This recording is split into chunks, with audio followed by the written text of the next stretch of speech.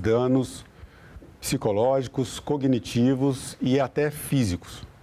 Baixa autoestima, depressão, medos excessivos, agressividade, baixo rendimento escolar e até adoecimentos.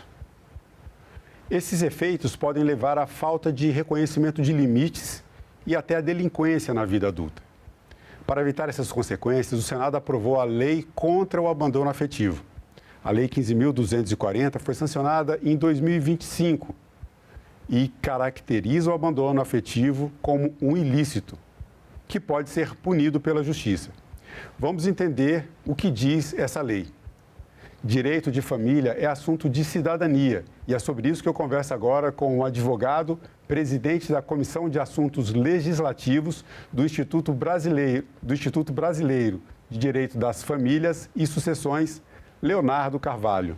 Leonardo, bem-vindo ao estúdio da TV Senado, uma satisfação recebê-lo aqui para falar sobre esse assunto. Muito obrigado, agradeço o convite e vamos bater um papo sobre esse assunto muito importante.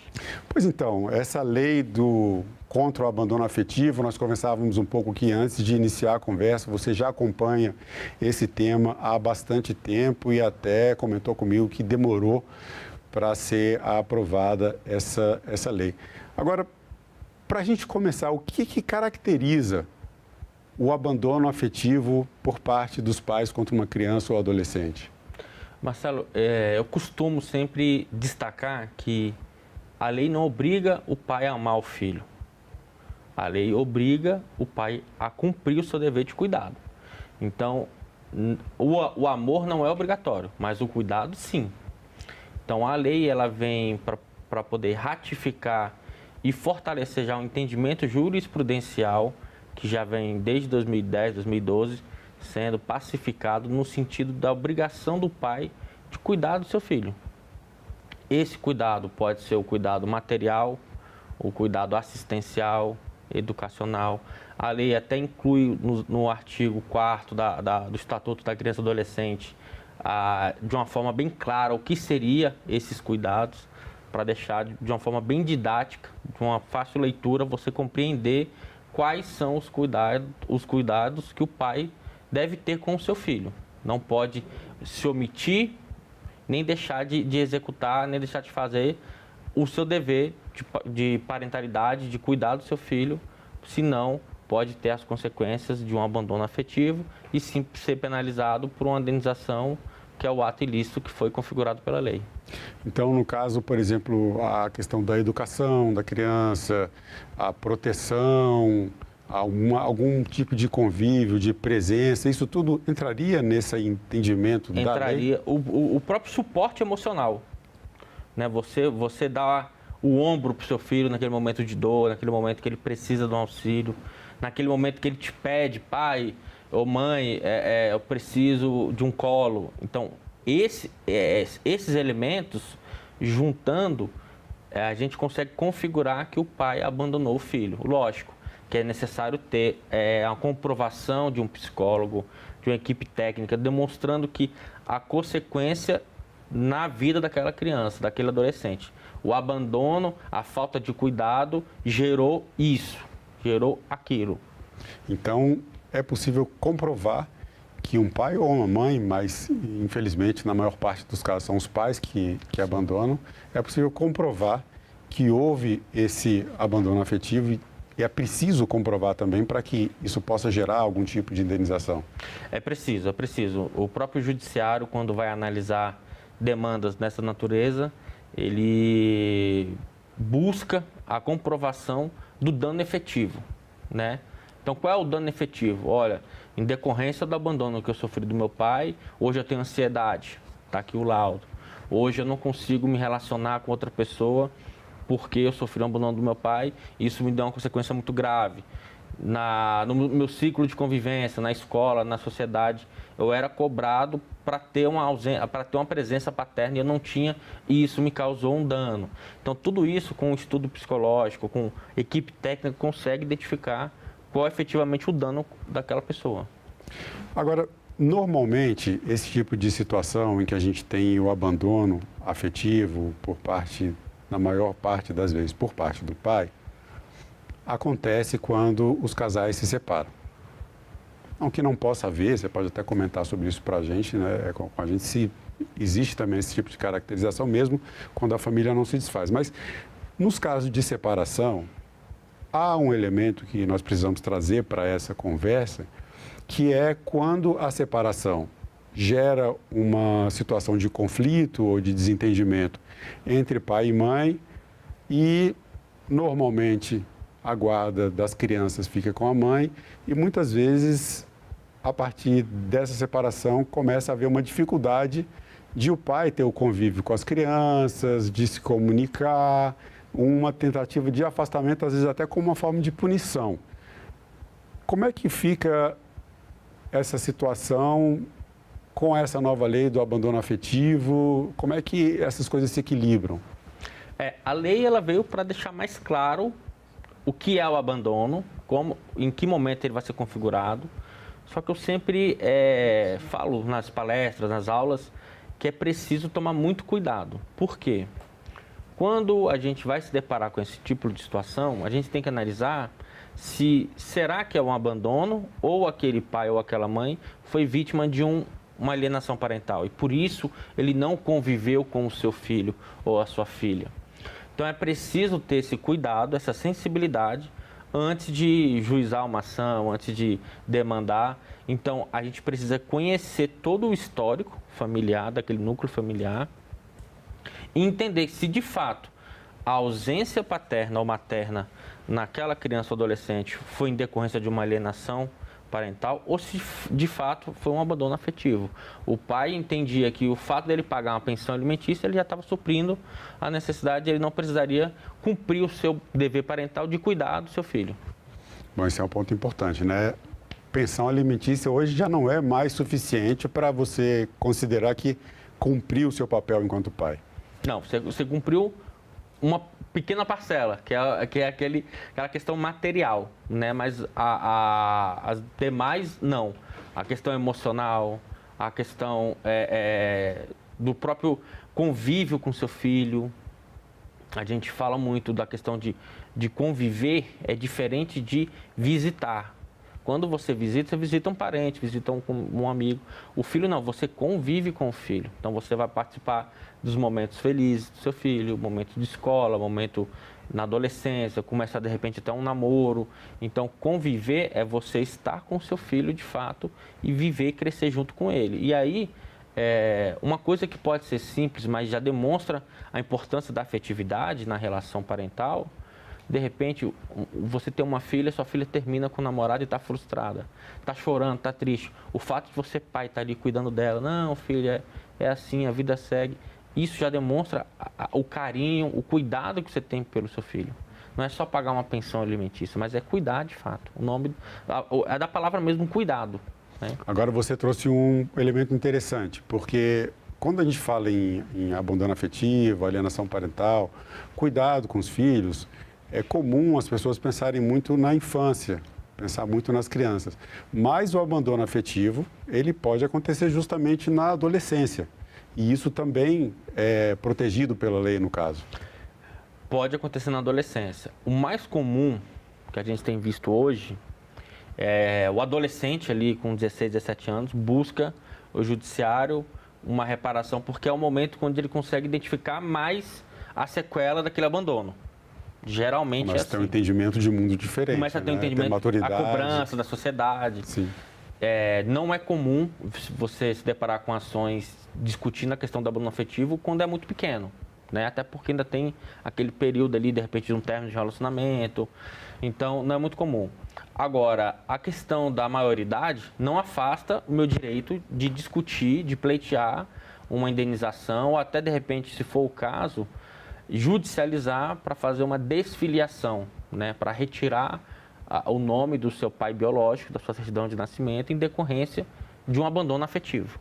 Agora, num caso como esse, por exemplo, a pessoa chegou ali à adolescência, começou a entender o abandono afetivo, começou a perceber com mais maturidade as consequências prejudiciais que isso tem na própria vida, passa a adolescência, às vezes ainda não teve essa decisão de entrar com um processo, de pedir uma indenização e entra na maioridade, às vezes ali na vida adulta, com seus 25 anos, terminou a universidade, olha para trás, para toda a sua biografia, percebe todos os danos causados por um abandono afetivo. Nesse momento, ela ainda pode processar esse pai ou mãe que abandonou? Sim, sim. Eu entendo que não há um limite de tempo, né? Até porque talvez a ficha da consequência do abandono vai cair agora. Às vezes demora. Então, de repente, você passou por um momento na sua vida, não sabia o porquê, uma crise depressiva, uma crise de ansiedade, e depois você vai descobrir que aquilo foi em decorrência do abandono. Porque você passou por algum momento ali na sua vida que necessitou da presença paterna ou materna, o que for, e você não tinha, ou às vezes você se depara com um núcleo familiar do seu amigo, de alguém, você fala, nossa, que legal, queria ter isso para mim também. Você não tem, e você internamente cobra aquilo e acaba tendo um ciclo de reações que só lá na frente você vai identificar. Mas, na verdade, aquele momento que eu estava depressiva era porque eu não tinha meu pai. E eu precisava do meu pai naquele momento. Então, pode ser que isso aconteça. E aí vai depender muito do assistente técnico, né? Do laudo técnico dizendo, relatando tudo aquilo.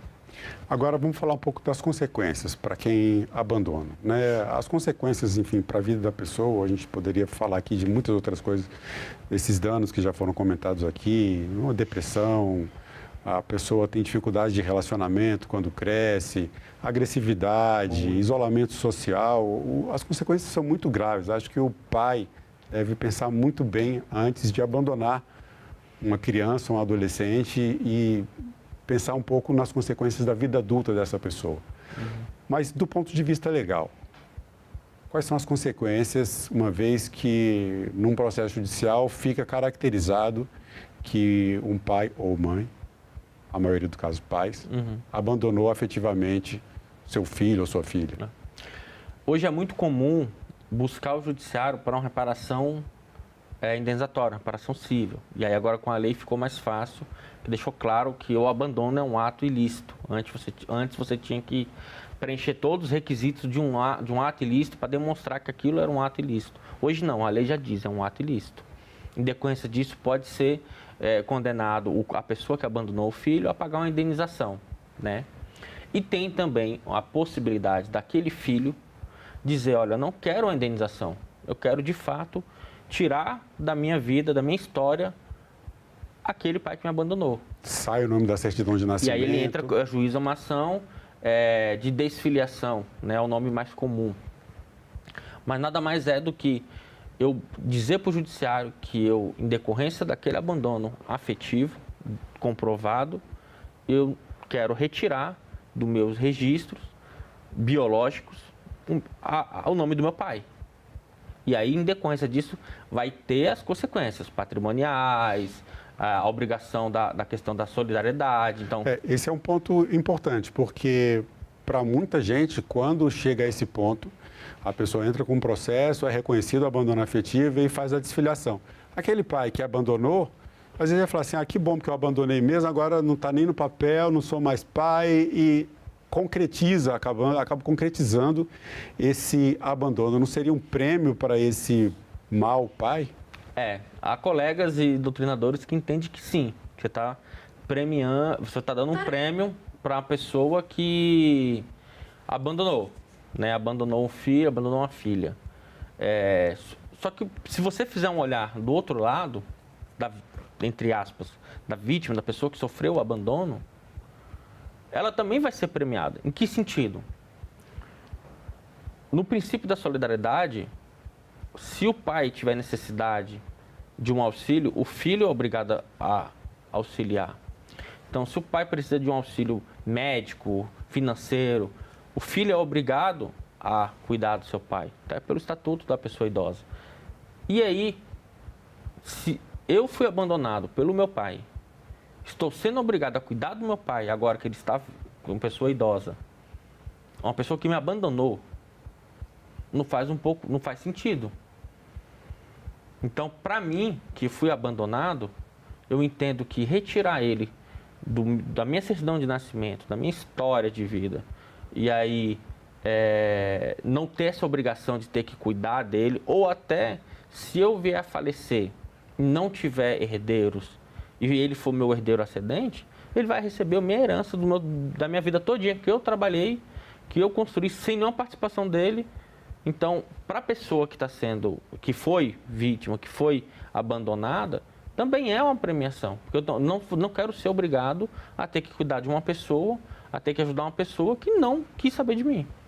Então, acho que se fizer um olhar dos dois lados, eu acho que para a pessoa que é abandonada, com certeza, eu acho que a melhor justiça seria nesse sentido.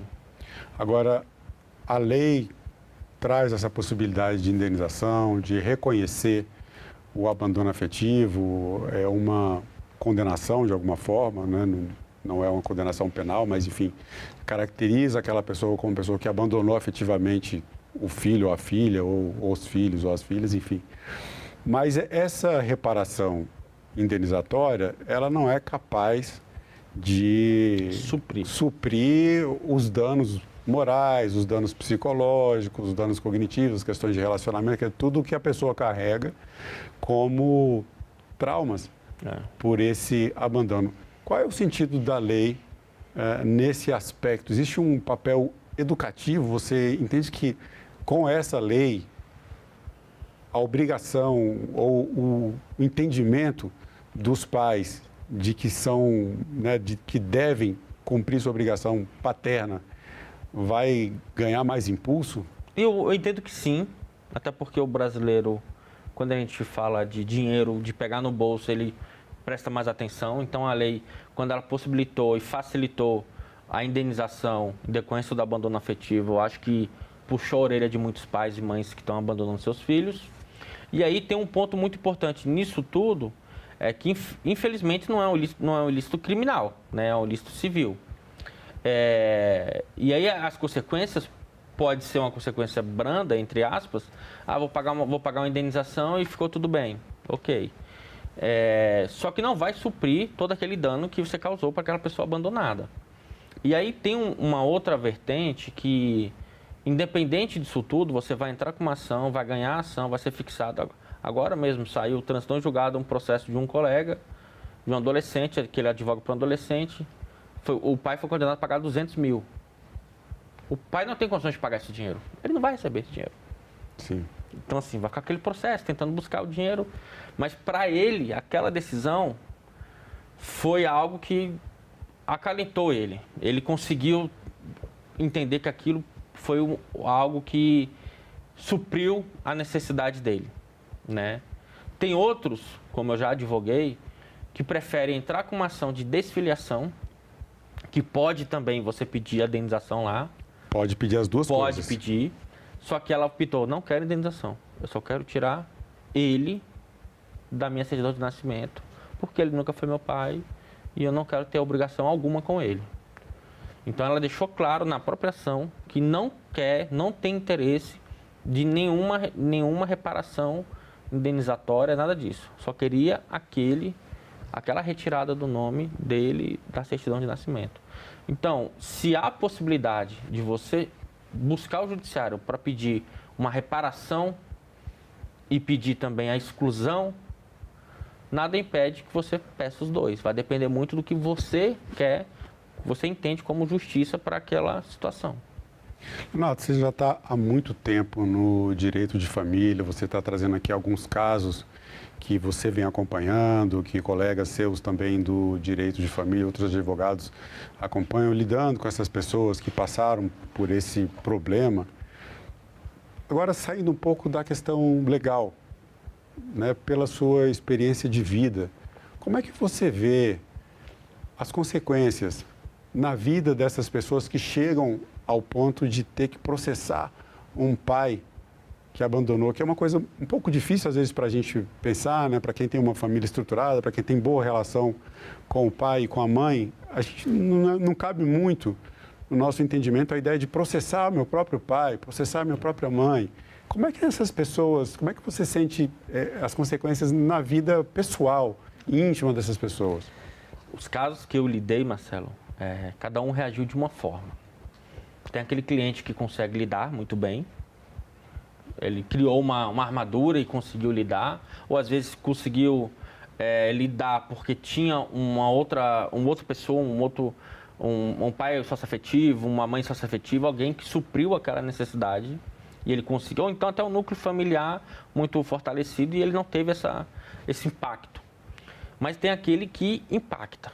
Nesse caso mesmo que eu atuei, impactou muito, muito.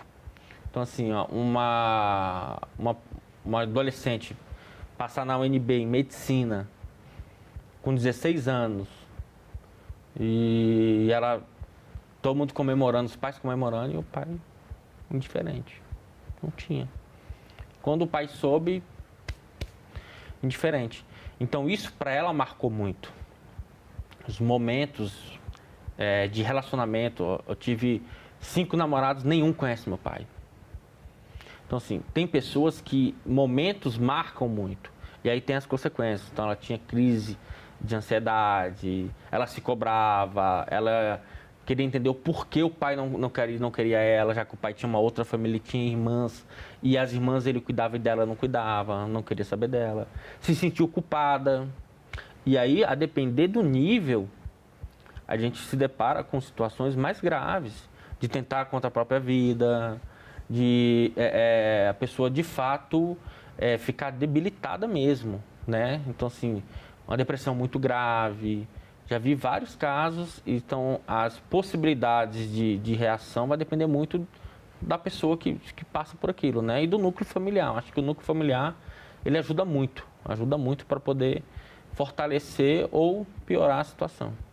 Tem alguns casos que são citados também, a gente buscando um pouco de literatura sobre esse assunto, que acontece muito na adolescência de algumas pessoas, daí a gente vai falar um pouco aqui para comunidade LGBTQIA+, né? Agora a sigla vai crescendo, abarcando uma diversidade cada vez maior, mas de pessoas, né, meninos ou meninas que quando entram na adolescência e assumem a homossexualidade, nesse momento, são abandonados. São abandonados. Esses casos chegam também ao seu escritório? Tem algum tipo de agravante? Como é que se lida com essa situação e como é que essas pessoas reagem? Aí é muito comum, tá, Marcelo? Infelizmente é muito comum a reação daquele pai ou da mãe que não aceita abandonar. Infelizmente é isso. E aquela pessoa não tem só o abandono do pai e da mãe, ou da mãe. Ele tem o abandono da sociedade. A sociedade não aceita ele, não é só o pai e a mãe, a sociedade não aceita. Então, para esses clientes, essas pessoas que eu me deparei, criança, adolescente, a gente percebe que é muito mais difícil, porque é um abandono de um pai, dentro de uma sociedade também que não aceita, e ela já sofre aquele preconceito, aquela dificuldade, e ela ainda tem que lutar contra uma rejeição interna, vamos colocar assim, uma rejeição dentro do seu núcleo familiar. Então, em alguns casos são reações e consequências mais graves pelo somatório, né? Pela questão do contexto mesmo que está inserido aquela pessoa. Então, isso acaba agravando um pouco as consequências. Leonardo, você tem a experiência do direito de família já há muitos anos, palestra, dá aula, faz parte do Instituto Brasileiro de Direito das Famílias e Sucessões e é pai de um menino biológico e pai também afetivo, Miguel, pai, né, do Miguel. Eu queria que agora você fizesse uma fala para os pais falando sobre essa questão do abandono. Pode puxar a orelha. Obrigado, Marcelo. Pode puxar a orelha. De fato, os meus filhos, Miguel e Caetano, assim, são tudo assim para mim. Eu, de fato, meu filho, o Caetano, tem 1 ano e 3 meses, então eu sou aquele pai que participa mesmo. Então, aquele cara que acorda de madrugada sou eu, tô lá, nutricionista, tudo, eu vou com meu filho, faço questão de ir. E você que é pai, você que é mãe, não deixe de exercer essa paternidade. Ser pai, ser mãe não é algo para você que vai te penalizar, mas é algo muito importante, principalmente para aquela criança. E amar não é obrigado, mas cuidar você é obrigado a cuidar. E eu costumo dizer o seguinte, às vezes um relacionamento não dá certo, você pode não ser o melhor marido, mas você é obrigado a ser o melhor pai. Você é obrigado a ser a melhor mãe. Às vezes o meu relacionamento não deu certo, não é por isso que eu vou descontar no meu filho. Então, você é obrigado a ser o melhor pai, você é obrigado a ser a melhor mãe. Então, cuide dos seus filhos, dê o seu melhor para os seus filhos. E eu tenho certeza que você não vai se arrepender, você vai ter lá na frente, vai colher os frutos. E a melhor sensação é a gente ver o nosso filho, assim, chegando nos seus objetivos, né? Hoje o Miguel entrou na faculdade, está fazendo Direito. Então, eu fico muito feliz de ver o Miguel fazendo Direito na faculdade, que é a área que eu gosto. Fico empolgado. E aí, qual foi sua aula hoje?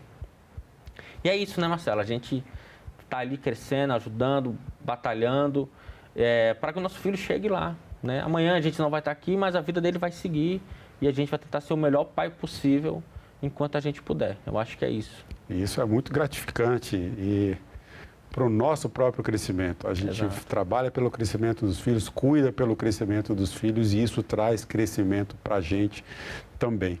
Leonardo, eu quero agradecer a sua participação em nosso programa. Mais uma vez, obrigado pelo seu tempo e pela entrevista. Muito obrigado, Marcelo, estou à disposição. E eu agradeço também a você que acompanha a programação da TV Senado. Assine o canal da TV Senado no YouTube, ative as notificações e acompanhe toda a produção do Poder Legislativo diretamente da fonte. Na TV Senado, democracia é todo dia.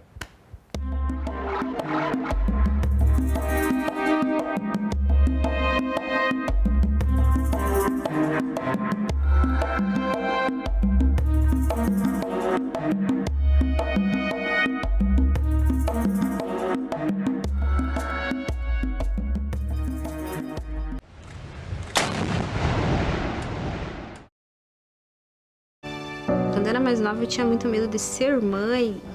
Eu sempre digo que a sociedade às vezes obriga as mães negras a deixarem os filhos por causa das dificuldades. Era o que minha mãe nos dizia sempre. Tudo que alguém já fez um dia, você também consegue fazer.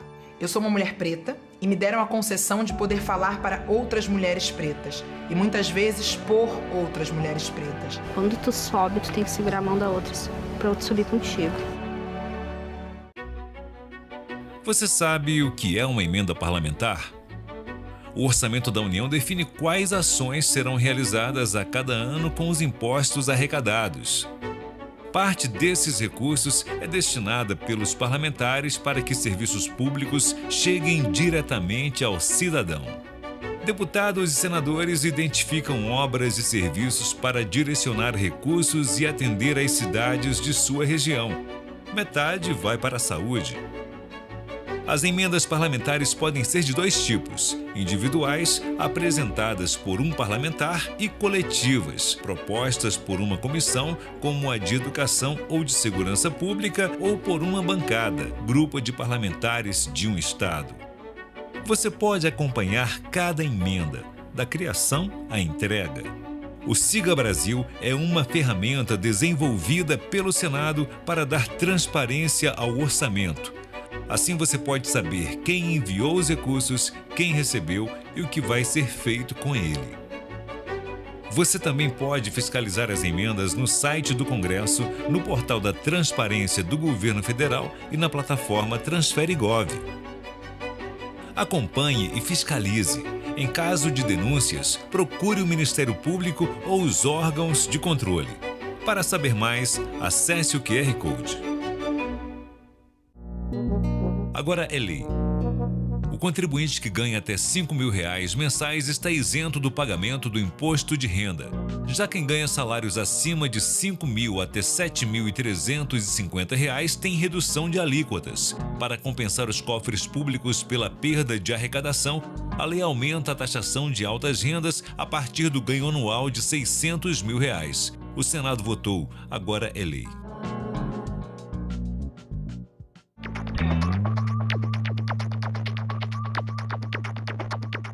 Declaro aberta a sessão solene. Se não existe parlamento, não existe democracia. O governo via todos como se fosse comunista. A fila não para de crescer para a passagem da revista lá na esplanada dos ministérios. Deve ser sempre lembrado o que foi dito por Ulisses Guimarães. Traidor da Constituição é traidor da pátria. Eu disse, não, quem fala? Eu disse, Ariano Suassuna.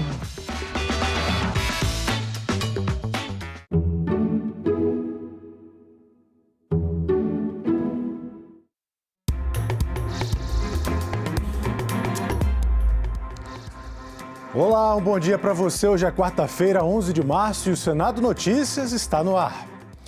Foi cancelada a reunião de hoje da CPMI do INSS depois que o ministro do Supremo Tribunal Federal, André Mendonça, concedeu habeas corpus que não permite o comparecimento de Augusto Ferreira Lima, ex-sócio de Daniel Vorcaro no Banco Master. O presidente da CPMI, senador Carlos Viana, considera a decisão uma interferência no trabalho do parlamento. A decisão do ministro André Mendonça, no STF, que permite o senhor Augusto Lima não comparecer à CPMI, é, ao meu ver, na minha opinião, como brasileiro, como senador, presidente da comissão, mais uma interferência no trabalho do parlamento. Decisões monocráticas, elas impedem, atrasam e, infelizmente, dificultam o nosso trabalho em dar respostas ao povo brasileiro sobre tudo o que aconteceu na Previdência, na roubalheira do INSS. É impressionante como essas pessoas têm grandes advogados, se blindam numa quantidade de recursos. Uma pessoa como o senhor Augusto Lima, que tem uma série de informações a dar à CPMI, acaba tendo o benefício, o privilégio de não comparecer e dar respostas. Eu tenho uma agenda nesta quarta-feira com o ministro André Mendonça. Vou levar a ele o nosso desejo de que essa posição seja revista republicanamente, que o trabalho do Congresso seja respeitado, que nós tenhamos um reequilíbrio entre os poderes. Porque eu volto a dizer, decisões monocráticas, elas infelizmente atrasam e interferem no trabalho, nas condições que nós temos aqui perante a lei de investigar dentro do parlamento. Já a CPI do crime organizado tem reunião hoje e os senadores devem votar pedidos de convocação e de quebra de sigilo, além de ouvir também um depoimento. Então vamos saber os detalhes ao vivo com a repórter Dinalva Ferreira, que está na sala da CPI para acompanhar essa reunião, está até aí segurando um microfone novo da TV Senado, em comemoração aos 30 anos aqui da nossa emissora, mas sempre o jornalismo da TV Senado em cima da notícia. Dinalva Ferreira, então o que ocorrerá hoje na CPI do crime organizado? Então, Tiago, bom dia para você, bom dia a todos. Canopla nova em comemoração aí aos 30 anos. Eu tenho 20 anos de TV Senado e é um orgulho fazer parte dessa equipe. Pois é, Tiago, a CPI do crime organizado, ela deveria ouvir hoje o governador Eduardo Leite, do Rio Grande do Sul, que é considerado um dos estados menos violentos do país. Mas ontem à noite, a assessoria do governador comunicou à CPI que ele não irá comparecer. Bom, está mantido o depoimento de João Carlos Mansur, que é fundador da REAG Investimentos, e também é ex-diretor do Conselho de Administração desse fundo, que está sendo investigado por suspeitas de envolvimento com as fraudes relacionadas ao Banco Master e também com as fraudes e lavagem de dinheiro no setor de combustíveis. A defesa de João Carlos Mansur já tinha entrado no Supremo Tribunal Federal com um pedido para que ele não fosse obrigado a comparecer, mas o ministro Flávio Dino acatou parcialmente esse pedido e disse que ele deve comparecer, mas ele terá direito ao silêncio para não se incriminar. Esse depoimento ele estava marcado para a semana passada, mas os advogados acharam que não tinha necessidade dele comparecer na semana passada, mas hoje esse depoimento está mantido, segundo a assessoria da CPMI, a secretaria da CPI, ele já estaria entrando aqui no prédio do Senado Federal para esse depoimento, mas como a gente sabe, ele poderá ficar em silêncio. Além do depoimento dele, a CPI tem na pauta cerca de 30 requerimentos. Entre esses requerimentos estão pedidos de acesso a inquéritos relacionados ao Banco Master, quebras de sigilo de pessoas ligadas a Daniel Vorcaro e também as convocações de Paulo Sérgio Neves de Souza e Beline Santana, funcionários afastados do Banco Central, que, segundo as investigações, teriam atuado como consultores informais de Daniel Vorcaro dentro do banco. É isso, Tiago, a gente continua aqui. Qualquer informação, eu te chamo aí de volta. Tá certo, Dinalva. Lembrando que a reunião da CPI do crime organizado começa a partir das 9 horas da manhã, está marcada para esse horário. E aí, Dinalva volta com mais informações, se houver. A CPI do crime organizado ouviu ontem, terça-feira, o depoimento da juíza Vanessa Cavalieri. Ela é responsável pela Vara da Infância e Juventude do Rio de Janeiro. A magistrada deu um panorama da atuação dos menores e da mudança no perfil dos infratores nos últimos anos. A juíza apontou o Estado brasileiro como grande responsável pelo envolvimento de menores no crime. Para ela, a orientação de combate ao crime deveria começar ainda na infância.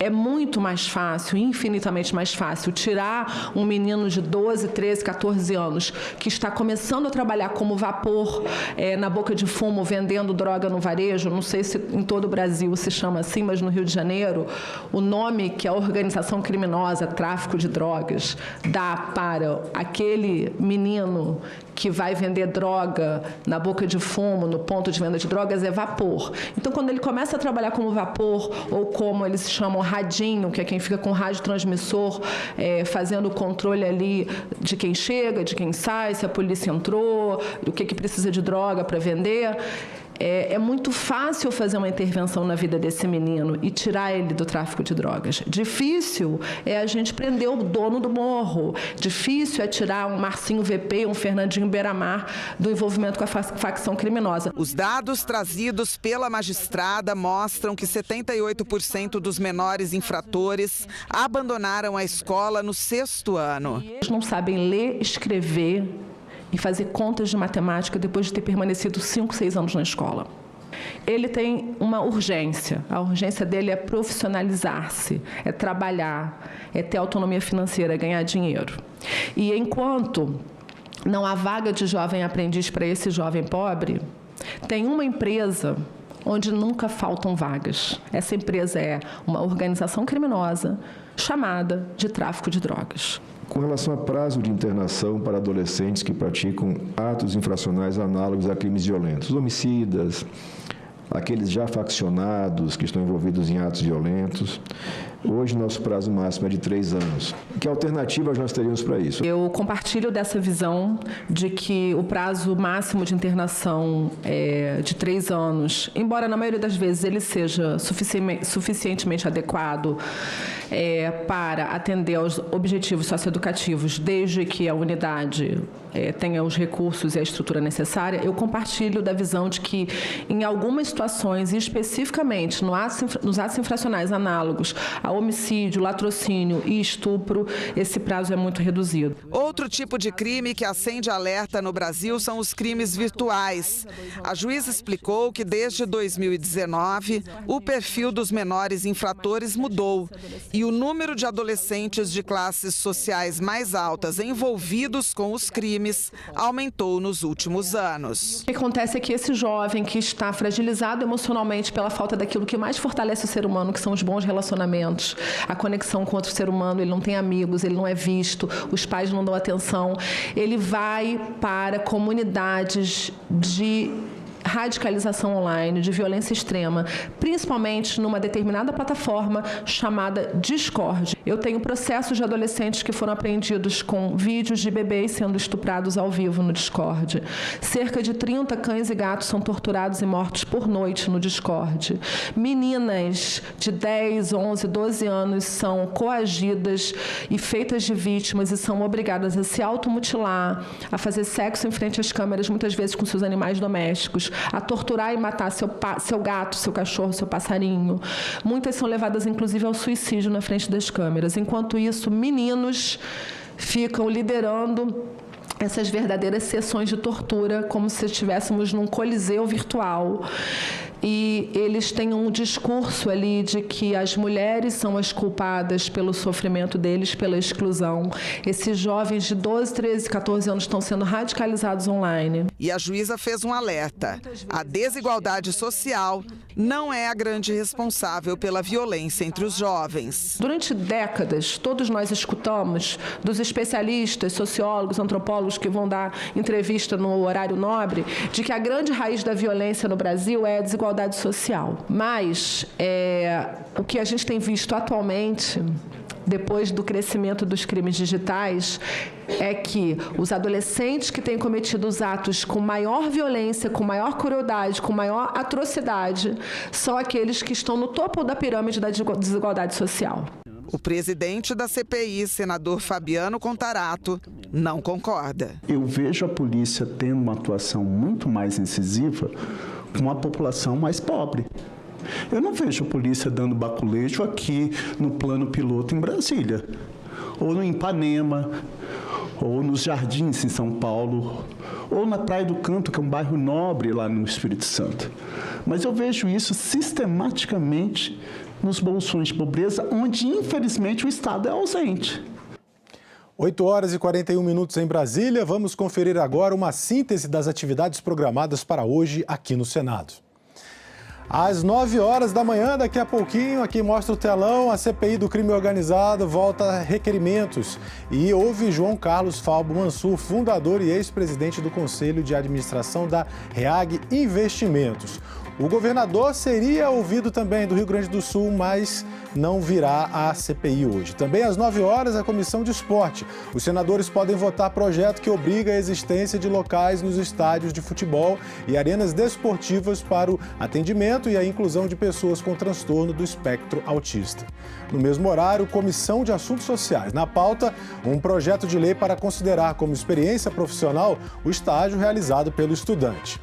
Às 10 horas, sessão especial no plenário para comemorar os 30 anos da TV Senado. Parabéns para a TV Senado. Confira com a gente essa programação. Às 11 horas, Comissão de Direitos Humanos.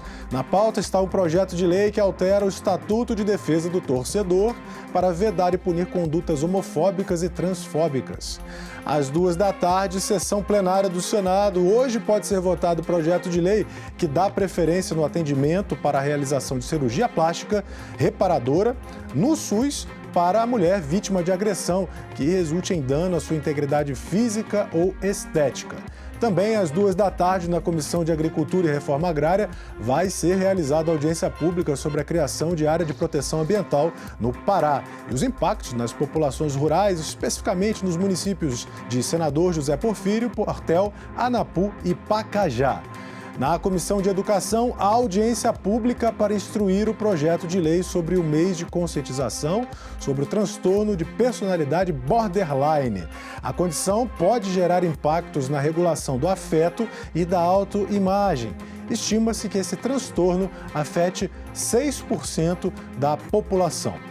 E, finalmente, às 2h30 da tarde, na Comissão Mista de Combate à Violência contra a Mulher, vai ser realizada audiência pública sobre a aplicabilidade da lei do feminicídio. 3 propostas aprovadas nesta terça-feira pelo plenário do Senado reforçam o enfrentamento à violência contra a mulher. Os projetos abrangem iniciativas de prevenção à violência, mudanças na Lei Maria da Penha e homenagem pelo Senado a homens que atuem pelo fim da violência contra a mulher. O projeto aprovado em plenário altera a Lei Maria da Penha e determina que a audiência de retratação só deve acontecer a pedido da vítima. A audiência de retratação ocorre quando a vítima de violência doméstica não deseja dar continuidade ao processo contra o agressor. O texto determina que a manifestação da vítima deve acontecer perante o juiz de forma escrita ou oral, antes mesmo do recebimento da denúncia. A iniciativa é para evitar que a audiência de retratação seja usada para expor a mulher ao constrangimento de confirmar a representação contra o autor da violência. A redação legal atual do dispositivo, de fato, abre margem para interpretações que permitem a designação de ofício da audiência pelo juiz, o que viola a autonomia da vítima e ainda produz sua revitimização ao submetê-la a nova oitiva desnecessária. Os senadores aprovaram também a criação do programa Antes que Aconteça, voltado à prevenção da violência contra a mulher e ao fortalecimento da rede de proteção. O programa terá a colaboração de diversos setores dos 3 poderes e da sociedade civil. A proposta incentiva o uso de tecnologias e monitoramento eletrônico de agressores, campanhas educativas, programas de empreendedorismo feminino e grupos de reflexão para agressores. A proposição adota diretrizes relevantes para o enfrentamento da violência contra a mulher, especialmente no contexto doméstico e familiar. Entre outras medidas, a autonomia econômica por meio do empreendedorismo feminino, que pode ser decisivo para viabilizar o rompimento de dependência e, por vezes, que facilita a continuação do ciclo da violência. Entre as medidas estão a criação de salas lilás para atendimento humanizado, casas de acolhimento temporário, serviços itinerantes para regiões de difícil acesso, capacitação de profissionais e formação de defensoras populares. Este é um momento histórico. Trata-se da primeira sala lilás instalada em um órgão do Poder Legislativo no Brasil e com repercussão que ultrapassa as nossas fronteiras. O Senado Federal assume um papel pioneiro e dá um exemplo. Instituições públicas não podem se limitar a legislar sobre direitos. Precisam também contribuir para que esses direitos sejam exercidos com segurança e com efetividade. Também foi aprovada a criação da medalha Laço Branco para reconhecer homens ou instituições que atuam na luta pelo fim da violência contra a mulher.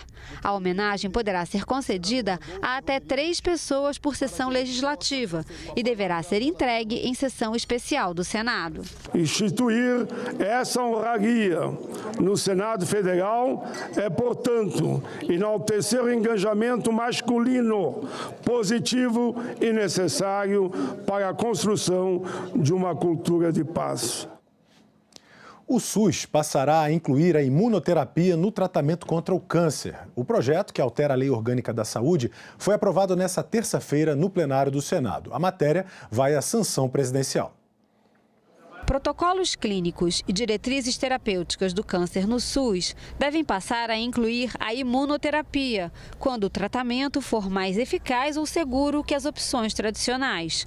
A imunoterapia é uma técnica médica que estimula o sistema imunológico do paciente a combater doenças, especialmente o câncer. O tratamento foi desenvolvido a partir da descoberta de que as células cancerígenas usam moléculas reguladoras, chamadas correceptores, para inibir as células de defesa do corpo. Os medicamentos imunoterápicos atuam bloqueando a atividade dessas moléculas, facilitando a ação do sistema imunológico. O tratamento já é amplamente adotado em diversos países, especialmente com sistemas de saúde mais avançados. O Brasil usa imunoterapias no tratamento do câncer, especialmente nos grandes centros oncológicos públicos e privados. A imunoterapia representa uma das mais importantes inovações da medicina moderna. Trata-se de um tratamento que estimula o próprio sistema imunológico do paciente a reconhecer e combater as células cancerígenas. Ela não lesa as células normais, porque ela estimula o sistema imunológico a reconhecer as células cancerígenas como células doentes. E elas vão lá através dos checkpoints e bloqueia todo o sistema que a célula cancerígena tem de se multiplicar. E o tumor, ele morre. Então, o paciente, a imunoterapia veio para fazer a diferença entre a vida e a morte. O Senado também aprovou o projeto que reestrutura carreiras do serviço público e reajusta a remuneração de diversos cargos do governo federal. A medida deve beneficiar 270 mil servidores públicos. O texto segue agora para a sanção presidencial. A Comissão de Relações Exteriores aprovou 3 acordos nesta terça-feira. Um deles prevê cooperação em ciência, tecnologia e inovação entre o Brasil e a Tunísia. Outro é sobre serviços aéreos entre o Brasil e o Catar. E o terceiro trata de regras para contratos de consumo celebrados entre os países do Mercosul. Depois da reunião, o senador Nelsinho Trade, que é o presidente da comissão, anunciou que a Comissão de Relações Exteriores vai ter 2 agendas importantes na próxima semana. A promulgação do acordo entre Mercosul e União Europeia e a participação do chanceler Mauro Vieira no colegiado para explicar a posição do Brasil sobre o conflito entre Irã, Estados Unidos e Israel. A vinda do chanceler Mauro Vieira para que perante a essa comissão venha dar a posição do Brasil em função do conflito que está sendo travado entre o Irã, os Estados Unidos e Israel. A posição do governo brasileiro em função das demandas que nós temos recebido.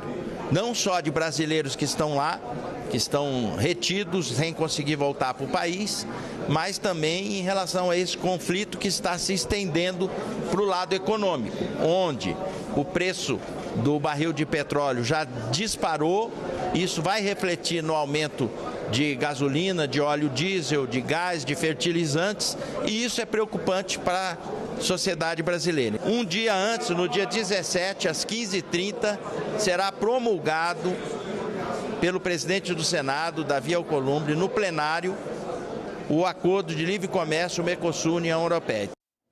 A Comissão de Educação aprovou nesta terça-feira um projeto que reconhece a atividade circense como manifestação da cultura e da arte popular em todo o território nacional. Esse texto já seguiu para a Câmara dos Deputados. Outra proposta aprovada, mas que ainda precisa de outra votação na própria Comissão de Educação antes de ir para a Câmara, incentiva o empreendedorismo jovem na rede pública de ensino. Foram 2 projetos apresentados pelo senador Rogério Carvalho e que foram sintetizados em um texto substitutivo que já tinha sido aprovado na Comissão de Assuntos Econômicos. O primeiro deles estabelece as atividades prioritárias para o incentivo, entre elas o desenvolvimento sustentável da escola ou da comunidade local e a gestão eficiente de recursos por meio da economia solidária. O segundo projeto altera o Estatuto da Juventude para determinar quais medidas devem ser adotadas pelo poder público no intuito de favorecer o empreendedorismo, entre elas a assistência técnica gratuita e a oferta de cursos de capacitação permanentes. Embora o empreendedorismo seja uma habilidade abordada na Base Nacional Comum Curricular e seu incentivo no meio escolar conste de outras proposições legislativas, inclusive aprovadas no Senado Federal, a temática constitui, de certa forma, uma lacuna na legislação educacional federal, sendo muitas vezes desenvolvida apenas nas normas curriculares complementares dos entes subnacionais e dos estabelecimentos de ensino. Eu fui relator há muitas décadas atrás já do Estatuto da Juventude e cumprimento o autor do presente projeto que altera o Estatuto para melhor e cumprimento a relatora também. Parabéns, relatora, pelo substitutivo. Na mesma reunião, a comissão aprovou um projeto que reconhece a atividade circense brasileira como manifestação de cultura e de arte popular em todo o território nacional. A aprovação do projeto de lei transmuta o picadeiro em marco jurídico de salvaguarda, cumprindo o dever constitucional de proteger uma arte que é pilar de identidade nacional e refúgio vital para a saúde e dignidade do povo brasileiro, para que a cidadania não oscile no vazio sob a corda bamba da negligência. Manifestamos o voto favorável, que acendam-se as luzes da justiça social e que o rufar dos tambores celebre este salto vitorioso para a cultura, garantindo que o espetáculo circense brasileiro, em sua resistência secular e magia transformadora, jamais tenha que parar. É algo essencial para a cultura nacional, né? Quer dizer, atividade como referência na cultura nacional e tendo implicações em outras áreas fundamentais, terapêuticas. A gente pode imaginar como isso faz bem para a criança, para o jovem, a criança e o jovem poderem se expressar, serem independentes, mostrarem o talento, né, que pode desenvolver também o prazer que a atividade circense, só lembrança dessa atividade traz para todos nós, crianças, adolescentes, adultos, idosos. Isso perpassa as idades todas também. E, ao mesmo tempo, com reflexos pedagógicos muito importantes. Eu queria entrar na discussão lembrando o refrão de uma música chamada O Circo, que foi imortalizada na voz de Nara Leão. Eu não vou cantar, evidentemente. Mas pode declamar. Mas vou declamar, né? Vai começar a brincadeira. Tem charanga tocando a noite inteira. Vem ver o circo de verdade. Tem, picadeiro e qualidade. Salve Nara Leão. Salve Nara Leão. Aí vem o palhaço, vem o trapezista, vem tudo. Como parte da programação Mês da Mulher, o Senado recebe a exposição Donas da Rua. A mostra reúne ilustrações criadas por Maurício de Souza e apresenta figuras femininas que marcaram a história do Brasil. A exposição Donas da Rua, promovida pela bancada feminina do Senado em parceria com a Maurício de Souza Produções, busca incentivar a autoestima e a igualdade de gênero desde a infância. A mostra destaca histórias de mulheres com trajetórias que contribuíram para o avanço da cultura, educação, política e pela luta por direitos. A exposição ela traz de uma maneira lúdica, mas muito forte ao escolher histórias tão importantes, da importância de que a gente possa discutir a situação e a posição da mulher na sociedade. Eu gosto especialmente do nome dessa exposição, que é As Donas da Rua. Eu acho que nós somos donas da rua, do bairro, da cidade, do estado e, por que não, do Brasil. A exposição reúne ilustrações criadas por Maurício de Souza e apresenta figuras femininas que marcaram a história do Brasil. A ideia é promover o empoderamento feminino e inspirar meninas a buscarem seu espaço na sociedade. Quando a gente fala de lidar com as crianças, a gente está formando uma nova sociedade, uma nova cultura, uma forma de enxergar o mundo diferente. Então, assim, tem uma importância estratégica, mexendo no presente para mudar muito o futuro. A exposição está aberta para visitação no Espaço Ivandro Cunha, no Senado, até o dia 20 de março e faz parte da programação Março Mulheres 2026, uma série de eventos realizados pelo Senado para promover os direitos das mulheres, enfrentar a violência de gênero e valorizar trajetórias femininas no Brasil. Trazer essa exposição, trazer também essa fala sobre o papel dessas mulheres, tirar essa invisibilidade, esse silenciamento que foi feito ao longo dos anos, é importantíssimo para justamente dar esse recado, tanto para mulheres, meninas, homens, meninos também. Produção da TV Senado, o documentário Quando Elas Se Movimentam foi exibido na sessão de cinema do Big Brother e na tela quente da TV Globo. A TV Senado invadiu a casa do Big Brother. O documentário Quando Elas Se Movimentam foi exibido nesta segunda-feira na sessão de cinema da casa. A produção original da TV Senado também passou na tela quente. Uma chamada pública aberta a canais e plataformas de streaming levou o documentário a ser licenciado pela Globoplay e TV Globo. A exibição do Quando Elas Se Movimentam no horário nobre de filmes da Rede Globo é um marco para o documentário brasileiro, é um marco para a TV pública brasileira e é um marco para a TV Senado, porque nós estamos chegando a pessoas que não estão acostumadas a nos ver e estamos provando que TV pública tem qualidade no mesmo nível da TV comercial, no sentido de oferecer os nossos temas com a qualidade técnica de linguagem da melhor possível. No documentário produzido pela TV Senado e dirigido pela documentarista Suzana Lira, as histórias de Antônia Faleiros, juíza e ex-empregada doméstica, Angélica da Silva Pinto, pedagoga, conselheira tutelar quilombola, e Luana Xavier, atriz, ajudam a entender como leis aprovadas nos últimos 200 anos foram garantindo direitos que pareciam impossíveis. A história delas, assim, muito naturalmente se misturava à história do parlamento, né? Porque se a gente pensar, é muito recente a conquista de algumas leis no Brasil, né? Como a PEC das domésticas, a Lei Maria da Penha. Se a gente pensar, a gente viveu depois da redemocratização um avanço ali e elas tanto estiveram dentro do Senado para falar em comissões ou para participar ou fora dela, ali na sua comunidade, né, nessa luta ali por direitos, nesse entendimento do que é ser uma mulher negra no Brasil. A gente trabalhou, né, nessa linha do tempo das leis que aparecem no filme e a gente vai citando isso, né, conforme as leis, conforme as personagens falam de ações ou impactos que algumas das leis tiveram na vida delas, essas leis são citadas, né, visualmente na tela. E a gente pôde também fazer depois um compilado dessas leis.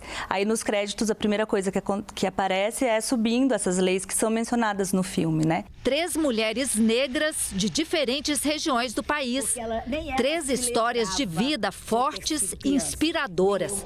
Assim como milhares de brasileiras, cada uma do seu jeito, elas foram protagonistas na luta por justiça e igualdade no país.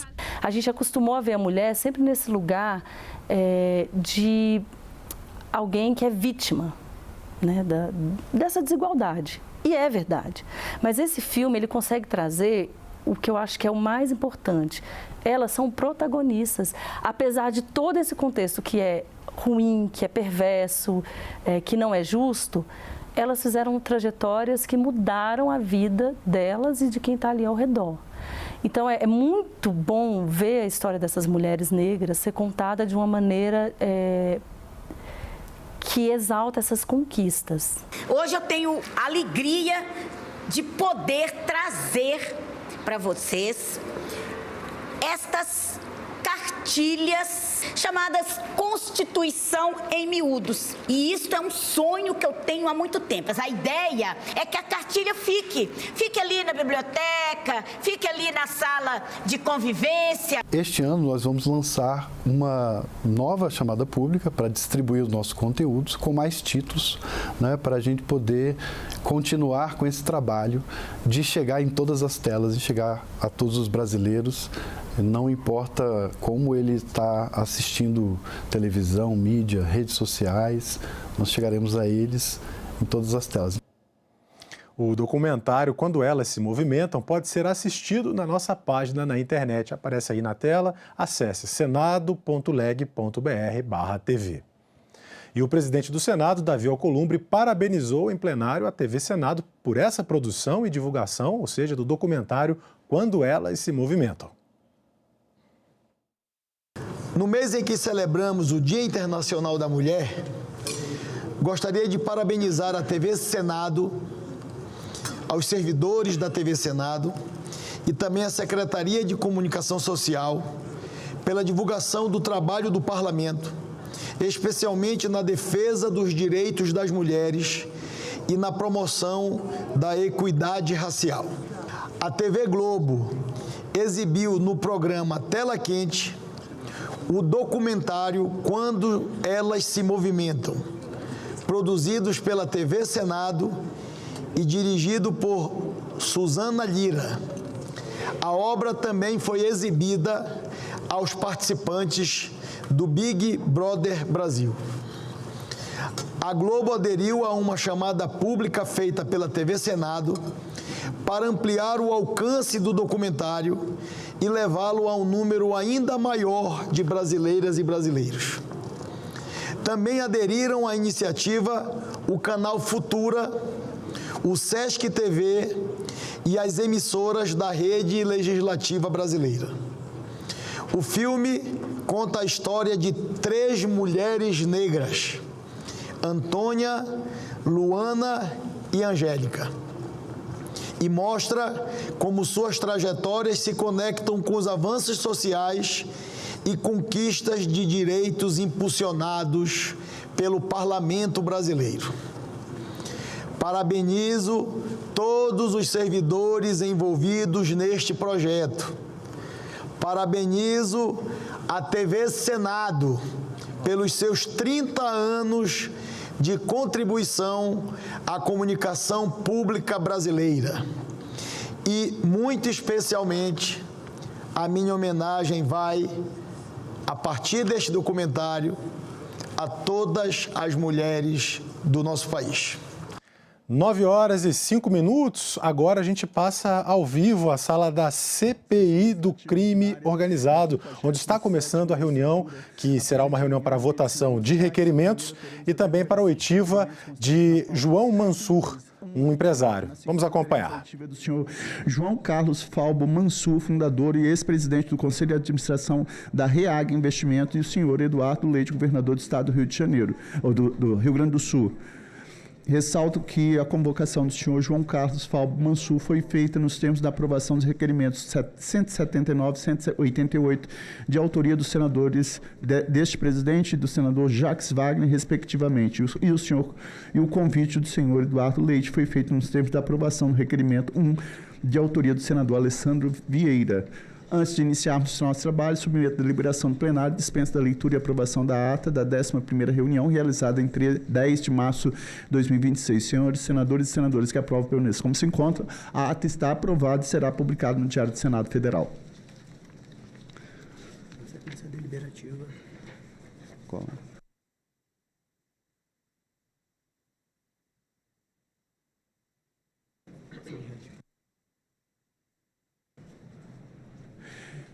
Nos termos do artigo 235, inciso 3º, a linha D de dado, item 5, combinado com o artigo 89, inciso 1 do Regimento Interno do Senado Federal, propõe a votação em bloco, em globo, dos requerimentos constantes da pauta. Senhores senadores, com a palavra o relator.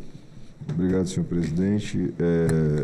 Eu faço só 2 observações e peço a consideração de Vossa Excelência. Primeiro, um requerimento que é de minha autoria, de número 215, eu solicito a retirada para reavaliação, para que ele possa incluir na próxima semana. Sobre o quê? É o requerimento de convocação do senhor José Pedro Gonçalves Taques, ex-senador, ex-governador do Mato Grosso do Sul. Eu peço da retirada de pauta para avaliação na próxima reunião. Então, o item 7º está retirado de pauta. Item de pauta 7, exatamente. Perfeito. Qual outro? E a observação com relação ao pedido de quebra de sigilo fiscal, bancário, telemático, do ex-deputado, se não me engano, ex-ministro João Roma. Eu gostaria de revisar esse pedido. Ele é da autoria do senador Humberto Costa. Mas ao longo da votação podemos votá-lo. Eu só quero revisar o requerimento. Perfeito. Então ele está suspenso por enquanto, ele está destacado, é isso? Destacado, exatamente. Perfeito. Os demais requerimentos de... Esses são requerimentos? Só quero consultar aqui. Senhor? O que nós vamos votar agora? Os requerimentos, isso. Quais?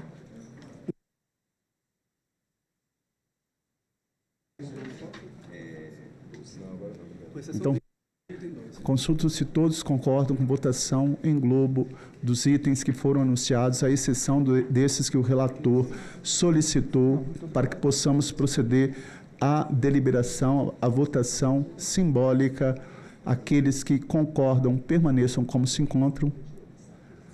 Está aprovado a todos os requerimentos que foram anunciados. Em adição aos requerimentos de transferência de sigilo dirigidos à Receita Federal, esta presidência está incluindo o pedido de análise dos dados ao órgão.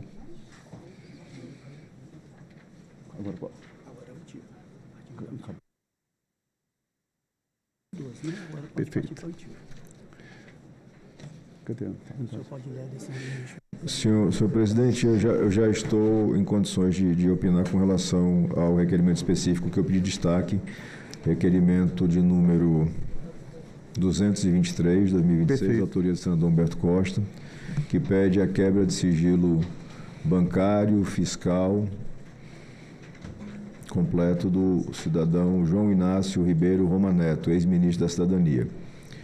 Observo, senhor presidente, que a fundamentação me parece insuficiente, no sentido de que a solicitação da quebra de sigilo está baseada apenas em vínculos com o ex-ministro Ronaldo Bento, e que depois passou a ser diretor do Banco Pleno, liquidado pela BC, Banco Pleno, que tem uma conexão com o Banco Master.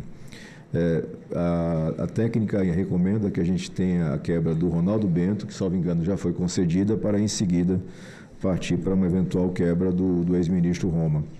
para que não se dê uma condução de excessivo rigor na restrição ao direito do cidadão. Essa presidência retira de pauta esse requerimento para análise posterior, podendo entrar na pauta na próxima sessão deliberativa, que será a semana que vem. Anuncio a segunda parte dessa reunião com a oitiva. Bem, presidente. Pois não, com a palavra o senador Sérgio Moro. A inclusão de um requerimento na pauta da quebra fiscal do sigilo bancário do fundo Arlim.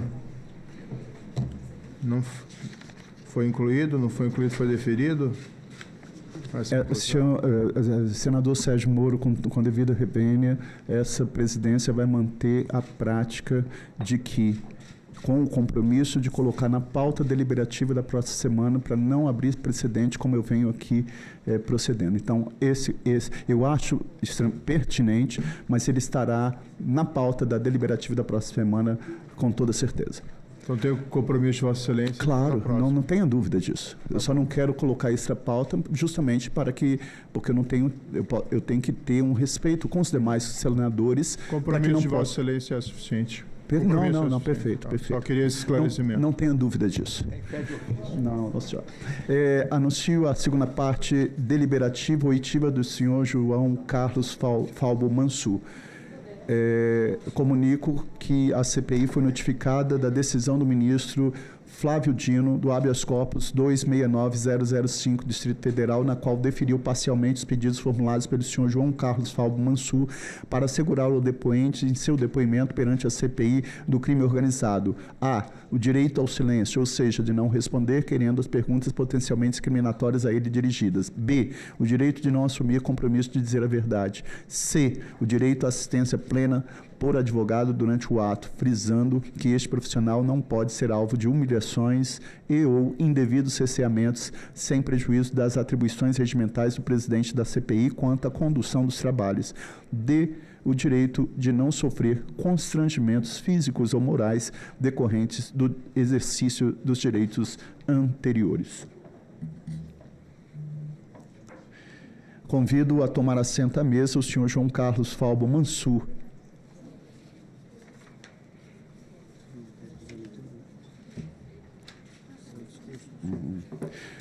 Enquanto que está tomando assento o convidado e o advogado, eu vou proceder algumas palavras aqui, só como esclarecimento. Eu sou o autor do requerimento aprovado por este colegiado que trouxe o senhor João Carlos Falbo Mansur a essa comissão parlamentar de inquérito. Sua presença hoje não é uma mera formalidade, senhor Mansur, é uma necessidade democrática. O Parlamento brasileiro, por meio dessa CPI, exerce seu dever inalienável de investigar e esclarecer, e sua oitiva é crucial para compreendermos as tramas que hoje assombram a confiança em nosso sistema financeiro nacional. O propósito desta comissão, como já afirmei em outras ocasiões, é claro, ele se revela hoje na cronologia dos fatos que nos trouxeram até aqui. A Reag Investimentos, empresa em que o senhor Mansur fundou e presidiu, viu seu crescimento financeiro vertiginoso ser ofuscado por uma série de investigações que trouxeram à tona suspeitas gravíssimas. Em agosto de 2025, o senhor Mansur e a Reag Investimentos foram alvos da Operação Carbono Oculto. Dos 350 alvos da operação, 42 têm escritórios na Avenida Faria Lima, o que demonstra que o crime organizado possui uma verdadeira indústria de lavagem de dinheiro no coração do sistema financeiro nacional. Na Operação Carbono Oculto, a Polícia Federal desvendou um bilionário esquema de fraudes e lavagem de dinheiro com a chocante participação do primeiro comando da capital, PCC, no setor de combustíveis. As investigações apontam que fundos administrados pela Reag teriam sido utilizados para movimentar cerca de 250 milhões para essa facção criminosa. Em fevereiro de 2026, foi a vez da Operação Compliance Zero. Novamente, o senhor Mansur e a Reag foram alvos, dessa vez em uma ação que combate a emissão de títulos de crédito falsos ligados ao Banco Master. O Banco Central informou que fundos da Reag estruturaram operações fraudulentas para ocultar os verdadeiros beneficiários de uma ciranda financeira que pode superar 11 bilhões, desviando recursos do sistema financeiro nacional. A Operação Compliance Zero revelou também que o esquema envolve não apenas operações financeiras suspeitas, mas também práticas de intimidação violenta e estruturas criminosos organizados com a atuação de agentes que operam para proteger interesses ilícitos e silenciar vozes, inclusive da imprensa.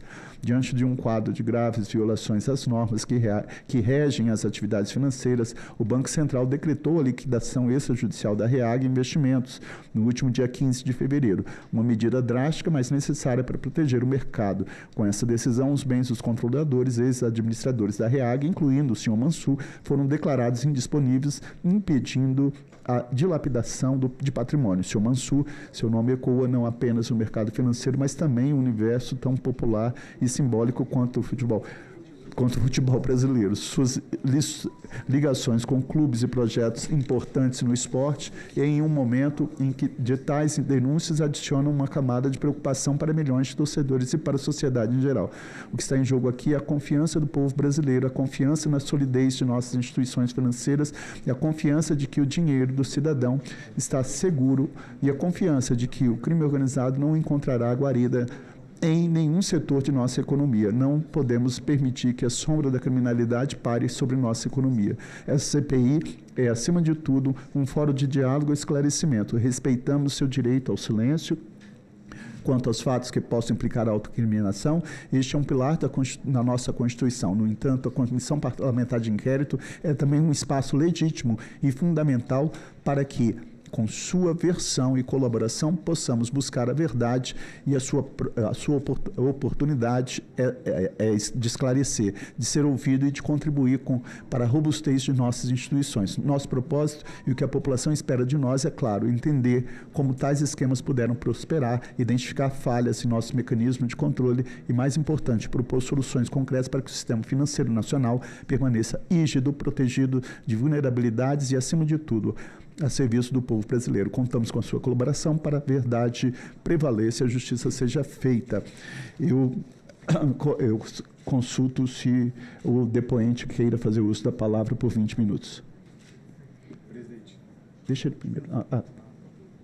Pode falar. Com a palavra do doutor Zé Luiz. Bom dia, eminente presidente. Aperta. Bom dia, eminente presidente, na pessoa de quem eu peço vênia para saudar todos os integrantes da mesa e todos os senadores e senadoras presentes, servidores, senhoras e senhores, bom dia. Presidente, o senhor Mansur, ele figura como indiciado em 3 procedimentos: carbono oculto, inclusive na Quasa, e da Compliance Zero. Compliance, inclusive, que essa defesa não teve acesso. Essas investigações apuram, inclusive, a atuação dele no mercado financeiro. Por esse motivo, pelo habeas corpus que foi concedido pelo eminente ministro Flávio Dino, respeitando, mais uma vez, pontuando mais uma vez o respeito que o senhor Mansur, que a defesa tem por esta comissão, pelo Senado Federal, a defesa, com a máxima vênia, registra que ele vai usar o direito constitucional de não responder a indagações, mas evidentemente que está aqui, presente, para escutar as indagações, mas evidentemente ele vai, como disse a Vossa Excelência anteriormente, ele vai manter em silêncio. Eu agradeço a atenção de Vossa Excelência, presidente. Muito obrigado. Eu só queria, para deixar bem claro e registrado, então a defesa, juntamente com o depoente, vão cumprir a determinação do ministro Flávio Dino em todos os questionamentos ou apenas naqueles que o depoente e Vossa Excelência, enquanto advogado dele, entender que posso incriminar? Porque existe, por exemplo, perguntas elementares, como, por exemplo, qual a profissão do senhor, qual a renda mensal do senhor. Então, em qualquer dessas indagações, o depoente vai permanecer calado ou terá essa possibilidade de cumprimento nesse sentido, de que naqueles questionamentos que não o incriminam, o depoente deveria dizer a verdade. Presidente, até para não ficar num debate, né, se ele responde, se ele não responde, ele vai usar o direito de ficar em silêncio. Muito, muito obrigado. Registro o respeito novamente. Concedo a palavra ao relator, senador Alessandro Vieira. Obrigado, senhor presidente. Cumprimento a todos. Já de antemão, presidente, solicito que a comissão formalmente noticie ao ministro Flávio Dino o que a gente entende ser um abuso do direito de defesa, na medida em que a ordem judicial é muito clara no sentido de albergar o direito ao silêncio apenas nas perguntas e respostas que poderiam gerar autoincriminação. Somos todos nós defensores da advocacia, advogados, né, na essência, e entendemos perfeitamente o manejo do direito de defesa, mas ele não cobre, tenho absoluta segurança com relação a isso, não cobre perguntas elementares que seriam fundamentais, porque nós estamos diante, senhores e senhoras, de um tsunami de lama que atinge todos os poderes no Brasil e todas as instâncias federativas. Esse conglomerado de operadores do mercado financeiro atingiu prefeituras, governos estaduais, o governo federal, fundos de previdências, o mercado financeiro em geral e investidores, pessoas físicas e jurídicas. Fatos gravíssimos. Mas um primeiro passo para a compreensão era entender como funciona esse mercado. Quando foi criada essa empresa, em que momento essa empresa prospera no mercado, porque durante longo tempo a REAG e o senhor Mansur foram referidos respeitosamente no mercado. É muito claro esse momento. Seria oportuno, por exemplo, compreender como se deu a participação da REAG na estruturação da operação de aquisição da EBAL, Seixa do Povo, no estado da Bahia, no ano de 2018. Como se deu a vinculação e a estruturação de investidores para que se fizesse a aquisição do Máxima, que depois se transforma no Banco Master. Como existe essa proteção e essa atuação de investidores. Como se dá a atuação da REAG, por exemplo, na aquisição de precatórios do escritório de advocacia do senhor governador do estado do DF, do Distrito Federal, por valores aparentemente não compatíveis com os valores de mercado. Então, são vários questionamentos que não são, a priori, autoincriminatórios, a não ser que a gente compreenda que absolutamente toda atividade exercida por Vossa Excelência ao longo da carreira seja criminosa. Quero crer que não seja, mas ninguém aqui vai ficar exercitando algum teatro de interrogatórios sem respostas. O nosso trabalho é um trabalho sério. Eu repito, esse é um escândalo de proporções que, sem dúvida nenhuma, vão atingir e depois superar aqueles que verificamos em escândalos do passado, como Petrolão, Mensalão, os escândalos vinculados às operações estruturadas da construtora Odebrecht, porque os volumes financeiros são assustadores, a infiltração pela corrupção no poder público é assustadora e o dano causado às pessoas, porque, como são muitos números, senador Moro, senadora Margarete, as pessoas tendem a despersonalizar as vítimas. Parece que a gente está falando de dinheiro, mercado financeiro, coisas etéreas. Não.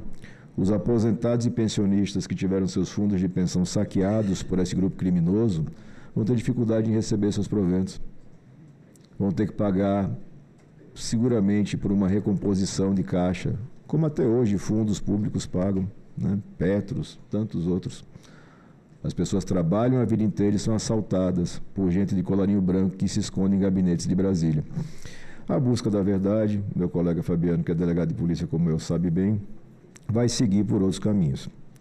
Mas deixo registrado a relevância de informar ao ministro Flávio Dino aquilo que entendo ser um abuso do direito de defesa. Todo respeito, toda a vênia, à excelente banca da advocacia que assiste o investigado e, da minha parte, encerro a minha participação, senhor presidente. Obrigado, relator.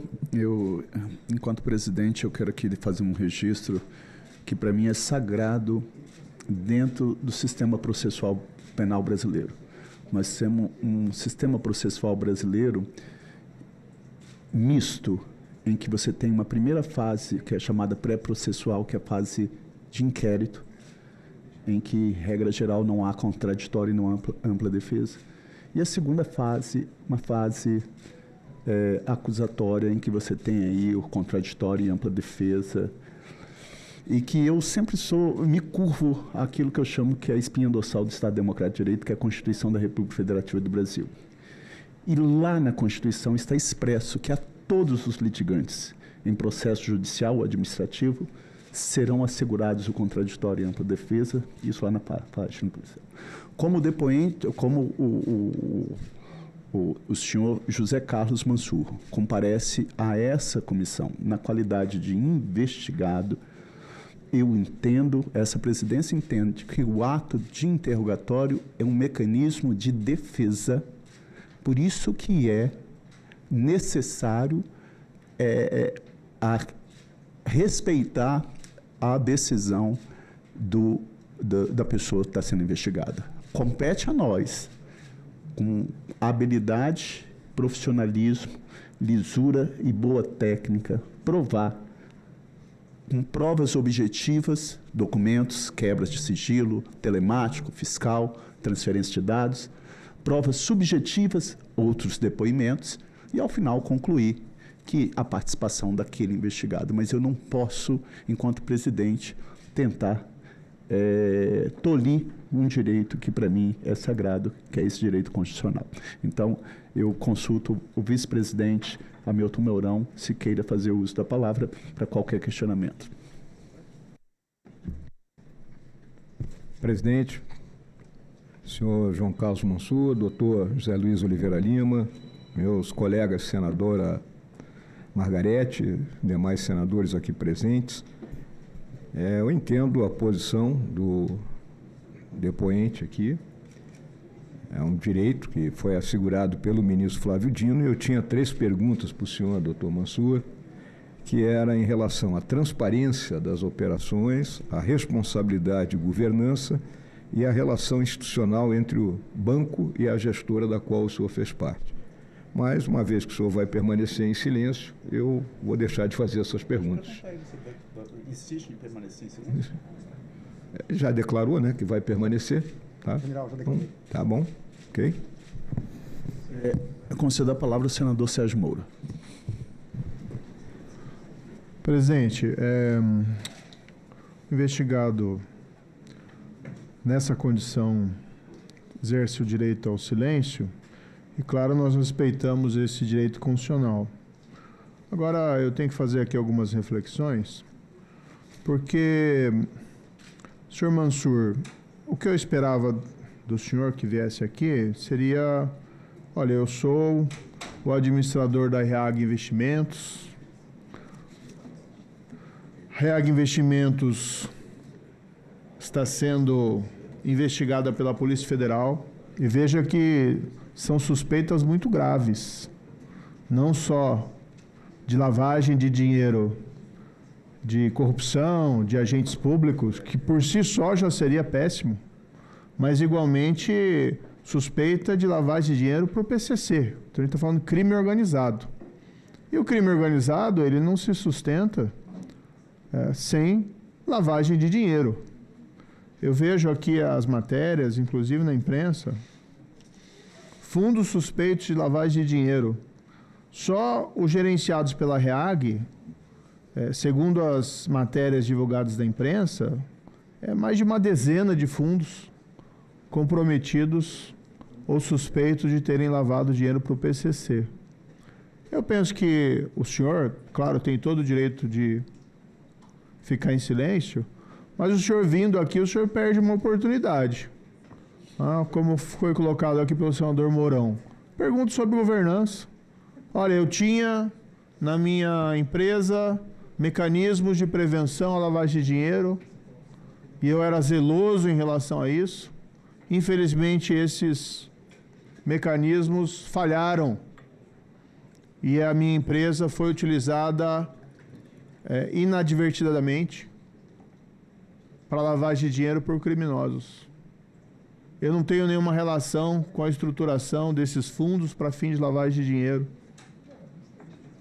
Agora, quando o senhor vem aqui e o senhor simplesmente fica em silêncio, o senhor não consegue dar uma explicação, o senhor não se dispõe a falar nada sobre esse assunto. São 9 horas e 29 minutos em Brasília. A gente interrompe aí a transmissão da reunião da CPI do crime organizado, que continua a ser transmitida pela TV Senado no nosso canal no YouTube, youtube.com/TV Senado. Isso porque um ato da mesa diretora do Senado de 2009 determina a prioridade de transmissão das comissões do Senado. E neste momento acaba de começar a comissão de esporte. Por isso, vamos passar a transmiti-la ao vivo. Hoje, uma reunião que trata, por exemplo, de um projeto que reserva locais em estádios de futebol para pessoas com transtorno do espectro autista. Vamos acompanhar ao vivo. É destinada à deliberação de matérias e requerimentos apresentados à comissão, ocorre de modo semipresencial e contará com a possibilidade de os senadores votarem por meio do aplicativo Senado Digital em caso de deliberações nominais. Aqueles que não conseguirem registrar seu voto no aplicativo serão chamados para declararem verbalmente, e as inscrições para o uso da palavra podem ser solicitadas por meio do recurso levantar a mão ou no chat da ferramenta para os senadores que participarem remotamente. Vamos então para o item 2 da pauta. Item 2, projeto de lei 4.948 de 2025, terminativo, que dispõe sobre a obrigatoriedade de estádios de futebol e arenas desportivas disponibilizarem locais e condições apropriadas para o atendimento e a inclusão de pessoas com transtorno do espectro autista, TEA, e da outras providências. Autoria é do senador Plínio Valério, a relatoria é do senador Bruno Bonetti. O relatório é pela aprovação com emendas. Observações. A matéria foi apreciada pela Comissão de Direitos Humanos e Legislação Participativa, com parecer favorável ao projeto, com as emendas número 1, CDH, 2, CDH, 3, 4 e 5, também da CDH. Será realizada uma única votação nominal para o projeto e para as emendas, nos termos do relatório apresentado, salvo requerimento de destaque. Eu concedo a palavra ao senador Bruno Bonetti para a leitura do seu relatório. Bom dia, senador Bruno. Bom dia, presidente, senadora Leila. Bom dia, senadores. Bom dia, assessoria. E quando passo a leitura do relatório, é importante registrar que essa proposta foi relatada por mim na Comissão de Direitos Humanos e aprovada, vindo agora para essa comissão, na qual também agradeço a designação do meu nome novamente para atuar como relator. Vale lembrar que esse relatório é fruto da análise e da discussão entre as assessorias do autor, senador Plínio Valério, e a minha assessoria na condição de relator. Peço licença para ir diretamente à análise que, se aprovada como matéria terminativa, seguirá para a Câmara dos Deputados, cumprindo, enfim, seu papel nessa Casa Legislativa. Análise. Acolhemos a proposição inspirada de incluir os autistas e facilitar que expressem e vivam o esporte sem o constrangimento ou a dificuldade que alguns gatilhos, como sons altos e luzes intensas, possam causar a algumas pessoas com TEA. Salientamos que o custo de sua aplicação é previsivelmente baixo, limitando-se à reorganização de espaços já existentes, com pequenas reformas e fornecimentos de abafadores que têm valor irrisório. Quanto à capacitação de pessoal, não só antevemos a disposição de organizações civis de colaborar para esse fim, como lembramos que o ônus de incluir não pode pesar mais do que o custo social e particular da exclusão. Trata-se, afinal, do dever de todos, Estado, cidadãos e empresas, de construirmos uma sociedade inclusiva, derrubando os padrões excludentes que a história nos legou. Reconhecidos o mérito e a boa fundamentação, temos algumas sugestões para o aprimoramento da proposição. Inicialmente, é necessário corrigir a conta de lugares reservados, para que não haja conflito entre comandos da mesma norma sobre o mesmo assunto. Considerando que nem todos os autistas precisam efetivamente de acompanhante e que eventos com aglomerações já não costumam atrair interesse de alguns autistas, Optamos por estabelecer a reserva de 2% dos lugares em quaisquer estádios e arenas. Vale lembrar que os assentos reservados que sobrarem poderão ser disponibilizados ao público geral nos minutos antes do início do evento, conforme prevê o parágrafo único do artigo 3º. Lembramos ainda que a condição de acompanhante não se confunde com a pessoa com deficiência. Por exemplo, o acompanhante não necessita dos abafadores de ruído. Em acréscimo, sugerimos suprimir a expressão kit sensorial, pois a proposição prevê apenas o abafador de ruídos especificamente. Um kit sensorial dá a entender que contém mais de um item. Viseiras, por exemplo, a barrar a luz intensa dos refletores utilizados em muitos estádios e arenas. No mesmo ensejo, além do abafador já previsto, conviria prever a obrigação de impedir a incidência de luzes fortes, como lasers e holofotes, focalizadas diretamente sobre a área reservada para autistas, e proibir o uso de sinalizadores e de dispositivos pirotécnicos com brilho muito intenso na sua proximidade ou com estampido. Com relação à constitucionalidade, observamos que não se pode impor prazo ao Executivo para exercer o seu poder constitucional de regulamentar, sob pena de violar o princípio da separação de poderes. Além disso, a exigência de regulamento cria norma de eficácia condicionada, o que é indesejável, por limitar a sua plena eficácia, de modo que suprimimos esses trechos. Sugerimos ainda remeter especificamente no artigo 88 da Lei 13.146, de 6 de julho de 2015, prevendo que a desobediência no disposto na proposição constitui discriminação contra a pessoa com deficiência, para que não haja risco de não se aplicar a sanção por causa de uma revisão imprecisa. Apresentamos finalmente uma emenda de redação para suprimir a expressão "e da outras providências", desaconselhadas pela boa técnica legislativa por dificultar a compreensão do alcance da norma. Vou ao voto.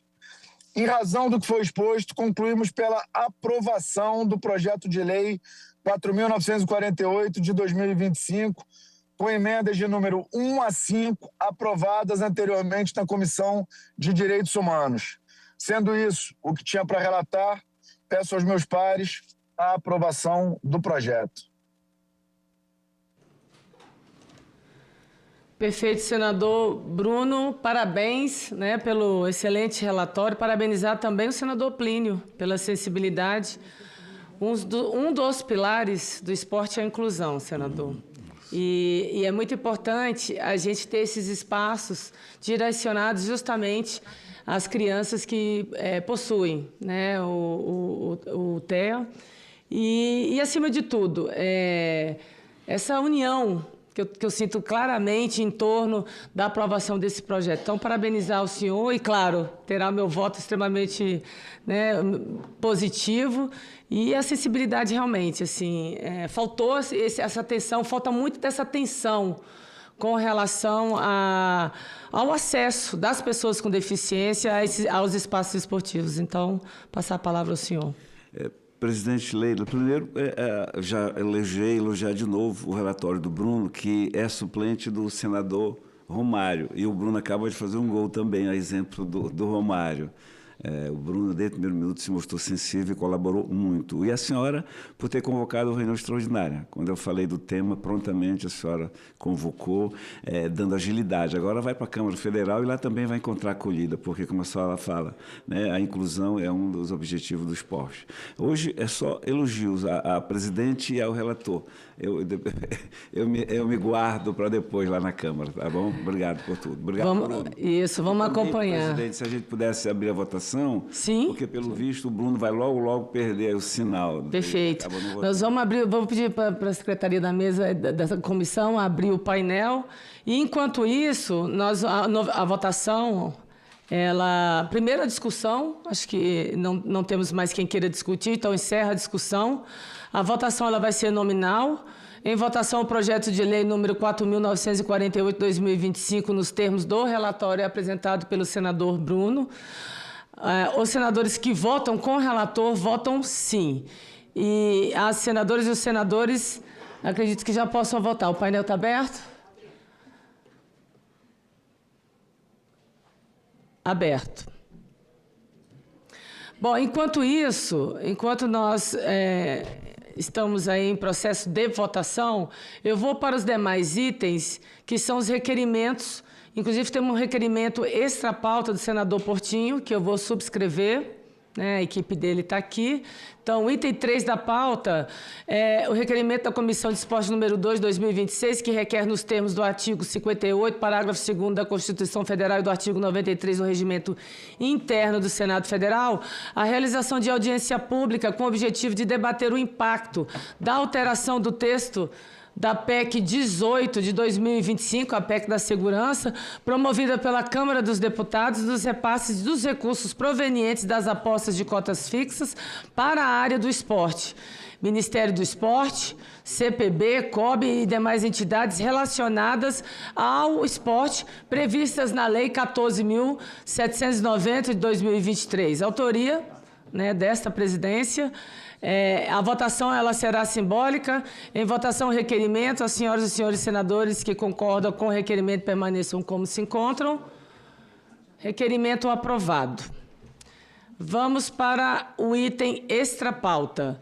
Requerimento da Comissão de Esporte número 3, 2026, que requer, nos termos do artigo 58, parágrafo 2º da Constituição Federal e o artigo 93 do Regimento Interno do Senado Federal, que na audiência pública, objeto do requerimento 1, 2026 CESP, seja incluído o representante da Liga de Futebol Forte União.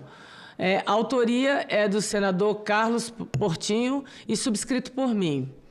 A votação ela será simbólica. Em votação, o requerimento. As senhoras senadoras e senhores senadores que concordam com o requerimento permaneçam como se encontram. Aprovado o requerimento. Bom, está aqui ao meu lado meu vice-presidente, senador Chico Rodrigues. Bom dia, senador. Pergunta ao senador se quer fazer o uso da palavra. Não. Então, vamos aguardar. Nós estamos em votação nominal do item 3, do item 2, perdão, que é o projeto de lei 4.948.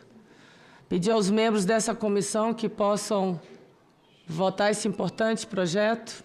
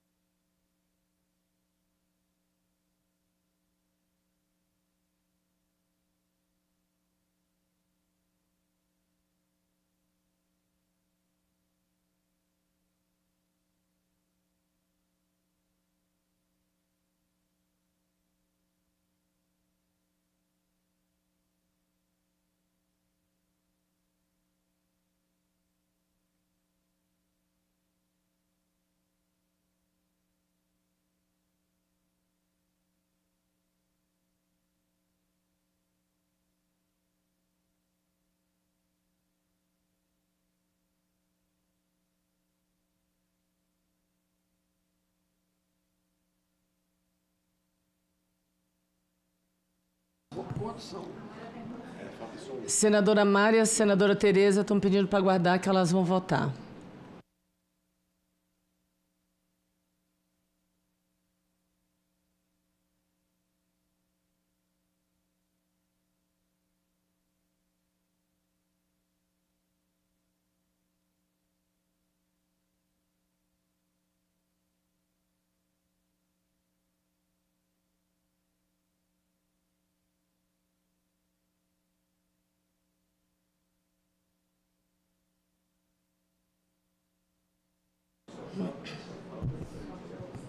Nós chegamos ao número, né, ao quórum de votação, e eu vou pedir para a secretaria, né, abrir o painel para a gente ver o resultado.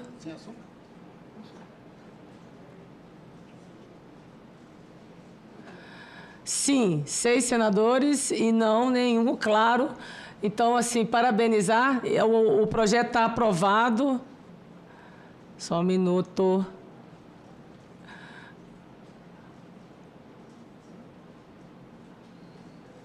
Então, o resultado são 6 senadores votaram sim. Então, o projeto está aprovado com as emendas número 1, 2, 3, 4 e 5 CDH. E a matéria, agora, ela será encaminhada à Secretaria-Geral da Mesa para as providências cabíveis e encaminhamento à Câmara dos Deputados. Parabéns, senador Plínio. E elogiar os que mesmo distantes votaram, né? A Mara, a senadora Tereza Leitão, o Portinho, o Girão, né? Estou mesmo longe, fizeram questão de votar. Efraim também, eu sei que o Efraim está fora também. O Bruno, a Mara, a Tereza Leitão, a Leila Portinho, Barros, enfim, parabéns, senador Plínio, parabéns mesmo pela acessibilidade. Agora eu vou passar para o item 1 da pauta e eu vou passar a presidência agora para o nosso querido senador Chico Rodrigues, para que eu possa fazer a leitura do meu relatório. Obrigada.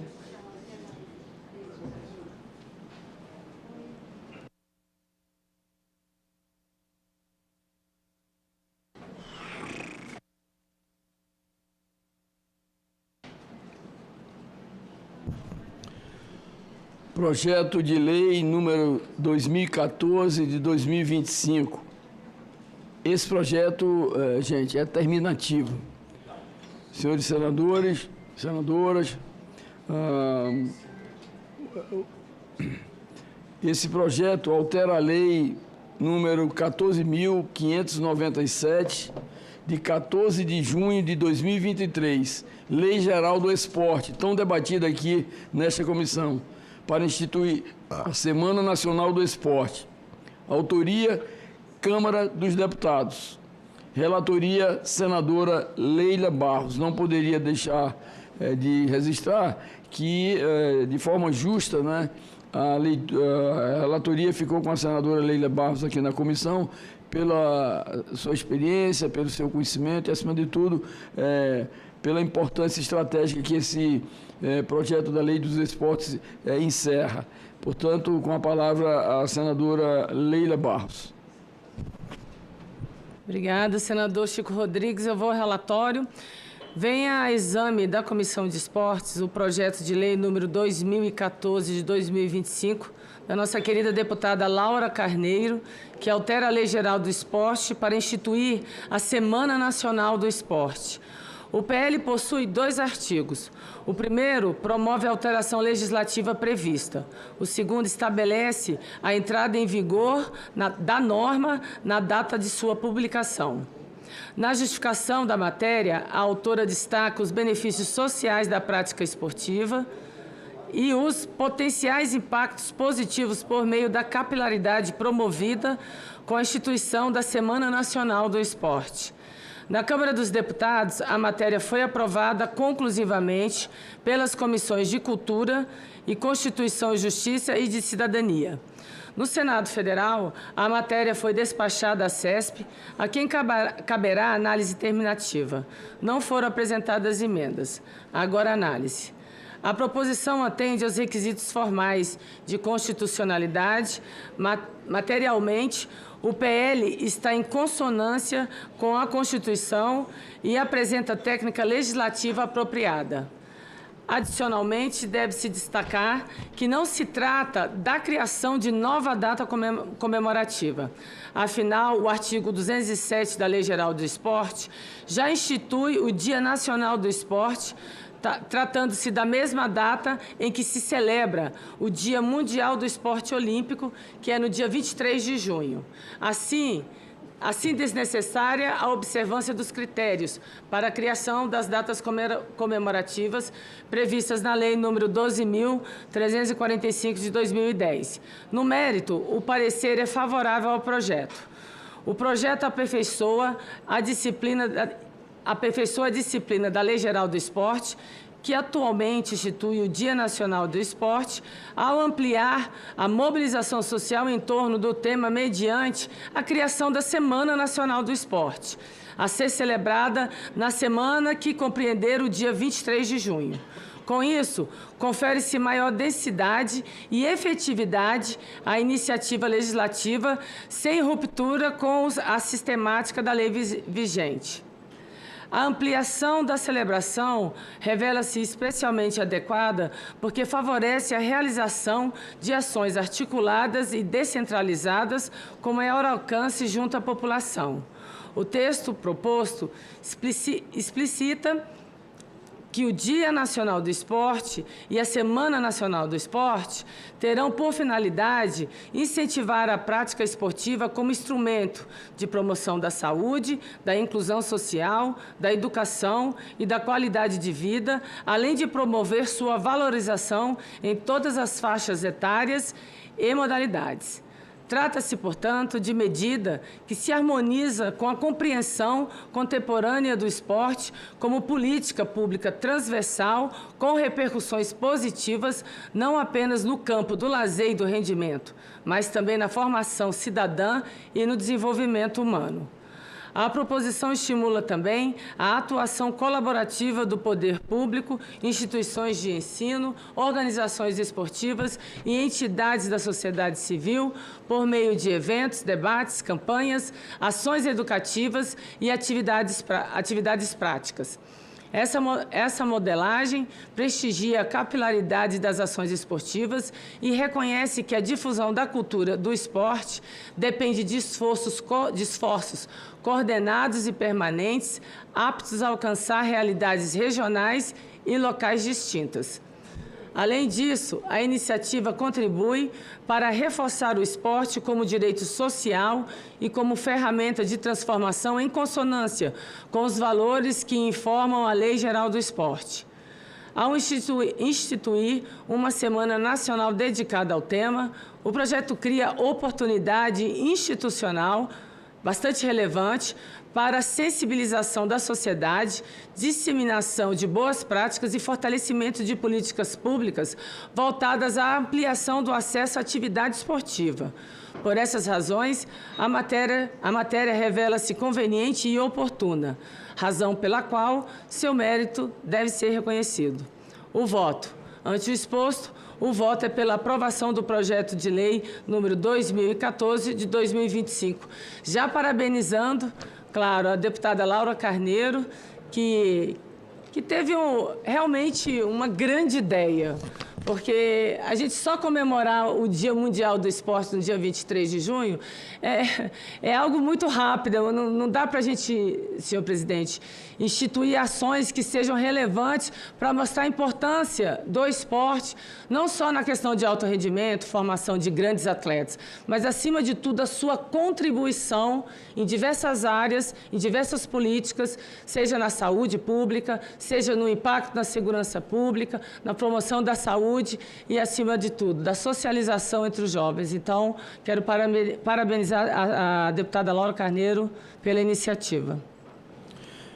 Senadora Leila Barros, Vossa Excelência, que tem se destacado de uma forma brilhante aqui como senadora da República pelo nosso Distrito Federal, e oxalá torcemos para que Vossa Excelência tenha um êxito no pleito do dia 4 de outubro, novamente, para continuar representando com a competência que tem representado, né, o nosso Distrito Federal.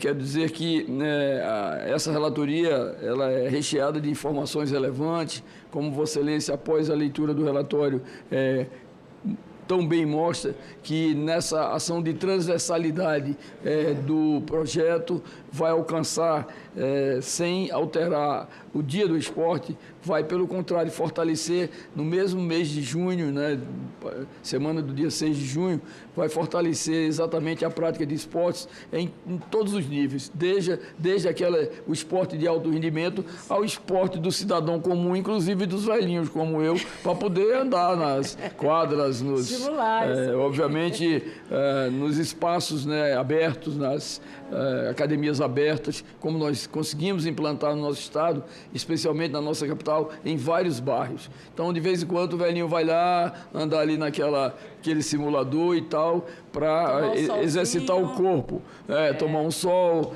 às vezes levar uma chuva, que é agradável também, mas, enfim, é uma forma exatamente de devolver cidadania para a sociedade brasileira. Então, a deputada Laura Carneiro, que foi minha colega em alguns mandatos na Câmara dos Deputados e hoje voltou àquela casa, né, legislativa, ela sempre inspirada em modelos que acompanha em todos os lugares por onde anda, como me dizia a deputada Laura Carneiro, ela traz esse projeto hoje que tem na pessoa de Vossa Excelência a relatoria, e ninguém melhor que Vossa Excelência para realmente relatar esse projeto com tanta competência e com uma precisão cirúrgica nos comentários. Portanto, gostaria de parabenizar Vossa Excelência e novamente convidá-la para encerrar a sessão, porque eu sou apenas o vice de Vossa Excelência na titularidade. Obrigado.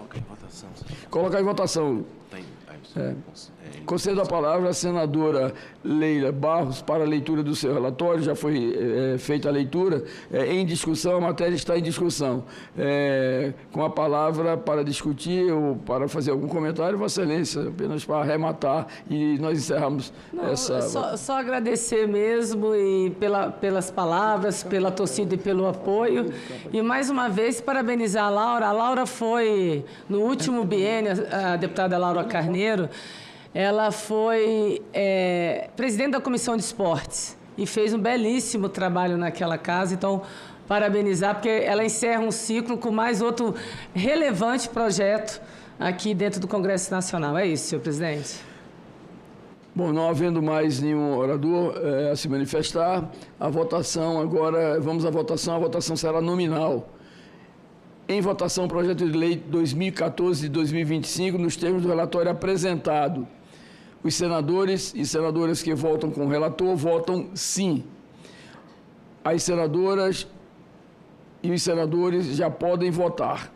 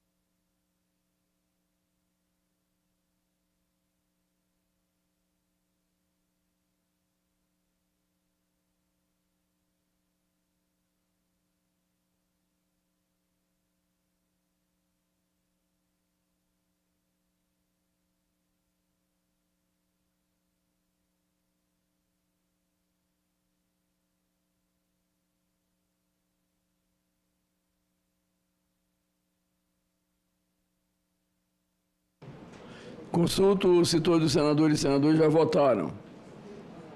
Atingido o quórum, está encerrada a votação. Foi verificado o seguinte resultado: 8 votos. Não, só um momento, eles estão... Abriu, são 7 sim. Foram registrados 7 votos sim, nenhum não, abstenção não, quórum total de 8 senadores na sessão. Vai no resultado. Aprovado o projeto, a matéria será encaminhada à Secretaria-Geral da Mesa para as providências cabíveis. Devolvo a presidência desta reunião à ilustre senadora pelo Distrito Federal, presidente senadora Leila Barros. Vossa Excelência tem aqui o seu trono.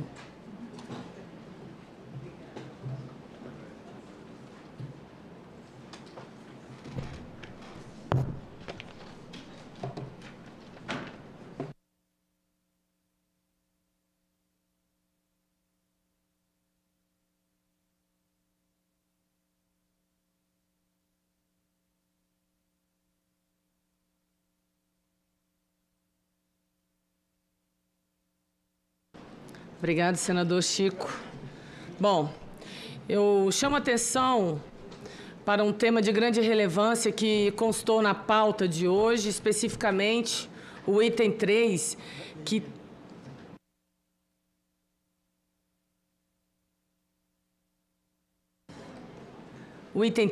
que trata de requerimento de minha autoria para a realização de audiência pública destinada a debater uma alteração promovida pela Câmara dos Deputados no texto da chamada PEC da Segurança.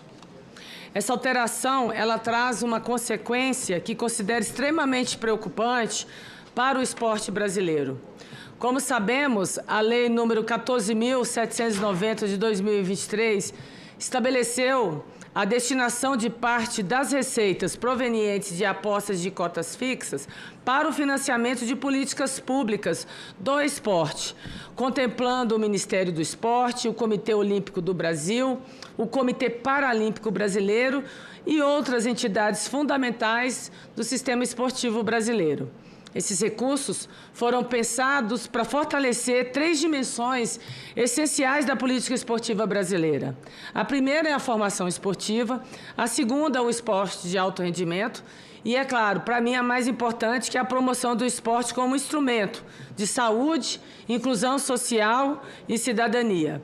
Contudo, as alterações aprovadas pela Câmara dos Deputados passaram a prever que 30% desses recursos sejam redirecionados diretamente para a área da segurança pública, reduzindo significativamente os valores destinados a essas entidades que cuidam do esporte brasileiro.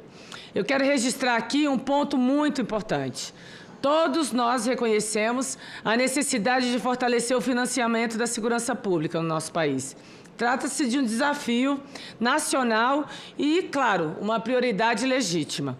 Entretanto, o Senado Federal já havia aprovado uma solução equilibrada para ampliar esses recursos sem prejudicar áreas sociais estratégicas, propondo aumentar o repasse para a segurança por meio da redução de parcelas destinada a empresas operadoras de apostas esportivas. Infelizmente, essa solução ela não foi acolhida e o texto aprovado acabou preservando os ganhos das operadoras e transferindo o ônus para as áreas como esporte, pasmem, educação, turismo e seguridade social. Diante disso, lembrando que a PEC está a caminho do Senado Federal, eu considero fundamental já começar a promover um debate aprofundado sobre os impactos dessa alteração. Por isso, propus ouvir nesta comissão os representantes do Ministério do Esporte, do Ministério da Fazenda, do Comitê Olímpico do Brasil, do Comitê Paralímpico Brasileiro e do Comitê Brasileiro de Clubes. E também temos o Comitê Brasileiro de Clubes Paralímpicos. O objetivo é avaliar com responsabilidade os efeitos dessa mudança e, é claro, buscar soluções que preservem o desenvolvimento do nosso esporte nacional. Porque é preciso dizer com muita clareza, o esporte, gente, ele não é gasto. O esporte é investimento. É investimento em saúde, é investimento em educação, em oportunidades para a juventude, em projeção internacional e, acima de tudo, o esporte é um grande braço da segurança pública. Não só na área de saúde, na promoção de saúde, mas a segurança pública, onde tem nessas áreas mais vulneráveis um campo, ali tem um terceiro setor, um projeto social desenvolvido muitas vezes por uma liderança daquele território, que desenvolve um projeto que muitas vezes salvam jovens do assédio, do tráfico, da violência. O esporte é um grande parceiro nessa guerra, no combate ao crime organizado, à violência urbana. O esporte é um grande aliado, assim como a cultura. E reavaliar essa retirada de 30% para o orçamento desses setores que são fundamentais, que são grandes parceiros na segurança pública, que tratam de prevenção, é a nossa obrigação dentro dessa casa fazer esse debate. Então, eu quero também aproveitar para registrar que nós iremos fazer esse debate sério, entendendo a legitimidade da preocupação com relação aos recursos para a segurança pública, mas áreas fundamentais, como já citado aqui, saúde, educação, seguridade social, elas não podem ser penalizadas, porque são braços importantes, transversais para a segurança pública. Tá? Então, eu gostaria de reforçar isso, e a semana que vem nós vamos começar esse debate. Já pedindo ao meu secretário aqui da comissão, Flávio, para que na próxima semana a gente já comece esse debate. Não podemos perder tempo. Era isso, pessoal. E parabenizar os campeões dos estaduais, foram 13 até o momento, a todos eles. Uma pena que nós tivemos um episódio lamentável, mais uma vez, nas finais de campeonato em Minas Gerais, né? Mas a gente também não pode tirar o brilho, né, da festa das torcidas, dos campeões estaduais, e é isso, o futebol e o esporte brasileiro. Lucas também.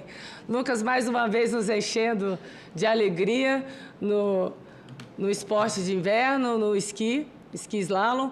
E é isso. Agradecer a todos que estiveram conosco na reunião de hoje e até a próxima quarta-feira. Seja um bom dia para todos nós. Até mais.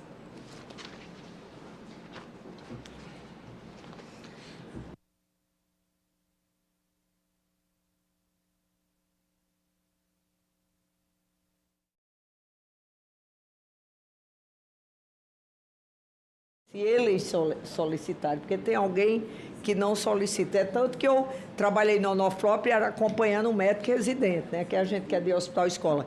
E nunca ninguém tinha sugerido isso. Já é o residente, é uma escala de só um dia por semana, são 48 horas semanais, de uma dedicação, de aprendizado, mas também de mão de obra qualificada, porque quando o professor, o staff está lá, que tem um residente, quando a gente está lá, a gente tem que ensinar o procedimento academicamente. Você não pode pular etapa quando um médico com maior experiência já, às vezes, pula etapa por garantia. Mas aquela medicina, brasileiros e brasileiras, que é feita nos hospitais, onde tem academia, é uma medicina de primeiro mundo, porque é um tratamento com aprendizado, com o staff lá, junto de um médico residente. Obrigada. Hein? Presidente, eu queria complementar a fala pertinente da senadora Zenaide e dizer também que nós precisamos valorizar o médico residente, porque é inadmissível que um médico que ele está no Mais Médico, e no Mais Médico tem médicos que vêm do exterior, que podem ficar 4 anos trabalhando aqui no nosso sistema único de saúde, sem fazer revalida. É a lei. Concorde-se ou não, mas é a lei. Agora, um médico do Mais Médico, senador, ganha 12 mil. E um médico residente, que ele trabalha, às vezes, ele trabalha em média 60 horas por semana, não é isso, André? Ele ganhar, no máximo, R$4.000 é injusto. Nós temos que realmente lutar para que o médico residente, que é o nosso padrão ouro da formação médica, não é minha colega Zenaide, então, para a gente tornar a residência médica realmente interessante e valorizada, porque nós temos muitos médicos nesse país que estão abandonando esse padrão ouro, porque eles saem devendo, às vezes, mais de R$1 milhão ao FIES, e eles dizem, poxa, eu vou ganhar 4.100, se eu posso ganhar, no máximo 4.100, se eu posso ganhar 12, eu vou ganhar 12, vou para um lugar longínquo, às vezes sem nenhuma estrutura, e termina comprometendo, inclusive, a formação dele no futuro. Então, eu acho que nós precisamos lutar, e aí isso é uma pauta suprapartidária que eu tenho certeza que senadora Damares, senadora Zenaide, todos os membros dessa comissão podem trabalhar no sentido da gente sensibilizar os gestores, principalmente o Ministério da Saúde e o Ministério da Educação, para a gente poder melhorar a remuneração da residência médica nesse país. Muito boa colocação, senador Dr. Irã. Realmente isso é muito justo. Muito justo. Senadora, pois não, a senhora senadora. vai colocar em votação da senadora Zenaide, mas eu estava observando, nós temos mais 2 que são terminativos. E são assuntos bem simples, um é meu, um é seu. Para depois a gente ficar online pedindo aos colegas que estão longe para votar, qual seria a minha sugestão? Eu leio, o meu é bem curto, a senhora lê e põe os 3 em votação, mas neste caso o Irã teria que assumir a presidência, ver se ele ficaria mais 10 minutinhos, a gente faz uma leitura rápida. Pode, doutor Irã? Então, doutor Irã, por gentileza, assuma a presidência. Obrigada pela atenção. É sobre marrom.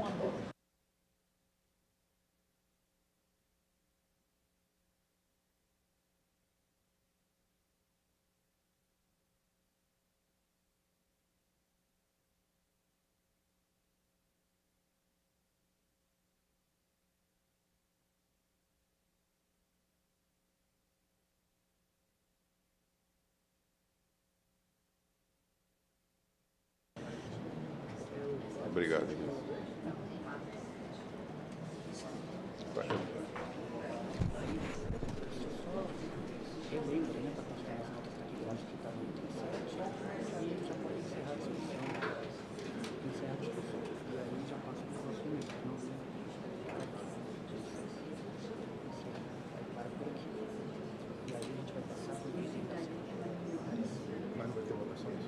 Só depois que ler os 3 e encerrar a discussão dos 3. Aí bota uma votação só.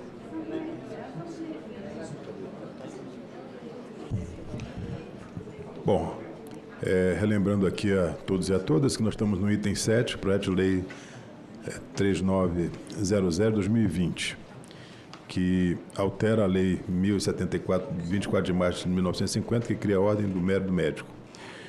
Não havendo mais quem queira discutir, encerro a discussão e passo a palavra à senadora Damares para relatar o item 4 dessa pauta. Senadora Damares, por favor. Presidente, é uma matéria extraordinária, tem muito a ver com o senhor também. Eu peço só permissão para ir direto ao relatório, porque já foi publicado, é consenso, então eu vou direto ao mérito, na verdade, senhor presidente.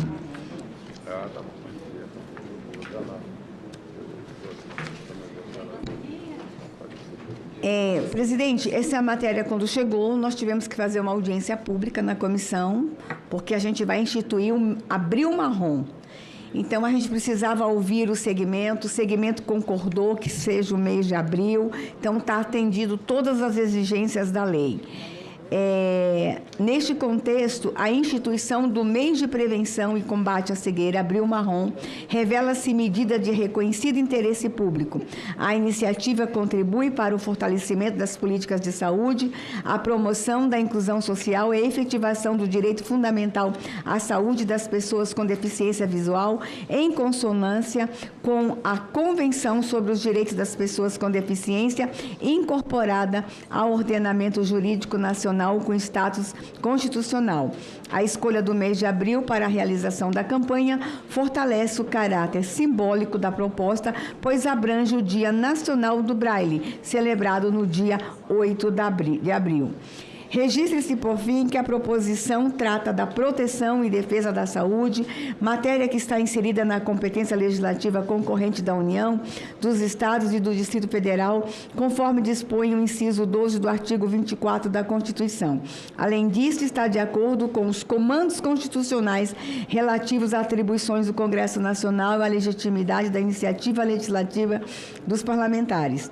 Por conseguinte, não há óbice quanto à constitucionalidade da proposta. O projeto de lei também atende aos requisitos da juridicidade e regimentalidade em relação ao mérito. A iniciativa é oportuna e relevante. Diante de todo exposto, eu fiz uma adequação no texto original. Meu voto é pela aprovação do projeto de lei 1873 de 2025, que institui o mês de prevenção e combate à cegueira, denominado Abril Marrom, com as emendas que já estão devidamente publicadas. Este é o relatório e este é o voto, presidente. Obrigado, senador Damares. O projeto está em discussão. Senadora Eudócia, por favor. Senadora Damares, parabéns pela sua relatoria. O presidente, senador doutor Irã, já comentou sobre o Abril Marrom, e eu quero aqui fazer algumas considerações da importância do Abril Marrom, uma vez que lá em Alagoas nós temos um projeto, presidente, e caras colegas, amigas senadoras e também senadores que estão nos acompanhando remotamente, que é um programa chamado Olhar da Gente. É cirurgia especificamente de catarata, porque a demanda, nosso querido presidente, lá em Alagoas ainda é, mas iremos chegar lá, senadora Zenaide. A demanda de cirurgia de catarata é altíssima em Alagoas. E por conta dessa demanda reprimida muito alta, eu tomei a iniciativa, junto com o prefeito JHC, de fazermos esse projeto Olhar da Gente. Foi destinado 10 milhões de reais de emendas para esse projeto e hoje, senador doutor Irã, já foi feita cirurgia de 7 mil pessoas, totalizando 10 mil cirurgias no final do programa, mas eu quero avançar para o restante do estado, mostrando que como é importante a gente cuidar da visão, da saúde ocular, porque não é só voltar a enxergar, é devolver a vida para esses pacientes, devolver a autonomia, eles não terem que depender de filhos, dos entes queridos, de amigos, eles poderem ter sua vida de volta, ter autonomia na sua vida cotidiana. E vou mais além, devolvermos a vida desses pacientes e elevar a autoestima. E por isso, doutor Irã, você como médico oftalmologista, você sabe que a catarata é a doença oftalmológica que mais causa cegueira e que é totalmente reversível com a cirurgia. Queria fazer essas considerações e cumprimentando Vossa Excelência, que é um brilhante médico oftalmologista. Obrigado, senadora doutora Eudócia, minha querida colega, amiga, senadora Zenaide Maia. Eu queria falar sobre esse mês, a importância de dar visibilidade, porque, infelizmente, a gente tem como prevenir. Por isso que eu gostei desse projeto dela, porque ela falou na prevenção. A gente tem pelo menos 80% de cegueira originária da diabetes, do glaucoma, que a gente sabe que, se cuidado preventivamente, é perfeitamente evitável. Então, um mês para dar visibilidade à sociedade e mostrar você que é diabético, cuide da sua diabetes, porque ela é uma doença, eu considero uma das piores, e é silenciosa, e ela vai naqueles órgãos que são mais preciosos para a gente. É a retina, é o coração, e assim a gente vai levando. A gente sabe que a diabetes, o açúcar, já matou mais gente do que todas as guerras e todas as epidemias do mundo. Então, se a gente tem uma patologia que é a cegueira, que é uma coisa muito... a visão é uma coisa muito importante. Já tem aquelas que não podemos evitar, aquelas que têm hereditário, como algumas retinopatias, que tem um procedimento. Então, vamos, gente, tentar mostrar em abril para você que é diabético, que tem glaucoma, que hoje a gente já tem os colírios. E a catarata, que não se justifica a gente ainda deixar pessoas de ver um país bonito como esse, seja onde a gente estiver, sem enxergar por causa de uma cirurgia de catarata. Obrigado, senadora Zenaide Maia. Eu quero também parabenizar o senador Flávio Arnes e a nossa querida senadora Damares, que, como a senadora Zenaide falou aqui, a senhora não é médica, mas tem esse olhar cuidadoso com a saúde das pessoas, principalmente com as pessoas que vivem em vulnerabilidade.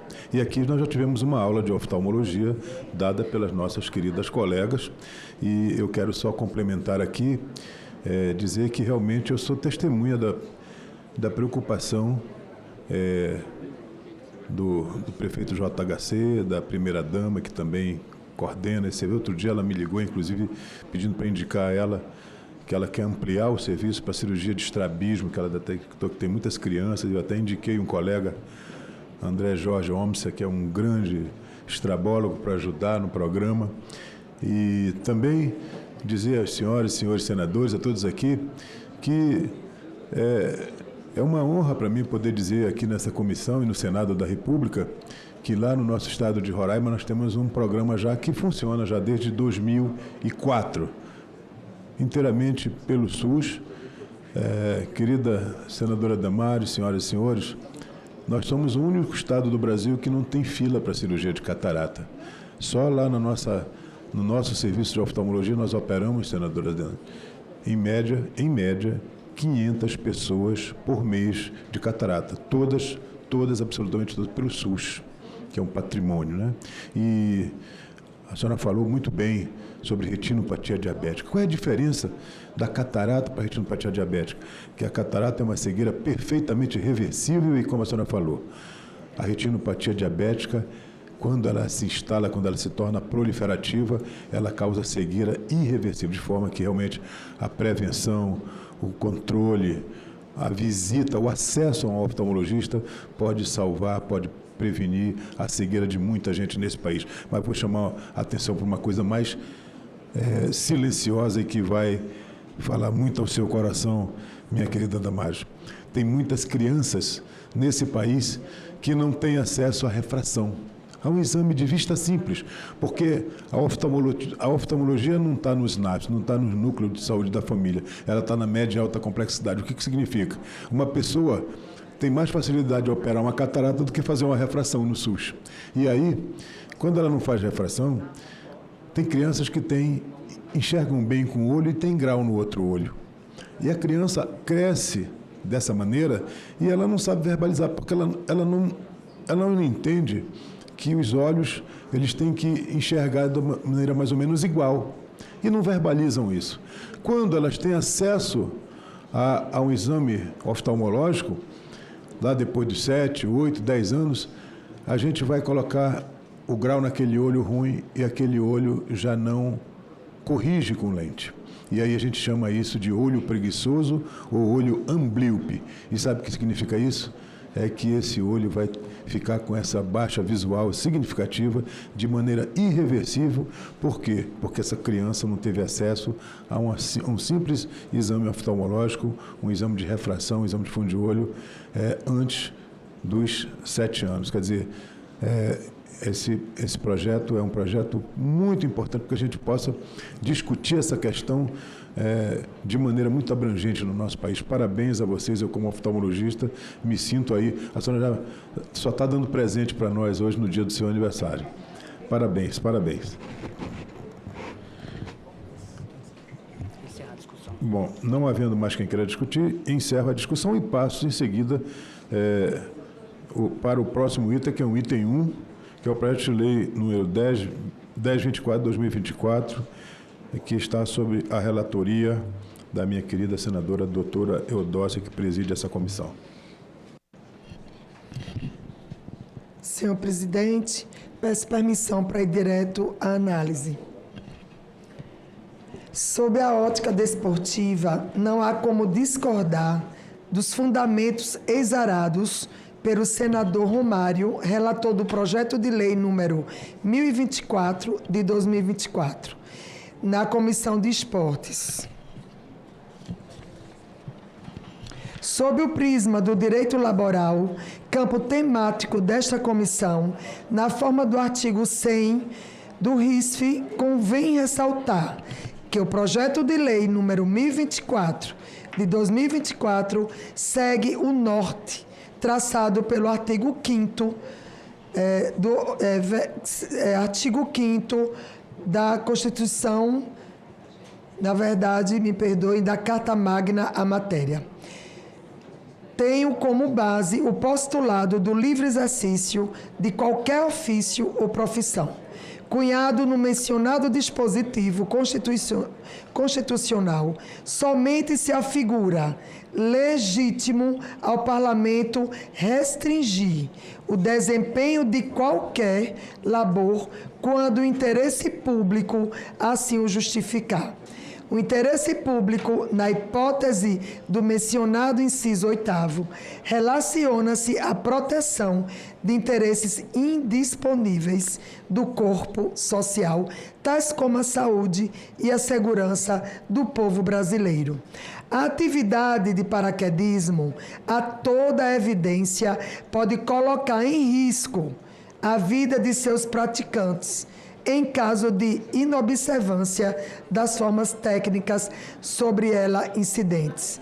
No ponto, é indispensável a presença de profissional adequadamente qualificado, o instrutor de paraquedismo, a fim de garantir a segurança daqueles que se aventuram na prática ora normatizada.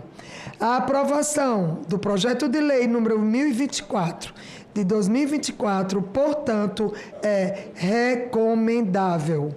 Quanto à emenda número 1 da Comissão de Esportes, por se tratar de mero ajuste redacional, incidente sobre o artigo 1º da proposição, não se vislumbra qualquer óbice ao seu acolhimento. E do voto ante o exposto, o voto é pela aprovação do projeto de lei número 1024 de 2024 e da emenda número 1 da Comissão de Esportes. Assim é o relatório e o voto, senhor presidente. Obrigado, senadora Eudócia. A matéria está em discussão. Só para dizer que a gente vai dar um presente ao Marcos Pontes, porque hoje também é aniversário dele, tá? Parabéns, Eudócia, pelo relatório, ficou maravilhoso.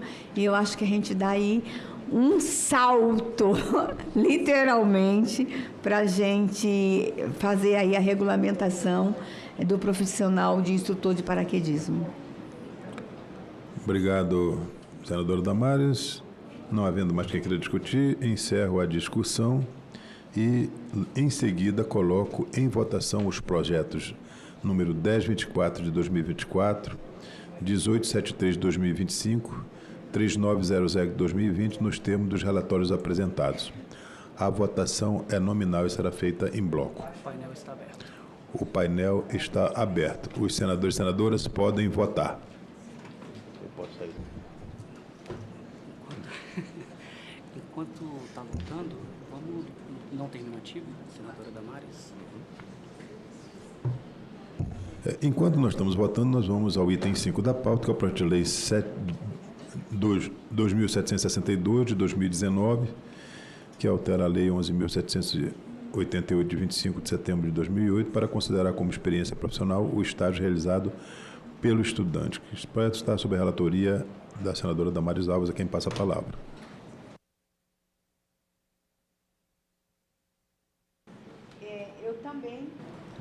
Eu também vou ler depois a DOC, o item 2, que a autora está com a gente, e o relator não pôde estar. Então, vamos ao item 5, que é o projeto de lei 2762 de 2019.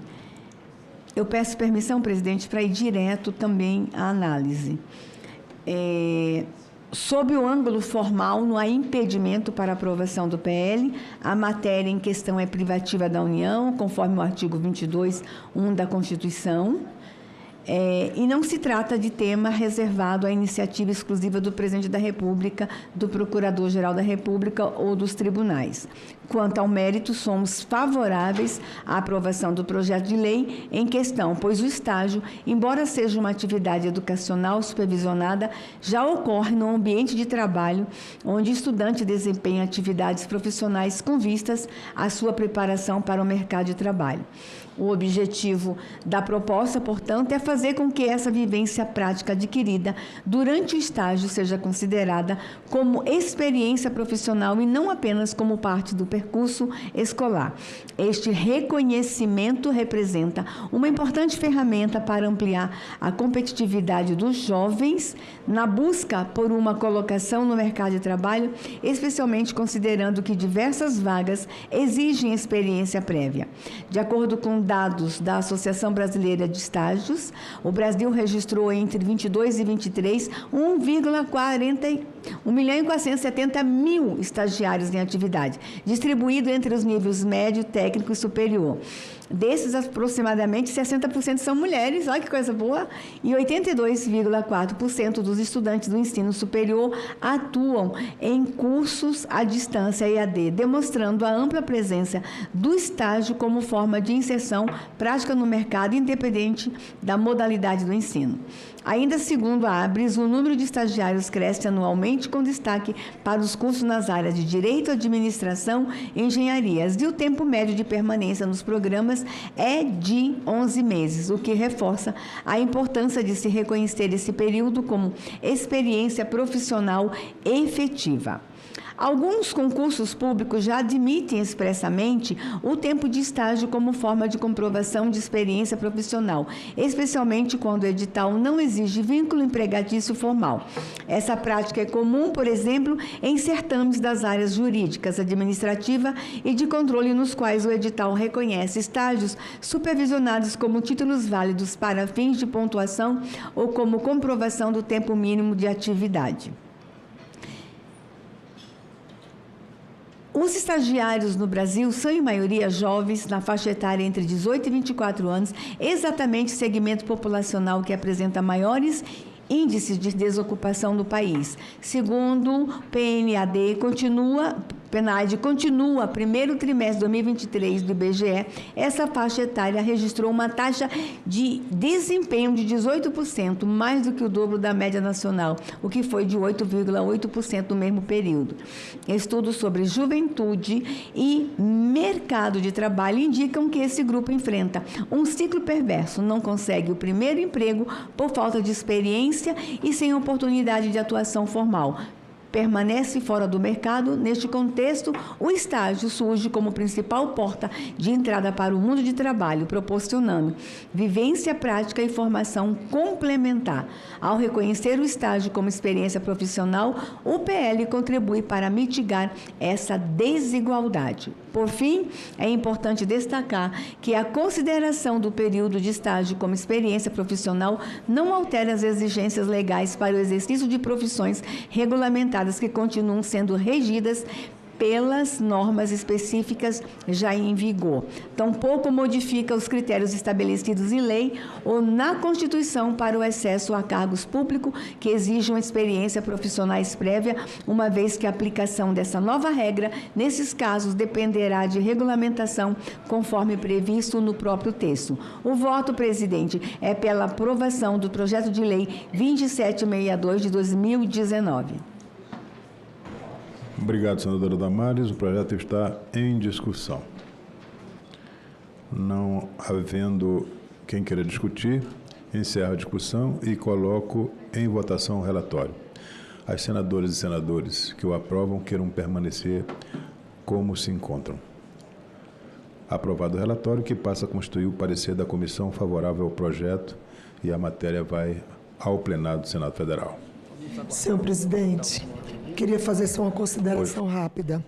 Em relação ao projeto que ora eu relatei sobre o instrutor de paraquedismo, é muito importante essa profissão ser realmente reconhecida, uma vez que a maioria das capitais, das cidades litorâneas, especificamente das regiões litorâneas, nós usamos muito paraquedismo como uma forma de atrair o turismo, a indústria do turismo.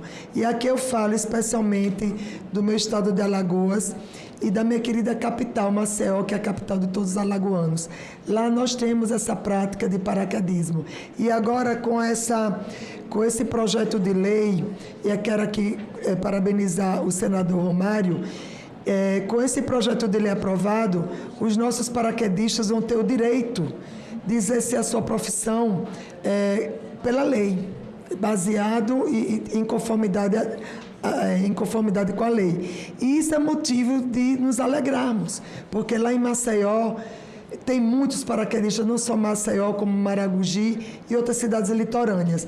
E quero aqui ressaltar a importância desse instrutor de paraquedismo. E quero aqui cumprimentar a todos os colegas e colegas que fazem paraquedismo no meu querido estado de Alagoas, especialmente na nossa querida Maceió, capital de todos os alagoanos. Muito obrigada, presidente.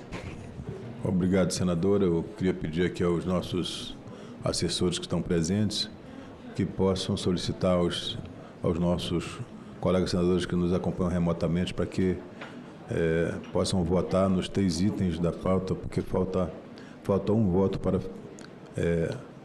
para abrirmos aí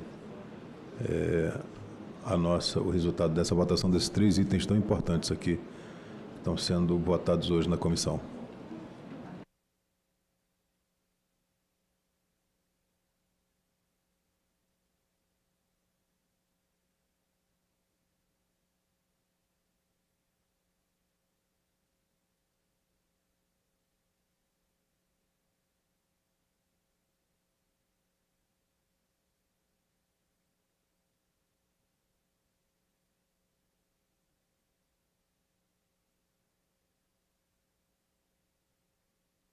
Presidente, não gostaríamos, seria possível a gente já ir para o item 2 da pauta, que inclusive a autora é a senadora Leila e o senador Flávio Arnes não está, mas eu faria a leitura. Senadora, acaba Adeus!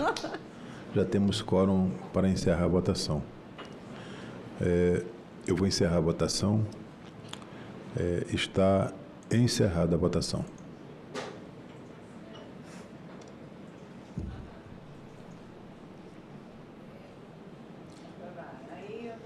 Muito bem. Resultado: os projetos 10.24.24, 18.73 de 2025 e 3.900 de 2020 foram aprovados por unanimidade nos termos dos relatórios apresentados. Parabéns a todos os autores e relatores das matérias. E eu retorno aqui à presidência para minha presidente Eudócia, vou pedir licença para ir cuidar dos olhos do meu amigo lá que está me esperando. Um beijo para vocês. Um beijo. Obrigada. Obrigado, senador.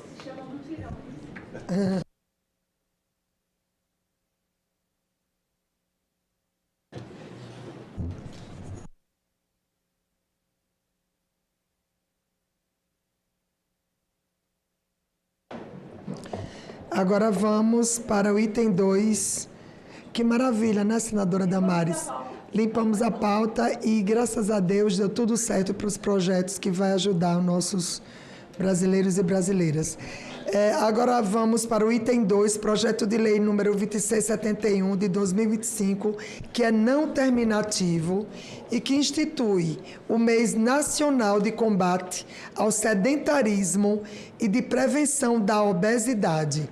A autoria é da senadora Leila Barros e a relatoria é do senador Flávio Arnes, mas a relatora DOC, a nossa querida Damares Alves. O relatório é favorável ao projeto e a matéria a ser apreciada pela Comissão de Assuntos Econômicos em decisão terminativa. E agora eu concedo a palavra para a senadora Damares Alves para a leitura do relatório. Presidente, eu vou direto à análise, porque é uma matéria tão extraordinária, acho que não há nenhuma objeção, e tendo 2 senadores, a Leila como autora, e o Arnes, que fez um voto incrível, não temos nem o que discutir. Então, presidente, o texto apresenta técnica legislativa apropriada, em consonância com a lei complementar, não há nenhum vício jurídico também constitucional. No que diz respeito aos requisitos previstos na Lei 12.345 de 2010, que fixa critério para uma instituição de datas comemorativa, deve-se destacar que, para além da notável significação da atividade-alvo da proposta, a realização de audiência pública sobre a matéria realizada na Comissão de Esporte, aqui no Senado, no dia 30 de abril de 2025, por meio do requerimento da senadora Leila Barros, confirmou que essa é a melhor data para fazer a intenção do projeto de lei. Na ocasião, foram debatidas estratégias urgentes para enfrentar a obesidade e o sedentarismo. Os participantes, incluindo representantes do Ministério da Saúde e de conselhos profissionais, destacaram que a obesidade é uma doença crônica e multifatorial, influenciada por determinantes sociais como a falta de segurança nos bairros, a má qualidade, o sono e a mobilidade urbana precária. No mérito, da mesma forma, o parecer é favorável ao projeto. Dados recentes indicam que a prevalência de obesidade em adultos saltou de 11% em 2006 para 24% em 2023. É muito. Simultaneamente, o sedentarismo afeta quase metade dos brasileiros, impedindo que alcance o mínimo de atividade física recomendado para a prevenção de doenças crônicas. Diante desse cenário, a criação de uma efeméride nacional é essencial para promover a conscientização e estimular a adoção de hábitos saudáveis em todas as fases da vida. O mérito da proposta também reside no reconhecimento da obesidade como uma doença crônica, multifatorial e recidivante, que exige uma abordagem que vá além do incentivo individual, ao estabelecer que o poder público deve realizar ações coordenadas. O projeto fomenta a criação de ambientes mais seguros e adequados para a prática da atividade física. Por tudo isso, presidente, o voto é pela aprovação do projeto de lei 2671 de 2025.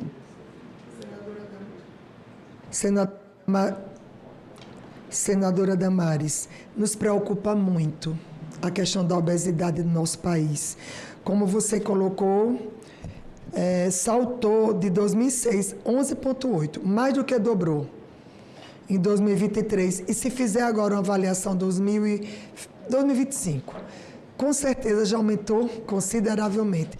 Então, realmente nos preocupa, como você colocou aí no seu relatório, a DOC, que a obesidade é uma doença. Ela é uma doença inflamatória, certo? É uma doença metabólica inflamatória. E acarreta todos os órgãos, compromete todos os órgãos. Coração, pulmão, rim, cérebro. E realmente a gente tem que mudar esse quadro. E é para isso que estamos aqui. Continuando. Eu coloco agora a matéria em discussão. Não havendo mais quem queira discutir, encerro a discussão. Em votação, o relatório. As senadoras e os senadores que aprovam queiram permanecer como se encontram.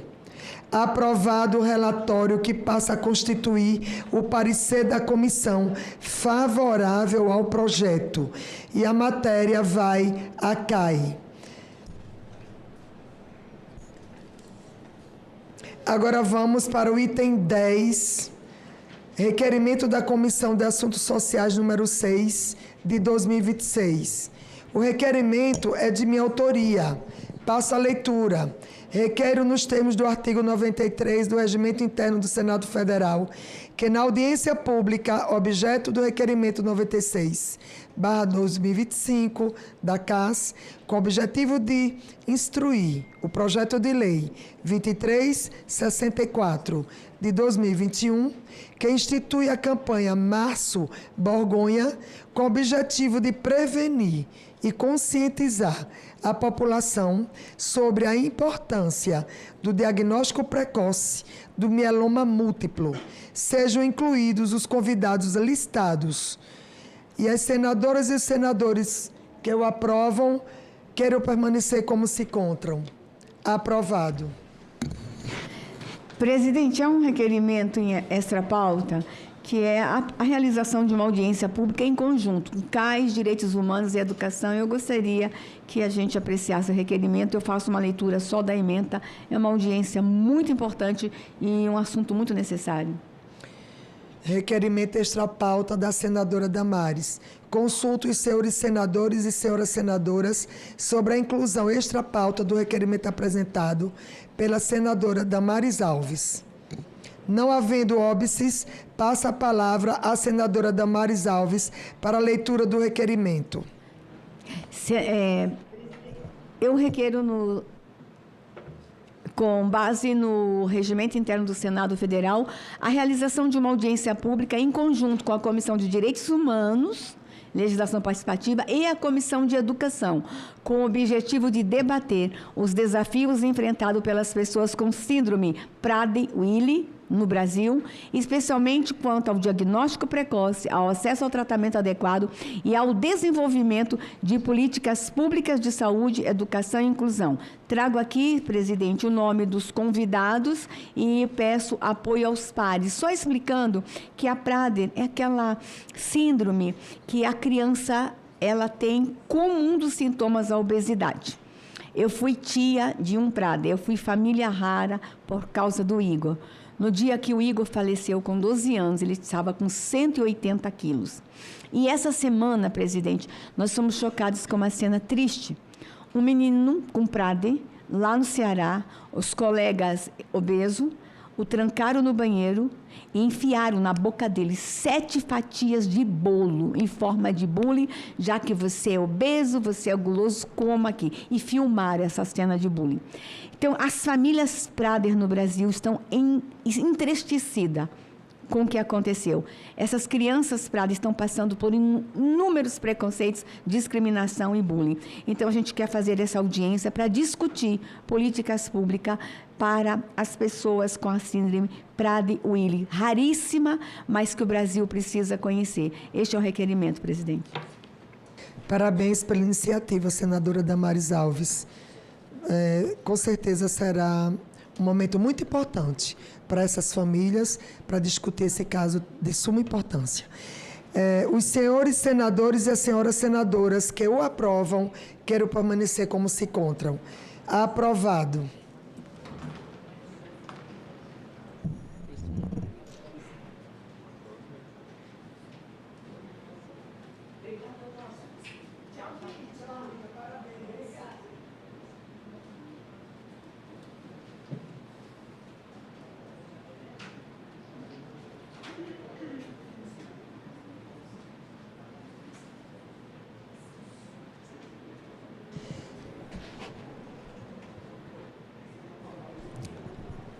Passo agora para o requerimento extra-pauta do nosso querido presidente, senador Marcelo Castro. Consulto os senhores senadores e as senhoras senadoras sobre a inclusão extra-pauta do requerimento número 8 de 2026 da CAS, apresentado pelo nobre senador Marcelo Castro, o qual subscrevo. Não havendo óbices, Passa a leitura do requerimento. Requeiro, nos termos do artigo 58, inciso 2º, da Constituição Federal e do artigo 93 do Regimento Interno do Senado Federal, a realização de audiência pública com o objetivo de debater o cenário epidemiológico, os desafios assistenciais e as perspectivas de aprimoramento das políticas públicas relacionadas ao câncer de ovário e ao câncer do colo de útero, com especial atenção às estratégias de prevenção, diagnóstico oportuno, organização da rede assistencial e qualificação das bases de dados em saúde da mulher, com os convidados listados no requerimento. E as senadoras e os senadores que o aprovam, quero permanecer como se encontram. Aprovado. E quero aqui parabenizar a iniciativa do nosso presidente Marcelo Castro por esse tema tão importante, que é a doença oncológica no trato genital das mulheres, e que é muito oportuno esse requerimento para termos esse debate tão oportuno. Convoco para o dia 18 de março, quarta-feira, às 9 horas, reunião extraordinária desta comissão destinada à deliberação de proposições. E nada mais havendo a tratar, declaro encerrada a presente reunião.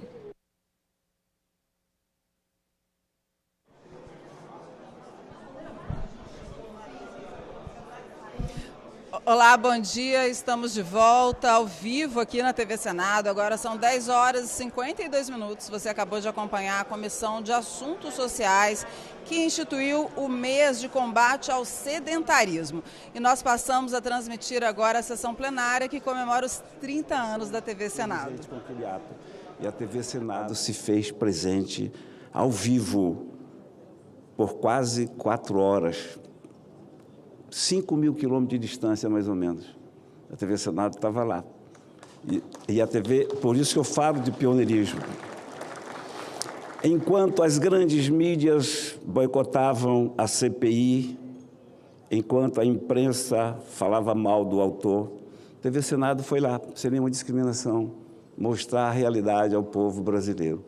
Portanto, aqui, hoje eu dou esse depoimento de elogio mesmo, de dizer, e o Paim falou da importância, o Exalci falou, o Humberto vai falar, eu só quero falar desse ato, o que mostra que os dirigentes da TV Senado não discriminam.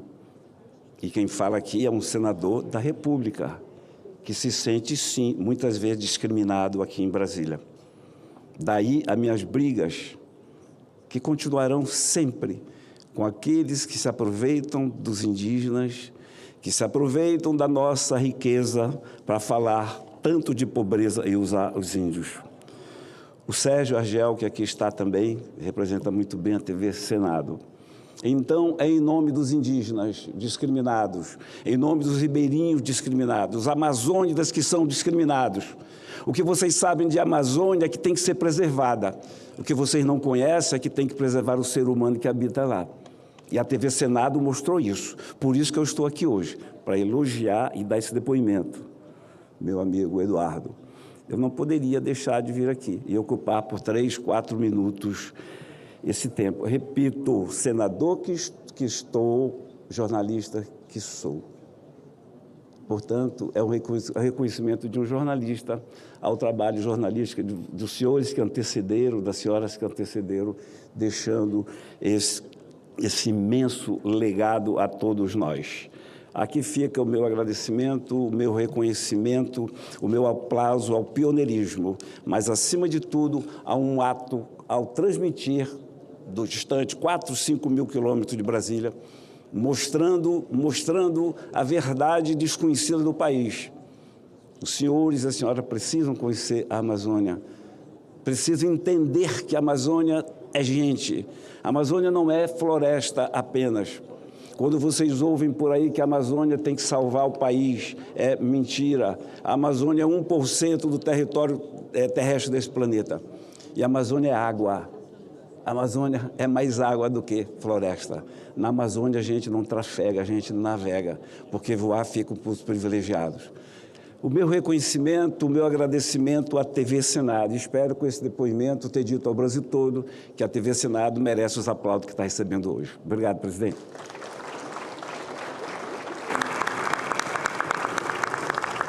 Os cumprimentos também à senadora Tereza Leitão, à senadora Zenaide Maia, que estão presentes e farão uso da palavra. E, nesse momento, concedo a palavra ao senador Humberto Costa.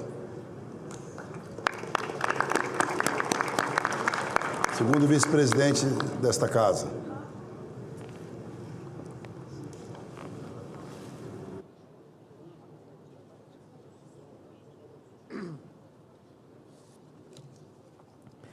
Senhor presidente dessa sessão, requerente dessa sessão, senador Eduardo Gomes, vice-presidente do Senado Federal, aqui representando o ministro de Estado das Comunicações, o secretário de Radiodifusão do Ministério das Comunicações, Wilson Diniz Wellich, a senhora diretora da Secretaria de Comunicação do Senado, Luciana Rodrigues, o senhor diretor da TV Senado, Érico Silveira, o senhor diretor da Secretaria de Comunicação no período 2009 a 2013, Fernando César Mesquita, grande inspirador, um dos fundadores da TV Senado, e a senhora diretora da TV Senado no período de 1996 a 2005, Marilena Chiarelli.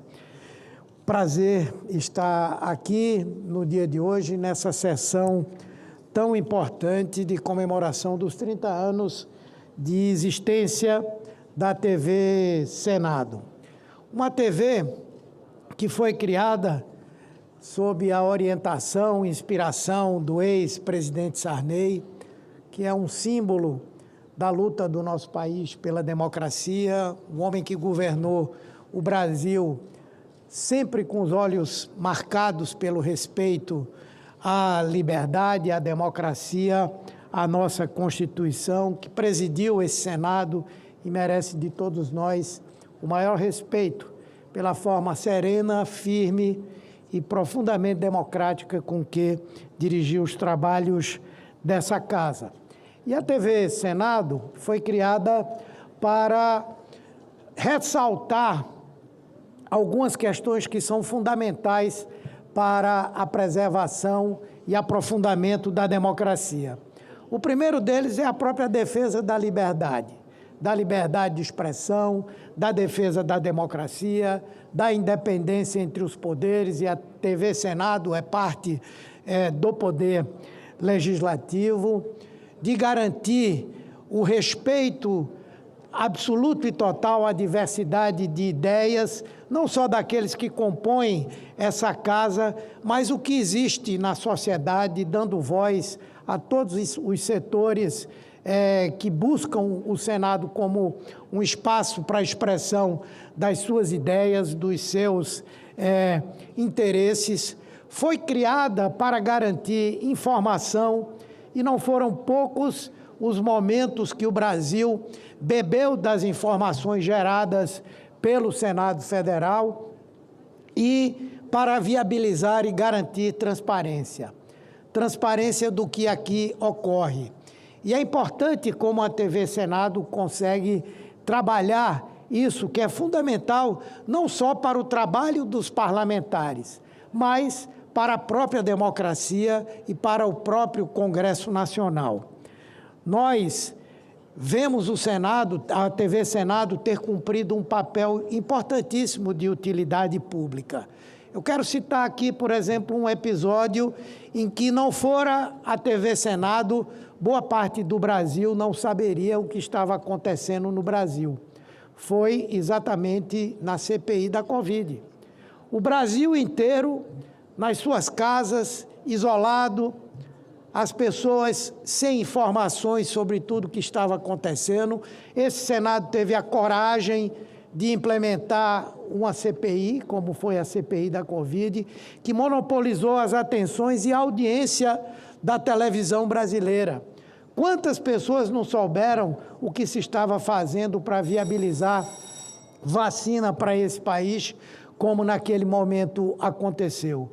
Quantas pessoas não puderam saber da responsabilidade de todos aqueles que cumpriam um papel importante em fazer o enfrentamento daquela CPI?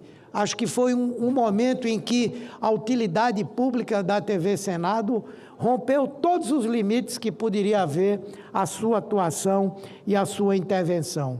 A TV Senado que contribui com a história do nosso país, retratando do passado e do presente aquilo que é fundamental que a população saiba e que marcam a vida para sempre do nosso país. A TV Senado que produz cultura, um jornalismo de altíssima qualidade e que permite que diversos atores da produção artística e cultural do nosso país tenham ali, vou concluir, senhor presidente, tenham ali um espaço para a expressão do seu sentimento, da sua capacidade e, enfim, daquilo que compõe a cultura do nosso país. Também a capacidade de modernização da TV Senado. Agora, com a implementação da TV 3.0, e nós aqui cumprimos um papel relevante no debate sobre inteligência artificial e no debate sobre regulamentação do streaming, quando garantimos que a TV pública ocupará um espaço relevante nas TVs que utilizam a internet. E, finalmente, para falar da capilaridade, não é? A TV Senado hoje atinge mais de 1.500 lugares. E ela é fundamental para que as pessoas possam saber o que aqui se faz e como cada pessoa que teve a confiança do eleitor no seu estado pode ver aquilo que é feito. Portanto, eu quero parabenizar a todos que fazem a TV Senado, a sua direção, a todos os funcionários e dizer que contem conosco no sentido de defender a TV, de defender a sua modernização, de lutar por mais recursos para que ela possa cumprir esse papel tão importante para o nosso país. Muito obrigado a todos e a todas. Muito obrigado, senador Humberto Costa. Quero cumprimentar também a senhora secretária de Educação da capital do Tocantins, Palmas, Anice de Souza Moura, o senhor secretário da Secretaria Extraordinária de Representação da cidade de Palmas, capital do Tocantins, em Brasília, Maurílio Ricardo, o senhor membro do Conselho de Educação do Estado da Flórida, dos Estados Unidos da América, Daniel Fagnoli, registra a presença do senhor desembargador do Tribunal Regional do Trabalho do Estado do Ceará, Paulo Regis Botelho, e o senhor presidente da Associação Brasileira de Jornalistas e Turismo, nosso querido amigo tocantinense, Luiz Pires, o senhor presidente da Associação Casa do Ceará em Brasília, José Sampaio de Lacerda. E, nesse momento, concedo a palavra à senadora Tereza Leitão. Cumprimento também a senadora Damares, que já se encontra no plenário para o uso da palavra.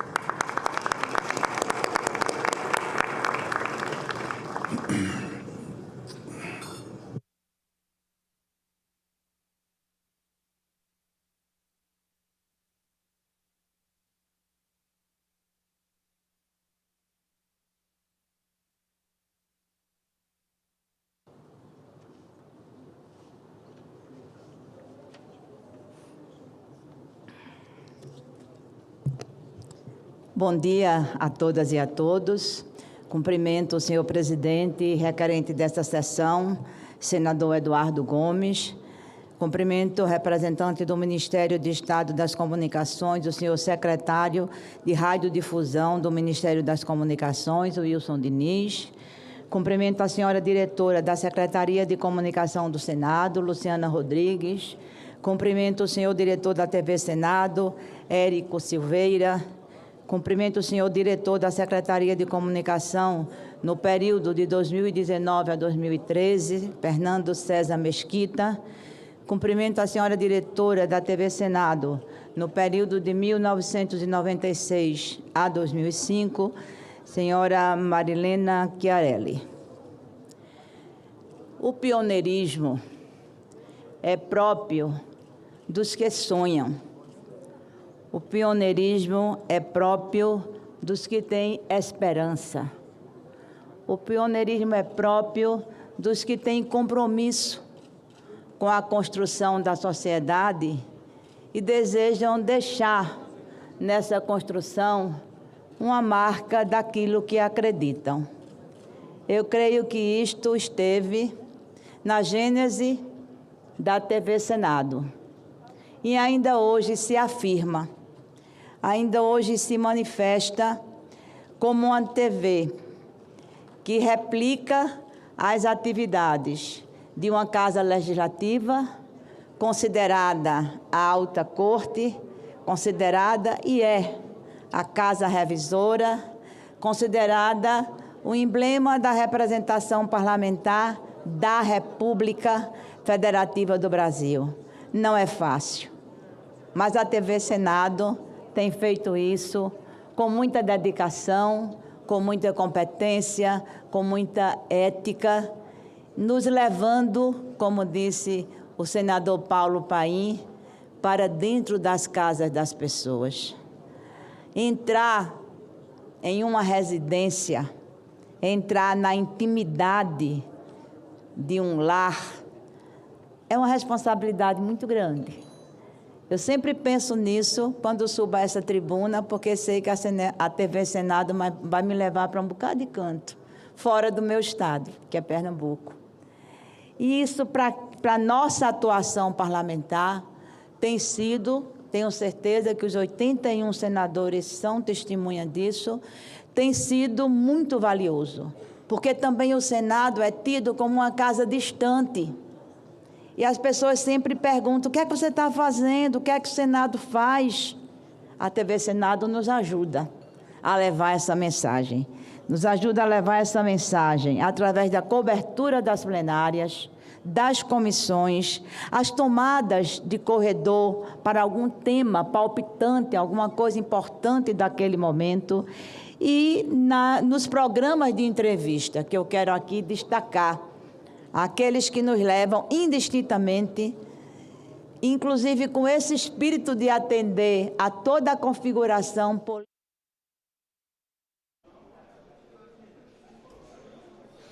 Olá, bom dia, estamos de volta ao vivo, agora são 11h07, você estava acompanhando a sessão do plenário que está celebrando os 30 anos da TV Senado, parabéns TV Senado, e agora nós passamos a transmitir a Comissão de Direitos Humanos, que tem vários itens na pauta, e entre eles, o que pretende colocar a misoginia na lei de racismo. Acompanhe. Eu queria ver se daríamos para inverter a pauta. Eu fiz um pronunciamento agora lá no plenário do Senado e eu sou um dos homenageados agora no encerramento. Eles pediram, por amor de Deus, que eu esteja lá. É uma homenagem à TV Senado de 30 anos. Sim. E tem um projeto que é o de número 9. Se dessemos para nós inverter a pauta e aprovarmos um requerimento que já está na mesa, de uma audiência pública, eu agradeço muito. É um requerimento extra-pauta? Exato. Coloco... o relator pediu a retirada de pauta hoje. Então, eu acho que o senhor não deveria... Quer manter o requerimento de audiência pública? Vou manter o requerimento e eu converso com o relator. Os senadores que concordam com a inclusão extra-pauta permaneçam como estão. Aprovado. Senador, vai defender seu requerimento? Bem rápido, Sim. Eu queria só explicar por que eu estou pedindo. Aqui não é uma questão de contra ou a favor. Sim. É uma questão de princípio. Como eu disse hoje, que era meu perguntado, nem eu tenho um voto. Sim. Eu não saio dessa casa sem me posicionar. Porque ele proíbe a adoção do sistema de cotas em processos seletivos. Proíbe. Se querem derrubar a política de cota, derrube, mas não faça uma lei proibindo que um dia possam, em processos seletivos, ter política de cota. Então, só mesmo uma audiência pública para a gente chegar a um entendimento. Ok. Defendido o requerimento, em votação requerimento. Aqueles que concordam permaneçam como estão. Aprovado o requerimento de audiência pública para discussão do projeto de lei 452 de 2025. Obrigado, senador Paim. Volte para o seu evento correndo. Obrigada. Eles pediram lá que só a senhora Obrigada. atendendo aquele requerimento, que eu voltaria correndo para lá. Obrigada.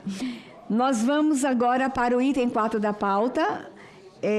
Projeto de resolução do Senado, número 113, de 2023, não terminativo, institui, ai que lindo, o Prêmio Maria da Penha de Pesquisa sobre Violência Doméstica e Familiar contra a mulher com perspectiva de gênero, raça ou etnia. Autoria, senadora Ana Paula Lobato. Relatoria, senadora professora Dorinha Seabra. Relatório favorável ao projeto.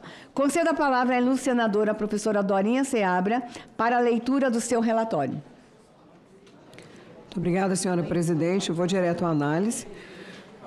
Todos conhecemos a chaga da violência doméstica e familiar contra a mulher. Os números já foram seguidamente expostos e esse Senado Federal tem trabalhado diuturnamente para conter a expansão de tamanho mal.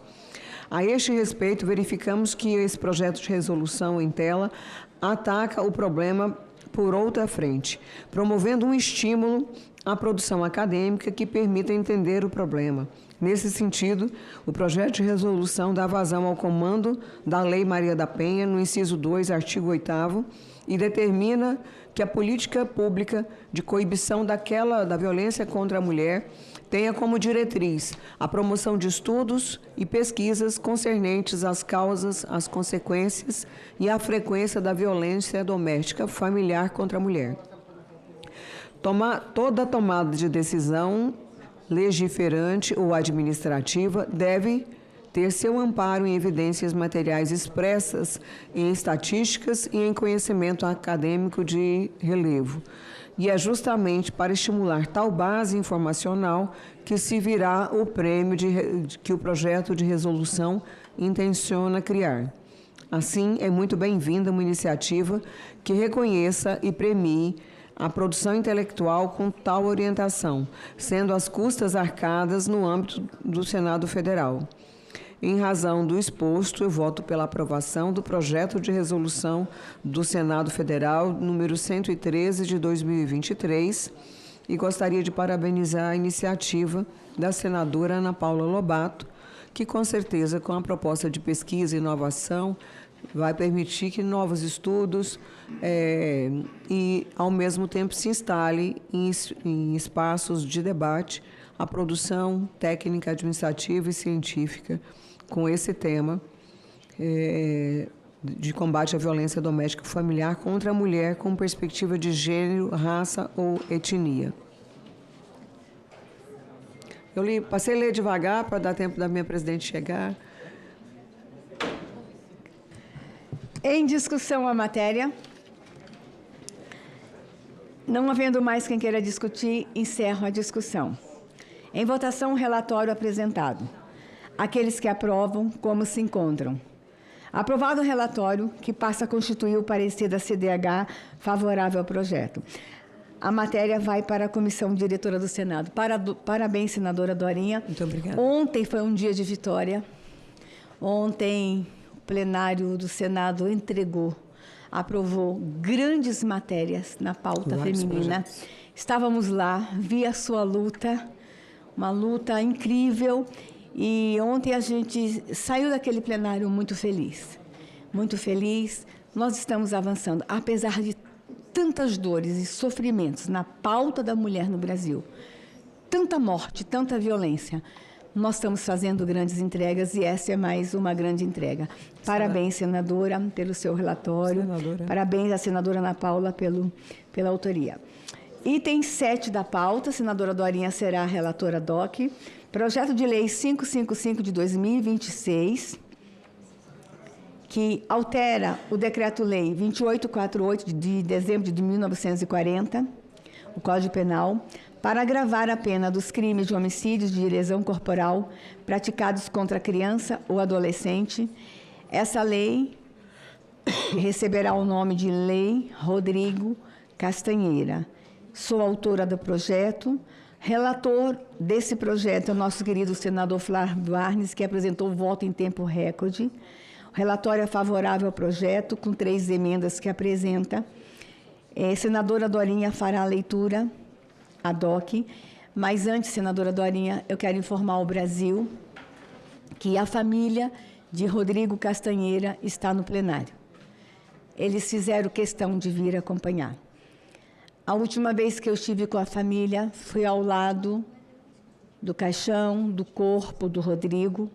A morte de Rodrigo chocou Brasília, chocou o Brasil. Não sei onde vocês estão encontrando forças para estarem aqui hoje, mas obrigada por estarem aqui.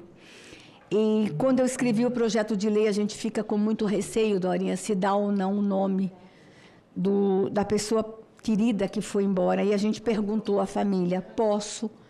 E a família disse, deve, senadora, porque nós faremos da nossa dor a nossa luta. Esse é só o primeiro projeto de lei que essa família está lutando para que seja aprovada no país. Obrigada por estarem conosco. Obrigada por ter interrompido o luto para estar. Está aqui a mãe, a Bela, a irmã, que estava tão desolada naquele dia. Tão desolada. O tio, que está fazendo um movimento nas redes sociais. Obrigada por estarem conosco nessa comissão. O Brasil inteiro orou por vocês. E nós temos um relator que foi sensível e hoje a relatora DOC, tão sensível quanto. Dorinha é minha parceira nessas lutas todas. Dorinha, se Deus quiser, será minha governadora de Tocantins. E ela tem no coração o enfrentamento à violência de uma forma muito ousada e corajosa. A leitura do voto hoje está sendo feita pela pessoa que é mãe, que luta pelo fim da violência, que é apaixonada pelos meninos e meninas do Brasil. Obrigada por estarem conosco. Senadora Dorinha, a palavra é para a leitura do seu voto. Querida presidente e autora,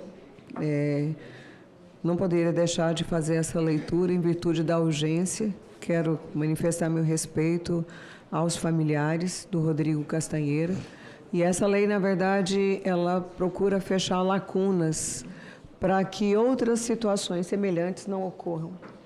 Então, que não seja em vão toda a história, toda a vivência, mas, ao mesmo tempo, que outras pessoas, outros jovens sejam salvos, né? E que exista punição em relação a toda a situação de agressão. Então, parabéns à senadora Damares pela sensibilidade, capacidade técnica e, mais do que isso, assumir essa luta por todos. Então, não poderia me furtar a leitura. Cumprimento já o nosso querido senador Flávio Arnes, que por questão de situação pessoal o impediu de estar aqui, mas havia feito essa solicitação, para que a gente não perdesse tempo. Então, vou direto à análise. Nos termos do artigo do Regimento Interno, cabe a essa comissão opinar sobre matéria relacionada à proteção à infância e à juventude. Em relação ao mérito, o PL trata de um tema de grande relevância sob a ótica dos direitos humanos, ao agravar o tratamento penal por meio da previsão de qualificadora e causas de aumento para aqueles que cometem homicídio ou lesão corporal contra crianças ou adolescentes. A proposição reforça a gravidade específica desses crimes e a sua total rejeição pela sociedade brasileira, especialmente em momento crítico em que as taxas de mortes violentas intencionais de adolescentes registraram um aumento de 4,2% entre 2023 e 2024. O PL encontra ainda em total consonância com a Constituição Federal, que em seu artigo 227 consagra a absoluta prioridade na garantia dos direitos das crianças e dos adolescentes, determinando como dever da família, da sociedade, da família, da sociedade e do Estado, mantê-los salvo de toda forma de negligência, discriminação, exploração, violência, crueldade e opressão.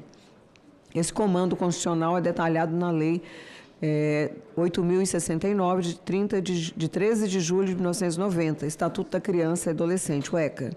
Por sua vez, em sentido semelhante, a Convenção sobre os Direitos da Criança dispõe sobre os Estados partes deverão adotar medidas legislativas, administrativas e sociais e educacionais para proteger a criança contra todas as formas de violência. Diante disso, vê-se o fortalecimento da resposta penal a crimes que atentem contra a vida e a integridade física de crianças e adolescentes encontra fundamento direto em normas internacionais, constitucionais e infraconstitucionais.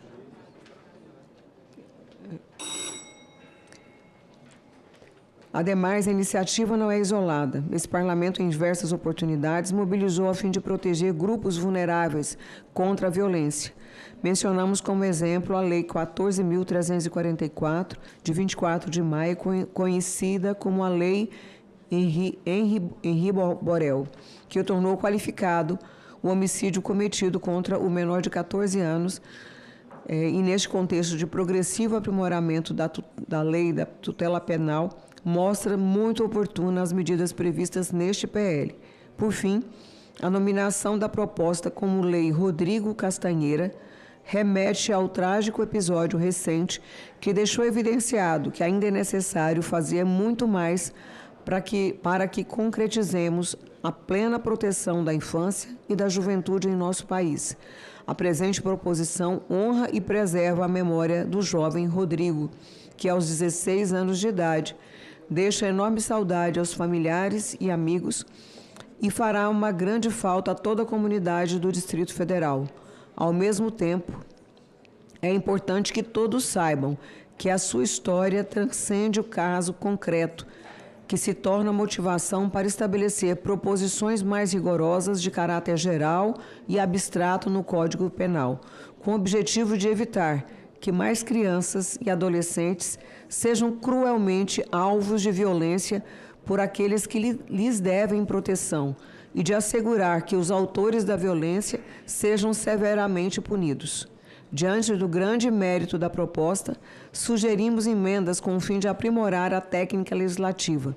Assim, para não gerar contradições na legislação, faz necessário alterar também o artigo 121, parágrafo 4º do Código Penal, para prever que a pena será aumentada de 1 a 2 terços quando o homicídio for cometido contra criança e adolescente de qualquer idade, e não apenas contra menor de 14 anos, como é atualmente previsto, além de agravar a pena no mesmo patamar contra a pessoa idosa, visto que esses grupos são tratados de forma uniforme na legislação, para que esse tipo de resposta penal. Além disso, juntamos o parágrafo 7º do artigo 129, que trata do aumento de pena do crime de lesão corporal nas hipóteses previstas no citado parágrafo 4º do artigo 121, para nele também prever a causa da elevação de 1 para 2 terços se a lesão for praticada contra criança, adolescente ou pessoa idosa, em paralelo ao que propomos para o crime de homicídio. Em razão do exposto, o nosso voto é pela aprovação do projeto de lei 555 de 2026, com as seguintes emendas. E aqui eu acho que não é necessário ler as emendas, estão disponíveis, são os ajustes que eu já mencionei na minha leitura. Obrigada, senadora Dorinha. Em discussão a matéria. Em votação. Aqueles que aprovam, permaneçam como se encontram. Aprovado o relatório, que passa a constituir o parecer da CDH, favorável ao projeto, com as emendas 1, 2 e 3, que aperfeiçoaram o projeto. E a matéria agora vai em caráter terminativo para a Comissão de Constituição e Justiça. Deixa eu explicar para a família e para todos. Só vai para mais uma comissão no Senado e ela não vai para o plenário. Ela encerra na Comissão de Constituição e Justiça e segue para a Câmara. Diante da importância da matéria, eu, a senadora Dorinha, o senador Flávio, vamos trabalhar para que ela seja aprovada imediatamente na Comissão de Constituição e Justiça. E lá na Câmara nós já temos deputados esperando a matéria chegar para aprovar em regime de urgência lá. Nós vamos entregar essa matéria, essa lei, para o Brasil ainda este ano. Quero agradecer, Dorinha. Obrigada a todos. Obrigada, Dorinha, pela sensibilidade. Seu Ricardo, pai, a Rejane, mãe, a Bela, a irmã, o Flávio. Obrigada. Para quem não lembra da história, o Rodrigo foi barbaramente agredido por outros jovens, uma emboscada. Uma história que ainda a gente não entende. Disseram que era um chiclete, depois um ciúme de uma menina. Uma morte dolorosa, bárbara. Um dos agressores está preso, mas nós queremos todos os agressores punidos. Nós não vamos permitir mais que um menino, na rua, na porta, num lugar em que ele poderia estar protegido, Dorinha, foi covardemente assassinado por um playboyzinho que estava aí, batendo em todo mundo em Brasília. E dessa vez ele foi tão terrível que ele levou o menino Rodrigo. A morte de Rodrigo Castanheira não será em vão. A partir de agora, toda vez que um juiz tiver que julgar, o juiz terá que falar a lei Rodrigo Castanheira na hora de proteger uma criança e um adolescente. Obrigada, família, por estarem conosco. Eu só queria pedir, se a Dorinha não se importa, da gente tirar uma foto aqui com a família. Queria só falar, senadora, não sei, vou pedir ao presidente Otto e vou pedir à relatoria, que eu sou membro da CCJ. Ótimo. Para que a gente possa votar. E, na verdade, toda criança, adolescente e idoso que também passa a ser abarcado com penas mais duras e uma rapidez em relação ao processo. Parabéns pela sua iniciativa, que nós não gostaríamos que fosse neste contexto. Não. Mas a morte, além de ser duramente punida, né, as pessoas, os agressores, ela muda a realidade para outros jovens, para outras crianças e para os idosos no Brasil. Parabéns. Okay. Eu queria chamar a família para a gente tirar uma foto, porque é uma foto histórica para o Senado. Logo depois a gente vai liberar a família também, porque acho que é pedir demais para que eles permaneçam. Eles não estão bem e eu vou liberá-los para também não precisarem mais ficar na comissão. Dorinha, vem cá.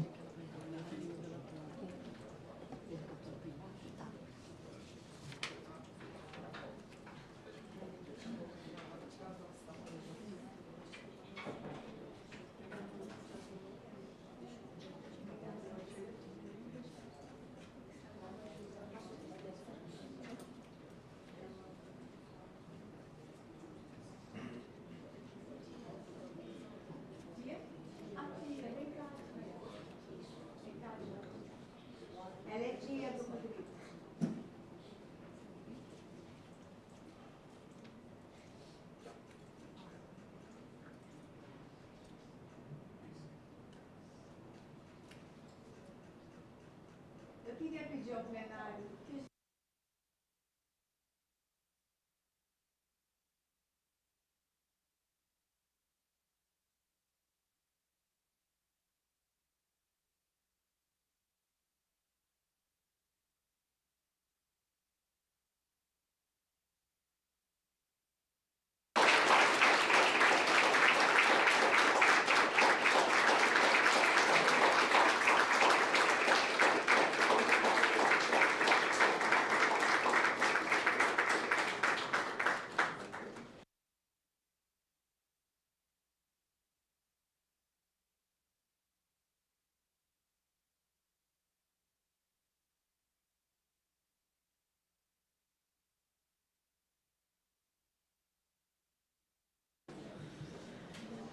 Nós vamos continuar. Nós estamos com a senadora Augusta, que está online. E a Augusta tem algumas matérias. E a gente vai dispensar a família. Eu queria que a assessoria acompanhasse, é difícil para eles. Item 2 da pauta.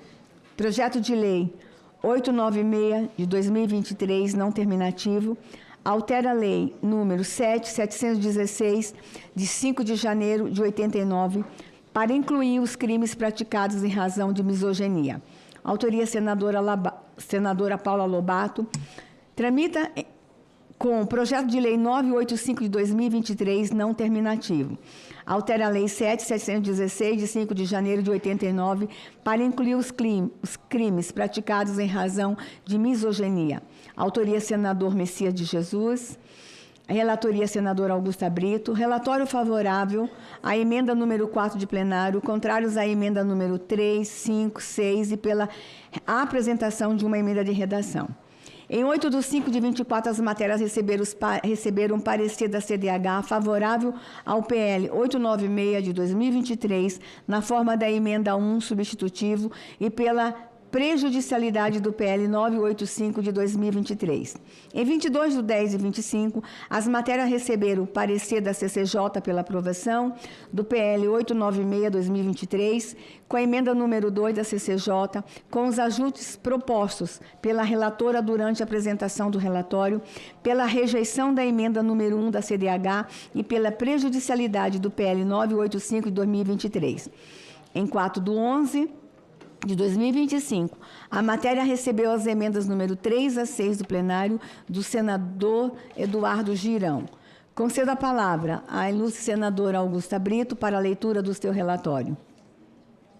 Bem, bom dia. Primeiro quero parabenizar todo o trabalho da comissão, quero parabenizar o trabalho da nossa senadora e presidenta, né? Está percebendo que eu estou com a voz meio gripada aqui, estou com a sinusite, mas eu queria que primeiro parabenizar um projeto que foi aprovado anteriormente. Eu fico, nós passando por dias, né, que o mês de março, se minha presidenta permitiu só comentar sobre o que foi aprovado agora, da importância de nós termos mulheres realmente em espaço de liderança, dentro do Senado, dentro da política. Porque esse projeto, o Rodrigo Castanheira, que foi agora aprovado, que vai para a CCJ, que se pode contar também com o meu apoio, com minha ajuda, para que a gente possa agilizar, para ser aprovado o mais rápido possível, ele vem de uma importância tão grande para que a gente possa evitar que outros jovens, outras crianças possam também sofrer exatamente o que sofreu o Rodrigo Castanheira, mas, sobretudo, o que vem sofrendo toda a família. Em nome da mãe Rejane, eu queria aqui também dar a minha solidariedade e dizer que bom, senadora Damares, que você teve essa percepção e, infelizmente, nós temos vários projetos que a gente propõe pela questão da realidade, né, da necessidade real deles existirem. Queríamos nós não precisar apresentar tanto projeto baseado em fatos reais. Se assim eu posso dizer, como a gente tem um também que vai tramitar, se der tudo certo na próxima semana, que fala em relação a também corrigir injustiça na hora dos julgamentos de estupros, né, que aconteceram também de um caso real, que também tem um nome. Mas aqui eu quero pedir já para fazer a leitura do projeto através da relatoria, voltando ao nosso projeto, através da análise, se assim minha presidenta permitir. Concedido, senadora. Eu já vou direto aqui, que nós vamos fazer a análise, como tão bem já foi aqui resumido todo o trâmite desse projeto, que já vem há algum tempo, que já tinha passado pela comissão, que foi para o plenário, e porque foram apresentadas algumas emendas, ele volta novamente aqui para a comissão, e eu tenho prazer aqui em relatar agora estas emendas. Entendemos que as emendas de número 3, 5 e 6 devem ser rejeitadas. Consideramos que essas emendas não se mostram convenientes, oportunas ou pertinentes, bem como não estão aptas a integrar de forma harmônica e coesa o projeto de lei que pretendemos aprovar. A emenda de número 3, de plenário, ao pretender restringir o conceito de misoginia, e eu estou explicando por que eu rejeitei, né? E excluir do alcance punitivo manifestações de natureza artísticas, científica, jornalística, acadêmica ou religiosa, compete à delimitação objetiva do tipo penal e introduz exceção ampla e indeterminada que fragiliza o conteúdo protetivo da norma. É certo que as proteções constitucionais às liberdades de expressão artística, científica, jornalísticas, acadêmicas ou religiosas não são nem aptas a serem revogadas pela uma norma penal, de modo que a emenda se torna absolutamente desnecessária. A condicionante que recai sobre a licitude de tais manifestações é inerente à bem da verdade ao próprio tipo penal, que exige dolo discriminatório. Assim, o conceito de misoginia já não se aplicaria em todo caso a manifestações sem conteúdos discriminatórios, pois não se enquadrariam ao objeto do tipo penal.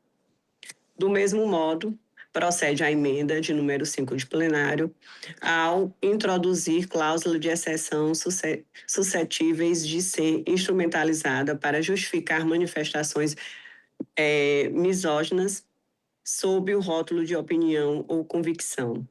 Também, nesse caso, a emenda é inócula, pois a conduta que não possui teor discriminatório seria atípica, não incidir no tipo penal criado pela proposição. Já a emenda de número 6 do plenário, que condiciona a caracterização de injúria, misoginia à demonstração do dolo específico de discriminação ou de incitação à misoginia, impõe ônus probatórios sobre elemento subjetivo ou que poderia inviabilizar a responsabilização de condutas misóginas.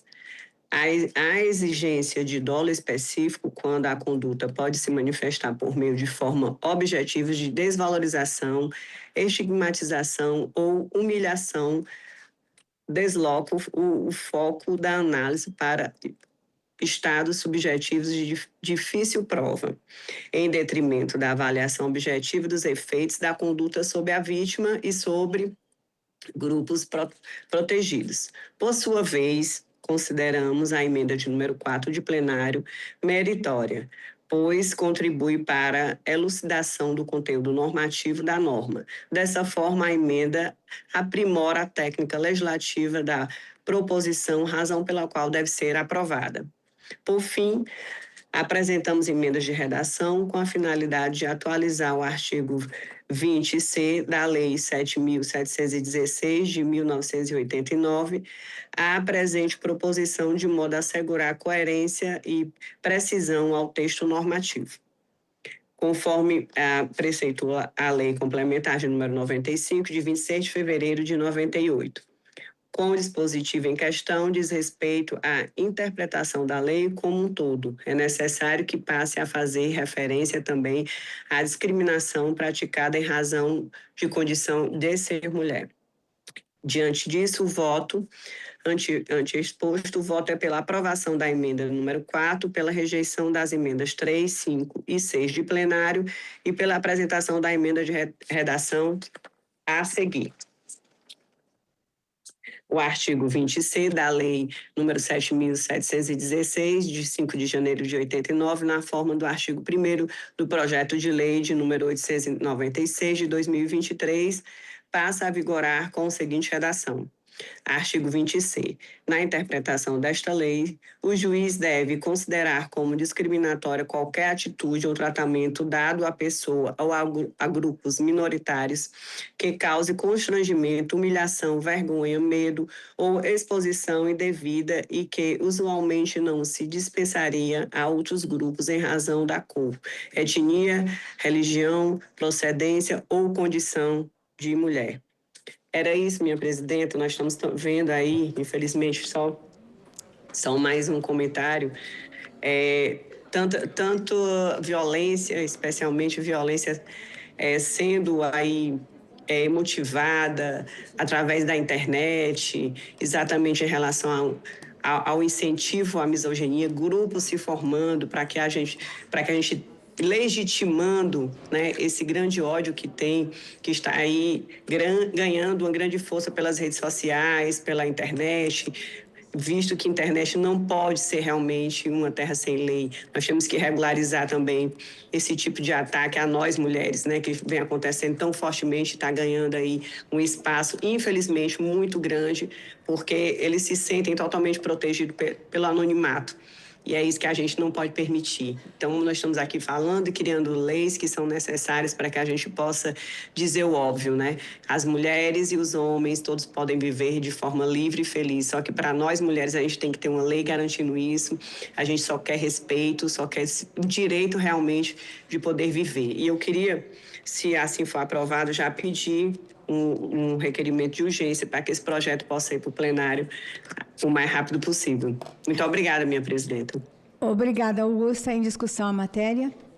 No período de discussão, Augusta, eu queria te fazer uma pergunta. Você recepciona a emenda 4 e apresenta uma de redação. Então, quando você recepciona a 4 e apresenta de redação, a mudança é só na redação. Nós não vamos correr o risco disso voltar para a Câmara. Eu estou certa? Porque tem muita gente perguntando. Isso, exatamente. Por isso que é de redação. Só só acrescentando aqui na redação já existente, viu? Para não ter que voltar. Tá. E lembrando que o mérito já foi votado, gente, e aprovado na Câmara e no Senado. Não há o que dizer que a gente vai discutir aqui. É só... Hoje o relatório é só sobre as emendas de plenário que foram apresentadas. Então... E essa de redação eu também já comprovei com a mesa que não volta, não interfere, não. Não volta. Viu? Então, ok. Como projeto da pauta, ele ainda não foi para a Câmara. É Sim. A primeira votação. A primeira votação aqui. Ah, tá, ele não foi para a Câmara. Ele passou... Ah, tá, desculpa, é isso. Ele não foi ainda e voltou. Ele nasce aqui, voltou em plenário... Então nós estamos aprovando as emendas de plenário ainda aqui na casa. E se a gente aprovar agora também o regime de urgência, a gente pode ver se volta ainda hoje, Augusta, e já ir para a Câmara. Mas eu creio que essa é uma matéria que vai tramitar em caráter de urgência na Câmara. E tem muita gente questionando, sabe, Augusta? E, inclusive, você deve imaginar a pressão que eu recebi de que o termo misoginia é muito abstrato, subjetivo. Deixa eu dizer uma coisa para vocês, o que é subjetivo. Deixa eu explicar direitinho para quem acha que a gente está exagerando nessa matéria. Essa semana, Augusta, segunda-feira, enquanto eu estava aqui na CPI do INSS, aqui no meu DF, um homem matou a ex-esposa. Eles foram casados 20 anos, a menina só tinha 41 anos, gente. Uma mulher que tinha uma vida inteira pela frente. E tinham filhos. Ele levou ela no carro, convidou ela para conversar, e dentro do carro, Augusta, debaixo do tapete do motorista, ele estava com uma faca de açougueiro. Então, ele convida ela para conversar, e ele mata ela com uma faca de açougueiro, e sabe o que ele fez, Augusta, depois que ele matou?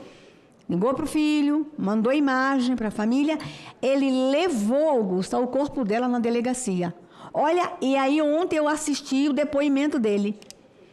Se vocês assistirem o depoimento dele, vocês vão entender o que é misoginia. Vão entender o que é ódio contra a mulher. Vão entender o que é feminicídio. Ele levar o corpo à delegacia não é só mais matar, Augusta. É agora exibir o troféu, sair exibindo o troféu. Nos últimos crimes que nós estamos vendo, eles matam, fazem vídeo enquanto matam para mostrar para a família, ó, matei sua filha. Sabe o que é um pai receber do ex-genro, ele filmando, ó, acabei de matar sua filha, olha o que eu fiz com sua filha. Aí tem gente que ainda vem dizer que o tema é abstrato, que ódio é abstrato. O ódio à mulher no Brasil, ele não é abstrato, ele é corpo, ele é sangue, ele é dor, ele é sofrimento.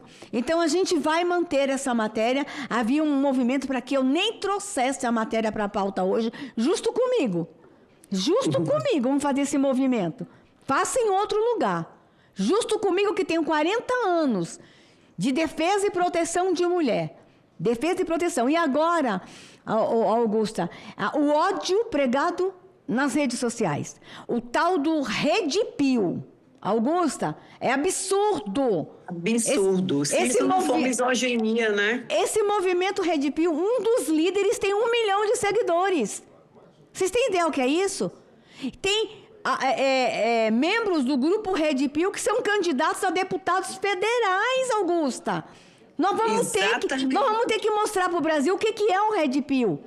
Aí é um ódio contra a mulher, e agora essa semana a gente viu a tal da trend entre os jovens.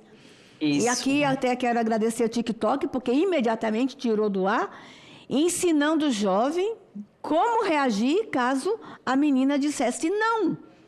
Ah, que absurdo, as imagens são... Isso não é brincadeira de menino.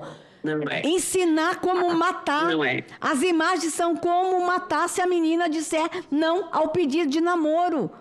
E o que aconteceu semana passada, uma menina estuprada, estupro coletivo, ela dizendo não, sendo estuprada, e os meninos descem no elevador, Augusta, rindo. Quem viu a frase que eles disseram? A mãe de alguém vai ter que chorar hoje. E a mãe da menina dá uma entrevista chorando. Chega, Chega. Então, Augusta, parabéns pela forma como você conduziu. Eu quero parabenizar você. Eu quero dizer, assim, do meu orgulho de ter você presidindo, porque uma pauta dessa... esse mês, eu estou muito sensibilizada. Não tem um instante, não só esse mês, mas esse mês parece que está sendo fortalecido pelos Red Pill, enfim, pelo esse ódio, realmente, por essa misoginia que é o ódio a nós mulheres, aonde... Uma recepcionista é agredida fisicamente porque quis dar um beijo, enfim, no seu local de trabalho, não tem nenhum tipo de relação que justifique, a não ser o ódio por ela ser mulher.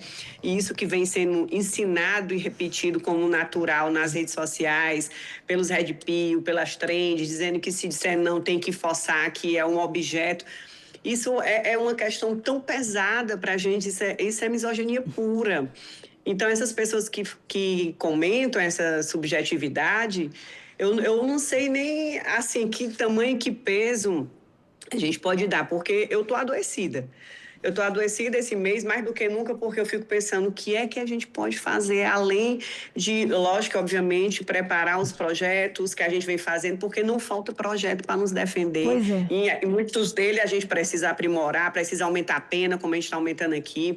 Eu tenho um projeto que está tramitando na comissão, que é exatamente para aumentar a pena do estupro, e ela também dá o nome dela, que o nome é Renata, ela faz questão de botar o nome dela. A gente vai discutir, se der tudo certo, na próxima semana, para esse mês também.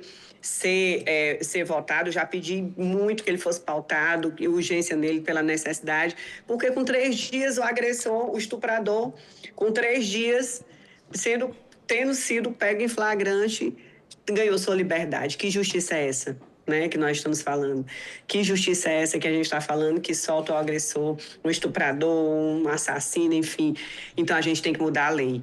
Agora, não é só mudar a lei, é uma questão muito cultural de não se achar que misoginia é muito subjetivo, que esse ódio existe, infelizmente existe. Queria eu que não existisse, que a gente não estivesse preparando lei para isso. Sim. E não estivesse debatendo nem discutindo nenhum tipo de violência contra nós mulheres, né? Mas eu fico fortalecida porque tem você aí que tem coragem, que faz, porque tem tantas outras senadoras e senadores também, para que a gente possa fortalecer através da lei, mas que a gente possa verdadeiramente mudar essa cultura do machismo, da misoginia, do ódio, né, e da competição que existe tão fortemente ainda entre homens e mulheres. Augusta, você lembrou o caso da recepcionista, eu quero lembrar da soldado, que o coronel, que absurdo, aí como ele sabe bem de investigação, simular um suicídio. Aí, aqui também, essa semana, teve um outro caso de um bombeiro da reserva que botou fogo na casa. Ele sabe como botar fogo. Quer dizer, eles estão usando os instrumentos de trabalho deles, os conhecimentos da área deles para matar a mulher. E eu não posso esquecer também, Augusta, do caso de alguns dias atrás, da filha do prefeito de Intubiara, que ele mata os filhos para machucar ela. Né? A doença, a violência vigária. Gente, olha, nós estamos no limite. Parabéns. Parabéns também. Nós estamos desabafando porque, enfim, isso nós sabemos, né? Nós sabemos como essa dor de cada mulher que é agredida, de cada família, dessas crianças, ela dói muito na gente, né? Ela dói muito em quem está... pelo menos que a gente está ocupando esse espaço de poder agora, eu me cobro muito. O que é que eu posso fazer para que isso não se repita com outras? Como eu posso agir para que isso não ganhe força como está ganhando, infelizmente, esses Red Pill? Como é que a gente pode fazer? E isso é angustiante, né? Porque a gente vê tantos casos repetindo. Vou só citar um também que foi aqui. A policial trabalhava na Maria da Penha, na Patrulha Maria da Penha. E a gente vê os homens usando a lei para burlar a cena do crime, a seu favor. E a própria policial, que sabia todos os tipos de violência, que cuidava de outras mulheres, fazia atendimento à medida protetiva, trabalhava diretamente na Patrulha Maria da Penha, não conseguiu salvar a própria vida. Né? Não é só o conhecimento e a lei escrita no papel, é muito essa questão comportamental, né? de cultura, do machismo que a gente tem que desconstruir. Ela não conseguiu salvar a própria vida porque ela foi morta pelo companheiro policial, também no feminicídio. Então, é muita coisa para a gente pensar o que é que a gente pode fazer além do que a gente vem fazendo. Parabenizo mais uma vez o trabalho da comissão, o trabalho da presidenta, nossa querida Damares, e muito obrigado pela oportunidade de poder estar falando aqui mesmo de forma virtual. É um grande prazer sempre contribuir com essa comissão que faz muito. Obrigada. Não havendo mais quem queira discutir, encerra a discussão. Em votação, o relatório apresentado. Aqueles que aprovam permaneçam como se encontram. Aprovado o relatório que passa a constituir o parecer da CDH pela aprovação da emenda número 4 de plenário, pela rejeição das emendas 3, 5, 6 do plenário e pela apresentação da emenda de redação número 7 da CDH. A matéria vai à Comissão de Constituição, Justiça e Cidadania. Sem antes a gente dizer que a autora do projeto, senadora Ana Paula, sofreu inúmeras agressões na internet porque apresentou o projeto para se criminalizar a misoginia. Minha solidariedade à senadora Ana Paula. Nós temos agora o pedido de urgência para fazer a votação conforme o requerimento apresentado pela senadora Augusta. Aqueles que concordam com a urgência, permaneçam como se encontram. Aprovado o pedido de urgência, a matéria segue em caráter de urgência. Augusta, nós temos o item 8 também, que é a autoria seu, um requerimento. Concedo a palavra para você falar sobre o requerimento 42 de 2026, que requer a realização de audiência pública, com o objetivo de apresentar os serviços do Senado na prevenção e enfrentamento de todas as formas de violência contra a mulher e equidade de gênero. Concedo a palavra para a defesa do seu requerimento, Augusta. Ela saiu? Então, eu subscrevo... Opa, não, estava sem o microfone. Vai lá, Augusto. Não, bem rapidamente também. Eu já, aproveitando aqui, que já aconteceu uma audiência pública, que inclusive Vossa Excelência presidiu, que foi falando sobre o Comitê de Equidade Racial. E aí, quando eu percebi a necessidade para que a gente possa fazer audiências públicas, para que a gente possa dar publicidade, tudo que vem sendo feito por vários órgãos dentro do Senado Federal em relação ao combate à violência contra nós mulheres, aí veio a ideia de fazer esse requerimento, pedido de audiência pública, para que nós possamos ouvir aqui o observatório que nós temos, a Procuradoria Especial da Mulher, a Polícia Federal, a Polícia do Senado Federal, enfim, o observatório, já falei, todos esses órgãos e outros mais, a comunicação do Senado, para a gente dar oportunidade, o que a gente tem, para que a gente possa dar publicidade para a população saber realmente o que vem sendo feito dentro do Senado. Além disso, nós estamos conseguindo integrar esse trabalho. Então, é importante que a gente possa dar visibilidade, por isso eu pedi essa audiência pública, que fosse feita pela nossa Comissão de Direitos Humanos, porque tem tudo a ver a gente poder fazer e contribuir com todos os órgãos que temos, que são muito competentes. Já agradeço demais a parceria com todos pela Procuradoria Especial da Mulher, e a gente possa aí debater, discutir, entender, ver o que já está sendo feito e aprimorar o que ainda precisa. Era isso, minha querida. Fantástico, Augusta. Eu só vou te pedir uma inclusão, Augusta. Eu sei que está todos os órgãos, mas nesse exato momento está sendo homenageado lá no plenário geral a TV Senado por 30 anos. E a TV Senado é uma parceira na luta pelo fim da violência contra a mulher. Então, a gente trazer todos os órgãos, a Secretaria de Comunicação, mas uma cadeira especial para a TV Senado, que também seria uma forma da gente homenagear a TV Senado, tá bom? Maravilha, ótimo, ótima ideia, acatada já. Tá bom. Em votação, requerimento 4226. Eu também estou subscrevendo e solicito aditamento do objeto para completar o lançamento dos planos de acessibilidade e sustentabilidade ambiental no mesmo dia, conduzido pelo Núcleo de Responsabilidade Socioambiental. A gente faz um grande evento aqui com todos os nossos órgãos de proteção que trabalham, esses servidores aguerridos aqui do Senado. Em votação, requerimento. Aqueles que aprovam, permaneçam como se encontram. Aprovado. Obrigada, Augusta. Obrigada. Item 3 da pauta. Projeto de Lei 781, de 2026, não terminativo, altera a Lei 9394, de 96, que estabelece as diretrizes de base Diretrizes e Bases da Educação Nacional, para dispor sobre atendimento individualizado periódico na educação especial.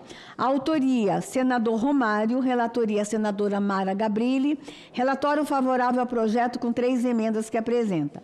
Concedo a palavra à senadora Mara Gabrilli para a leitura do seu relatório.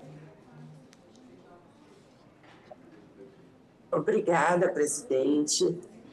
Bom dia a todos. Eu queria parabenizar, Damares, toda a discussão entre você e a senadora Augusta. Queria parabenizar a senadora Ana Paula Lobato e parabenizar você, além do seu aniversário, de todo o seu trabalho. Eu estava aqui ouvindo e tenho assistido hoje. Eu tenho quase certeza que a gente ultrapassou aquele valor de 4 mortes, 4 mulheres, uma mulher morta a 4 horas, porque do jeito que as coisas aceleraram e a gente só se depara com essa violência todo dia em vários municípios na televisão. Vocês mencionaram vários. Teve na cidade onde minha mãe mora, São Bernardo, a moça foi esfaqueada dentro da Vivara, da joalheria. E também tinha medida protetiva e tinha dito que estava com medo do ex-namorado que não aceitava o não. E a gente está passando por um momento, todo esse ódio, um momento em que o mundo está doente. E a gente precisa trabalhar apoio de saúde mental em todos os lugares, em todas as vertentes, porque isso é uma doença mental que se instalou e está gravitando na cabeça, principalmente dos homens. É uma violência que está escalando um porte que parece que a gente está perdendo até a força para lutar. Então, eu agradeço muito poder ter ouvido a fala de vocês e colaborar, me colocar à disposição e dizer o quanto eu também tenho sofrido com tudo que está acontecendo. A gente não consegue, cada mulher que sofre bate dentro do nosso coração, como se alguém tivesse enfiado a mão e arrancado uma víscera. Então, assim, a gente está numa situação em que a gente tem condição de fazer. E nós vamos juntas, muito mais fortes, conseguir, pelo menos, um pouco de mudança nesse cenário. Foi também um desabafo. Eu peço licença, presidente, para ir direto ao voto, à análise. Pois não, Mara, e um desabafo muito oportuno também que você acabou de fazer. E antes de você ler o relatório, quem não assistiu o TV Senado ontem, nós ficamos juntas até tarde da noite para aprovar todas as nossas pautas de mulher ontem. Parabéns pela defesa do seu voto lá ontem, seu projeto foi incrível, Mara. Parabéns. Pode ir direto ao mérito. Obrigada, Damares. Obrigada, presidente. Então, compete a essa comissão, nos termos do artigo 102E do Regimento Interno do Senado Federal, manifestar-se sobre matérias relativas à garantia e promoção dos direitos humanos, à proteção de grupos vulneráveis e à defesa dos direitos das pessoas com deficiência. O PL número 781, de 2022, insere-se diretamente no núcleo de competências deste colegiado, ao buscar fortalecer um dos pilares da dignidade humana, o direito a uma educação inclusiva, equitativa e de qualidade. A proposição é meritória e oportuna. Ao tornar explícito na Lei de Diretrizes e Bases da Educação Nacional, a nossa LDB, o dever de ofertar atendimento individualizado periódico, o projeto reforça a obrigação do Estado de prover os suportes necessários para que cada estudante possa desenvolver seu pleno potencial em conformidade com o princípio da igualdade substancial. Trata-se de reconhecer que a verdadeira inclusão exige mais do que a simples matrícula em classe comum. Ela demanda a remoção de barreiras e a oferta de ferramentas personalizadas que atendam às necessidades específicas de cada um. E o alinhamento do PL com os tratados internacionais de direitos humanos é inequívoco. A Convenção Internacional sobre os Direitos das Pessoas com Deficiência, internalizada no ordenamento jurídico brasileiro com o status de emenda constitucional, estabelece em seu artigo 24 o dever dos Estados-partes de assegurar adaptações razoáveis de acordo com as necessidades individuais e de garantir medidas de apoio individualizadas e efetivas. O projeto materializa esse comando na principal lei da educação do país. E no plano nacional, a proposta aprofunda e detalha as diretrizes já traçadas pela Lei Brasileira de Inclusão da Pessoa com Deficiência, a LBI, Lei número 13.146 de 2015. E o artigo 28 da LBI, ele prevê a adoção de medidas individualizadas e coletivas e o planejamento de estudo de caso, de elaboração de plano de atendimento educacional especializado.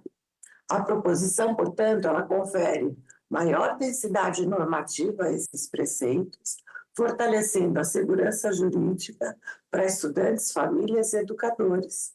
E, ademais, o decreto número 12.686 de 2025, que institui a Política Nacional de Educação Especial Inclusiva, a Rede Nacional de Educação Especial Inclusiva, trouxe avanços significativos na regulamentação do atendimento educacional especializado, o AEE.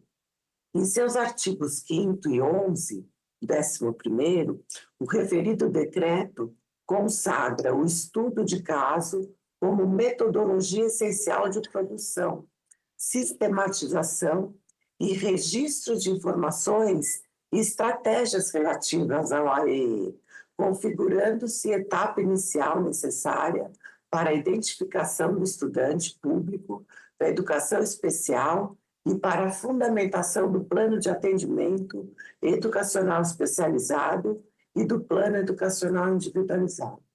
E outro ponto de relevância diz respeito à garantia de que o acesso ao AEE não seja condicionado à apresentação de diagnóstico, laudo, relatório ou qualquer documento emitido por profissional de saúde.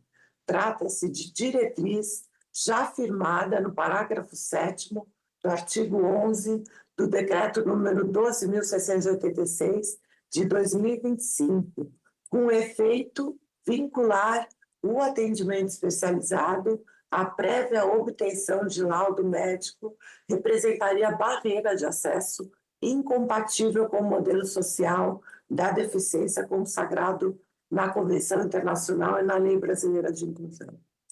O estudo de caso, conduzido pelos profissionais da educação, ele constitui o instrumento adequado para identificar as necessidades do educando e definir as estratégias pedagógicas cabíveis, sem prejuízo de que laudos e relatórios de saúde possam subsidiar de forma complementar a avaliação educacional. E, nesse sentido, propomos nova redação para o parágrafo 4º do PL para deixar explícita essa garantia. Contudo, para que o avanço seja completo, é fundamental não apenas o que se oferece, o atendimento individualizado, mas como esse atendimento é estruturado.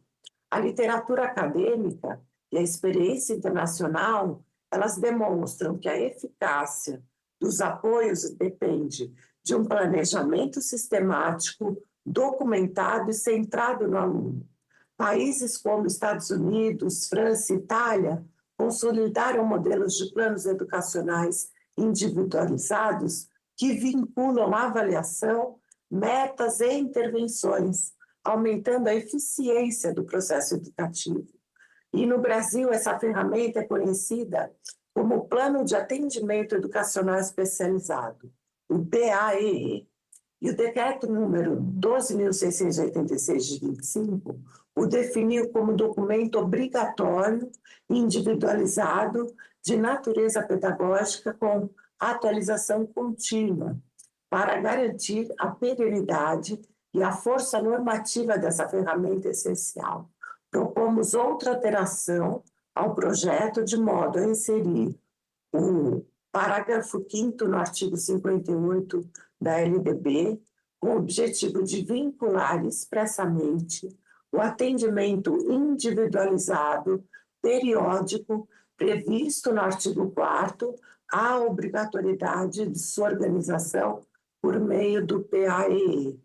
E tal medida eleva uma previsão regulamentar ao patamar de lei, harmonizando a LDB com a LBI e com a Convenção Internacional sobre os Direitos das Pessoas com Deficiência, de modo a corrigir uma falha histórica da nossa legislação educacional, já apontada por especialistas em educação especial. Os educadores indicam que os efeitos da ausência de dispositivos na legislação para garantir planos individualizados resultavam em um planejamento centrado mais nos serviços existentes do que nas necessidades pedagógicas que cada aluno apresenta. Ou seja, o aluno deveria se inserir ao esquema, ao invés da escola se adequar ao aluno.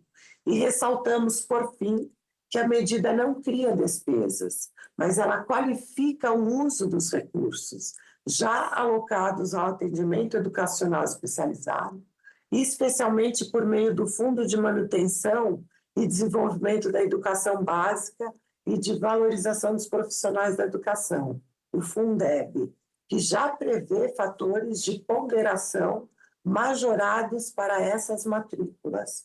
No entanto, atendendo à solicitação da Confederação Nacional de Municípios, incluímos a previsão de colaboração da União para a oferta de apoio técnico e financeiro aos estados, Distrito Federal e municípios para o aprimoramento dos serviços de apoio especializado e a garantia de uma educação de qualidade para todas e todos os brasileiros. Desse modo, o PL número 781 de 2022, com redação na forma das emendas que propomos, representa um avanço indispensável na consolidação do direito à educação inclusiva e ao atendimento educacional especializado. E a proposição reforça o compromisso do Estado brasileiro com a dignidade, autonomia e o pleno desenvolvimento de mais de 2,5 milhões de estudantes da educação especial. Voto. Diante do exposto, o voto é pela aprovação do projeto de lei número 781 de 2022, com as emendas que apresentamos. Muito obrigada, presidente. Obrigada, Mara. Que voto bem feito, com dados, com informações. A gente não esperava nada menos de você quando o assunto é pessoa com deficiência e educação especial, o carinho que você tem. Em discussão a matéria, não havendo mais quem queira discutir, encerra a discussão. Em votação, o relatório apresentado. Aqueles que aprovam, permaneçam como se encontram. Aprovado.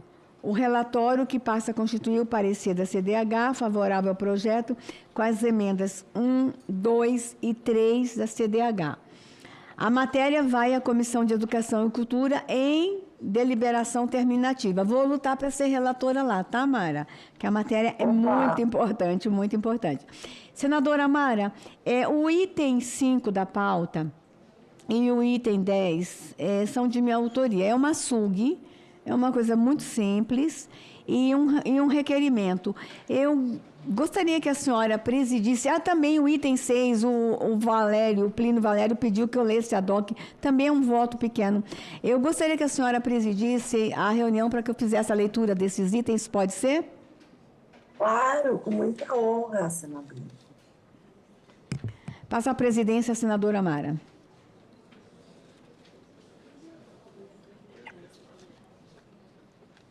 Bom, item número 5. Sugestão número 15, de 2025, não terminativa. Ele dispõe sobre a transparência salarial em ofertas de emprego. Autoria, Programa e-Cidadania. Relatoria, senadora Damares Alves. Relatório pela rejeição da sugestão legislativa. Concedo a palavra à senadora Damares Alves para a leitura do seu relatório. Senadora Mara, eu vou pedir permissão para ir direto à análise, presidente. Parabenizando antes o autor da proposta. Nós aqui valorizamos muito a participação popular por meio do e-Cidadania. Essa proposta chegou ao Senado Federal em 23/7/25, e em 30/9/2025 alcançou 21 mil assinaturas. O autor da proposta, Mara, é o Samuel, ele é de Minas Gerais, a gente quer cumprimentá-lo, mas a gente vai ter que rejeitar em forma de sugestão. Isso não quer dizer, Samuel, que o debate se encerra aqui. A gente pode continuar essa discussão na Comissão de Trabalho, lá na Câmara dos Deputados, mas como SUG, nós entendemos que a gente não pode dar prosseguimento por meio desta comissão, mas, de qualquer forma, parabenizando por ter trazido um tema tão importante para o debate. Eu vou direto à análise. No plano formal, não se constam óbices constitucionais, jurídicos ou regimentais ao prosseguimento da análise da matéria, quanto à competência legislativa e ao rito aplicável às sugestões legislativas. Ressalta-se que, em 2023, o Congresso Nacional aprovou a Lei 14.611, de 2023, regulamentada pelo Decreto 11.795, de 2023, a qual institui instrumentos de promoção da igualdade salarial e de critérios remuneratórios, inclusive com mecanismo de transparências internas e relatórios periódicos. Esse arcabouço demonstra que o tema já recebeu tratamento legislativo específico e abrangente, reduzindo a oportunidade e a necessidade de nova intervenção legal com caráter impositivo e generalizado. Então, é isso, Mara. Faz muito pouco tempo, em 23, nós já aprovamos uma matéria que fala sobre salários. A proposta, para quem está acompanhando via internet, a SUG, diz o seguinte, que quando alguém oferecer um emprego, na hora que oferecer, tem que divulgar quanto é o salário, para que as pessoas se candidatem ou não. Há uma interpretação que isso afeta a livre concorrência, Mara. Por exemplo, eu quero pagar X para uma secretária, mas uma outra empresa quer pagar X mais Y. Na hora que eu publico o meu salário, eu automaticamente vou dar ideia a outra empresa para diminuir o valor que ela queria. Então, acaba sendo uma coisa que todo mundo acha que poderia beneficiar o trabalhador, ao entendimento que pode prejudicar o trabalhador, que todo mundo vai nivelar por baixo o valor e não o que a empresa realmente quer oferecer. E aí, a gente já deliberou sobre isso em 23, por isso que eu estou rejeitando a SUG. No mérito, apesar da legitimidade, da preocupação social e da relevância do debate sobre transparência, a proposição impõe intervenção estatal, direta no recrutamento e na seleção, alcançando a organização e a estratégia empresarial com potencial afronta aos artigos 1º, incisos 4 e 170 da Constituição Federal. A livre iniciativa fundamenta a República e estrutura a ordem econômica, assegurando liberdade de gestão e de definição de estratégias de contratação compatíveis com a função social.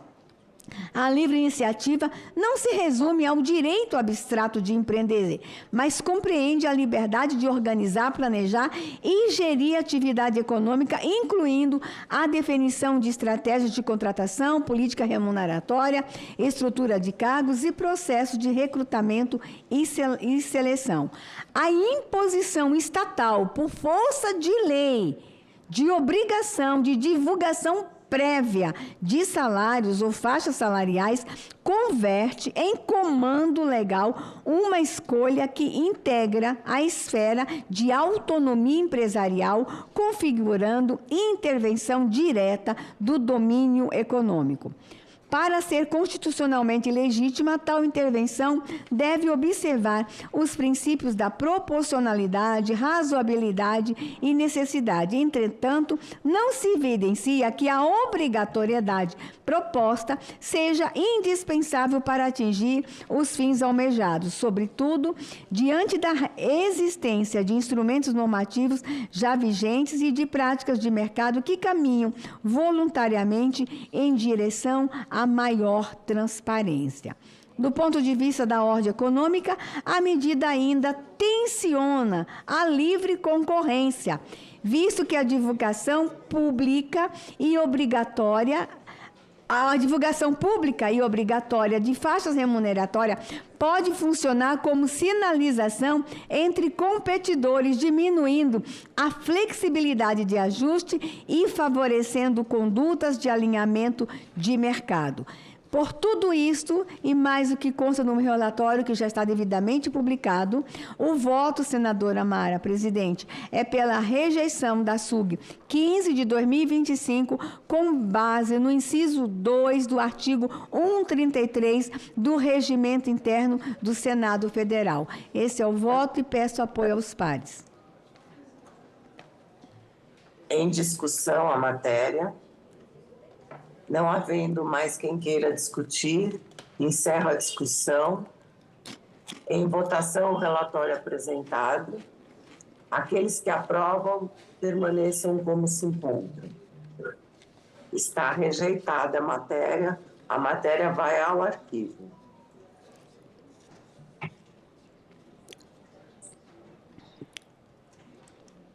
Projeto, item número 6.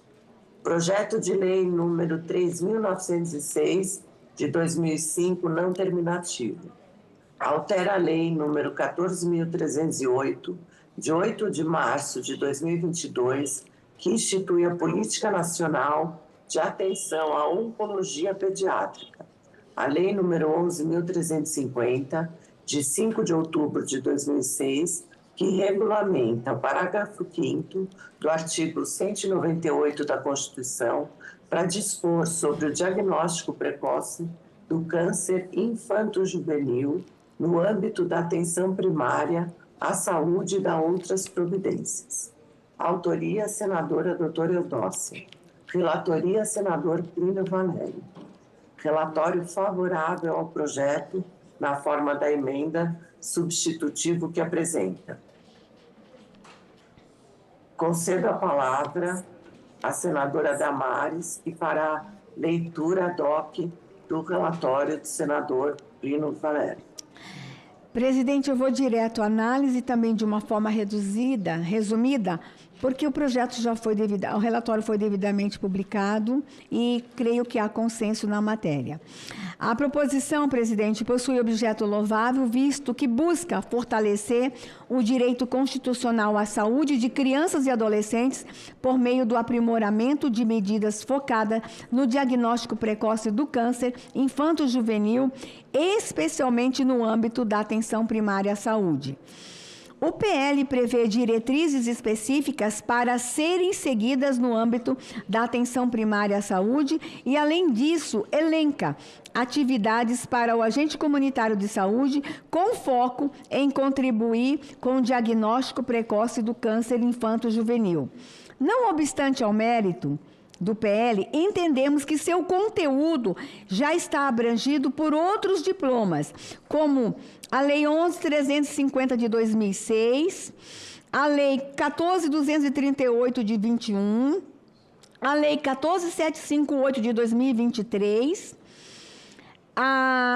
e o Programa Nacional de Navegação da Pessoa com Diagnóstico de Câncer, a Lei 14.308 de 2022, que instituiu a Política Nacional de Atenção à Oncologia Pediátrica, e, finalmente, a própria Lei 8080 de 90, a Lei Orgânica da Saúde. Por conta disso, presidente, por a gente já entender que alguns dispositivos do projeto já estão contemplados em outra lei, em outras leis, mas entendendo a importância deste projeto de lei, o voto é pela aprovação com um substitutivo, uma emenda em forma de substitutivo, que diz o seguinte, a emenda em forma de substitutivo.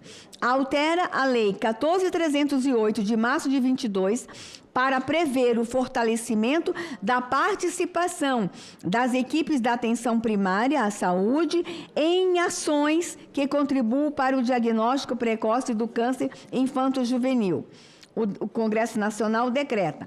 Esta lei altera a Lei 14.308, de março de 22, para prever o fortalecimento da participação das equipes da atenção primária à saúde em ações que contribuam para o diagnóstico precoce do câncer infanto-juvenil. Artigo 2º do substitutivo que estamos apresentando. A Lei 14.308 de 22 passa a vigorar com a seguinte redação. Artigo 3º, inciso 10. Fortalecer a participação das equipes da atenção primária à saúde em ações que contribuam para o diagnóstico precoce do câncer infanto-juvenil. Este é o substitutivo, este é o voto, presidente. A gente aprova o projeto com um substitutivo, fortalecendo a prevenção ao câncer infanto-juvenil. Este é o voto e eu peço apoio dos pares.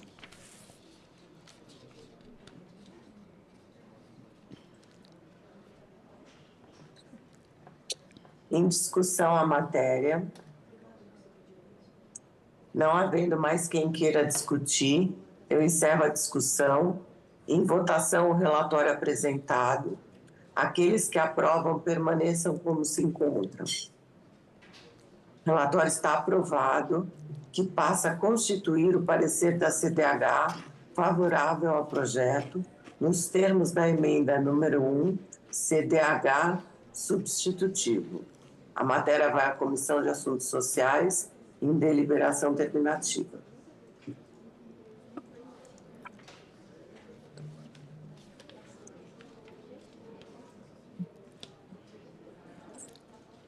Item 10, né? Bom, agora um item extra-pauta. Solicitação de inclusão extra-pauta do requerimento número 44 de 2026, de autoria da senadora Damares Alves.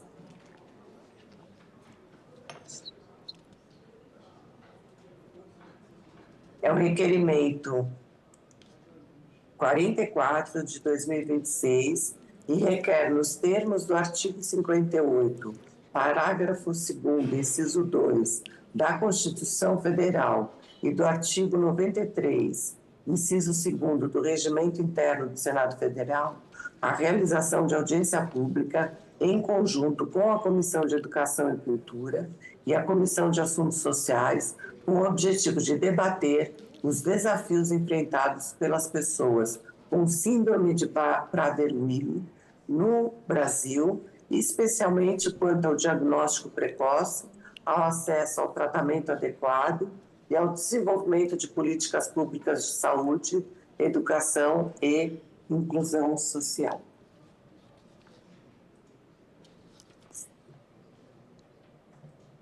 Senadora, eu quero fazer a defesa do requerimento, presidente.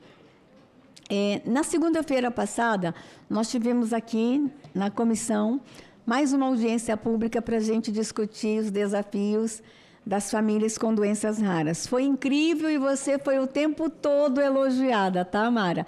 Inclusive, estava presente o nosso querido Instituto Jô Clemente, eles vieram presencialmente, foi lindo. E durante a audiência, eu trouxe um caso, Mara.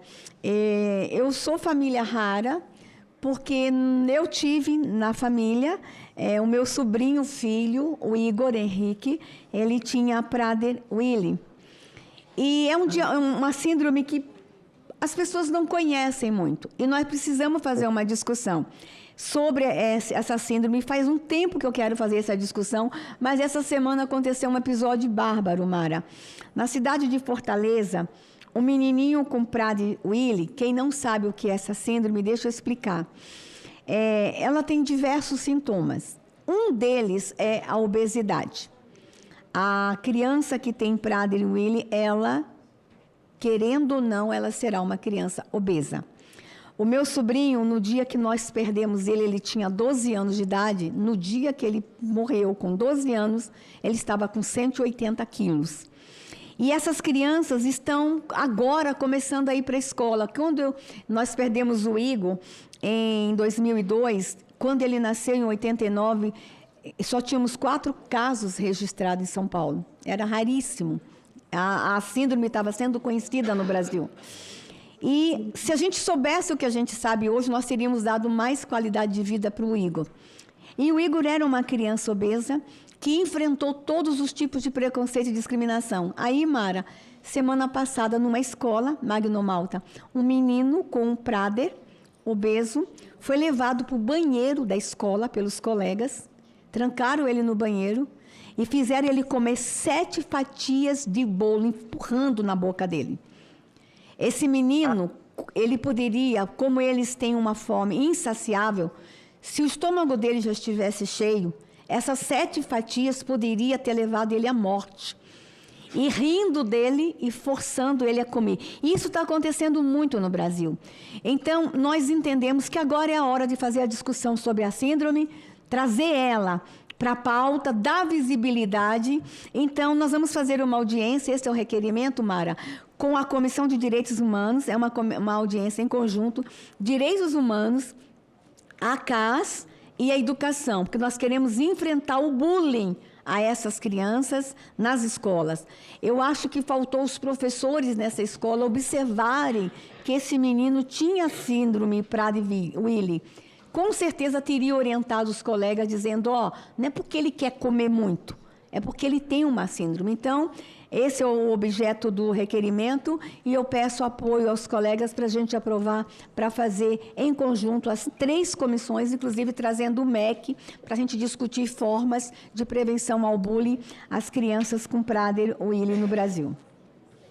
Damares, eu até queria te dizer que, assim, é de extrema importância mesmo a discussão, mas esse menino, mesmo que ele não tivesse a síndrome, mas se ele fosse obeso, ele teria sofrido a mesma coisa, porque existe esse olhar cáustico para o obeso, como se ele quisesse que ele assaltasse a geladeira toda noite.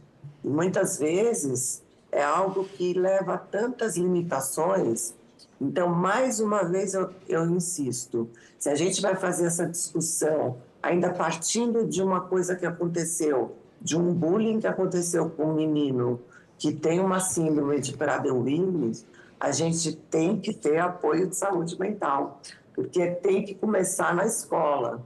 Então, quando a gente pensar em todos os atores que vão participar dessa audiência, a gente não pode esquecer dos psicólogos, a gente não pode esquecer de quem trabalha com saúde mental, porque esse ódio que a gente está falando, ele já está impregnado nessas crianças que enfiaram o bolo na boca dele, que talvez, quando ele virar adulto, ele vai ser um adulto abusador, um adulto violento. Então, assim, está na hora da gente começar bem do começo a curar essa doença horrorosa que é o ódio e a violência que estão dominando o nosso país. Obrigada, Mara. Vamos para a votação, Mara, desse requerimento? Vamos. Em discussão a matéria, não havendo mais quem queira discutir, eu encerro a discussão. Em votação, o relatório apresentado. Aqueles que aprovam permaneçam como se encontram. Está aprovado. Obrigada, Mara. Requerimento, Ai, obrigada, Damares. Obrigada. Mara, eu posso pegar a presidência de volta? Pode. Mas enquanto eu tomo a presidência, deixa eu te chamar a atenção, Mara. O item 9 da pauta, ele foi retirado da pauta hoje. Mas eu queria muito, e o senador Paulo Paim apresentou um requerimento para uma discussão. É um projeto de lei, Mara, que eu acho que vai precisar de uma atenção especial sua e do Romário, que proíbe a adoção de sistema de cotas em processos seletivos de programas de residência médica. Então, o Paim apresentou um requerimento, foi aprovado, mas a matéria já foi lida. Então, hoje seria somente a votação. Da gente conversar com o autor e o relator, Mara, da gente fazer audiência pública, fazer uma discussão antes da votação da matéria. Então, converse depois com o Paim, com o Romário, para ver se a gente consegue falar com o autor e o relator para uma discussão antes da votação da matéria, ok? Né? A gente já está até conversando, presidente, a Mari, sobre isso, sobre essa audiência. Tá bom. Obrigada, Mara. Bem, requerimento 1145, o requerimento 11 do senador Paim, já sobre a realização de audiência pública, cotas em residência médica, ele já foi defendido. Vamos votar em votação? Tá? Em votação, aqueles que concordam, permaneçam como estão. Aprovado, requerimento do senador Paim para a realização de audiência pública, cotas na residência médica. Assim, a gente esgota a pauta de hoje. É isso? Quero agradecer aos colegas. Nós temos expediente? Senhora presidente. Senador Magno Malta, com a palavra. Eu estou aqui. Senador Magno Malta, com a palavra. Eu acho que eu fui o primeiro presidente da CDH. Essa comissão foi criada, não sei se foi no meu primeiro mandato, no meu segundo mandato. E é a comissão por onde tudo começa. A importância de mérito e que trata de todo e qualquer assunto que envolve a vida da sociedade. E certamente hoje não foi um dia diferente. Hoje é um dia diferente porque só acontece uma vez no ano. Hoje é o aniversário de Vossa Excelência. Obrigada.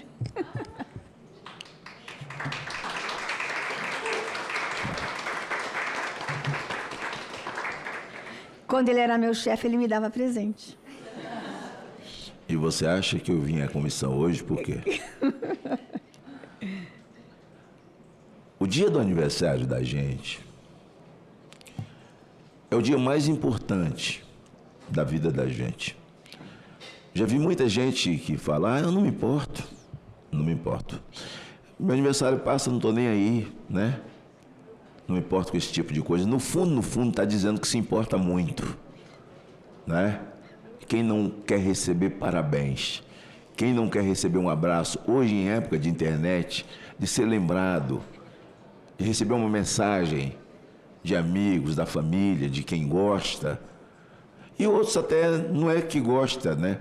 Faz isso porque eles têm nossos números e saem mandando parabéns e faz isso com todo mundo. Faz isso com todo mundo. E nós que somos senadores, a assessoria sabe e manda um cartão. O senador assina, o cartão chega. Eu falei, não. Eu vou lá para dar parabéns. Você está muito bem vestida. Bom, você está se vestindo muito bem. Está muito bonita hoje. Né? Veja.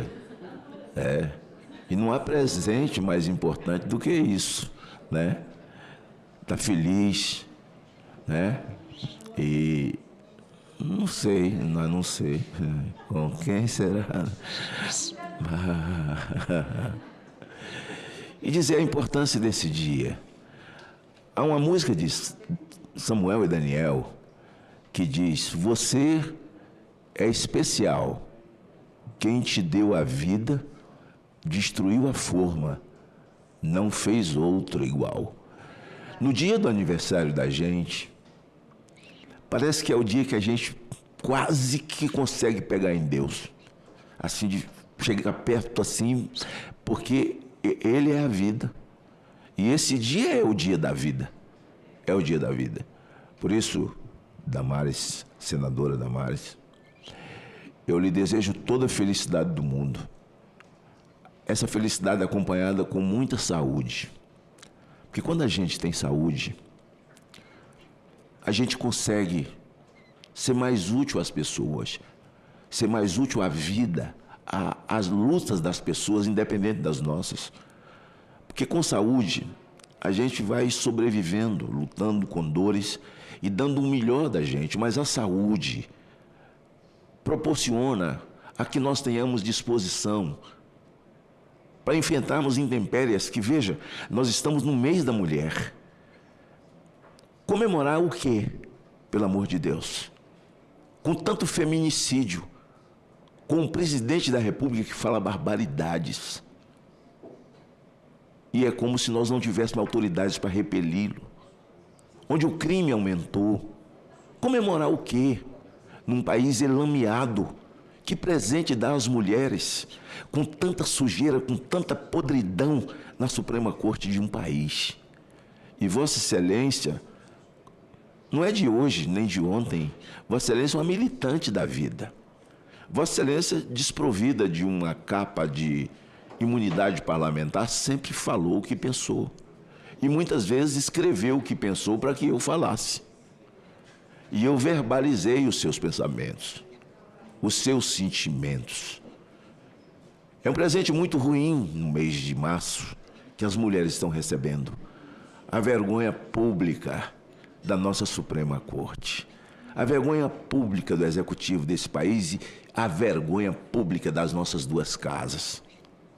E Vossa Excelência milita nas duas casas desde sempre. Com a mesma pauta, a vida, os valores, as crianças, princípios, as mesmas causas. Por isso, Vossa Excelência merece parabéns no seu dia, pela resistência, pela sua diversidade, lutando com a sua saúde pessoal, venceu um câncer. Vossa Excelência está aí firme, forte, sorridente, bonita, discursando, falando, mantendo as brigas com fogo alto o tempo inteiro, fogo alto o tempo inteiro. E por isso, nesse dia, eu quero te dizer uma coisa. Desfrute. Desfrute. Porque é uma vez só no ano. Desfrute com a sua família, com seus amigos. Comemore, comemore mesmo. Porque o dia de amanhã não nos pertence. Não sabemos como será amanhã, mas Deus sabe. Eu sei que, em havendo amanhã, vai ter muita luta. Vai ter muita luta, né? Vai ter muita discussão. E Vossa Excelência nunca fugiu a nenhuma delas. Por isso, eu que a conheço de perto, gostaria de, nesse dia, lhe parabenizar em nome de um Brasil que acredita na vida como nós. Então, em nome desses brasileiros que caminham comigo, que me seguem, que estão comigo como família nas minhas redes sociais, em nome de todos eles, eu quero dizer a você, nessa manhã, parabéns, que Deus te guarde, que Deus te abençoe. Ei, chefe, estou emocionada. Gente, não é fácil o chefe chegar até na comissão, ele está com problema de saúde e ele veio. Obrigada, senador, obrigada. Eu sei que é do coração, sei que é de verdade.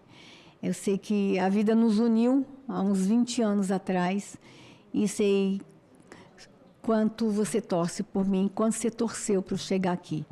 E por você eu teria chegado antes, tu lembra, né? Ele quis me empurrar para a vida parlamentar muito antes. Quando eu dizia que eu não queria, que eu não estava pronta, ele dizia, você está pronta, quis empurrar, fugi dele. Fugi, fiquei escondida na porta de um cartório para o cartório fechar e não dá tempo de eu registrar minha candidatura. Foi assim, e ele insistindo. Estou aqui. Obrigada, senador, obrigada pelo carinho. E eu só tenho que louvar a Deus. Foi um ano difícil para mim, muito difícil, mas estou aqui. Estou aqui com vontade de brigar muito e brigar junto ao seu lado. E a gente ainda, esse mês, põe um monte de gente na cadeia. E, senador, hoje apareceu um monte de matéria, nós vamos pôr um monte de gente na cadeia, juntos. quem sabe esse é o nosso presente, meu presente. Obrigada, senador. Depois eu vou aí te dar um abraço, mas eu passo no gabinete para te dar um abraço, você pode me dar o presente lá. Vocês entenderam, né? Amo o senador Magno Malta. Comunica ao colegiado o recebimento das seguintes denúncias. Denúncias constantes no expediente 174, 175, 183, 184, 185. Só vou destacar uma. O expediente 185 foi encaminhado à manifestação relatando situação envolvendo criança diagnosticada com doença rara grave,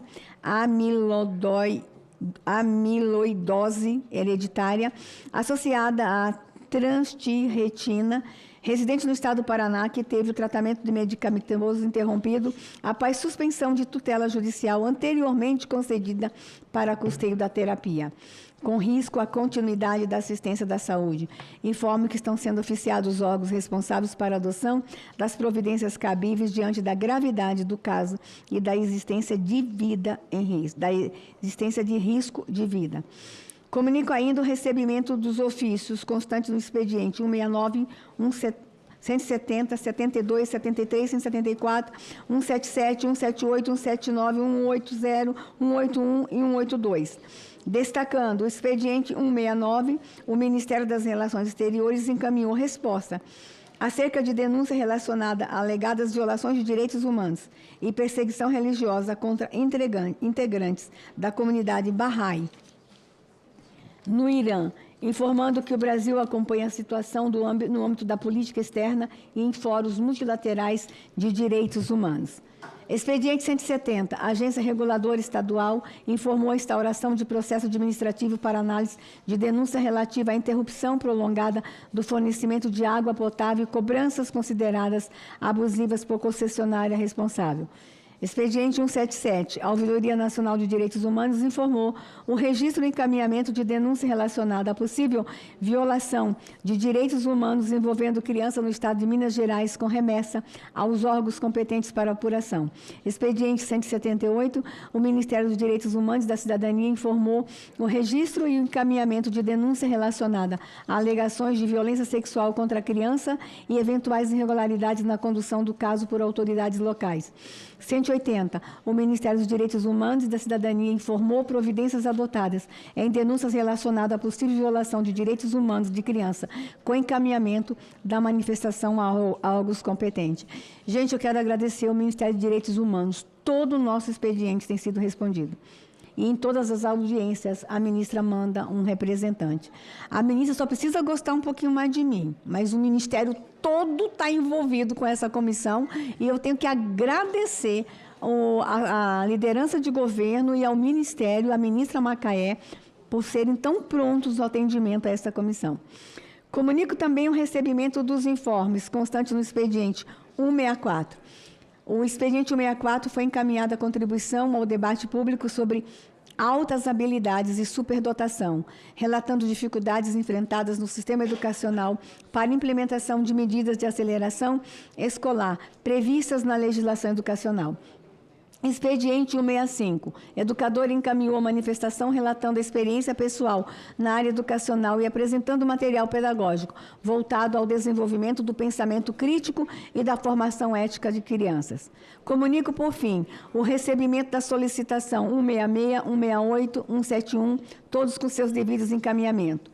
Isto posto, submeto às senhoras e senhores senadores os encaminhamentos acima propostos para a deliberação da comissão. As senhoras senadoras e os senhores senadores que concordam com os encaminhamentos sugeridos permaneçam como se encontram. Aprovado. Informo que nos termos da Instrução Normativa 12 de 2019, os documentos lidos como informes ficam disponíveis no site do Senado e no portal da CDH, os demais ficam na Secretaria para manifestação dos membros desta comissão. Nada mais. Bom, quero agradecer a todos que participaram da audiência pública de segunda-feira. Ontem, audiência pública para discutir a violação de direitos humanos na Terra do Meio.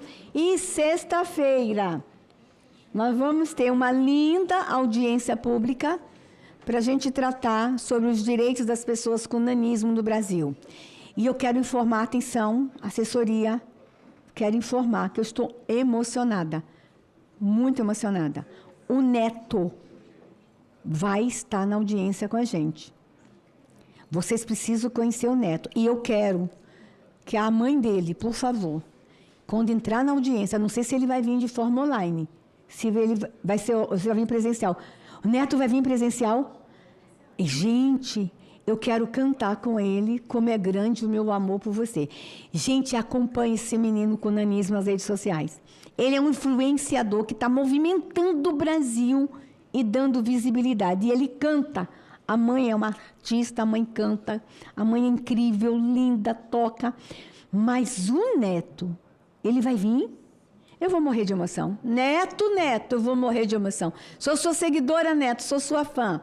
Então, todo mundo com a gente, sexta-feira, para a gente discutir os direitos das pessoas com nanismo no Brasil. Vai ser uma audiência incrível, emocionante, mas também com encaminhamentos, porque alguns estão tendo a medicação retirada. Que Deus abençoe vocês, nada mais tendo a tratar, declaro encerrada essa audiência. Neto, estou te esperando.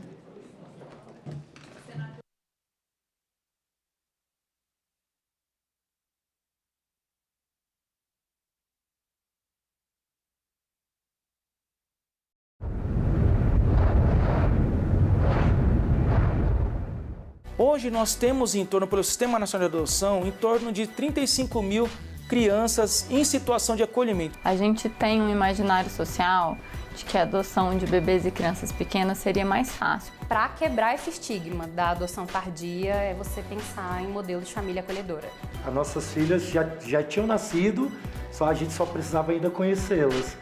Em discussão, nesta quinta, 20h, aqui na TV Senado.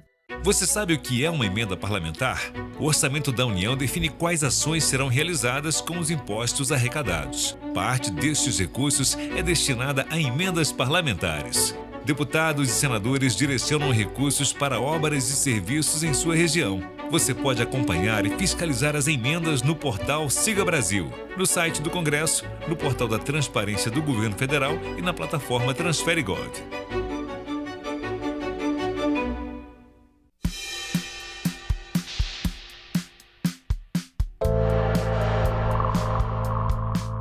TV Senado é, digamos, uma ponte, é um grande canal entre todo o nosso trabalho, tudo que realizamos aqui dentro dessa casa, todos os debates, todas as audiências. Ela mostra um pouco desse mundo que é vivo, que está o tempo todo mudando, é muito ativo, é dinâmico.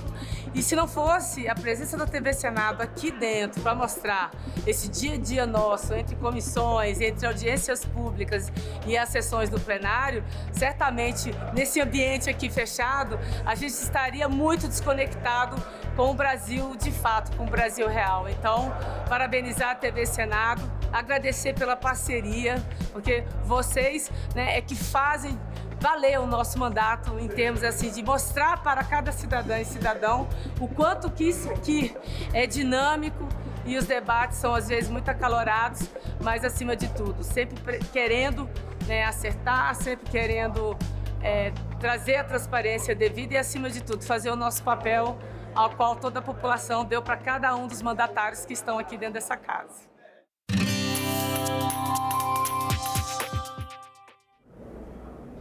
Olá, eu sou a Carla Benevides e este é o programa Argumento. A precariedade das estradas de terra que ligam comunidades rurais às cidades e rodovias tem impacto direto na economia e na vida de milhões de brasileiros. Aqui no Senado, o senador Fernando Dueire, do MDB de Pernambuco, apresentou um projeto que cria o Plano Nacional de Construção e Melhorias de Estradas. E é com ele que a gente conversa a partir de agora aqui no programa Argumento. Senador, muito obrigada pela sua presença. Eu que agradeço. Senador, o que motivou o senhor a apresentar essa proposta? Esse projeto tem a ver com a vida real, com o Brasil real. Na verdade, quando nós vamos ao interior do Brasil, um Brasil que produz, onde o agricultor acorda antes do sol chegar, enfim, onde a produção acontece, nós identificamos que é eficiente na produção, as pessoas são eficientes nas suas produções, buscam fazer isso, mas tem graves problemas com relação ao transporte, à mobilidade da sua produção. Por quê? Porque as estradas vicinais são extremamente precárias, são estradas em terra e existem municípios grandes territorialmente. Estamos tratando de municípios com 3.000 quilômetros quadrados, com 4.000 quilômetros quadrados, e que as prefeituras não têm condição de dar o tratamento necessário para que essas produções aconteçam. Muitas vezes eu vou até além da produção. Pessoas adoentadas, pessoas grávidas, que ficam com grande dificuldade de chegar ao atendimento. Por quê? Porque essas estradas, sobretudo no período de grande pluviometria, elas ficam intransitáveis. E então, como o município não tem condição de dar conta disso, são múltiplas as suas responsabilidades, o que é que nós fizemos? Nós também observamos que os estados têm essa dificuldade. São mais robustos do que os municípios, mas também têm suas dificuldades. E esse é um problema nacional. Portanto, nós protocolamos o projeto. É um projeto que tem, como falei há pouco, a ver com o Brasil real. É um projeto que vai ao encontro de nossas necessidades e é um projeto que visa exatamente estabelecer as condições para que aquela produção possa, que está no interior, que está nos distritos, possa chegar efetivamente aos seus destinos, às cidades. E como seria então essa parceria entre municípios, o Estado, né, o governo estadual e o governo federal? O governo federal, na verdade, ele entraria basicamente com os recursos. Esses recursos existem. Nós temos recursos da CID que podem ser disponibilizados para esse fim. Aliás, é uma prioridade para que seja. Nós temos orçamento para as estradas federais, temos orçamento para as estradas estaduais. E as estradas municipais, a prefeitura não tem. Uma prefeitura, só para dar um exemplo grosseiro, ela recebe 57 centavos por aluno para merenda escolar. Então, os prefeitos terminam por ter que colocar recursos, não só na educação, como eu dei esse exemplo, mas como também para a saúde, para a infraestrutura urbana, para a infraestrutura rural. E aí nós temos que ter muita clareza de que a responsabilidade financeira deve ser através de aportes da União, mas isso dentro e compartilhado pelo espírito federativo, com a presença dos estados e também dos municípios. É um programa, é um projeto de muitas mãos, mas é um projeto que tem que ter a liderança do governo federal. E para isso, eu até, Carla, acredito e penso que é um projeto que chega atrasado.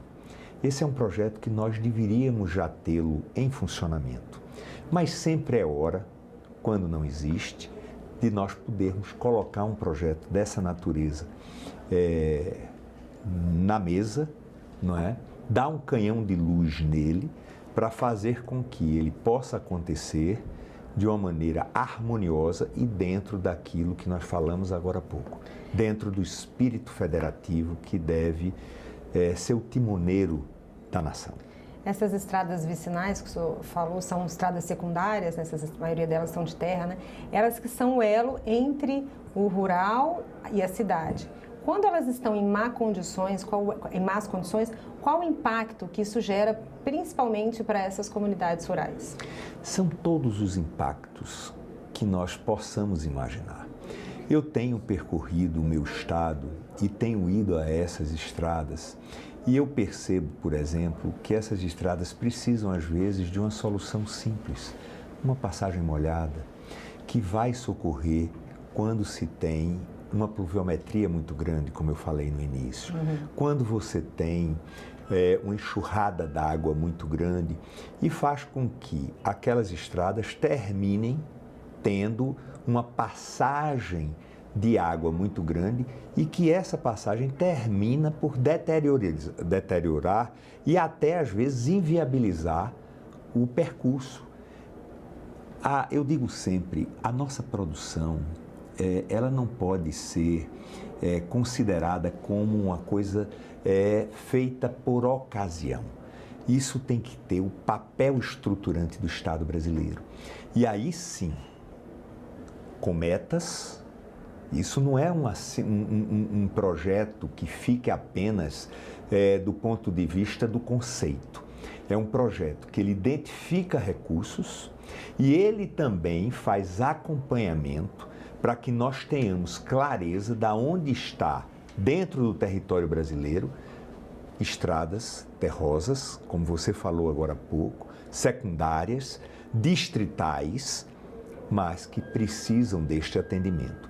Quando eu encontro estradas muito mal cuidadas ou até intransitáveis, muitas vezes eu percebo os prefeitos angustiados. Quando eu digo é porque às vezes essas estradas, elas terminam por ocupar mais do que um município, porque elas irrigam a região. E eles têm uma dificuldade muito grande. Por quê? Porque eles não têm maquinário, eles têm outras responsabilidades, como nós falamos agora.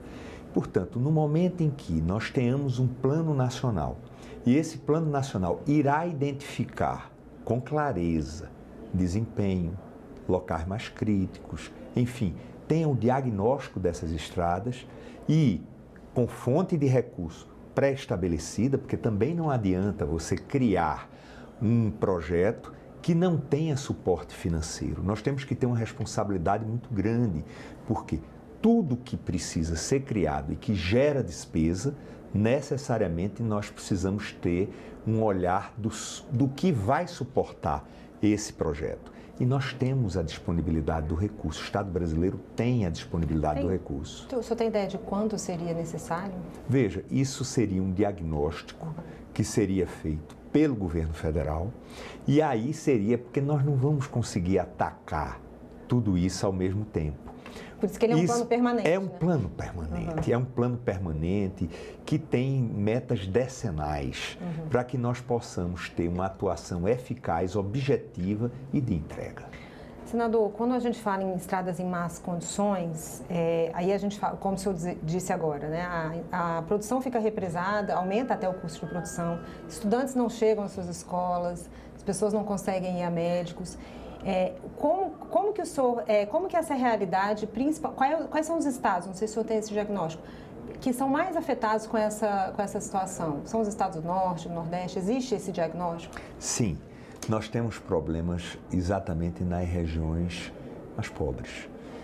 Norte, Nordeste, nós temos com clareza a identificação desses pontos críticos. Mas isso não quer dizer que nós não tenhamos em outras regiões também problemas da mesma natureza. Então, por isso que você falou há pouco, que é um projeto estratégico, é um projeto de país, é um projeto que nós precisamos ter olhando para o país, porque muitas vezes a gente tem as nossas vidas nas cidades e a gente não conhece a vida real no campo. E este olhar para a vida real no campo é que vai nos permitir fazer com que um projeto dessa natureza e de grande e imenso alcance possa servir a tantos brasileiros. O senhor apresentou a proposta recentemente. Como é que está aí a expectativa da tramitação? Estive com o presidente Davi Alcolumbre, daqui da casa, mostrei a ele o projeto, ele ficou muito impressionado com o projeto.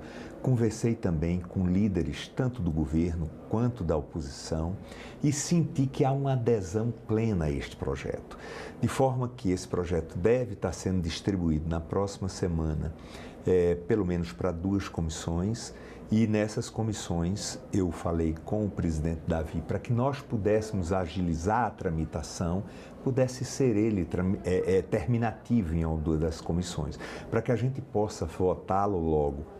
Claro, recebendo contribuições, emendas dos colegas e, votado, nós possamos enviar à Câmara dos Deputados, que eu tenho absoluta certeza. Os deputados são conhecedores das realidades de seus territórios e, portanto, eu tenho absoluta certeza que deverá ter uma aceitação muito grande na Câmara dos Deputados, porque nós vamos ter o processo de anualidade. Então, é preciso que a gente vote tanto no Senado quanto na Câmara neste ano, e este ano é um ano curto, sim, é um ano eleitoral, um ano de Copa do Mundo, é um ano que tem muitos eventos, é importante que a gente consiga ter começo, meio e fim para colocar este projeto dentro do orçamento nacional através de recursos que já estão disponíveis, tem fonte disponível para isso, e a gente possa alcançar o êxito a partir do próximo ano. Senador, muito obrigada pelos seus esclarecimentos. Sucesso na tramitação da proposta. Agradeço muito, Carla, e nós estamos sempre trabalhando com os colegas para trazer algumas soluções que são simples, mas são muito importantes para o país. Obrigada, senador. E eu agradeço a você também que nos assistiu. Se você quiser rever essa entrevista, é só entrar no nosso site senado.leg.br/TV ou acessar o nosso canal no YouTube. Obrigada pela sua companhia e até o próximo argumento.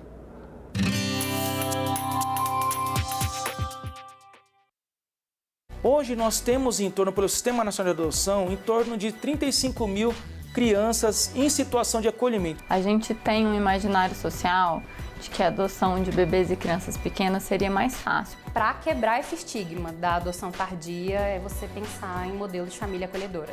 As nossas filhas já tinham nascido, a gente só precisava ainda conhecê-las. Em Discussão, nesta quinta, 8 horas da noite, aqui na TV Senado.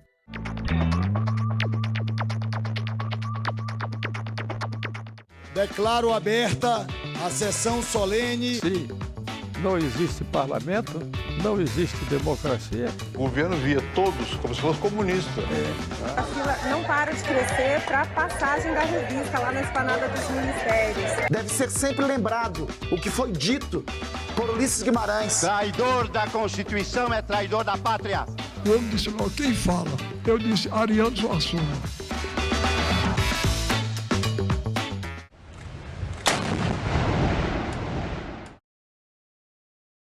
O programa a seguir é livre para todos os públicos.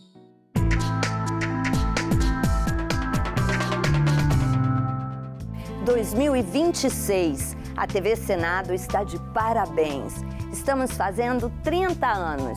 30 anos que passaram voando, com muitos desafios vencidos, muito empenho, mas também com muitas comemorações, porque por aqui a gente é bem festeiro, viu?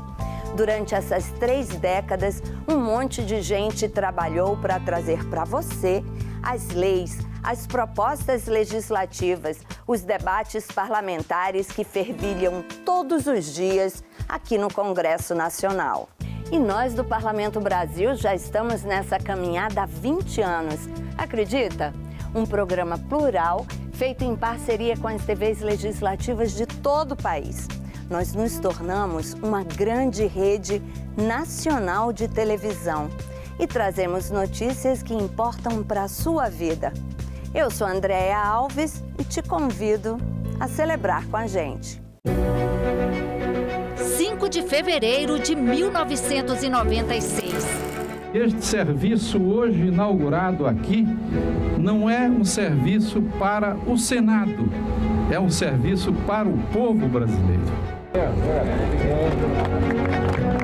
A aprovação da lei da TV a cabo e o desejo de aproximar o trabalho dos senadores da sociedade fizeram surgir a primeira TV legislativa de alcance nacional do país. Um começo desafiador.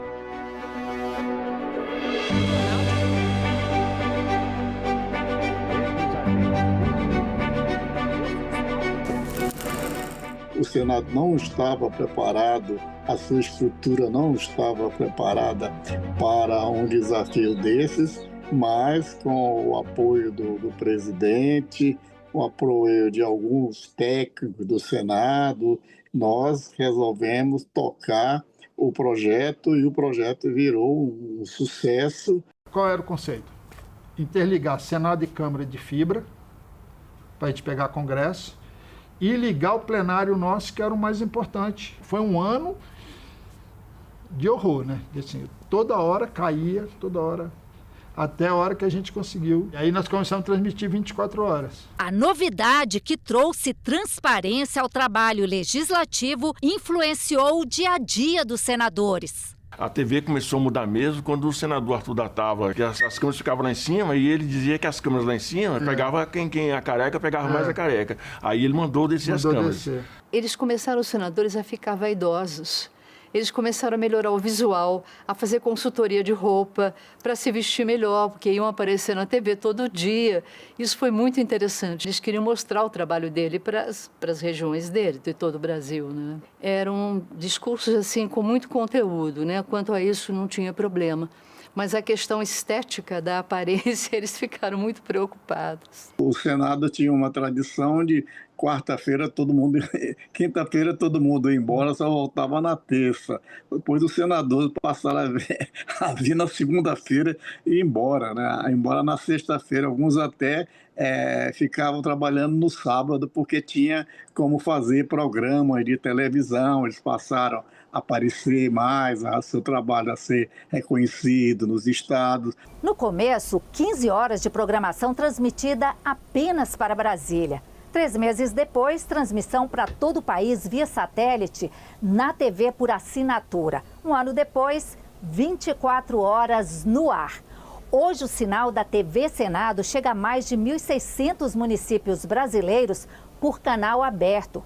Além disso, tem a transmissão por meio de antena parabólica digital e TV por assinatura. Nós viajávamos muito aí para o interior. E as pessoas falavam assim, de onde vocês são? Nós falávamos assim, não, da TV Senado. Falavam assim, nossa, eu assisto TV Senado. No interior do Acre. No interior do Acre, né? As pessoas iam lá, viam a TV Senado e falavam assim com gosto, falavam assim, eu tô vendo em quem eu votei me representando lá no Senado. Isso sem falar no alcance pelos canais digitais, que permitem acompanhar de qualquer lugar. Só no YouTube, a TV Senado tem 1.800.000 inscritos. TikTok e Instagram têm cerca de 500.000 inscritos cada um. Em 30 anos, a estrutura cresceu. A TV Senado conquistou espaço e credibilidade, virou referência. Os 30 anos da TV Senado nos dá uma responsabilidade sobre tudo que foi construído nesse passado. Com muita maestria, com muita dedicação, com muita inovação, muito trabalho. E a gente tem que comemorar, agradecer todos que participaram dessa construção. Na TV Senado, a gente tem 81 senadores e isso garante uma diversidade de visão muito grande, né? O que um senador faz e fala, o outro cobra, né? Debates nas comissões, votações em plenário, CPIs, sabatinas, grandes eventos como as posses presidenciais, eleições, abertura dos trabalhos legislativos, as transmissões ao vivo, sem cortes, do que acontece no Senado, aumentaram a transparência e reforçaram a democracia. Você com transparência, quer dizer, não dava para falar, eu não falei isso, eu não disse isso, eu não votei assim, porque está tudo lá gravado, né? Tanto nas comissões como no plenário. Então, acho que isso foi um fortalecimento enorme da democracia, sabe? Esse é um serviço de utilidade pública que é impagável. Eu acho, assim, fundamental para a consolidação democrática, né? Para que a democracia realmente se consolide, né, no nosso país. Além do trabalho legislativo, programas que valorizam a cultura, a história e a cidadania. A qualidade do que é produzido gera reconhecimento e prêmios. Já são 3 décadas no ar. E o que vem por aí agora?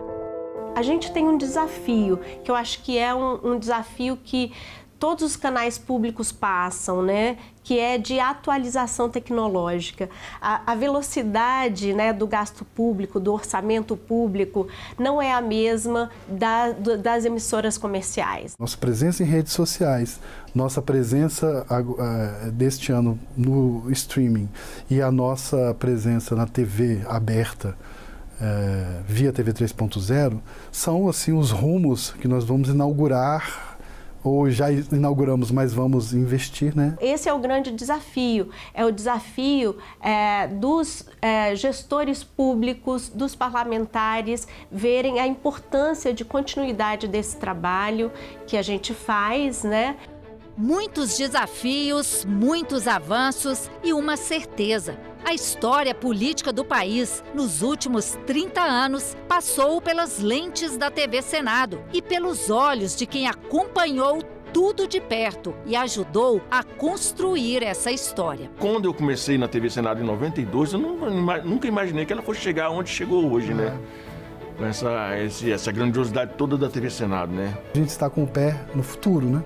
E esse pé no futuro, a gente pode dizer assim que a TV Senado é 30 anos, mas é numa versão 3.0. A TV Senado, ela conquistou esse lugar de importância para o país. Eu acho que hoje a gente não pode imaginar comunicação pública sem a TV Senado.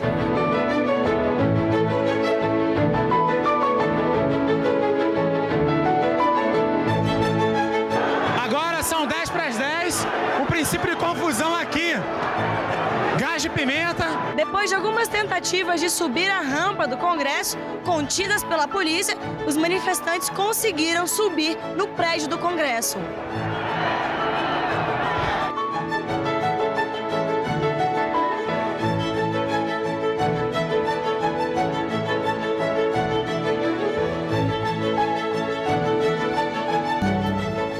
Boa noite.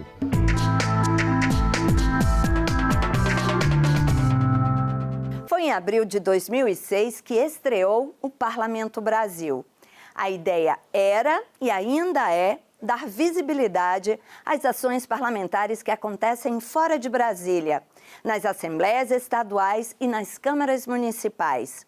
A primeira matéria do primeiro programa foi da TV Alesp, da Assembleia Legislativa de São Paulo. A apresentação é da nossa colega Érica Seolim e o assunto não poderia ser mais atual. O dilema preservação ambiental e desenvolvimento ganhou espaço na Assembleia Legislativa de São Paulo. Essa semana, os deputados discutiram o uso do dinheiro do orçamento para conservar e melhorar a infraestrutura do belo litoral norte paulista.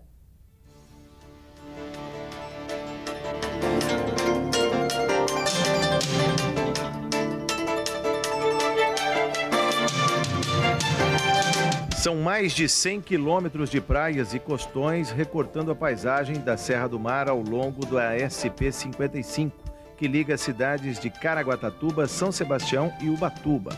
A Ilhabela é a quarta cidade que compõe esta região de governo. Caraguá tem 100 mil habitantes, mas na temporada de férias, mais 300 mil pessoas procuram as praias do litoral norte. O turismo é a vocação natural da região, mas se fala no incremento do porto de São Sebastião. Da audiência pública em Caraguá participaram os deputados José Caldini Crespo, do PFL, presidente da Comissão de Finanças e Orçamento, e os deputados Carlinhos Almeida, do PT, e Padre Afonso Lobato, do PV, além do relator do orçamento, deputado Edmir Chedi, líder do PFL. A região cresceu muito nos últimos anos e tem recebido um grande afluxo de turistas, mas a infraestrutura se mostra insuficiente. Nós vamos ter essa base de gás aqui da Petrobras, essa cidade vai explodir, todo o litoral vai explodir. Se a gente não tiver essa consciência de fiscalização e de conter esse crescimento desordenado que nós, enquanto litoral norte, já nos permitimos, né, com relação à destruição de natureza, ocupação dos leitos dos nossos rios, nós não podemos mais nos permitir. O deputado Edmir Chedi, do PFL, levantou dados na área de saúde, entre outras prioridades. Nós vemos que os gastos, senhor presidente, em saúde, nessa região de governo, pelas informações últimas que nós temos do ano de 2003, que é o que o SEAD nos fornece, é de R$ 310 per capita.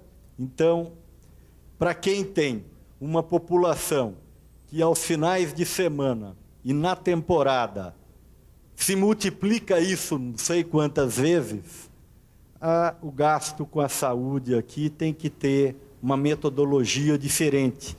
Turismo aqui não é problema, de certa forma, já vem muita gente, a população flutuante, mas este afluxo precisa também de uma certa infraestrutura. Como será que anda a situação por lá depois desses 20 anos? A TV Alesp atualiza pra gente. André, há 20 anos a preocupação com a infraestrutura de pontos turísticos do estado já existia, como vimos na reportagem. E hoje não é diferente. A Assembleia Legislativa do estado de São Paulo continua realizando as audiências públicas, ouvindo a população e investindo na aprovação de projetos que auxiliam os 645 municípios nas melhorias da infraestrutura, com geração de renda, emprego e desenvolvimento. Em setembro de 2025, por exemplo, 70 cidades paulistas receberam títulos de municípios de interesse turístico. O grande objetivo é fortalecer o turismo regional como vetor de crescimento econômico e valorizar o potencial de cada local. Muito bacana, né? E parabéns para a TV Senado e ao programa por esta trajetória.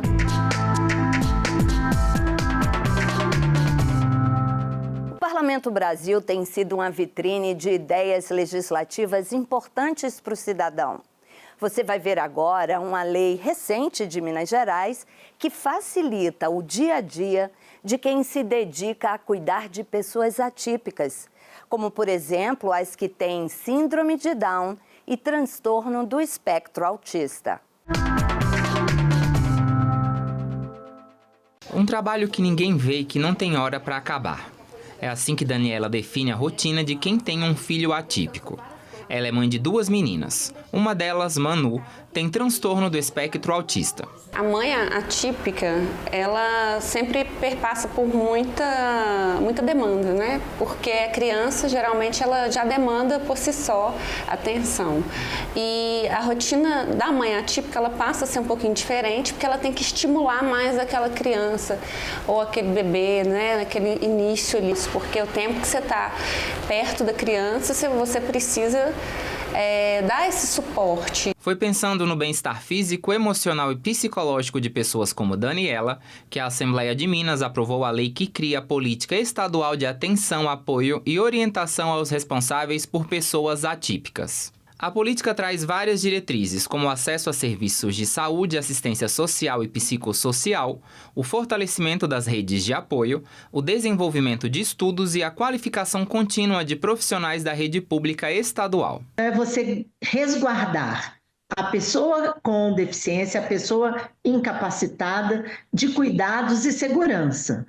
E nada mais justo e correto de que você se preocupar com o cuidador, que tem por si só, além muitas das vezes, o desgaste físico, mas o mais importante, o desgaste emocional, é cuidar de quem cuida. Uma novidade trazida pela lei é o atendimento prioritário aos responsáveis por pessoas atípicas em estabelecimentos públicos e privados. A criança hoje tem leis que as protegem, de inclusão, de prioridade, né, no atendimento, na saúde, no banco, no comércio. Mas e a mãe? A mãe não tem. Quem cuida? E essa criança precisa 100%, 24 horas por dia, do auxílio do cuidador, da mãe, do avô, seja lá quem está cuidando. E esse cuidador não tem proteção nenhuma da lei. É uma lei que é pioneira no Brasil. A lei prevê ainda a criação de uma carteira de identificação aos responsáveis por pessoas atípicas, iniciativa que depende de regulamentação pelo governo do estado. A ideia é facilitar o atendimento prioritário das mães e pais atípicos e o acesso a outros direitos. A vida continua, né? Eu tenho um filho atípico que demanda cuidado 24 horas, mas eu tenho conta para pagar, eu preciso ir ao médico, eu preciso de uma série de serviços que demandam de fila, de atendimento, de espera e que muitas vezes a pessoa não pode esperar. Não é porque ela acha que ela é mais do que o outro, não. É porque ela tem alguém que depende dela.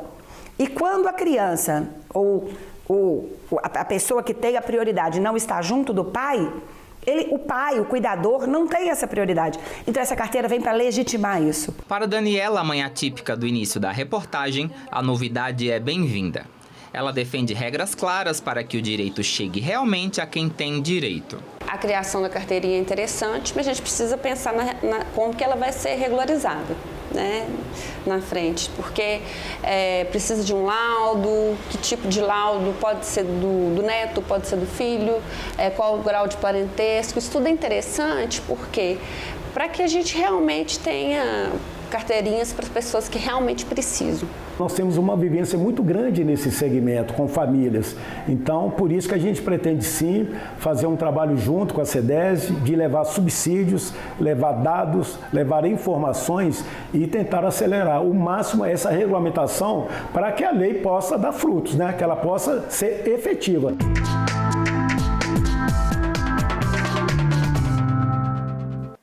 O maior festival de música erudita da América Latina acontece todos os anos em Santa Catarina, na cidade de Jaraguá do Sul.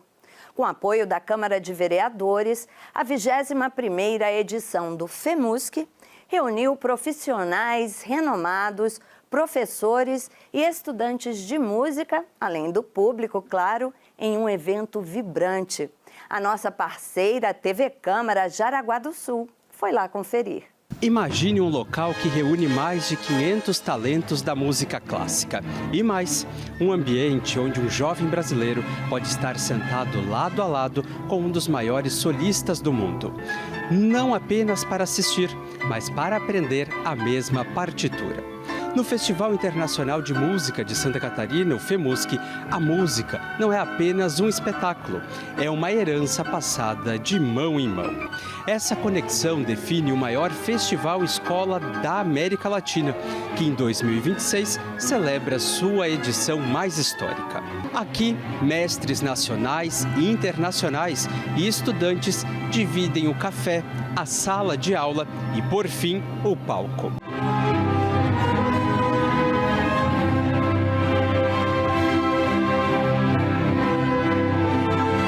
Excelência, diálogo e respeito.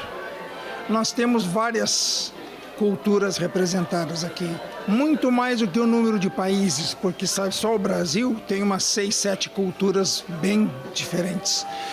E é muito fácil haver mal-entendidos quando as pessoas tentam se comunicar. Então, o que eu percebo com os alunos e professores é um grande respeito pelo outro e dialogar para se entender. E assim a gente cria um mundo melhor. O que o público vê no palco é o resultado disso, é a harmonia. A gente tem alunos de todos os lugares, são 21 países, 18 estados brasileiros. Nós estamos muito felizes com a quantidade, com a diversidade realmente que nós temos alcançado. E é maravilhoso ver que a linguagem universal da música, ela acontece aqui de uma forma muito harmônica, muito inclusiva, de muito acolhimento a todos os participantes do festival. Então, estamos muito felizes com todo esse resultado. Mas o brilho do FEMUSC está no olhar de quem vem de perto ou de longe, em busca de uma oportunidade. São trajetórias que às vezes cruzam oceanos e fronteiras estaduais para convergir aqui no Festival Escola. When my teacher, he invited me to come here, it was a wonderful opportunity to come perform and meet two people. So at this point I already have musical connections on 3 continents. So that's wonderful for me. Com tantos nomes importantes que colocados, reunidos num único lugar, como é o que acontece com o FEMUSC, seria uma experiência muito importante assim para a formação musical e como pessoa, assim, de poder conviver tão proximamente assim com tantos professores. Eu espero absorver do festival muito conhecimento. É bastante trabalhoso, é desafiador vir para cá. A gente sendo do Nordeste, onde a música não é tão conhecida, a música clássica. Então a gente vir para cá é um grande desafio, mas também uma grande oportunidade para nós. E eu acho que o mais importante de tudo é as amizades que a gente faz, né, no caminho. Já fazem 11 anos, eu venho todo ano prestigiar, né? Me chamou muita atenção, assim, esses talentos novos, das novas gerações também que estão iniciando na música, né?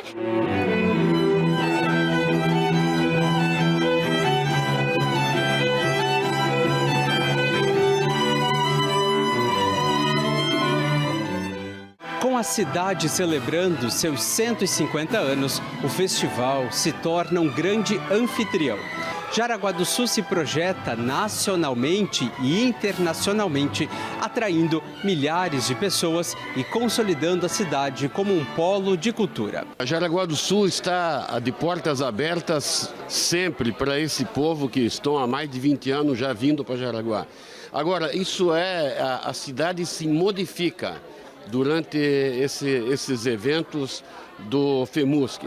Então, receber todo esse povo de todo o Brasil e do mundo é uma alegria muito grande para nós.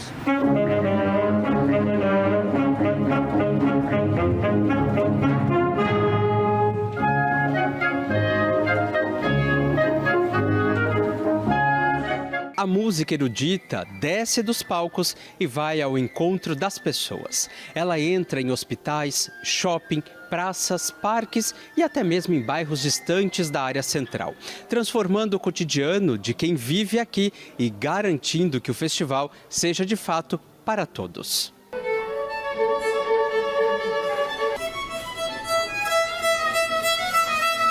O hospital é um ambiente que emocionalmente ele abala as pessoas, né? Ninguém gosta de vir para o hospital. Então todos que estão aqui dentro, sejam pacientes ou sejam acompanhantes de pacientes, eles estão com o emocional abalado, preocupados. Então esse tema de nós podermos receber os FEMUSC e essas iniciativas que permitem que a gente deixe o ambiente mais agradável e mais tranquilo para as pessoas. Manter um evento desse porte exige planejamento e leis que garantam sua sustentabilidade. Em um ano emblemático em que a Casa do Povo completa 90 anos de história, o Legislativo reafirma seu compromisso em atuar como parceiro de grandes projetos. O foco é fortalecer e fomentar espaços onde a cultura e o aprendizado caminhem juntos. E é muito importante para nós da Câmara de Vereadores, porque o FEMUSC, através da Câmara de Vereadores, sai vários incentivos que vêm aqui para esse grande dia, esse grande evento. E não podemos deixar a grande data nossa, como Legislativo, é a data do dia 21 de abril, onde se comemora os 90 anos da Câmara de Vereadores. A Casa de Leis, lá onde que a gente trata e cria todas as leis que vão beneficiar a população nossa, a nossa cidade e o bem das pessoas que aqui moram.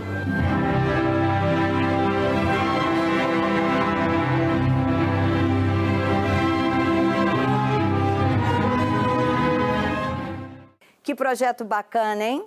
Olha que o FEMUSC 2027 vem aí, viu? Já dá para ir planejando aparecer por lá. Bom, a gente fica por aqui. 2026 promete mais celebrações, mais matérias históricas e vai ser muito legal contar com você por aqui. Até semana que vem, pessoal. Tchau!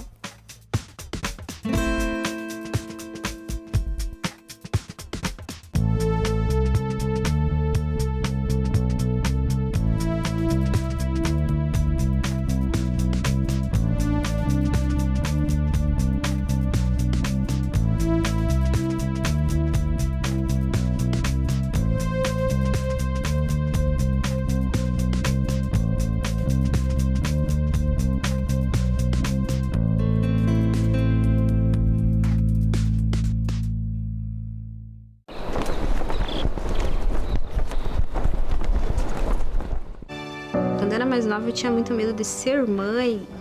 Eu sempre digo que a sociedade às vezes obriga as mães negras a deixarem os filhos por causa das dificuldades. Era o que minha mãe nos dizia sempre. Tudo que alguém já fez um dia, você também consegue fazer. Eu sou uma mulher preta e me deram a concessão de poder falar para outras mulheres pretas e muitas vezes por outras mulheres pretas. Quando tu sobe, tu tem que segurar a mão da outra para outra subir contigo. Você sabe o que é uma emenda parlamentar? O Orçamento da União define quais ações serão realizadas a cada ano com os impostos arrecadados. Parte desses recursos é destinada pelos parlamentares para que serviços públicos cheguem diretamente ao cidadão. Deputados e senadores identificam obras e serviços para direcionar recursos e atender às cidades de sua região. Metade vai para a saúde. As emendas parlamentares podem ser de dois tipos: individuais, apresentadas por um parlamentar, e coletivas, propostas por uma comissão, como a de Educação ou de Segurança Pública, ou por uma bancada, grupo de parlamentares de um estado. Você pode acompanhar cada emenda, da criação à entrega. O Siga Brasil é uma ferramenta desenvolvida pelo Senado para dar transparência ao orçamento. Assim você pode saber quem enviou os recursos, quem recebeu e o que vai ser feito com ele. Você também pode fiscalizar as emendas no site do Congresso, no portal da Transparência do Governo Federal e na plataforma TransfereGov.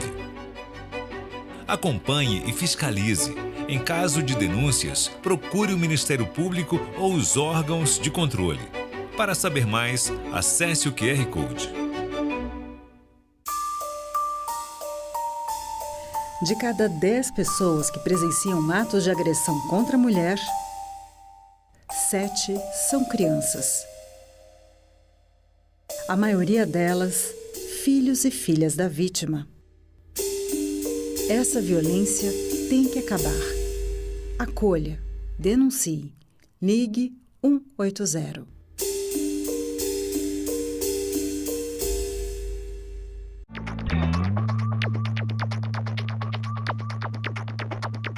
Declaro aberta a sessão solene. Se não existe parlamento, não existe democracia. O governo via todos como se fosse comunista.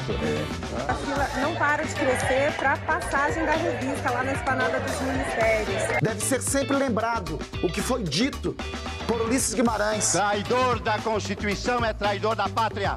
Eu disse, quem fala? Eu disse, Ariano Suassuna.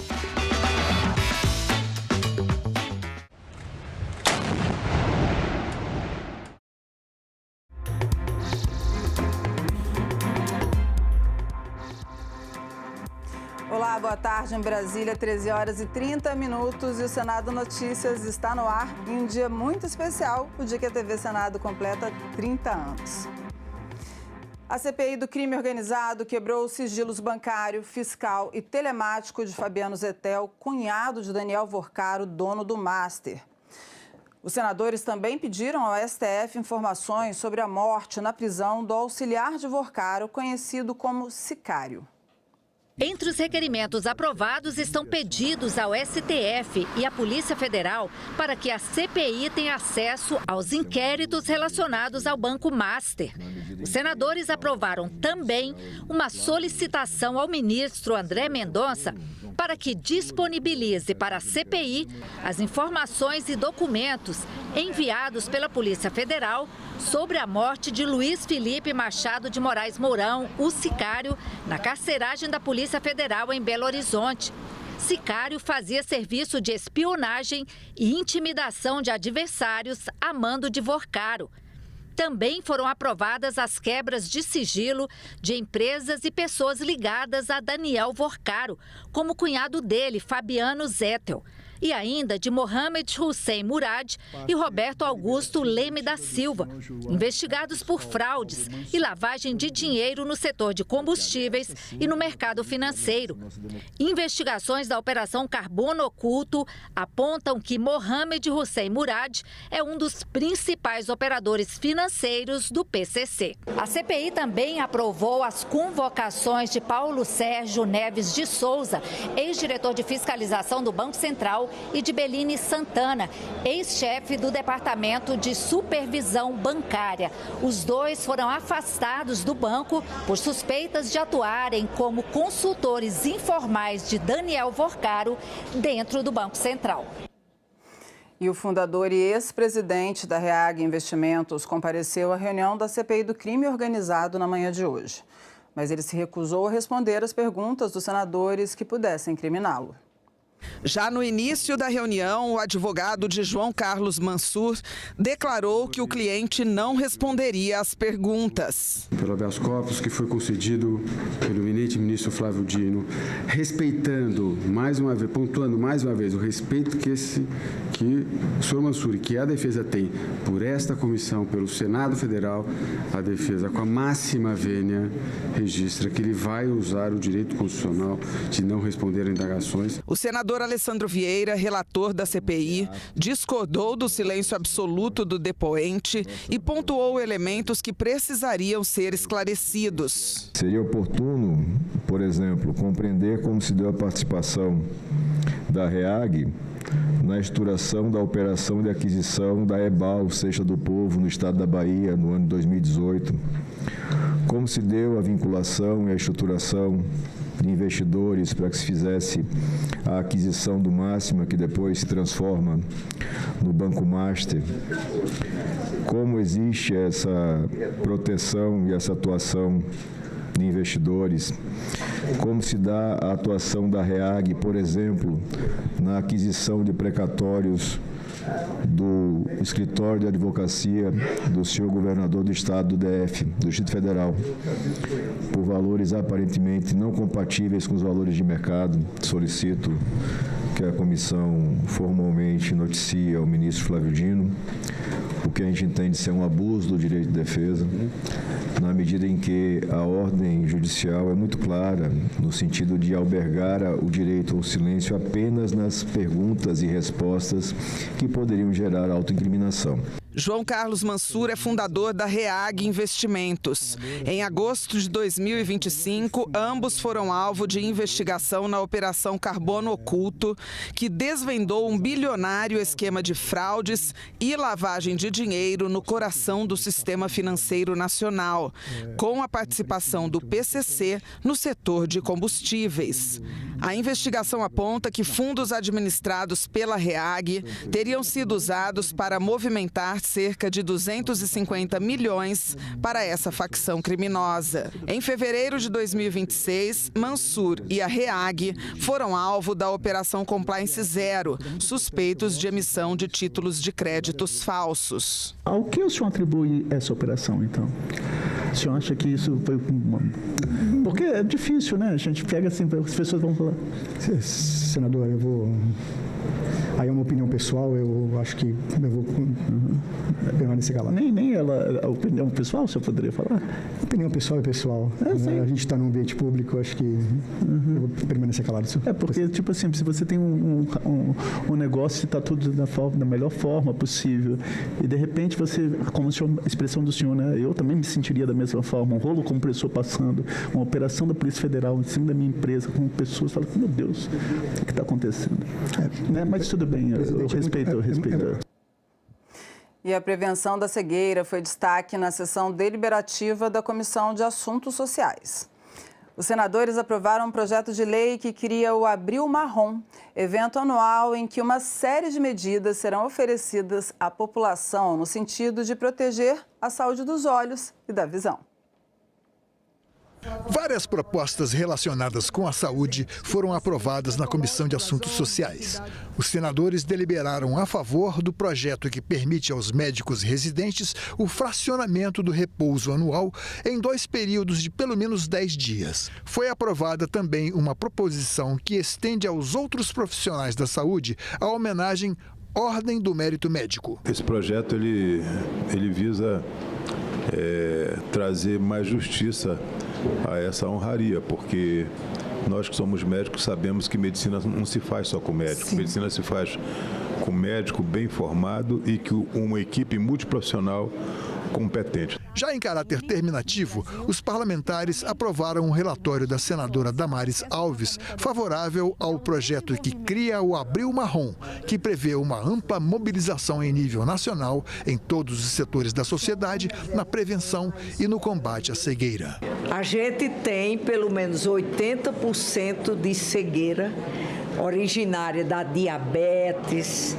do glaucoma, que a gente sabe que, se cuidado preventivamente, é perfeitamente evitável. Então, um mês para dar visibilidade à sociedade e mostrar, você que é diabético, cuide da sua diabetes, porque ela é uma doença, eu considero uma das piores, e é silenciosa, e ela vai naqueles órgãos que são mais preciosos para a gente. Como é importante a gente cuidar da visão, da saúde ocular, porque não é só voltar a enxergar, é devolver a vida para esses pacientes, devolver a autonomia, eles não terem que depender de filhos, dos entes queridos, de amigos, eles poderem ter sua vida de volta.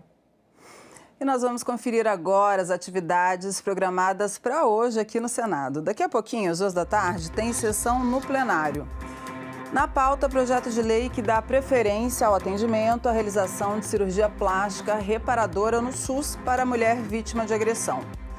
Também às 14h, na Comissão de Agricultura e Reforma Agrária, vai ser realizada audiência pública sobre a criação de área de proteção ambiental no Pará e impactos nas populações rurais dos municípios de Senador José Porfírio, Portel, Anapu e Pacajá. E na Comissão de Educação, audiência pública para analisar o projeto de lei sobre o mês de conscientização sobre o transtorno de personalidade borderline. Estima-se que esse transtorno afete 6% da população. E às 14h30, na Comissão Mista de Combate à Violência contra a Mulher, uma audiência pública vai debater a lei do feminicídio. E olha só, 3 propostas aprovadas nessa terça-feira pelo plenário do Senado reforçam o enfrentamento à violência contra a mulher. Os projetos abrangem iniciativas de prevenção à violência, mudanças na Lei Maria da Penha e homenagem pelo Senado a homens que atuem na luta pelo fim da violência contra a mulher. O projeto aprovado em plenário altera a Lei Maria da Penha e determina que a audiência de retratação só deve acontecer a pedido da vítima. A audiência de retratação ocorre quando a vítima de violência doméstica não deseja dar continuidade ao processo contra o agressor. O texto determina que a manifestação da vítima deve acontecer perante o juiz de forma escrita ou oral, antes mesmo do recebimento da denúncia.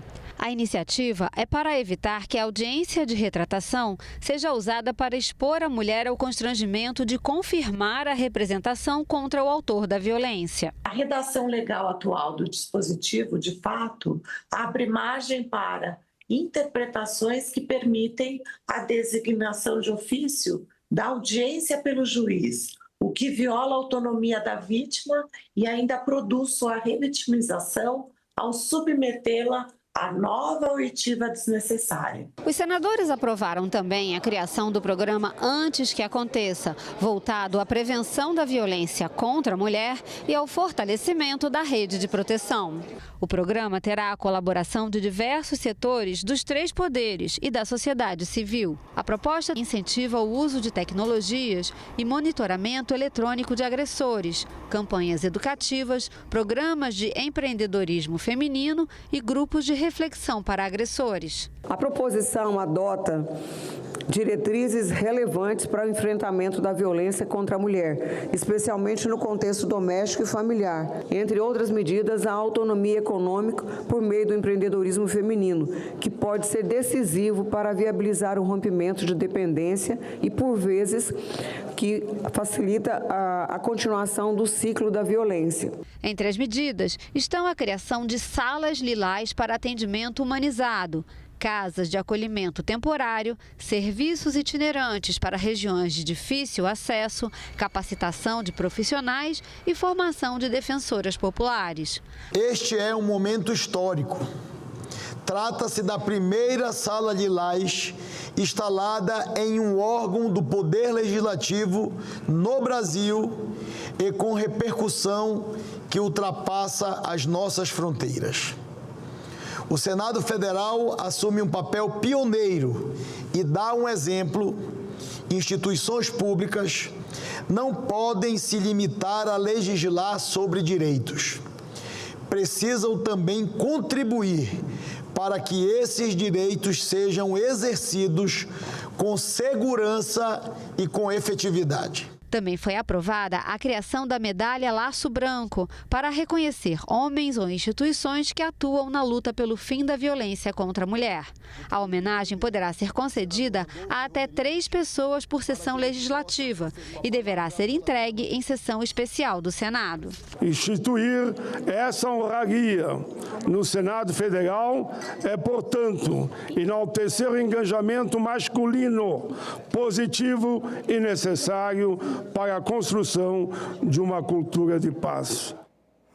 E olha que notícia importante, o SUS vai passar a incluir a imunoterapia no tratamento contra o câncer. O projeto que altera a Lei Orgânica da Saúde foi aprovado nesta terça-feira no plenário do Senado. A matéria vai à sanção presidencial.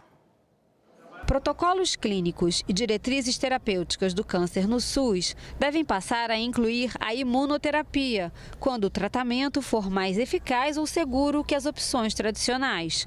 A imunoterapia é uma técnica médica que estimula o sistema imunológico do paciente a combater doenças, especialmente o câncer. O tratamento foi desenvolvido a partir da descoberta de que as células cancerígenas usam moléculas reguladoras, chamadas correceptores, para inibir as células de defesa do corpo. Os medicamentos imunoterápicos atuam bloqueando a atividade dessas moléculas, facilitando a ação do sistema imunológico. O tratamento já é amplamente adotado em diversos países, especialmente com sistemas de saúde mais avançados.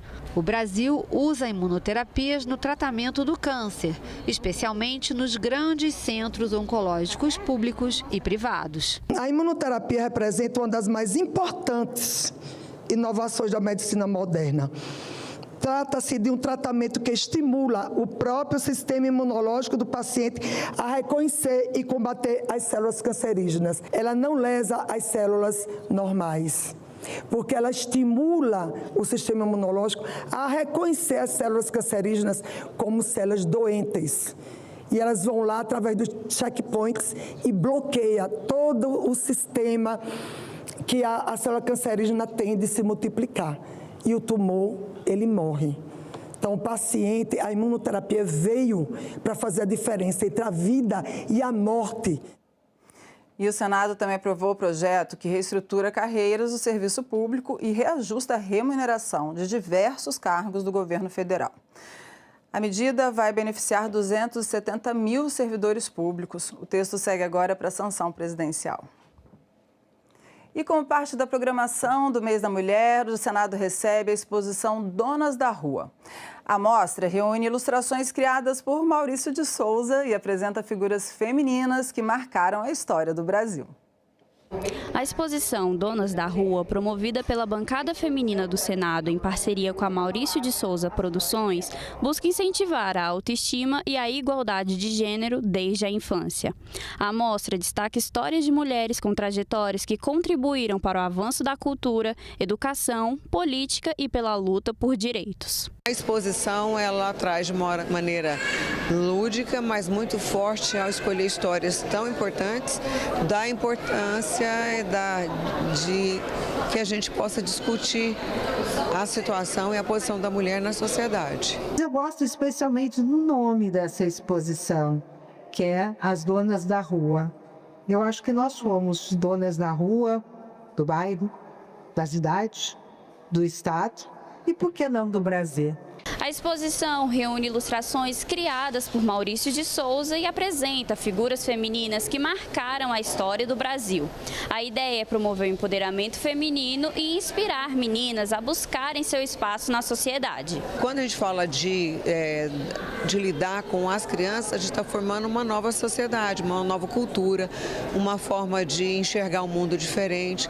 Então, assim, tem uma importância estratégica, mexendo no presente para mudar muito o futuro.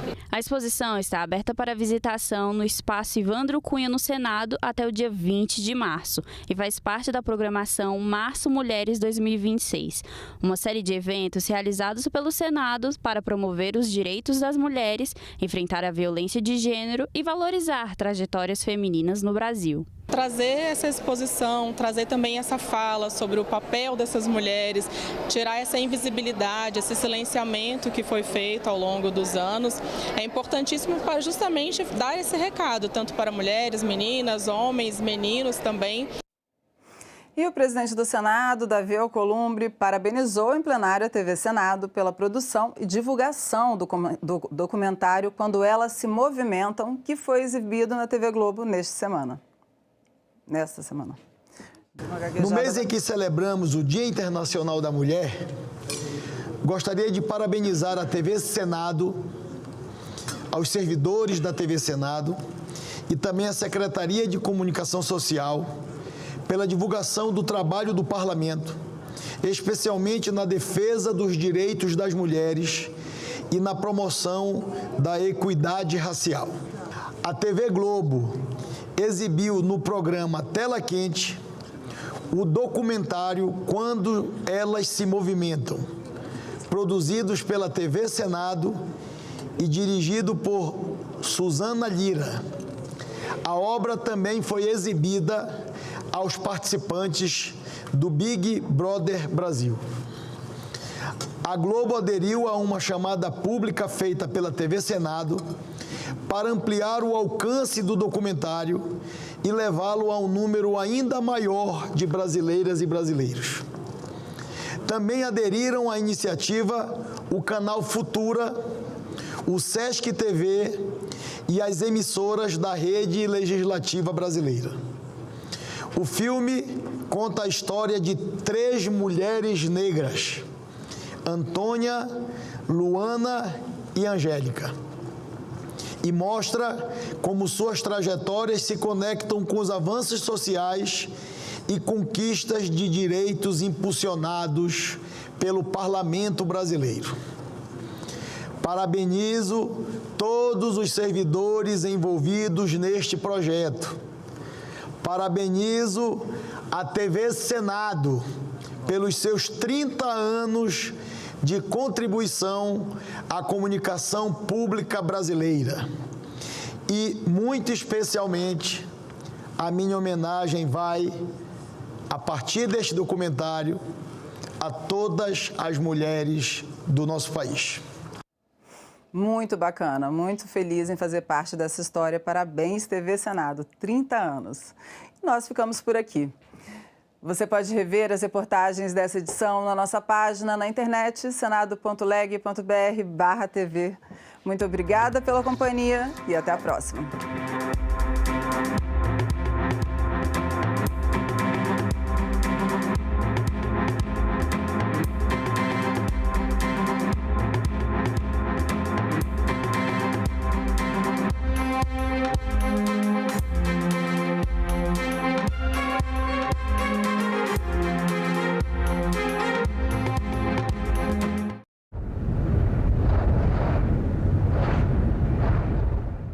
Hoje nós temos pelo Sistema Nacional de Adoção, em torno de 35 mil crianças em situação de acolhimento. A gente tem um imaginário social de que a adoção de bebês e crianças pequenas seria mais fácil. Para quebrar esse estigma da adoção tardia, é você pensar em modelo de família acolhedora.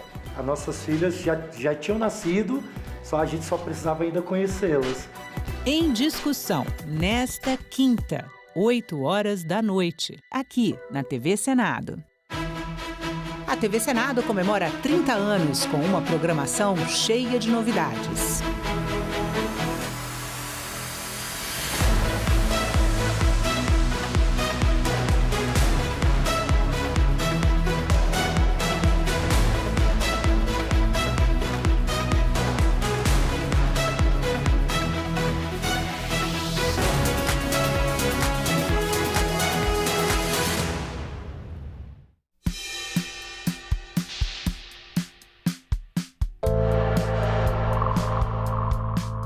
TV Senado é, digamos, uma ponte, é um grande canal entre todo o nosso trabalho, tudo que realizamos aqui dentro dessa casa, todos os debates, todas as audiências. Ela mostra um pouco desse mundo que é vivo, que está o tempo todo mudando, é muito ativo, é dinâmico.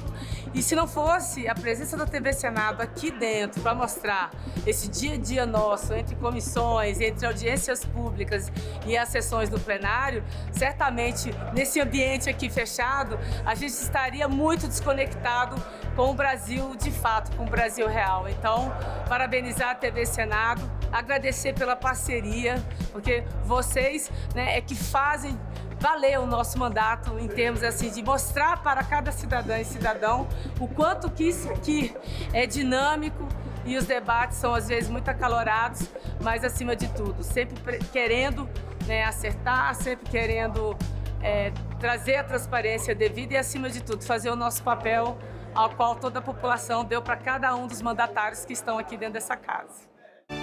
Quando eu era mais nova eu tinha muito medo de ser mãe. Eu sempre digo que a sociedade às vezes obriga as mães negras a deixarem os filhos por causa das dificuldades. Era o que minha mãe nos dizia sempre. tudo que alguém já fez um dia, você também consegue fazer. Eu sou uma mulher preta e me deram a concessão de poder falar para outras mulheres pretas. E muitas vezes por outras mulheres pretas. Quando tu sobe, tu tem que segurar a mão da outra, pra outra subir contigo. Justiça Eleitoral apresenta V de Verdade. Em terra de fatos, fake não tem vez. Um dos fatores que tornam difícil separar fato de fake é o volume de informações, posts. Na época das eleições, os conteúdos falsos são espalhados para enganar eleitoras e eleitores. Esses conteúdos são despejados nas redes sociais em uma quantidade assustadora. O problema piora quando a gente junta essas fake news com a enorme quantidade de conteúdos que circulam todo dia na internet. É muito difícil avaliar se esse gigantesco volume de informações é verdadeiro ou não, mas você pode tomar alguns cuidados. Verifique se a notícia vem de uma fonte confiável. Desconfie se a notícia parecer exagerada, cheia de adjetivos. E, na dúvida, não compartilhe. Se ligue nos próximos vídeos e não se esqueça, a letra mais importante para a democracia é o V de Verdade. Justiça Eleitoral, a justiça da democracia. Eu comecei no arquivo da TV Difusora, em Porto Alegre, vim para Brasília para Constituinte e depois eu fui para a TV Senado. Hoje eu faço a direção do programa Leituras, que é o programa de literatura, e faço o programa de música clássica. A TV Senado é que nem esse concerto. Você chega com palco livre, branco, você só tem um piano no meio. Em volta desse piano você vai ter que montar todo o espetáculo, entendeu? Vai ter que ver a luz, você vai ter que ver a iluminação, vai ter que ver o áudio. Aos poucos você vai montando a estrutura, você vai montando o palco, você vai montando para que o grande espetáculo aconteça. E a importância da TV Senado é exatamente você chegar a todos os lugares e as pessoas terem a oportunidade de ligar o aparelho e ver o que está acontecendo. E isso é importante para a cultura política das pessoas. Você sabe o que é uma emenda parlamentar? O Orçamento da União define quais ações serão realizadas com os impostos arrecadados. Parte destes recursos é destinada a emendas parlamentares. Deputados e senadores direcionam recursos para obras e serviços em sua região. Você pode acompanhar e fiscalizar as emendas no portal Siga Brasil, no site do Congresso, no portal da Transparência do Governo Federal e na plataforma TransfereGov.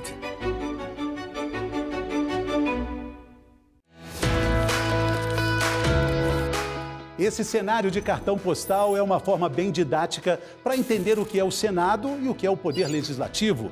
Ele é bicameral, 2 câmaras. A dos deputados é voltada para cima, 513 deputados eleitos proporcionalmente ao tamanho da população de cada unidade da federação. Já a cúpula do Senado, olha, é voltada para baixo. A palavra vem do latim senex, que significa sênior.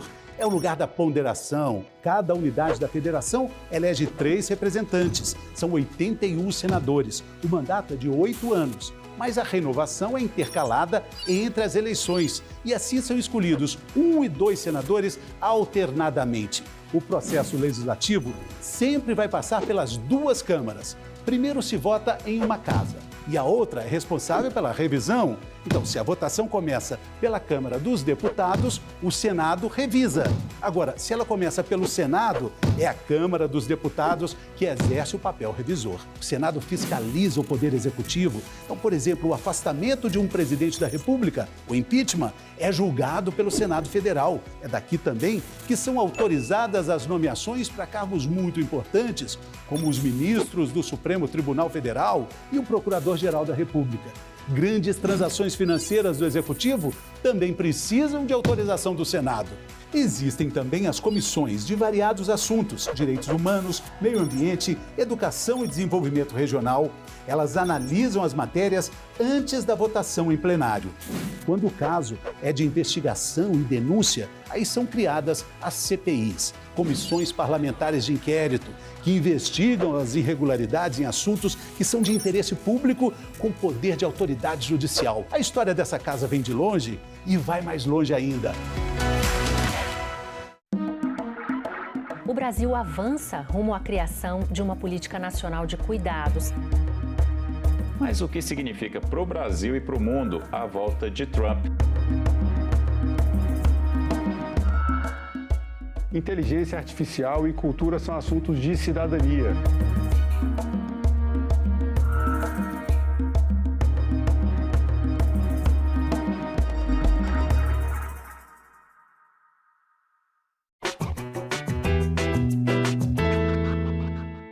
E se Nova York fosse em Pernambuco? Essa pergunta, aparentemente descabida, tem um fundo de verdade. Entre 1630 e 1654, o Nordeste brasileiro é ocupado pelos holandeses que passam a explorar a produção e o comércio do açúcar. Sob o comando de Maurício de Nassau, Recife se torna um moderno centro urbano com pontes, canais, saneamento e iluminação pública e se transforma na capital da Nova Holanda. Já Natal passa a ser chamada Nova Amsterdã. Os portugueses, no entanto, não gostam nem um pouco disso e tentam reaver o território perdido. Apoiam, então, a insurreição pernambucana, um movimento que acaba expulsando os holandeses do Brasil, marcado pelas famosas Batalhas dos Guararapes. É neste momento que um grupo de moradores de Recife, que sofria perseguição religiosa, foge num navio e vai parar numa outra colônia holandesa na América do Norte, chamada Nova Amsterdã. Os holandeses não eram, digamos, tão criativos, mas aquela pequena vila se transformaria na cidade mais importante dos Estados Unidos, Nova York.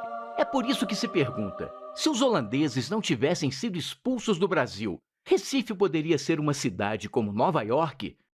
Talvez sim, talvez não.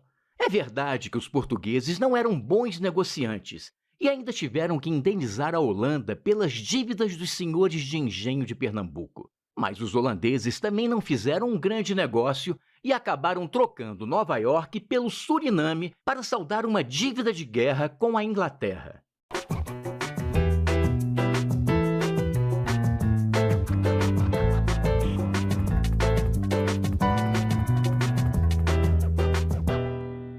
Tem muitas mulheres que acham que a violência é só um soco, um puxão de cabelo, não. Ela se mostra de várias formas.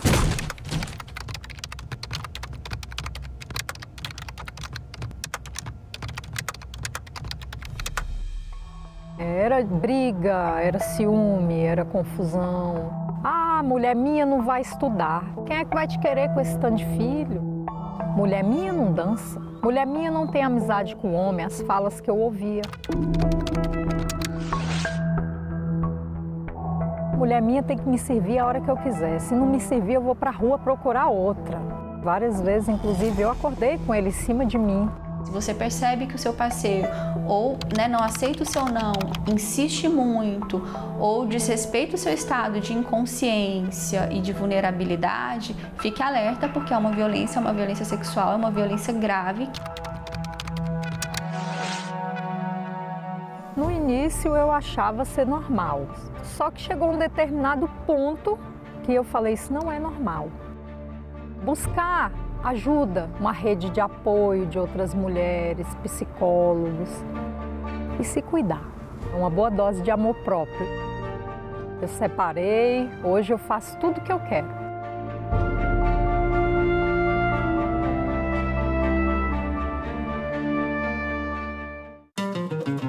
Durante o mês de março, a TV Senado apresenta uma seleção de documentários imperdíveis, com histórias de mulheres do Brasil e da América Latina em toda a sua diversidade. Atualmente, digamos que nos estamos construyendo dentro de toda esta limitação que existe nossa própria liberdade, nossa própria liberação. Mostra Senadoc, sexta, a partir das 9 horas da noite, aqui na TV Senado.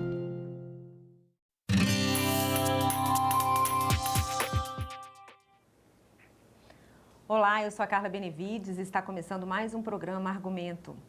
Mês de março, mês da mulher, e um dos temas que vem ganhando cada vez mais força aqui no Congresso Nacional é o fim da escala de trabalho 6x1.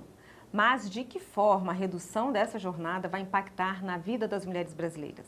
É o que a gente vai conversar agora com a senadora Augusta Brito, que é líder do PT e procuradora da mulher no Senado. Senadora, obrigada pela sua presença. Obrigada também, bom dia. E eu tenho certeza que com essa aprovação, dessa redução, dessa carga horária, da jornada de trabalho, nós mulheres vamos ser beneficiadas. ao mesmo tempo que eu tenho essa garantia, eu também tenho uma preocupação. De que forma a gente vai garantir que a mulher saia, tenha, né, garantido o seu direito a descanso, saia realmente do trabalho formal e vá não para o trabalho informal. Porque quando a mulher está em casa, infelizmente a gente sabe que ela também está numa jornada de trabalho na sua grande maioria, né? Então eu estou começando logo só para pontuar essa questão, para que a gente possa fazer uma reflexão e ver também qual o papel do governo em garantir que essa redução para nós mulheres não vá ser uma substituição, né, da forma de trabalho.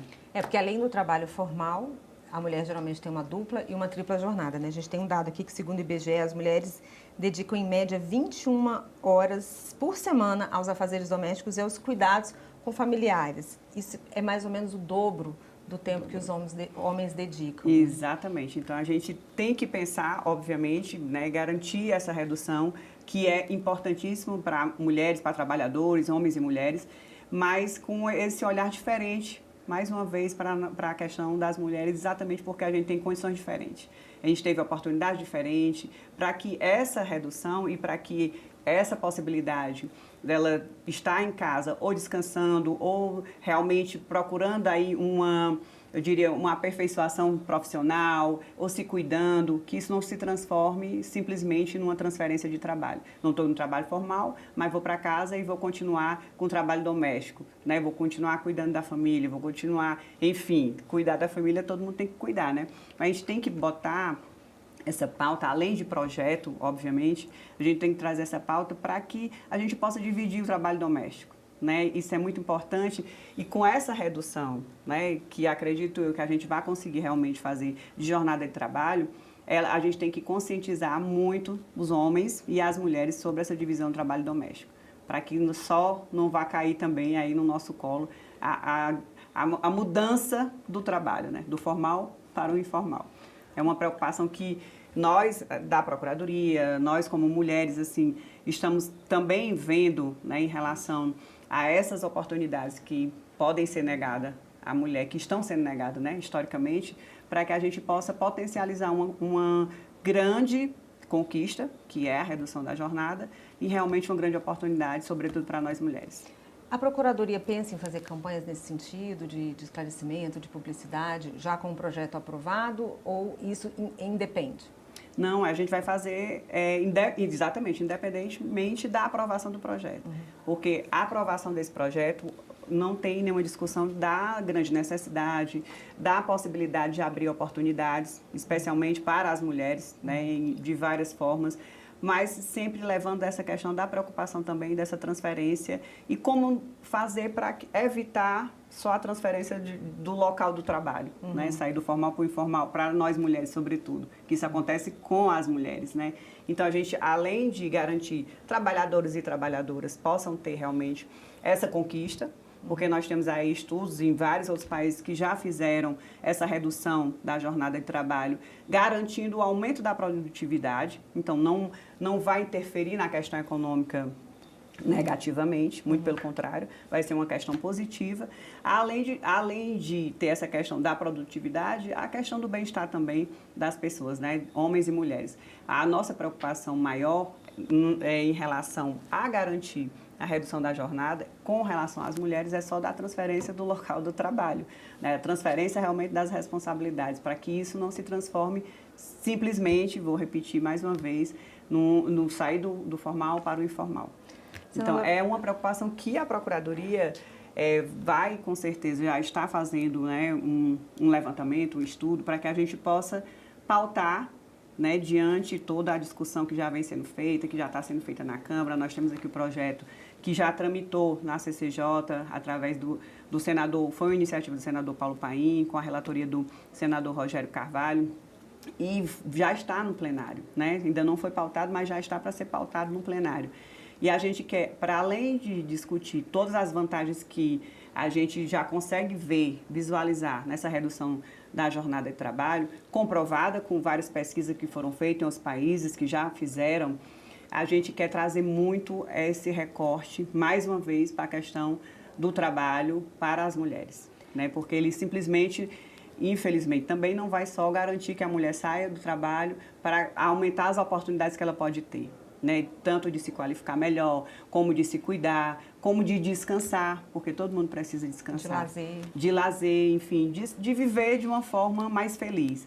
Né? Então, a gente quer garantir realmente essa discussão, né, com esse viés, pela importância que ele tem e chamar atenção realmente à responsabilidade também, tanto das instituições ou do governo, o que realmente a gente pode fazer para garantir da sociedade como um todo, né? Porque se está se falando aqui de uma questão muito cultural também, de mudança de comportamento, de realmente dividir tarefas dentro de casa. Então, é um assunto que eu acredito que ele tem que ser muito bem discutido, falado e achado oportunidades, assim, achado soluções para que a gente garanta realmente que ela possa ter esse benefício. A senhora falou do setor produtivo, né, nessa questão de perder, né, que se fala muito, né, vai acabar afetando a economia, enfim. O setor produtivo e o setor de comércio, o setor de serviços, eles costumam empregar. É muito comum a gente ver mulheres, né, principalmente no setor de serviços. Então, uma redução dessa pode realmente impactar. A gente consegue ver essa mudança, seria assim, o impacto disso, principalmente nas mulheres? Com certeza, positivamente, né? Exatamente por abrir essas oportunidades, que é o que a gente espera, que realmente o projeto já está se propondo a fazer, para ela se capacitar, ou para ela se cuidar, ou para ela realmente ter o lazer, ou enfim, descansar. Então, isso aumenta muito porque é um grande número de mulheres que vão ser beneficiadas, né? São praticamente 33 milhões de trabalhadores formais que podem ser beneficiados com essa medida. E dentre eles, uma grande parte são mulheres, né? Então, a gente quer muito que isso aconteça verdadeiramente para que a gente possa realmente dar essa oportunidade. Eu acredito que é questão até de justiça e a única preocupação que a gente tem é só em relação a fazer com que realmente, de fato, o projeto que está tramitando com o apoio do governo.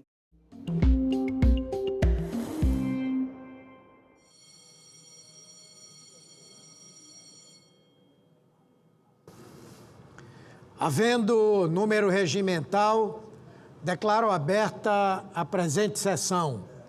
Sob a proteção de Deus, iniciamos nossos trabalhos.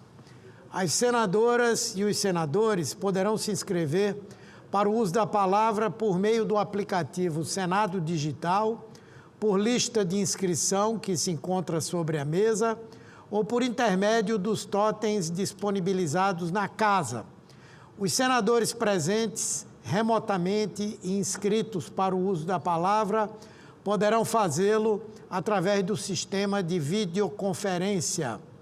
A presente sessão deliberativa ordinária semipresencial é destinada à apreciação das seguintes matérias já disponibilizadas em avulsos eletrônicos e na ordem do dia eletrônica de hoje. Projeto de lei número 715 de 2019, da deputada Marília Reis. Projeto de lei número 750 de 2026, do senador Eduardo Braga. Substitutivo da Câmara dos Deputados ao projeto de lei número 4.968 de 2020, da senadora Rose de Freitas. Projeto de lei número 2242 de 2022, do deputado Pepe Vargas. E projeto de decreto legislativo número 269 de 2024, de iniciativa da Comissão de Relações Exteriores e Defesa Nacional da Câmara dos Deputados.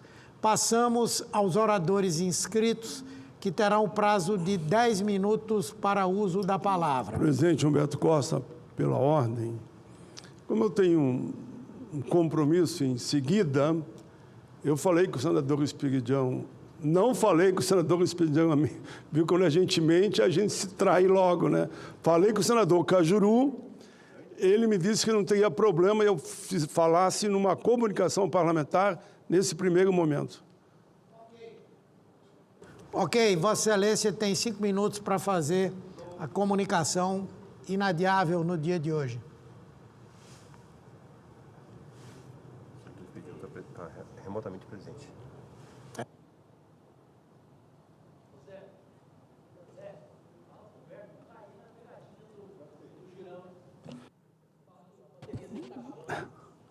Presidente Humberto Costa, eu falo de um projeto que eu recebi de um grupo de mulheres aqui de Brasília e apresentei e vai se somar a outros tantos que já estão em debate aqui na casa, de forma positiva e propositiva. Apresentei o projeto de lei número 1025/2026, que institui a Política Nacional de Enfrentamento à Violência contra a Mulher. Não se trata apenas de uma iniciativa legislativa, trata-se de uma resposta necessária diante de uma realidade que envergonha o nosso país. O Brasil ainda convive com um índice alarmante de violências contra as mulheres. Dados mais recentes, em 2025 foram aproximadamente 1.470 mulheres assassinadas por motivo de gênero, o maior número desde que o feminicídio passou a ser tipificado em nossa legislação. Quando uma mulher é assassinada em razão de gênero, não é apenas uma vida que se perde, perde a família, perde a comunidade, perde a sociedade. O Brasil já deu passos importantes no enfrentamento desse drama social. Falo da Lei Maria da Penha, da tipificação do feminicídio, mas todos nós sabemos que só a lei por si só não resolve. O problema é mais profundo, é preciso fortalecer políticas públicas permanentes, integradas e articuladas em todo o território nacional. Por isso, o projeto. A proposta instituiu a Política Nacional de Enfrentamento à Violência contra a Mulher, destinada a garantir o direito à vida com dignidade às mulheres em toda a sua diversidade, bem como integrar, fortalecer e ampliar os serviços públicos voltados às mulheres em situação de violência. Essa política se fundamenta em princípios que considero essenciais para qualquer sociedade democrática: a dignidade da pessoa humana, a proteção integral, o respeito à diversidade, a equidade, a autonomia das mulheres, a justiça social, a não discriminação, a transparência dos atos públicos e a participação da sociedade. Ele estabelece objetivos concretos. Entre eles, destaca o fortalecimento das redes de enfrentamento à violência contra a mulher em todo o país, garantindo que os serviços sejam suficientes, eficientes e acessíveis. Também prevê a promoção de ações integradas de prevenção e combate a todas as formas de violência contra a mulher, seja no ambiente doméstico, no trabalho nas ruas ou no espaço virtual. Outro ponto fundamental é o incentivo às ações de informação, educação, capacitação voltada à prevenção da misoginia, da discriminação e do machismo estrutural que ainda marcam profundamente a sociedade. O projeto também fortalece instrumentos técnicos para identificação de situação de risco e para compartilhamento de informações entre instituições públicas, que pode ser decisivo para evitar tragédias anunciadas. Estabelece a necessidade de garantir o cumprimento rápido e eficaz de medidas protetivas de urgência, que muitas vezes representam a última barreira entre a vida e a morte. Hoje, muitas dessas políticas existem na prática administrativa, em decretos, em programas. No entanto, não estão em leis. Quero destacar também que essa proposta dialoga com diversas iniciativas já existentes, como, por exemplo, o Pacto Nacional de Prevenção do Feminicídio, uma iniciativa dos 3 poderes, um programa Mulher Viver Sem Violência, do governo do presidente Lula. Além das políticas construídas historicamente, com a participação da sociedade civil, dos movimentos de mulheres, como tenho dito ao longo dessa trajetória na vida pública, a política só faz sentido quando está a serviço da vida, da dignidade humana e da justiça social. Quando agride, o agressor tem que ser responsabilizado. Quem sofre a violência precisa ser amparada. Essa lei garante recursos, estrutura e compromisso. É uma política de Estado para salvar vidas e combater as raízes da violência de gênero, o machismo, a misoginia e a discriminação. Quero lembrar que no dia 23 de março, para terminar, presidente Humberto, lembro que no dia 23 de março, às 10 horas, por requerimento de nossa autoria, esse plenário vai discutir o tema Feminicídio no Brasil. O PL 2025-2026, que cria a Política Nacional de Enfrentamento à Violência contra a Mulher, foi sugerido a nós, presidente Humberto, por um grupo de mulheres aqui de Brasília. Elas estarão na sessão temática do dia 25. Aí eu concluo, agradeço a Vossa Excelência, porque me deu um minuto a mais, mas foi o suficiente, viu? Obrigado, presidente Humberto. Obrigado, senador Paim. Agora, pelo remotamente, o senador Esperidião Amin, em seguida o senador Jorge Cajuru. Senador Amin, Vossa Excelência tem a palavra por 10 minutos.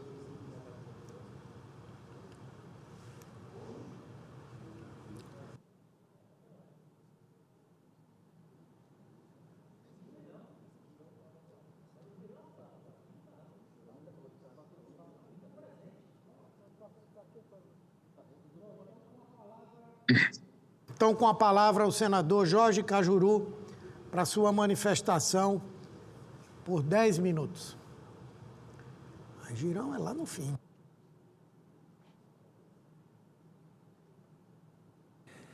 Abraço, querido e voz respeitada do nosso amado Pernambuco, senador Humberto Costa. Brasileiras e brasileiros, minhas únicas vossas excelências, a minha fala na tribuna nesta quarta-feira, 11 de março de 2026, é sobre o cidadão que vem bagunçando a ordem mundial com ações recorrentes que caracterizam abuso de poder e absoluto desrespeito ao direito internacional. Isso porque eu não quero usar adjetivos mais pesados, mas eu odeio até quando o vejo na TV. Ele age com deliberada ignorância às regras civilizatórias, num misto de desvario, soberba e prepotência. Refiro-me a Donald Trump, presidente dos Estados Unidos, homem que se diz merecedor do Prêmio Nobel da Paz, enquanto ele atua como um senhor da guerra.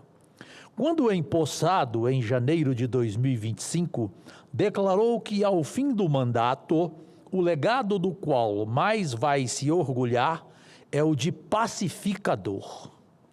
Como coerência não é um de seus atributos, em menos de 14 meses na presidência da nação mais poderosa do mundo, já autorizou ações militares em 7 países.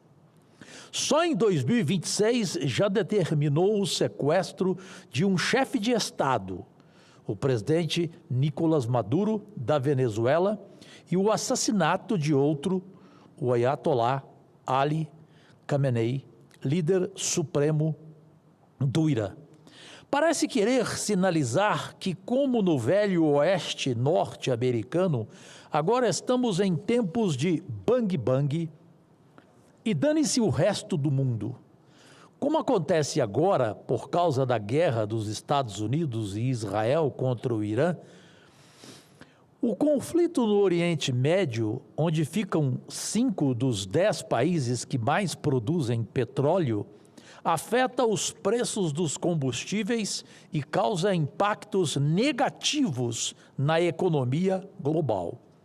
Mas Trump procura mostrar que não está nem aí e segue confortável no papel que se atribuiu. Mesmo em meio à guerra no Oriente Médio, onde o conflito pode se prolongar mais do que queria e imaginava, Trump já faz ameaças a outro país, Cuba, na América Central. Há dias enfatizou que o país caribenho está em seus últimos dias de vida. Anunciou, sem detalhes, uma grande mudança para Cuba e no habitual tom ameaçador. Concluiu, abre aspas, pode ser uma tomada de controle amigável ou não, fecha aspas. Aos sobressaltos, o mundo se pergunta até onde vai a índole autoritária do narcisista Donald Trump. Existiriam limites para o candidato a imperador do mundo que se mostra capaz de usar qualquer instrumento de poder seja econômico, político ou militar, e em busca da consolidação da supremacia da nação mais poderosa da Terra? Para ele só existe um, como declarou há 2 dias em entrevista exclusiva ao jornal The New York Times. Abre aspas. Sim, há uma coisa, minha própria moralidade, minha própria mente, é a única coisa que pode me parar. Fecha aspas. Difícil, né? Porque não tem mente. Eu discordo. A meu ver, quem pode frear Trump é o povo norte-americano. As pesquisas mostram que menos de 30% dos norte-americanos apoiam a ação militar contra o Irã, independentemente do fato de o país ser uma teocracia autoritária e sanguinária, ou seja, a maioria está contra. Isso quer dizer que não está dando certo a estratégia de colecionar inimigos externos para colocar em segundo plano as dificuldades internas, que são muitas, da decepção com a condução da economia até a rejeição à política violenta de imigração. Sem contar o suposto envolvimento dele no escândalo do caso Jeffrey Epstein, o financista que comandou uma rede de abuso sexual de menores, da qual teriam participado personalidades das artes, do esporte e da política. Trump correria sério risco de derrota nas eleições de meio de mandato em novembro, quando serão renovadas as 435 cadeiras da Câmara e 35 das 100 cadeiras do Senado. Tomara que perca. Sobretudo porque se esqueceu da promessa principal feita em campanha, a de não envolver mais os Estados Unidos em conflitos armamentistas. E o senhor da guerra não esconde que teme o resultado da futura disputa eleitoral entre democratas e republicanos. Aspas, se não vencermos as eleições legislativas, sofrerei impeachment. Fecha aspas. Tomara, Trump. Sem querer me esmiscuir em assuntos internos em outro país e de outro país, o que para Donald Trump é rotina, à distância, sim, senhoras e senhores, torço ardorosamente para que desta vez o seu vaticínio se concretize. Agradecidíssimo, Deus e saúde. Obrigado, presidente Humberto. Obrigado, senador Jorge Cajuru. Com a palavra, o senador Plínio Valério, por 10 minutos.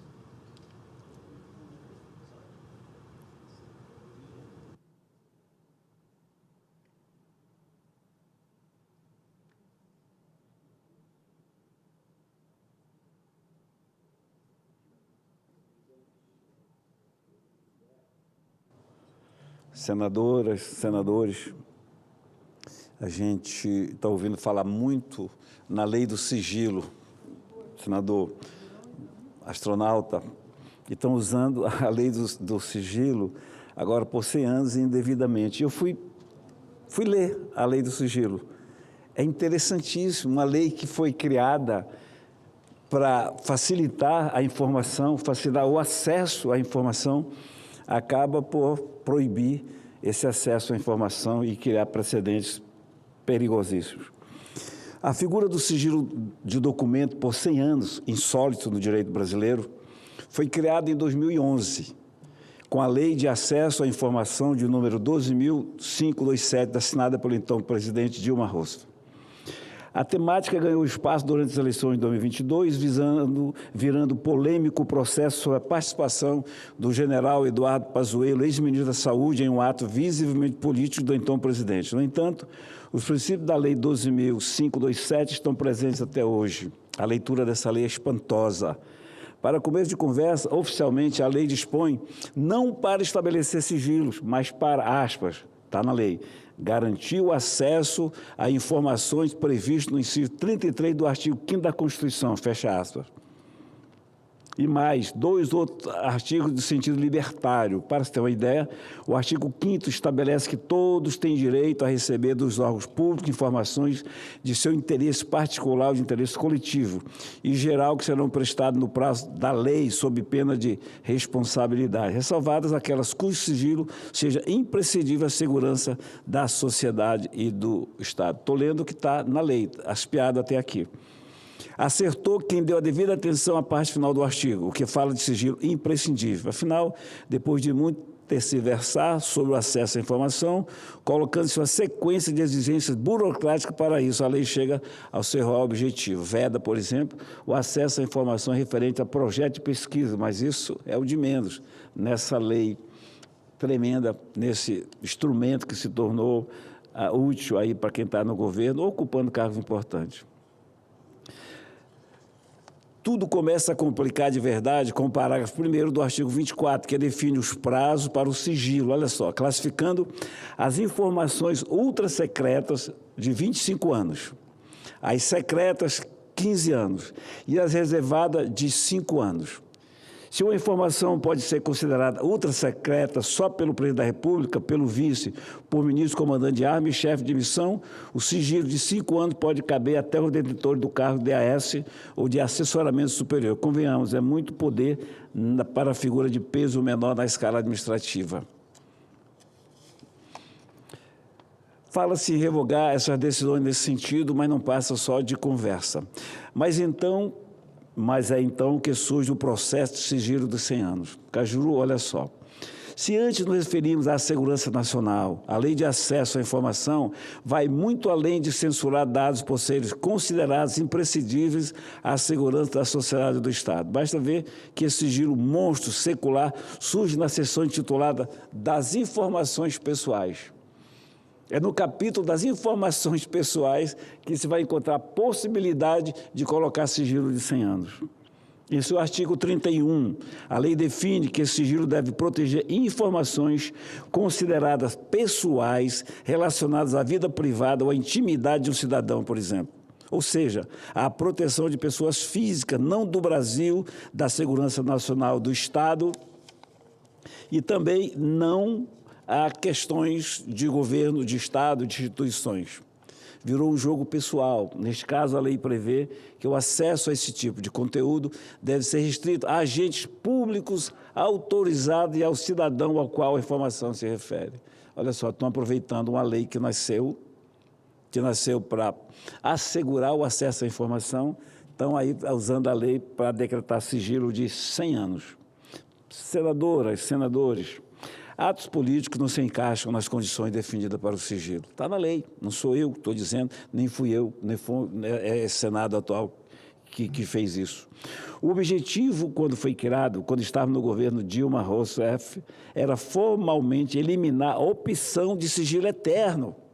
A presidente Dilma já queria eliminar o sigilo eterno, que garantia acesso restrito à informação de documentos públicos por prazo indeterminado. Chegou-se aos 100 anos, que cá entre nós, nos dá mais ou menos na mesma coisa. Como vimos, a lei de acesso à informação prevê a restrição de informações em situações que põem em risco os planos e as operações das Forças Armadas, situações que representam risco à vida, à saúde ou à segurança da população. Que são situações, claro, com alto risco para a estabilidade econômica, financeira ou monetária do país, mas nunca pessoal, nunca pessoal.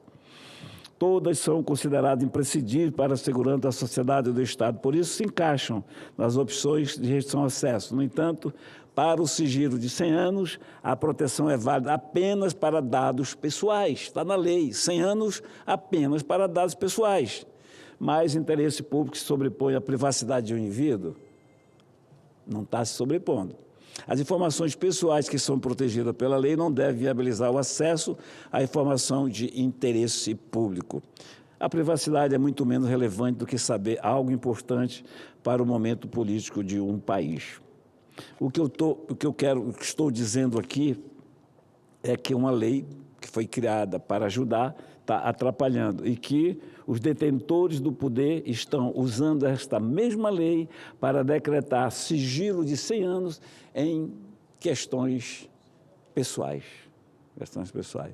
Então, o dirigente não quer que se descubra o documento, 100 anos. Não quer que saiba sobre meu amigo Cajuru, 100 anos. É uma coisa que vai complicar, Deus o livre disso, longe, quilômetro disso, o senador astronauta, decreta-se. Então, está bagunçado. E eu trouxe aqui o teor da lei exatamente para comprovar e mostrar o que está acontecendo nesse país. Como a gente usa uma coisa boa para transformar em coisa ruim. Isso, ultimamente, me parece que tem sido regra. Em resumo do que digo, a Constituição de 1988 tentou disciplinar o assunto ao dizer que todos os atos do governo precisam ser públicos, a não ser que houvesse a necessidade de sigilo. Mas a lei de acesso à informação é impositiva. Até sua constitucionalidade é duvidosa e precisa ser reformada. Trouxe hoje esse assunto aqui, Cajuru, Marco Astronauta, para mostrar o mundo em que estamos vivendo. É porque o público saiba, o brasileiro e a brasileira, os brasileiros saibam que não pode se encarar um sigilo externo como coisa natural. Não é natural. Estão impondo goela abaixo para todos nós, estão desrespeitando a lei, o que, aliás, não é novidade neste país. De uma vez que quem é guindado, colocado num tribunal, como o Supremo, por exemplo, para interpretar leis, não obedece essas leis. Faz as suas próprias leis, as leis de suas cabeças, ignorando a Constituição. Eu estou dizendo o tempo inteiro, quem está pensando assim, e tem muitos ministros pensando assim, pensam que estão acima da lei. O poder deles tem sido muito grande, e é grande, mas eles não podem mais que a lei. A lei tem que sobrepor a todos eles. Por último, presidente, peço só um minuto, só para registrar, com apoio dos senadores e senadoras hoje, nós aprovamos na Comissão de Esporte o projeto de minha autoria que obriga a colocar em todos os estádios de futebol do país e nas arenas um espaço próprio para autistas. Cajuru, com tudo que o autista necessita, abafadores, longe daquelas confusões de fogos, com direito a acompanhante. Um projeto muito bom. O Romário era o relator, passou por Bruno, que é o seu suplente, que relatou muito bem, nós aprovamos. Agora já vai para a Câmara Federal. E eu tenho convicção plena, posto que o esporte talvez seja, o futebol talvez seja o instrumento que mais colabora para que esse preconceito de tudo e de todos acabe.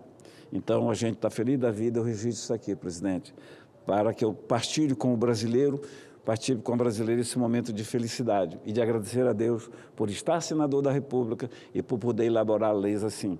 Leis que vêm do sentimento que a gente tem de que é preciso socorrer e ajudar a quem precisa. Obrigado, presidente. Obrigado, senador Plínio Valério. Com a palavra, a senadora Zenaide Maia, por 10 minutos.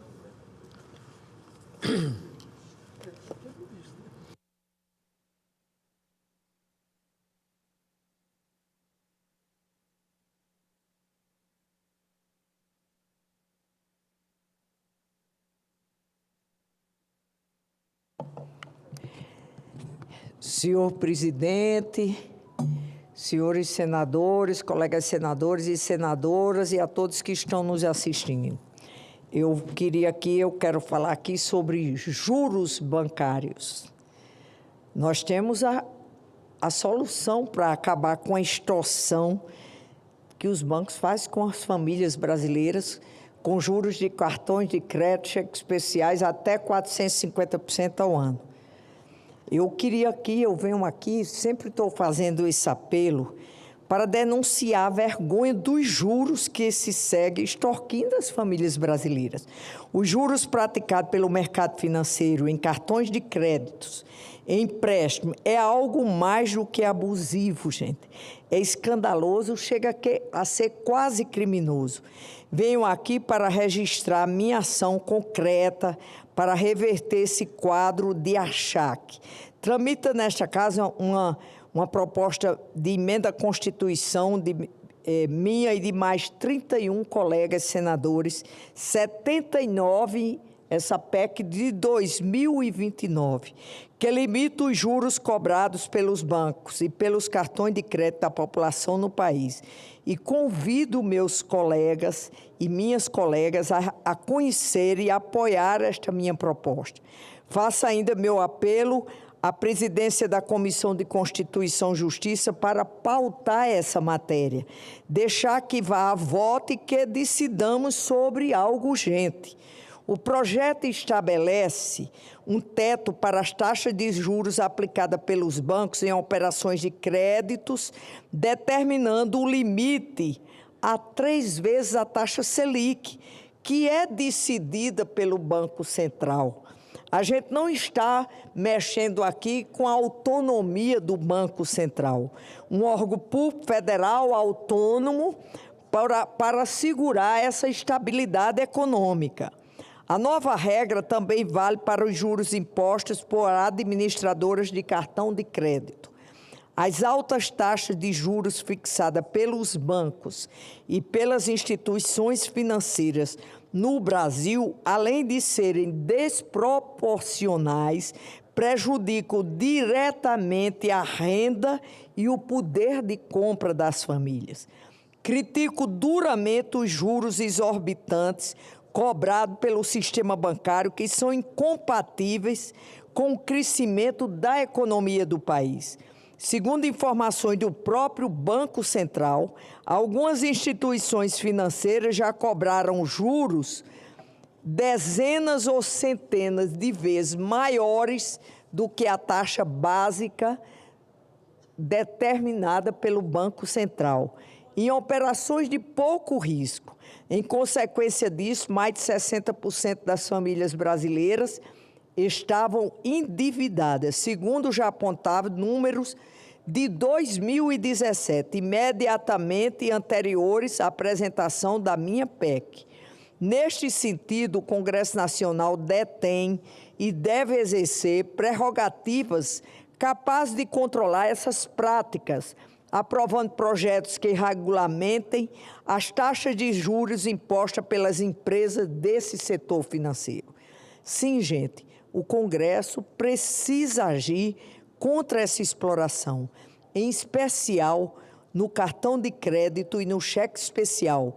É preciso impor limites para não permitir que o sistema financeiro continue a expoliar a renda de nosso povo com essas taxas escandalosas, 450% ao ano. Destaco que estou aberta ao diálogo para vencer eventuais resistências dos bancos privados e estatais à proposta. Inclusive, já solicitei uma sessão plenária nesta casa, o apoio de empresários da indústria, do comércio, à sua proposta. Porque essas taxas de juros, os empresários já deviam se aliar contra elas. Porque você compra um celular e financiado, pagando o mínimo no cartão de crédito, você paga mais 3 ou 4. Ou seja, ele deixa de comprar mais no comércio e a indústria deixa também de vender. A minha PEC limita os juros estabelecidos por bancos e instituições financeiras a 3 vezes a taxa Selic. Nós não estamos mexendo aqui com a autonomia de Banco Central. A matéria não interferirá no Banco Central. É inaceitável que cartões de crédito fixem juros impagáveis no Brasil, quando os países de origem desses cartões de crédito, dessas multinacionais financeiras, cobram taxa de juros de menos de 2% ao ano no seu lugar de origem. E aqui se acha com o direito de chegar a cobrar 450% ao ano de juros quem compra no cartão de crédito ou uso do cheque especial. Já em 2019, ano em que cheguei ao Senado, apresentei essa PEC. Lembrei aos colegas que os juros cobrados no Brasil poderiam chegar a 300% ao ano, no caso do pagamento do valor mínimo da fatura. Hoje é mais de 400, né? Esse dinheiro poderia ser usado para a aquisição de outros bens e produtos, ou seja, a família brasileira, até porque, gente, o cartão de crédito faz muito tempo que não é para comprar o supérfluo. A família faz parte do orçamento da família. A gente viu muito isso, inclusive na pandemia, para comprar um medicamento, algo a mais, e fica limitada essa compra. Então, esse dinheiro poderia ser usado para isso. Um ganhador do Prêmio Nobel de Economia, Joseph Stiglitz, declarou que a taxa básica de juros cobrada aqui equivale a uma pena de morte. Eu fico revoltada com a extorsão que os bancos e os cartões de crédito fazem às famílias brasileiras.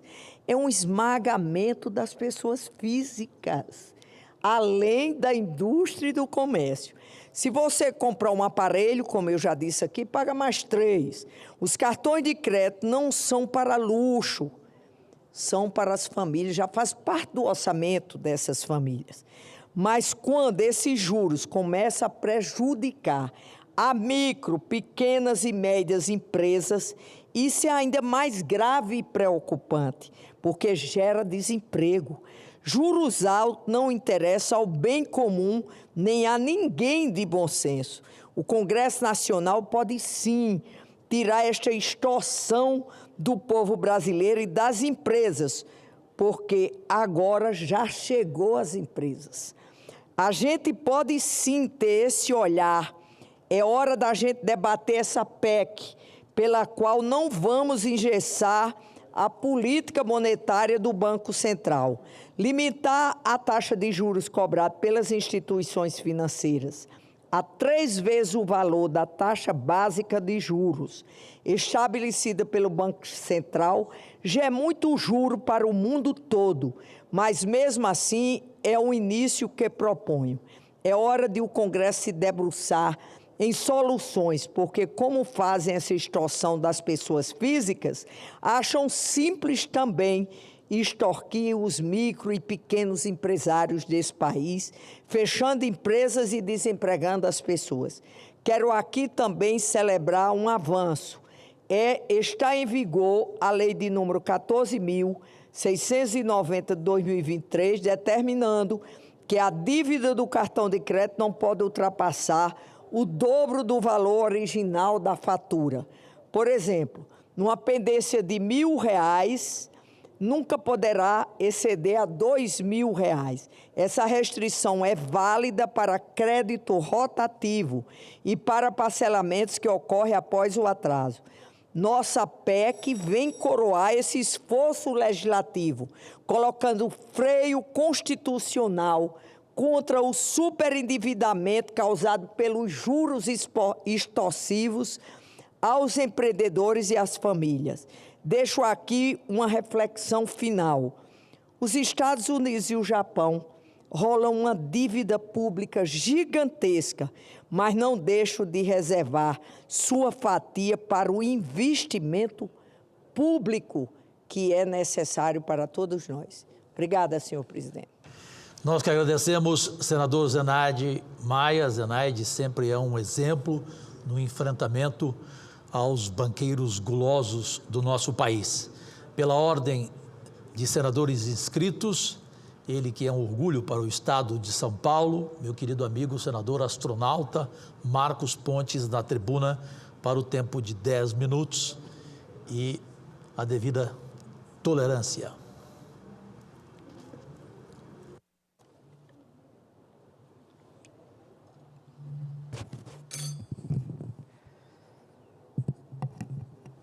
Senhor presidente, senhores e senhoras senadoras e senadores, aqueles que nos acompanham também pelas redes e pela TV Senado,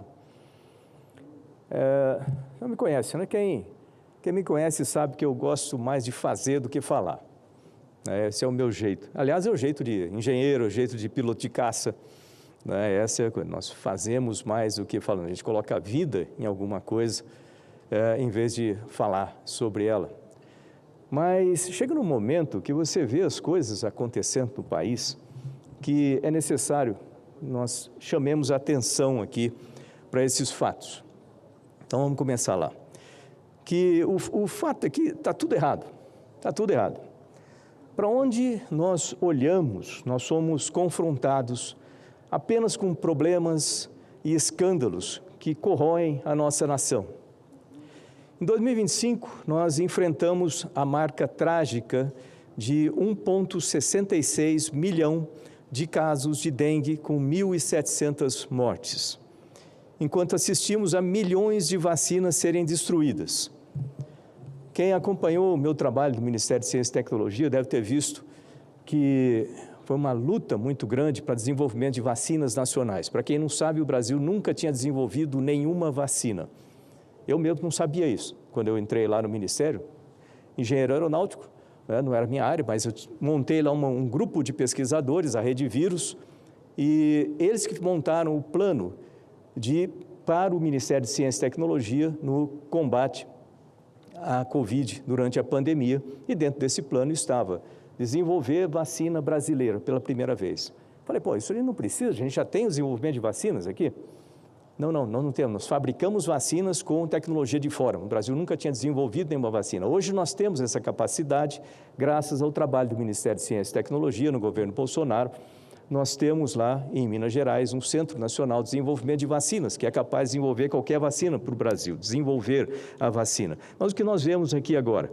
Então, em 2025, 1,66 milhão de casos de dengue com 1.700 mortes. Dengue, que a gente já tem no Brasil há tanto tempo e continua a assolar o país com tanta tecnologia que pode ser utilizada para resolver esse problema.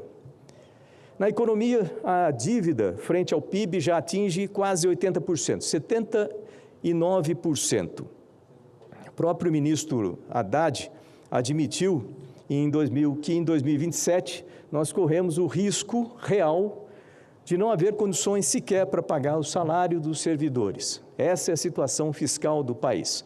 Um completo descontrole fiscal. Eu não ouço absolutamente ninguém do governo falar em redução de custos. Eu ouço falar em aumento de impostos o tempo todo. Redução de custo parece que é algo que não existe, não existe no dicionário, e isso coloca o Brasil numa situação caótica em termos de economia.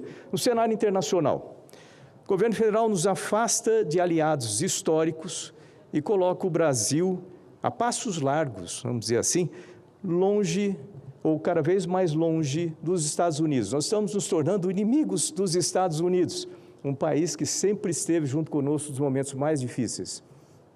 E a gente está ficando como inimigos dos Estados Unidos. Por outro lado, a gente está ficando amigo de países como o Irã, como outros países que nós sabemos muito bem do histórico que existe por trás desses países.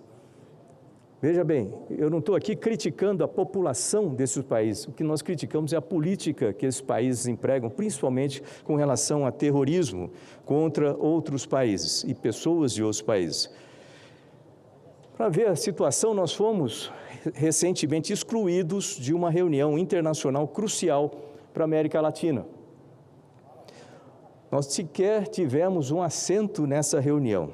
Para agravar, nós vemos uma resistência incompreensível essa resistência que nós temos no Brasil de classificar o PCC e o Comando Vermelho como organizações terroristas. É difícil de entender alguma coisa como essa. Mas nós temos essa resistência incompreensível aí por parte do governo de classificar essas organizações como organizações terroristas. Qual o medo ou qual a ideia por trás disso? Isso aí eu deixo para quem estiver assistindo aí raciocinar e pensar um pouco. O que estarrece mesmo, nesse momento aqui também, além de todas essas coisas, nós tivemos o INSS, que não tem tempo para falar de tudo aqui, mas nós tivemos o escândalo do Banco Master, que coloca a nossa Suprema Corte, tão falada aqui, pelos seus abusos e de entrada, interferência nos outros poderes, mas agora com alguma coisa que é praticamente inacreditável. A liquidação extrajudicial da instituição do Banco Master, que foi decretada em novembro de 2025, devido a graves violações e crise de liquidez, revelou um esquema de emissão de títulos sem lastro e irregularidades contábeis que geraram perdas bilionárias. O envolvimento, e aí que vem a parte que fica mais complicada ainda de se explicar, porque o que a gente espera é que uma Suprema Corte tenha pessoas ilibadas, que trabalhem para o país de forma ilibada. Aliás, o ideal era que a gente nem soubesse o nome dos ministros, que eles nem aparecessem, faziam seu trabalho sem aparecer em nenhum tipo de notícia ou sem participar de forma intensa, como se fosse um político. Mas o envolvimento de ministros da Corte, ultrapassa qualquer limite de relação republicana.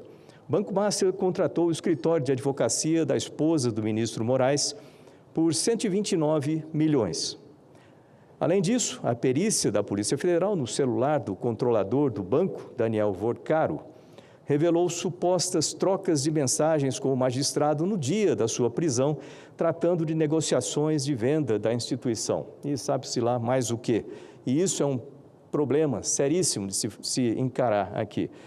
Aliás, a questão de mensagens apagadas também foi aquilo que colocou uma pena maior naquela moça lá do batom, no 8 de janeiro. Há que se pensar sobre isso. 2 medidas, 2 pesos.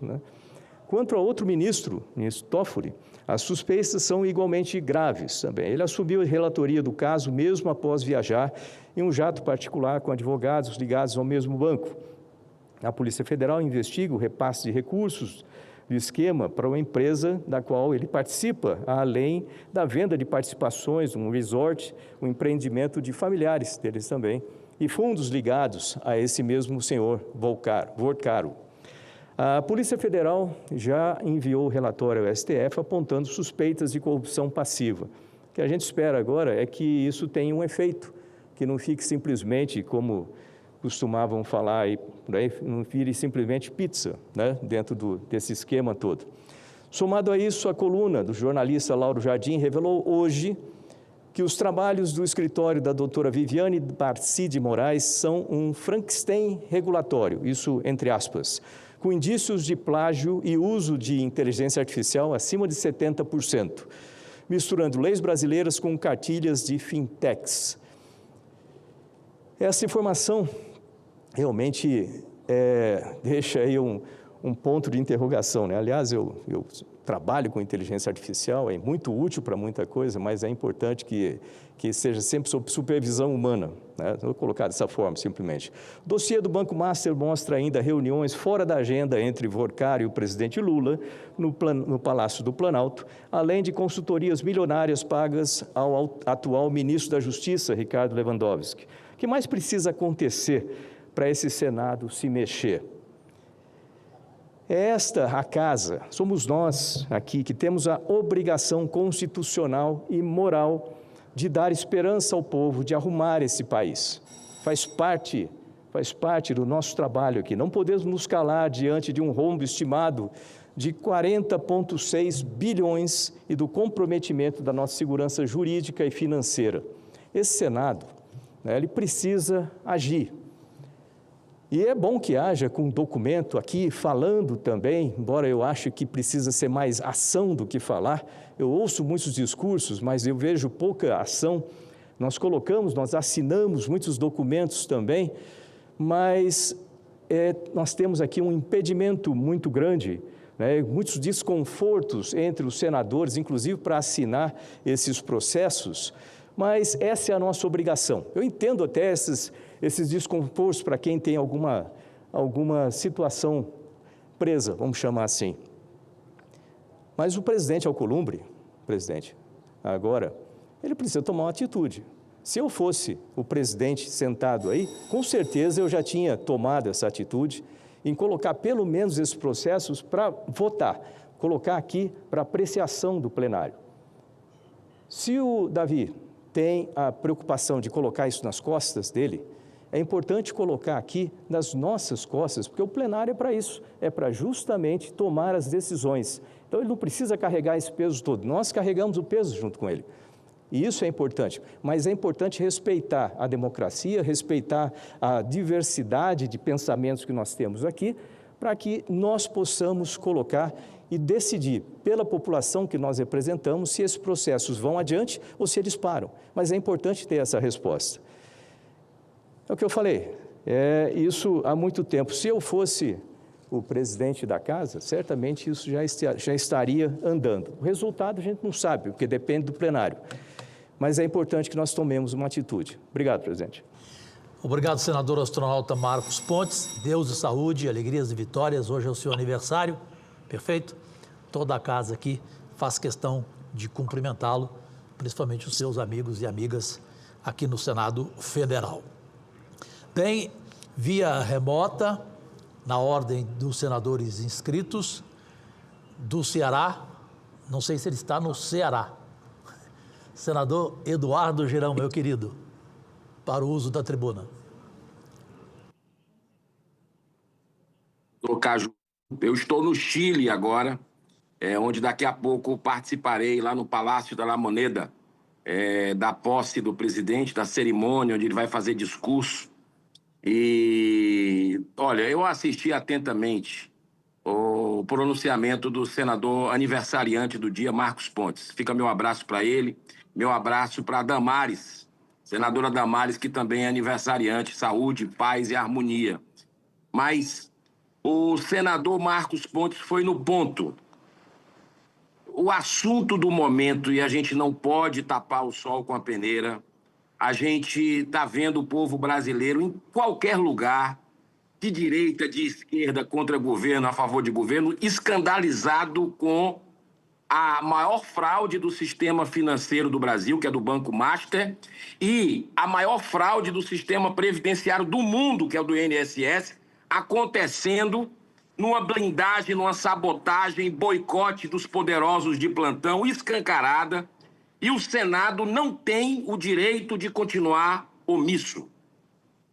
Eu digo para o senhor, presidente Cajuru, eu já entrei no Conselho de Ética, o Partido Novo, nós fizemos a nossa parte no aspecto de afastamento do presidente Davi Alcolumbre, que já deu todos os sinais que não vai encaminhar pedido de impeachment. Acho que até que ele deveria sair, nos pouparia, e a ele também, do constrangimento de um conselho de ética que nem sequer está formado ainda.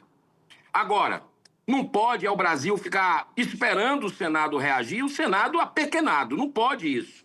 Por que não coloca o impeachment, que tem aí vários, inclusive em relação a esse caso do Master, do Alexandre de Moraes, do Toffoli, para deliberar no plenário? Por que não abre a CPMI ou CPI do Banco Master imediatamente? Não precisa de uma investigação própria do parlamento? Será que não tem necessidade disso? Não justifica.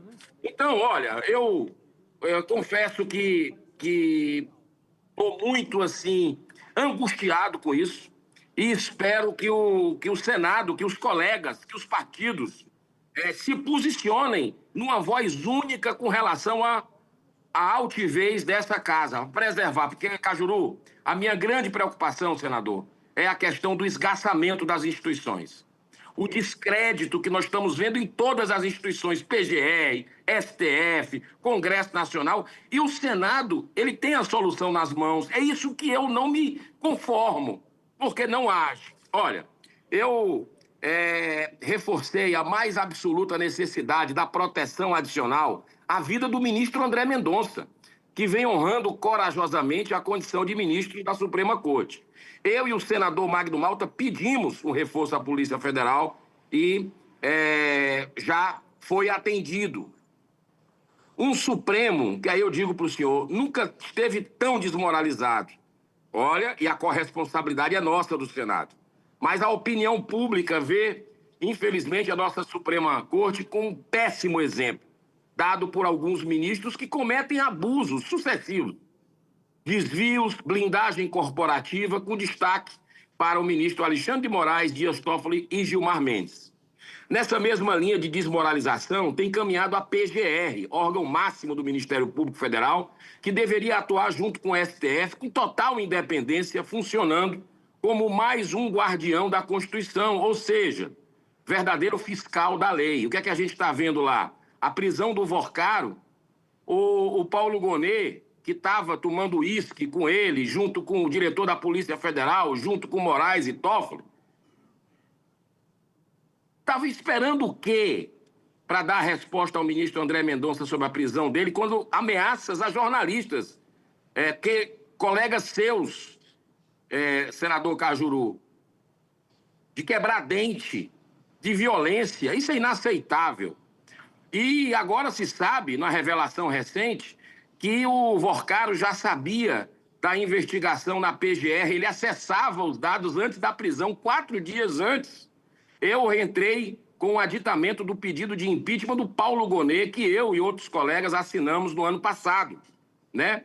Então, diante do agravamento diário das denúncias envolvendo Daniel Vorcaro, o ministro André Mendonça corretamente agiu pela prisão preventiva dele, absolutamente necessária. A situação está muito mais agravada hoje após o suicídio na prisão do Luiz Felipe Mourão, mais conhecido como sicário do Vorcaro, ou seja, encarregado do trabalho sujo com ações violentas no estilo da máfia. Jornalistas de projeção nacional vêm denunciando os crimes relacionados ao Banco Master e receberam ameaças, né? Eu já falei aqui de colegas seus, né, que, por exemplo, nós tivemos situações. No caso da Malu Gaspar, ainda são indiretas e genéricas. Mas no caso do Lauro Jardim, existem mensagens explícitas de Vorcaro se referindo a uma turma incumbida de quebrar os dentes do jornalista. Eu e o senador Magno Malta pedimos a proteção e pedimos a revelação de outros nomes, até que essas pessoas possam se proteger, né, e também saber se nós, autoridades, somos ameaçados, Cajuru. Também nós pedimos isso ao ministro André Mendonça. Também nós temos aqui vazado várias mensagens, foram vazadas, de vídeo de opulência em festas nababescas, com possíveis orgias, inclusive, patrocinadas por Vorcaro ao redor do mundo, Cajuru. Uma delas chegou a custar, ainda bem que o senhor está sentado aí, uma delas chegou a custar 200 milhões de reais para 4 dias de festa na Itália, na região da Sicília. Detalhe, com dinheiro do povo, porque teve fundos de pensão do Amapá, do Rio de Janeiro, que colocaram dinheiro nessa pouca vergonha aí, bilhões de reais. Em abril de 2024, pouco antes de estourar o escândalo do Banco Master, o Vorcaro foi um dos patrocinadores, né, do Fórum Jurídico Brasil de Ideias, o Banco Master, em Londres. Durante as atividades, foi realizado um evento de degustação à base de uísque e charutos no luxuoso George Club, ao custo, ainda bem que o senhor está sentado, de 3 milhões de reais. Dentre os ilustres convidados estavam Alexandre de Moraes, Dias Toffoli, Paulo Gonet, Hugo Mota, Lewandowski, Andrei Rodrigues, diretor da Polícia Federal e, é claro, o anfitrião, o Vorcaro. E ontem, senador Cajuru, parece que as apostas são dobradas. O pessoal está completamente fora da normalidade. Uma idosa, a senhora Sônia, ontem já estava em casa cumprindo a pena injusta do dia 8 de janeiro e o ministro Alexandre de Moraes mandou prender de novo. Uma senhora idosa. Vai matar a senhora na cadeia, como já foi morto o Clériston Pereira da Cunha, o Clezão. Né? Então, a gente está numa sanha totalmente vingativa de revanche. Isso tem que acabar. O Senado não pode ser corresponsável com isso. Então, senhor presidente, para encerrar, lhe agradecendo já a tolerância, isso tudo só vem a reforçar o nível de comprometimento de autoridades da República. Além do descomunal e inexplicável contrato dos 129 milhões da esposa de Moraes e o envolvimento de Dias Toffoli com o esquema do resort Itaiaiá, estamos diante de outros comportamentos inaceitáveis por parte de ministros do STF. Gilmar Mendes, numa canetada, anulou os sigilos da empresa do Toffoli, da família do Toffoli, o Maridit, corretamente aprovada pela CPI do crime organizado.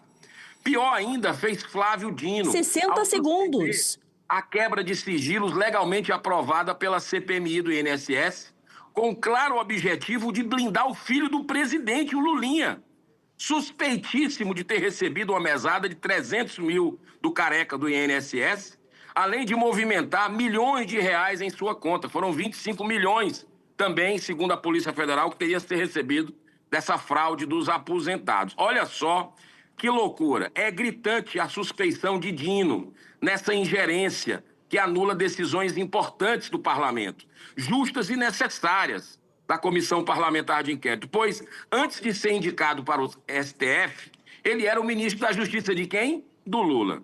Senhor presidente, para encerrar de verdade, é inconcebível a omissão do Senado pela não prorrogação ainda da CPMI do INSS, pela não instalação da CPI ou CPMI do Banco Master, até acionamos o STF ontem sobre isso, e pela não abertura de impeachment de Alexandre de Moraes e de Toffoli.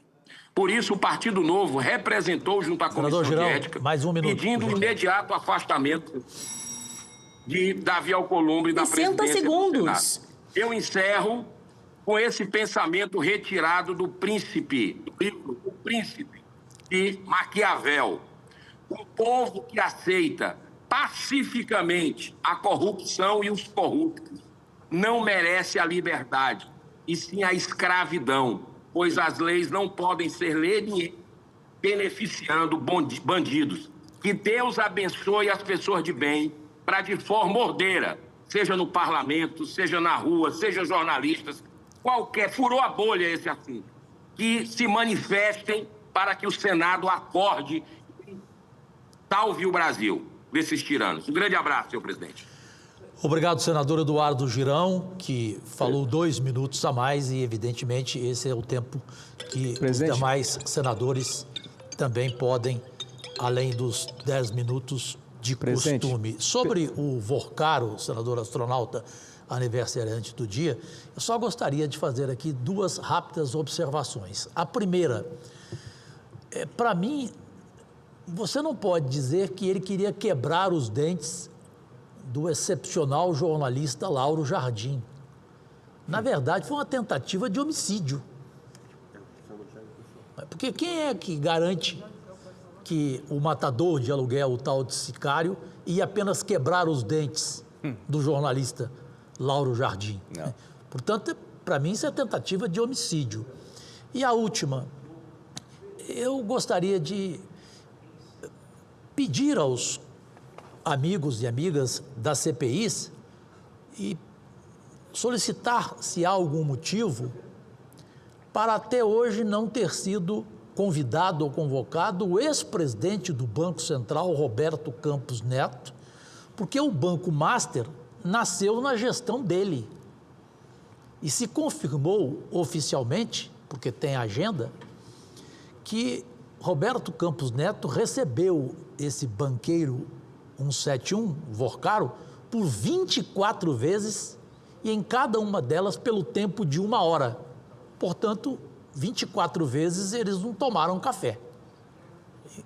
E eu não entendo até agora o porquê que ele não foi convidado ou convocado. Foi pedido uma parte pelo senador astronauta Marcos Pontes. O senador Girão continua remotamente esperando. Por gentileza, astronauta. Obrigado, presidente. Só para reforçar as palavras do senador Girão, e, sem dúvida nenhuma, esse Senado precisa, como eu falei aqui, precisa tomar providências, agir, né, como tem que ser, doa quem doer, diga-se de passagem, mas precisa ser feito, e isso é urgente.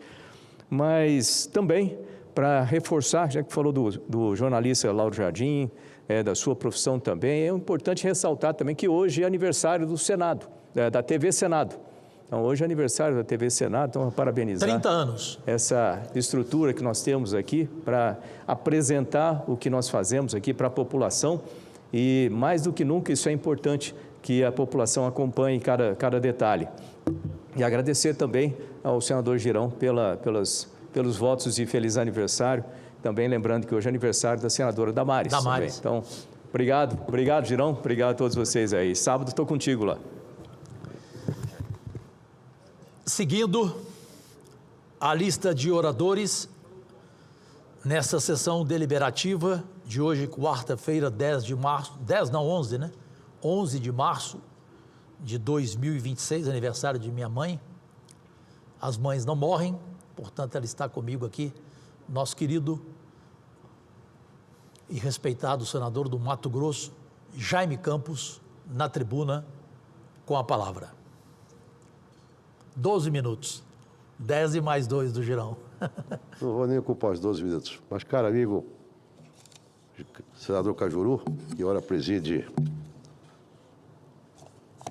o nosso Senado Federal, senhoras e senhores senadores, o que me traz da tarde de hoje aqui, nesta tribuna, é para nós falarmos da comemoração do último domingo 8 de março, o mundo voltou os seus olhos para o Dia Internacional da Mulher.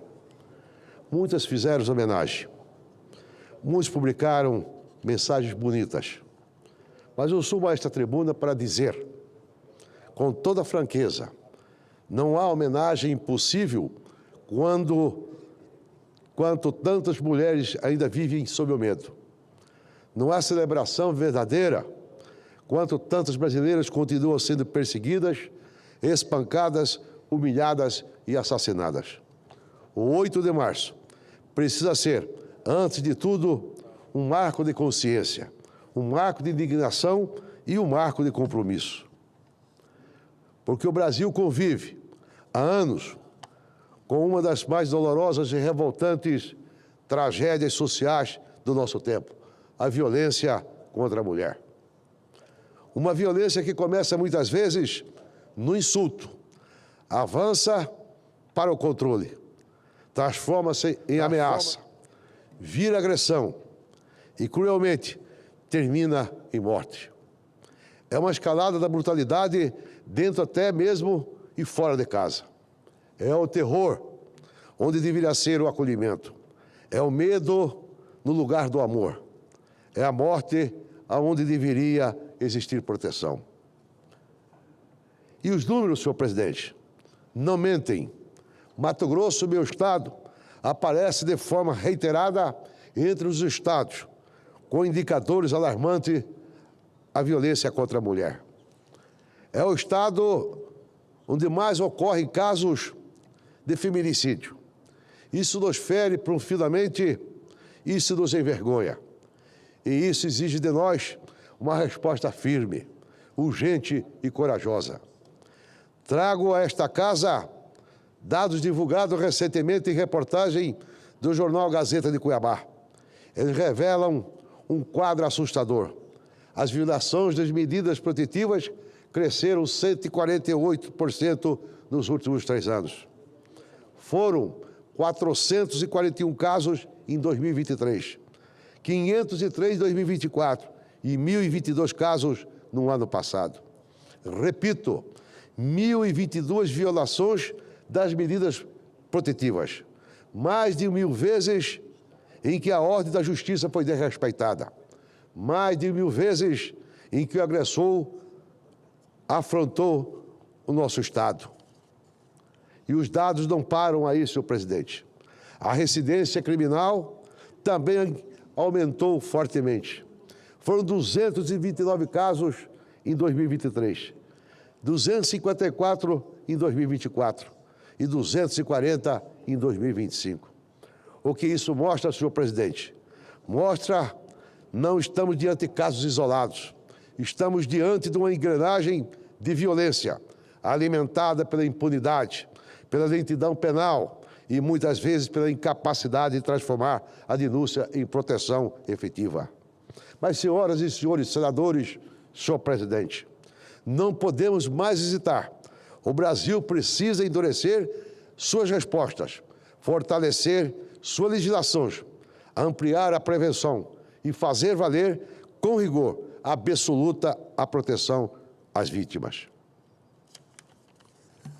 Chegou a hora do Congresso Nacional tratar essa pauta como prioridade verdadeira e não apenas com discurso de ocasião. De minha parte, tenho procurado agir. A exemplo de muitos colegas, não me limitei à indignação. Procurei transformá-la em iniciativa legislativa. Já apresentei projetos de leis voltados ao enfrentamento da violência contra a mulher. Permita-me citá-los brevemente, senhor presidente. O PL 5019/2013, que cria o Fundo Nacional de Amparo às Mulheres Agredidas. O PL 1729 de 2019, que veda a nomeação para cargo em empregos públicos de condenados por violência contra a mulher.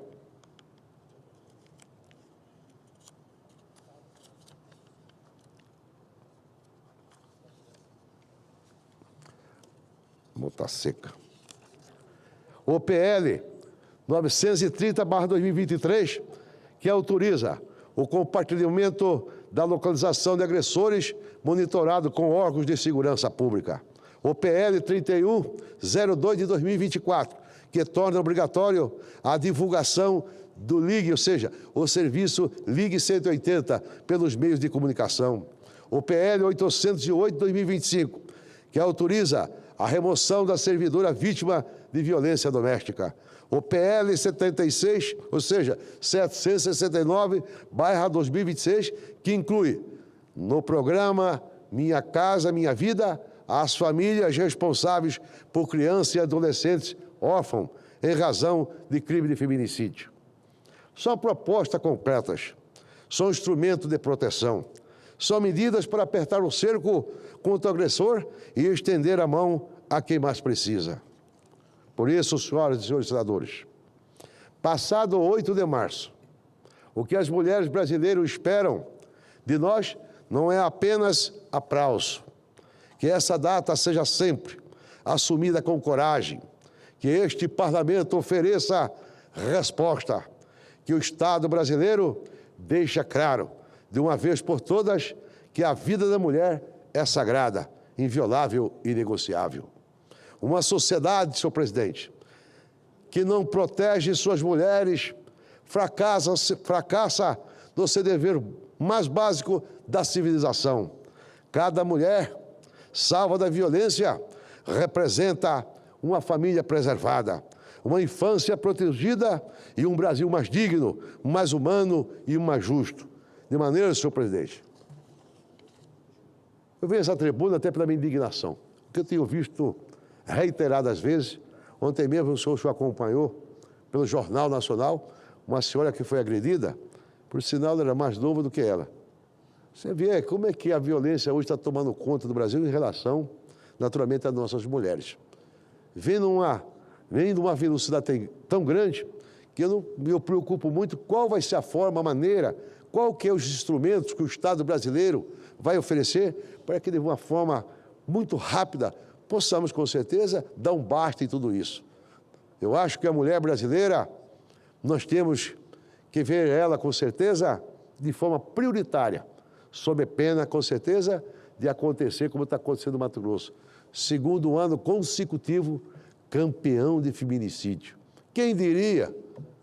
Eu que nasci, criei naquele estado, eu fico pensando, meu Deus, como houve uma mudança tão grande na sociedade desse país, sobretudo do Mato Grosso, em que os comandos vermelhos, as organizações criminosas, estão tomando conta.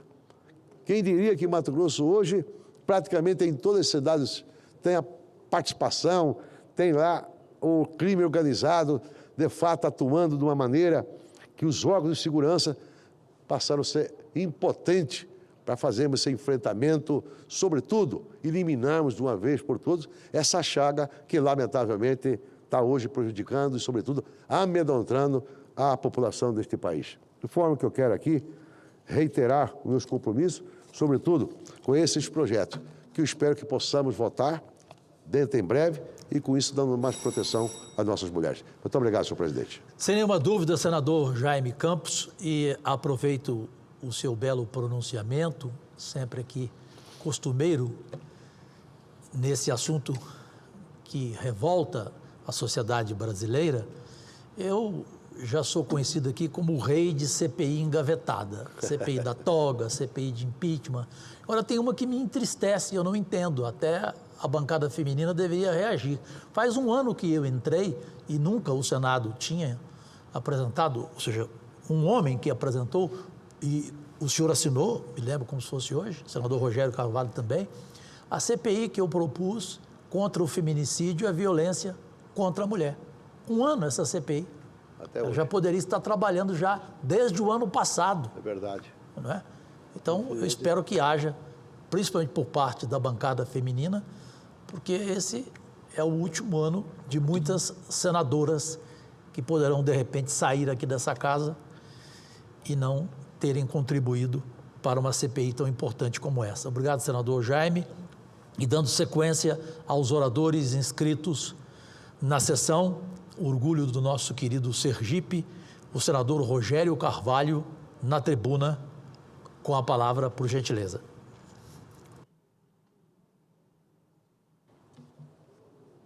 Senhor presidente, senhoras e senhores senadores, os brasileiros e as brasileiras que nos assistem pela TV Senado e por todos os canais do Senado, nós comemoramos o Dia Internacional da Mulher, dia 8 de março, e acredito que o que mais pode beneficiar as mulheres brasileiras, ou pelo menos o maior número de mulheres no nosso país, é a redução da jornada de trabalho de 44 horas para pelo menos em torno de 36 a 40 horas de trabalho semanais. Não é possível, no mundo que a gente vive, as mulheres que têm, às vezes, tripla jornada, trabalhar 44 horas.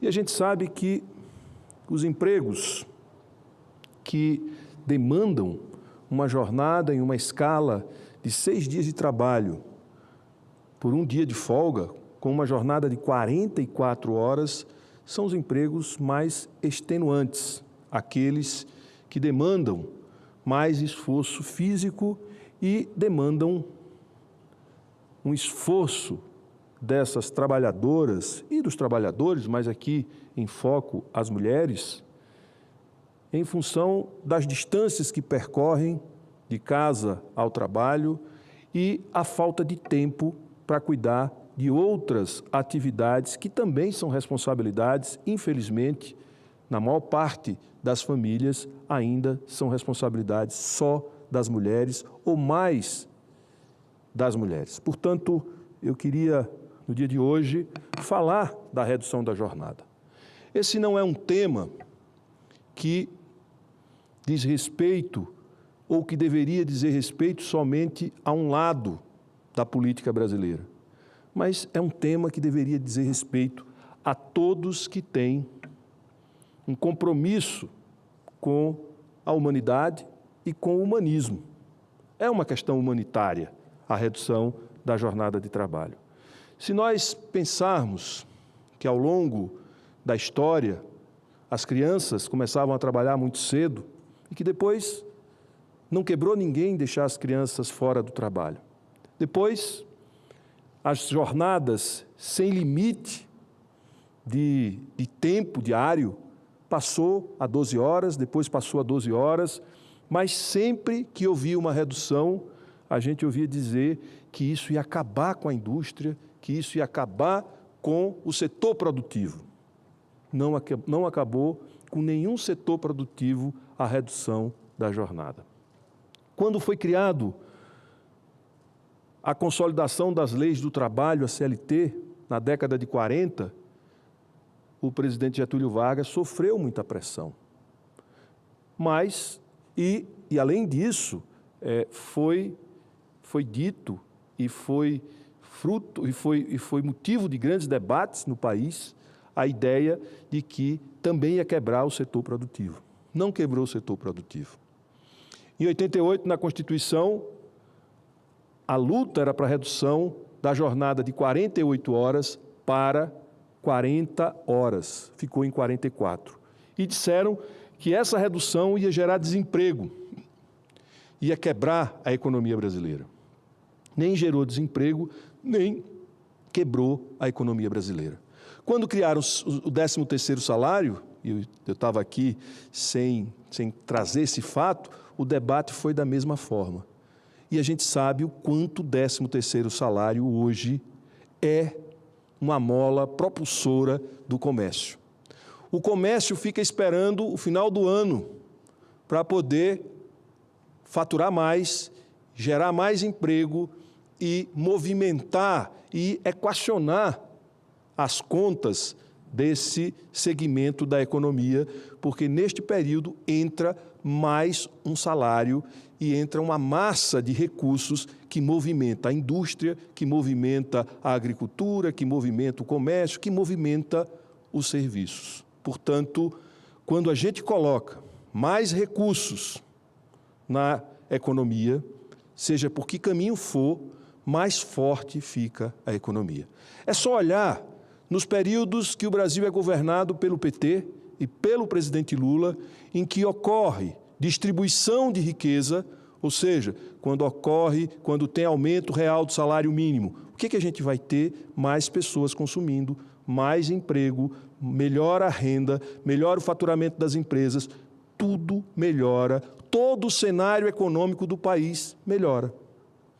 Isso é algo que está mais do que experimentado por nós brasileiros, nos 3 governos do presidente Lula, isso acontece. Você vê que no final do governo passado, a gente estava com desemprego próximo dos 12%, com inflação, com mais de 30 milhões de brasileiros no mapa da fome, e nesses 3 anos e 3 meses o Brasil cresceu, a massa salarial cresceu, os programas de transferência de renda cresceu, a economia cresceu a mais de 3% na média nesses 3 anos, a inflação foi controlada, a dívida pública não cresceu como disseram que ia acontecer e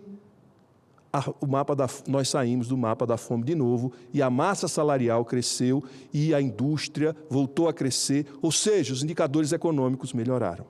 Portanto, aqui, para aqueles que querem gerar o pânico, o terror de que reduzir a jornada de trabalho vai quebrar a economia, vai gerar desemprego, eu lembro da reforma trabalhista que foi feita no governo Temer, porque eles diziam que ia gerar emprego com a desregulamentação do trabalho. O que foi que aconteceu? Não gerou emprego, porque diminuiu a renda. Se diminuir a renda, as pessoas têm menos renda, menos recurso, consome menos, o emprego diminui e a gente foi aumento do desemprego.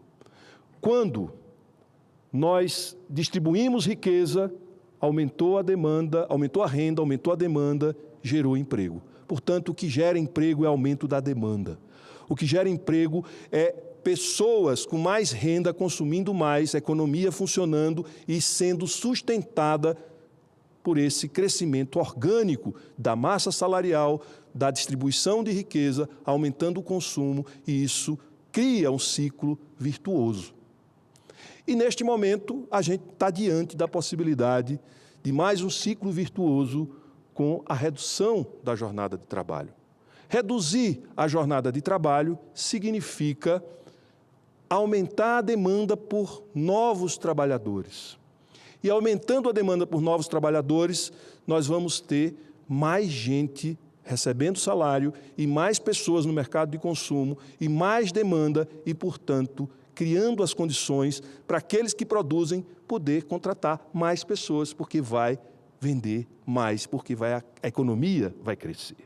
Mas, se isso já não bastasse, tem algo mais relevante que a gente precisa trazer para essa equação.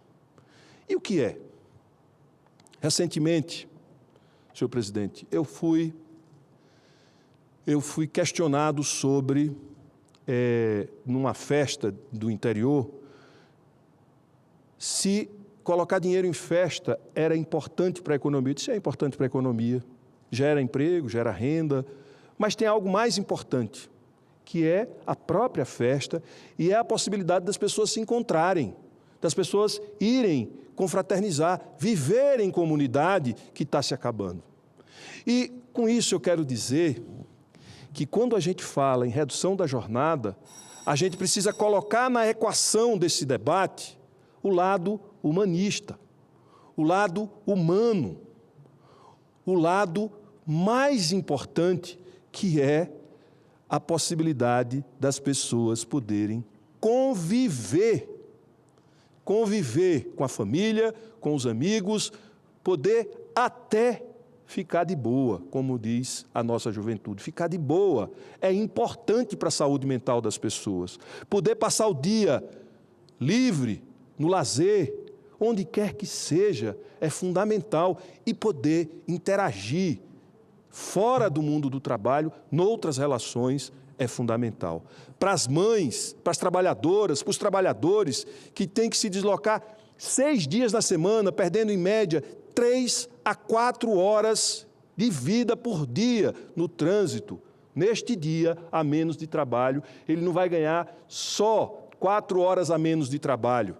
Ele vai ganhar 8 horas e um dia livre para descansar e ficar com a família e cuidar dos afazeres familiares e pessoais. Ou isso não tem importância? Sabe por quê é que não tem importância para a maioria daqueles que são contra? Porque eles desumanizam os trabalhadores. Porque os trabalhadores deixaram de ser gente. Porque para esses que são contra, gente é só eles. Trabalhador é apenas um número. Trabalhador é apenas uma estatística e uma força que pode gerar riqueza. A desumanização das pessoas é a base dessa falta de sensibilidade sobre o papel que cada ser humano, que cada pessoa tem na vida. Ou ela deixou de ser humana, deixou de ter vida, deixou de amar, deixou de ter filho, deixou de ter outras necessidades além do trabalho. Não. Mas como aqueles que são contra a redução da jornada diz, não, vai piorar o faturamento, vai diminuir a competitividade. Em nenhum momento eles conseguem identificar que aquela multidão de pessoas que trabalha para eles é gente. Ou é formada por pessoas que têm nome, endereço, é pai, é mãe, é filho, é irmão, é avô, é tio, é amigo, é arrimo de família, tem sentimento, ama, tem sofrimento, tem perda, tem ganho. É gente. Por que não tratar como gente e dar lugar para o trabalhador brasileiro como gente? Gente que precisa de tempo para sonhar, para se requalificar. Gente que tem apreensão com relação ao futuro, porque o mundo do trabalho muda e as pessoas, concluindo, senhor presidente, e as pessoas podem exercer 4, 5 profissões ao longo da sua existência profissional, com o avanço da tecnologia e a mudança das profissões. Como fazer, se não dando tempo para que esses trabalhadores possam continuar sonhando em se reposicionar e se posicionar para tocar com autonomia a sua própria vida? Por isso, senhor presidente, que quando a gente comemora o Dia da Mulher, eu falo dirigido às mulheres trabalhadoras do Brasil e aos homens que trabalham também, mas principalmente às mulheres, porque esse é um passo fundamental para a gente diminuir o sofrimento e melhorar a qualidade de vida de 38 milhões de trabalhadores e trabalhadoras brasileiros e de mais de 120 milhões de brasileiros e brasileiras que serão impactados com a redução da jornada de trabalho. Muito obrigado, senhor presidente. Senador Rogério Carvalho, só para avisar que eu já assinei o seu oportuno requerimento e lembrando nesse seu pronunciamento o que eu costumo dizer em rodas de amigos. Eu pergunto, o que você vai fazer da sua próxima hora? Por quê? Se a gente somar as horas que a gente trabalha, as horas que a gente dorme diariamente, faça a pergunta, quantas horas de lazer você teve? Como você disse, uma festinha, um aniversário, enfim, quantas horas de lazer você teve por dia? Se você somar pelo tempo médio de vida, nós temos poucas horas para viver. Então, daí a pergunta, o que você vai fazer da sua próxima hora? Por isso, presidente, que o slogan da Erika Hilton e dos que lançaram este movimento para a redução da jornada, existe vida além do trabalho. Obrigado. Sem dúvida alguma. Bem, não havendo mais senador inscrito para o uso da tribuna, vamos dar por encerrada essa sessão deliberativa, que na verdade ela está suspensa, porque haverá a ordem do dia até as 4h30 da tarde desta quarta-feira, 11 de março de 2026. Deus e saúde e um abraço especial aos senhores e senhoras que estão aqui na galeria da tribuna do nosso Senado Federal. E um abraço especial aos funcionários, maior patrimônio da nossa TV Senado, que completou hoje 30 anos de forma irretocável, inclusive agora com novas vinhetas, com novos programas. Lembrando a TV Senado que eu não sou vingativo, porque eu completei 50 anos de carreira na televisão brasileira e a TV Senado nem citou e nem me entrevistou. Mas eu faço questão de dar um abraço especial em todos que respeito e em todas da TV Senado. Agradecidíssimo.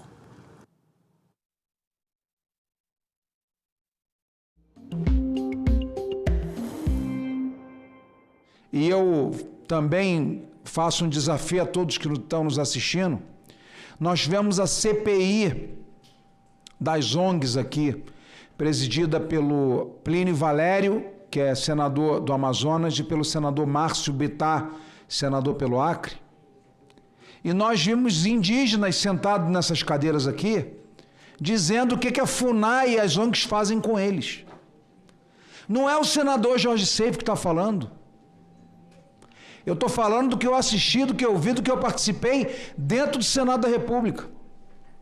Então, lógico, a gente não vai de forma nenhuma ofender aqui o Daniel, nem a Yara, não vou fazer isso, não é meu papel aqui, mas de fato existe um movimento no Brasil, especialmente liderado pela Marina Silva, como teve no passado pela Isabela Teixeira, que foram ministros do meio ambiente do governo Lula, que realmente eles não estão nem aí para produtor rural. Eles não estão nem aí para ribeirinho. Eles não estão nem aí para quilombola indígena. Eu estou falando o que eu via. Não é o que falam de bonito. O que eu ouvi de indígena aqui dentro, chorando, mostrando ferida no corpo, mostrando vídeo passando fome, mostrando que eles plantavam mandioca, não sei o quê, para se manterem. E a FUNAI ia lá, desenterrava tudo, tocava fogo, que eles têm que viver tipo animal, cercado, porque isso é uma narrativa internacional. Lógico, tem WWF, Greenpeace. Eu não posso falar como senador o que eu penso desse pessoal. Mas tenho certeza que é o pior lado do senador Jorge Seif quando se fala de ONGs. Eu não respeito nenhuma delas. Zero. Ah, Seif, mas tem ONG boa que cuida de cachorro e gato? Tudo tem exceção. Mas essas ONGs internacionais que se instalam no Brasil é para destruir o produtor rural, para sabotar a produção rural desse país, do povo, não é só do povo amazônida, não. É para sabotar nossa terra. É para sabotar nosso país. Eu sei o que eu estou falando. Então, eu entendo, Vinícius, entendo a sua indignação. Não podemos aqui também colocar a culpa no Daniel, é um servidor que está fazendo a parte dele. Mas que existe um movimento. E vocês têm que lembrar disso agora em outubro. O que tem a ver isso, Seif? Cada governo tem um modus operandi. Me fala o que no governo do presidente Bolsonaro foi demarcado de terra indígena, área de proteção permanente e área de conservação. Fala aí. Vocês que estão nos acompanhando da internet. Porque é o sistema de governo. É o governo. Ora bolas. Se a Embrapa Territorial tem falado que o Brasil é o líder mundial em demarcação de tudo que é tipo de área, e que não tem, pode juntar os 200 países do mundo, sei lá quantos países tem, 230, sei lá, junta todos eles. Eu faço um desafio, bota aí no chat GPT, no Gemini, no Grok, todos eles unidos, não tem metade do que o Brasil tem de área demarcada. É porque o Brasil é bonzinho e quer ser o modelo internacional? Para cima de mim? Isso é gente que está lá dentro da nossa Amazônia, onde vocês queriam plantar e colher, roubando o minério nosso. Roubando minério, roubando ouro, roubando nióbio, roubando grafeno, roubando terra rara, entregando para outros países como China explorar o que é nosso. Enquanto isso, o Brasil tem que importar da Rússia, da Ucrânia e do Canadá produto para botar na terra, porque nós não podemos explorar, que tem a maior reserva. Como é que é o nome do minério? A maior reserva de potássio do mundo está na região norte do Brasil. Aí sabe o que a gente faz? Importa da Ucrânia, importa do Canadá e importa da Rússia. Porque a FUNAI, porque a WWF, porque a Greenpeace, porque os indígenas conversa. Mentira, sabotagem. Eu sei do que eu estou falando. Então, eu entendo a indignação dos senhores que estão nos assistindo. Em todo canto tem gente boa e ruim. Não dá para generalizar. Não dá para pegar um servidor público para Cristo. Tem político bom, tem político ladrão, tem político corrupto. Tem político que demarca terra indígena 24 horas e faz unidade de conservação 24 horas, e tem outro político que não faz nada, não demarca uma terra. Então, tem tudo, de tudo, em tudo que é lado. Tem médico bom, médico ruim, professor bom, professor ruim, advogado bom, advogado ruim, servidor público bom, servidor público ruim. Mas é isso. Vocês podem contar conosco aqui na Comissão de Agricultura, que nós estamos assim vigilantes e dentro das nossas atribuições, dentro do que nós podemos fazer debate, fazer esclarecimentos, ouvir todos os lados, fazer sessão temática no Senado, propor PDL para derrubar, por exemplo, demarcação. Nós podemos, senadores aqui vai fazer, tenho certeza, vai fazer o PDL, o primeiro a assinar vai ser ele, o segundo vai ser eu. Contem com essa comissão e contem com esse senador. Eu sou da bancada da agricultura. Ah, eu estou defendendo o desmatamento? Pelo amor de Deus, não!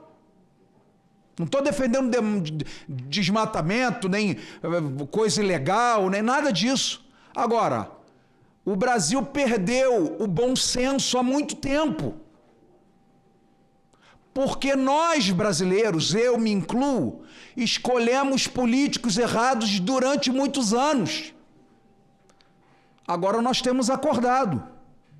Eu quero ver quem está aqui votar em Lula, só se for louco. Não vota.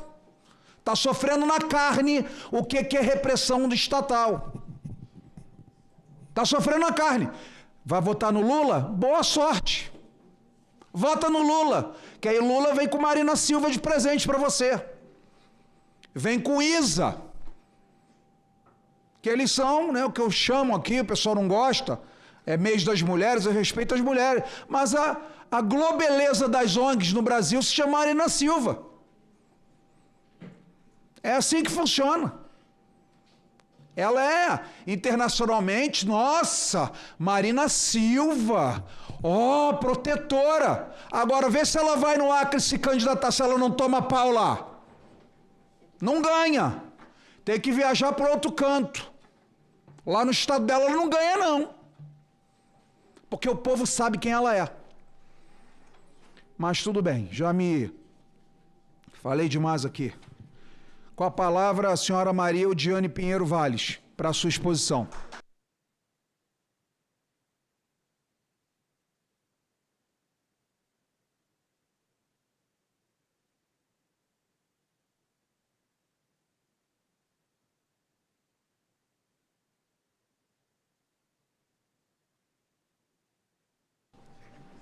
Boa tarde a todos.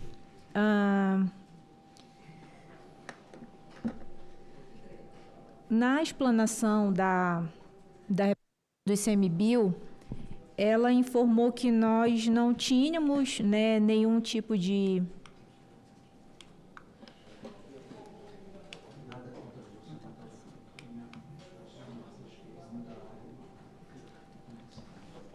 Tá ligado?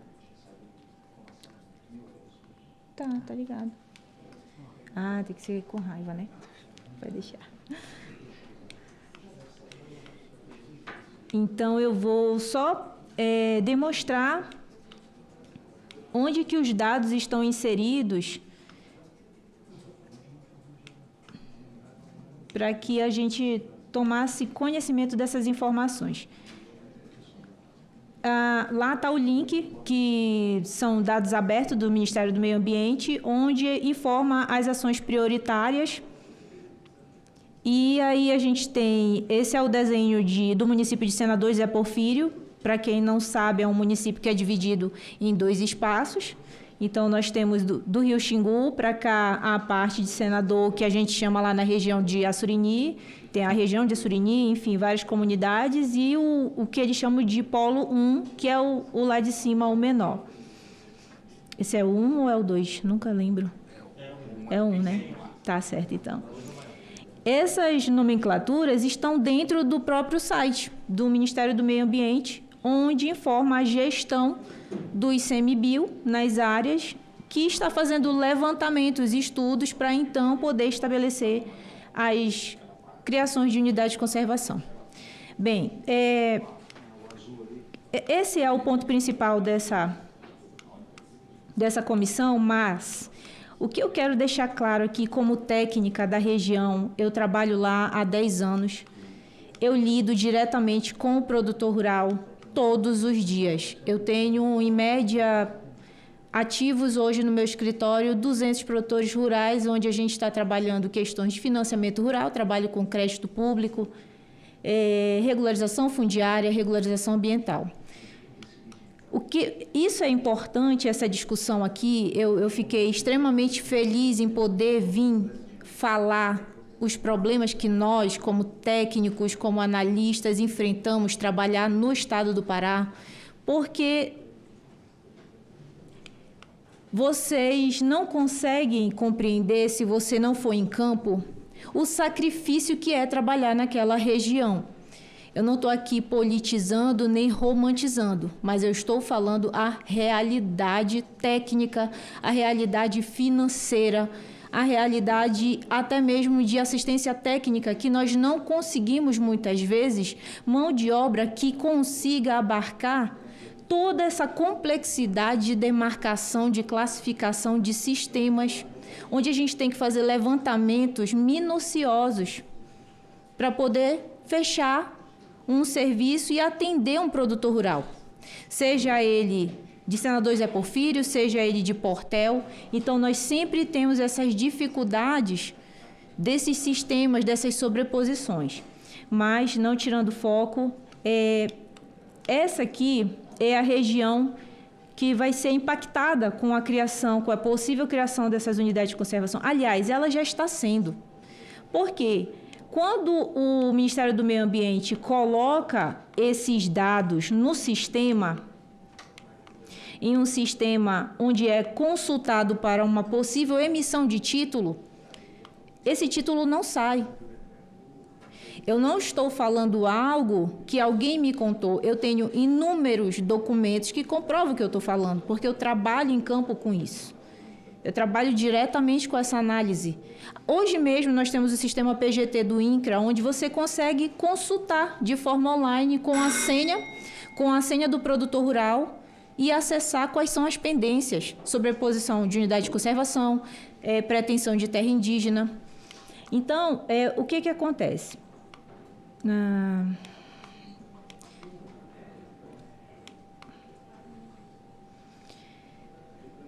Esses pontos que vocês estão vendo são levantamentos que nós fizemos em campo de cada família. No processo de contestação da unidade de conservação, que o IDFLOBIL, que é o instituto que faz a gestão das florestas no meu estado, do Pará, queria criar as unidades de conservação, a gente resolveu, os produtores rurais se uniram, não, a gente vai apresentar um estudo com pesquisa em loco. Nós temos declarações, relatórios, assinaturas, fotos coordenadas de mais de 400 famílias, informando que nunca receberam visita, assistência técnica, que nunca receberam sequer a regularização fundiária que eles dizem que precisam. Porque lá é assim, a nossa região ela é tão carente de informação e assistência técnica que eles acham que é o INCRA que tem que ir lá e perguntar quantos anos eles estão ocupando as áreas e fazer então um cadastro para possivelmente fazer o seu assentamento, se for em área de assentamento, ou já referenciamento, se for em área que eles chamam lá de área de... Eles chamam terra legal. que era o antigo sistema CIGEF, onde a gente faz a solicitação de titulação das áreas. Esse desenho em verde são tudo área do Sistema Florestal Brasileiro, cadastrado lá, no Sistema Florestal Brasileiro. Esse é o estado do Pará hoje, com unidade de conservação federal, estadual, municipal, terra indígena, Sistema Florestal Brasileiro. Acredito que tem mais algum. Temos a legenda ali. E esse é a nossa região, esse em laranja, é a nossa região em áreas consolidadas. Nós temos... isso aqui era só para eu lembrar, na hora que eu fosse falar a vocês. Aqui, esse número, esses em rosa, são as unidades de conservação federal, de gestão do ICMBio. Esses são os anos de criação dela. Esses desenhos sobre elas são georreferenciamento, processo de regularização fundiária. O SNUC, que regula a criação dessas unidades de conservação, prevê que a unidade de conservação deve gerar cotas para serem comercializadas e essas cotas convertidas em prioridade, regularização fundiária. Não vemos isso. A Flona, que ela falou,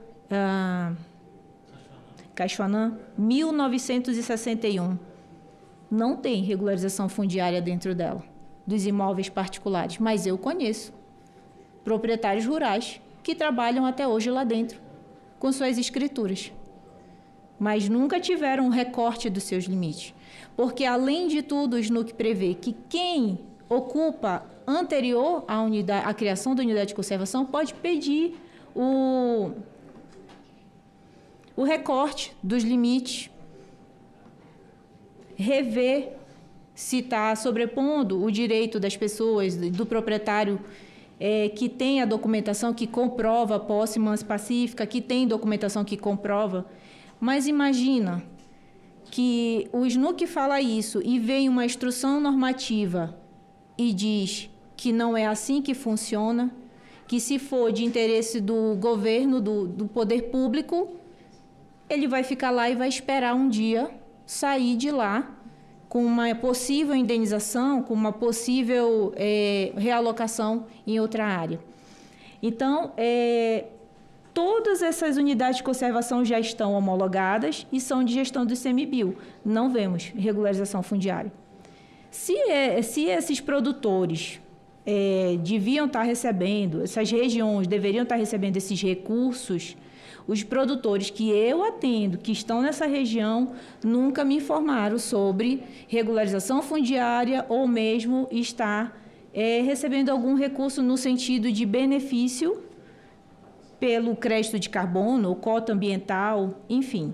Existem os cadastros estaduais, lá no estado do Pará, pela SEMAS, mas ainda não está funcionando para quem trabalha... eu estou misturando poucas informações, nas unidades de conservação estadual. A federal, eu desconheço se alguém tem acesso. Esses em verde são todos os processos de regularização em andamento, regularização fundiária em andamento, hoje lá na região. Mas são processos que ainda estão em análise pelo INCRA. Isso quer dizer que nenhuma dessas pessoas ainda receberam seus títulos. Nenhuma dessas pessoas. E esse é o estado do Pará hoje, com as pretensões de unidade de conservação, com as unidades de conservação já estabelecidas, com o georreferenciamento em andamento, que essas titulações levam... eu tenho histórico de georreferenciamento de 2008, e não tem resposta. Está embargado, está retido, não consegue ser emitido o título por causa desses conflitos de sobreposição de área. Acho que só. Deixa eu ver se tem mais alguma coisa.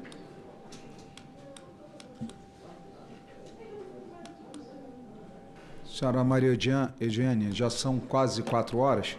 Eu vou pedir para a senhora terminar a sua fala em 3 minutos, por gentileza. Certo. Que ainda temos o Marcelo para ouvir e também o Daniel de Castro, que se quiser se manifestar.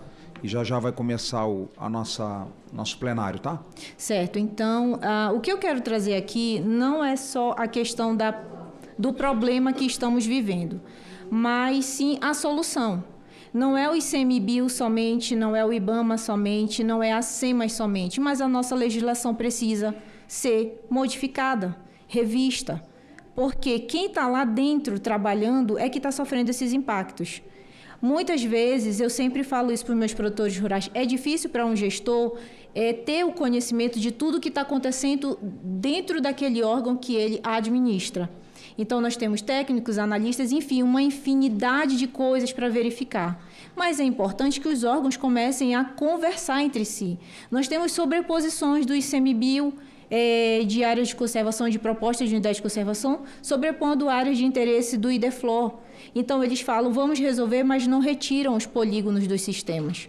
Então, ou os órgãos começam a se organizar administrativamente para que essa bagunça de polígonos, de sobreposição que impedem a regularização fundiária ambiental, o acesso a crédito, termine.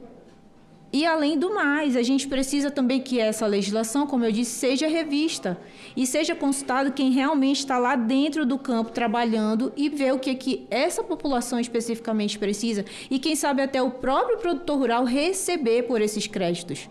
Ele ser o gestor, porque já existe uma legislação ambiental que o produtor rural tem que seguir. Por que não ele ser o gestor, ele ser o responsável?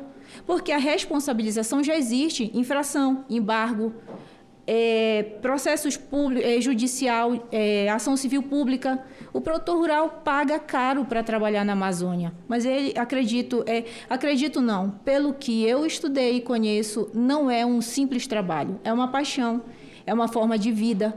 Então, eles não sabem fazer outra coisa, eles só sabem fazer isso, produzir. Bem, era isso. Obrigada.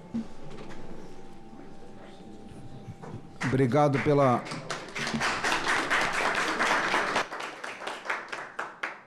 Senhora Maria Eugênia, obrigado pela sua contribuição. E também quero deixar à disposição aqui, em nome do senador Zequinha Marinho e da CRA, que vocês, quando identificam esse tipo de conflito, proponham legislação, nos ajudem. Como vocês estão lá na ponta, como a senhora disse, a senhora vive uma realidade, ouve a realidade, vê realmente o que acontece, especialmente na questão burocrática. Pensem, nos ajudem, façam tem uma SUG que nós chamamos, né, sugestão de legislação, que nós colocamos aqui em debate, vamos procurar outros senadores, passa pela CRA, depois passa pela CCJ, que o INCRA, me parece que nós estamos com um problema no INCRA há décadas. O INCRA, infelizmente, é ineficiente e ineficaz. Há muitos anos. E, por exemplo, o Cadastro Ambiental Rural, o CAR, também é muito demorado. Tudo é muito demorado. Então, nós somos absorvidos e entramos, às vezes, em conflitos por conta do excesso de burocracia do Estado brasileiro. E quem sofre com isso é o cidadão lá na ponta, sendo penalizado, sofrendo sanção, sofrendo multa, sofrendo embargo, queimando casa das pessoas, queimando o trator, queimando o equipamento. Então, nos ajudem. Eu faço esse apelo a você, como uma pessoa que conhece as dores do produtor lá na ponta. Estamos à disposição aqui, caso queira dar uma sugestão de legislação. Eu passo a palavra imediatamente para o Marcelo Norquei Duarte Pereira, que é membro do Conselho Gestor da APA Triunfo do Xingu e da Estação Ecológica Terra do Meio. Marcelo, hoje eu preciso limitar em 5 minutos realmente, que nós vamos começar já o plenário do Senado. A gente tem que encerrar todas as audiências e comissões antes de iniciar lá o período de expediente. A palavra está contigo, meu amigo.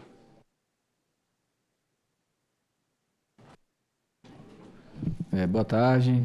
Primeiro, cumprimentar o senador Jorge Seife, agradecer ao senador Zequinha Marinho, também cumprimentar aqui a doutora, todas as mulheres que estão aqui no mês da mulher, né? Semana passada tivemos o Dia da Mulher, e cumprimentar através da Maria, né? As mulheres, não só daqui, mas todas que estão nos assistindo. Eu queria principalmente chamar a reflexão aqui do homem do campo, do Pará, os 2 vereadores. Nós estamos aqui na Comissão de Agricultura, Reforma Agrária, mas tem muita gente nos assistindo, e principalmente produtores rurais. Vamos repetir agora em outubro. Eu estou em 2 audiências públicas praticamente, ontem e hoje, só para tratar de questões de unidade de conservação. Infelizmente, ontem eu fui tratar de um problema de 21 anos que foi criado quando foi criado o mosaico de unidade de conservação da Terra do Meio. E a gente se emocionou ontem, foi uma fala muito forte das pessoas que sofrem até hoje pela criação das unidades de conservação de forma totalmente, como é que eu vou dizer, né? Até ilegal. Não é falar contra a criação de unidade de conservação, senador. Até porque, para corroborar com a sua fala, o Brasil ele não é o país que mais tem unidade de conservação. Não é esse o problema. Nós somos o único país que preservamos área de potencial produtivo, onde tem água, onde tem sol, onde tem solo. A China tem uma imensa unidade de conservação, mas é o deserto de Kobe. Os Estados Unidos, o Alasca, que é gelado. A Rússia, a Sibéria. Na Europa, serras, e aqui nós preservamos, nós impedimos o desenvolvimento do futuro da nossa poupança. Nós não podemos passar uma estrada porque criamos unidade de conservação onde deveria ter uma estrada. A Amazônia, ele tem 4 potenciais que só o Brasil tem. Os Estados Unidos tem a sua tecnologia, o Japão tem tecnologia, a Venezuela tem petróleo, o Irã tem petróleo, todo mundo tem o seu benefício. Nós temos a Amazônia, senador. O único país do mundo que conseguiu transformar uma floresta tropical em um potencial produtivo foi o Brasil. Porque nós temos homens que vieram do sul e do sudeste para fazer isso. Nós temos sol, nós temos água. E eu sou produtor rural. O ano passado eu plantei mais de 50 mil árvores lá na região da Vila Canópolis, lá onde eu moro, na Terra do Meio, na APA Triunfo do Xingu. Eu tenho um viveiro de mudas que eu não posso usar as mudas legalmente porque eu não consigo legalizar um viveiro de muda, plantar muda de floresta. Porque eu estou dentro de uma APA. Eu moro dentro de uma APA, ela foi criada e quando eu fui criada, eu lembro que a pessoa que cria também a unidade de conservação do estado do Pará, Crisomar Lobato, ele fez uma audiência pública e falou assim, todo mundo aqui vai morar num paraíso. Isso aqui vai ser uma maravilha, nós vamos ter asfalto aqui para vocês. Isso em 2005, 2006. Aí ninguém quis.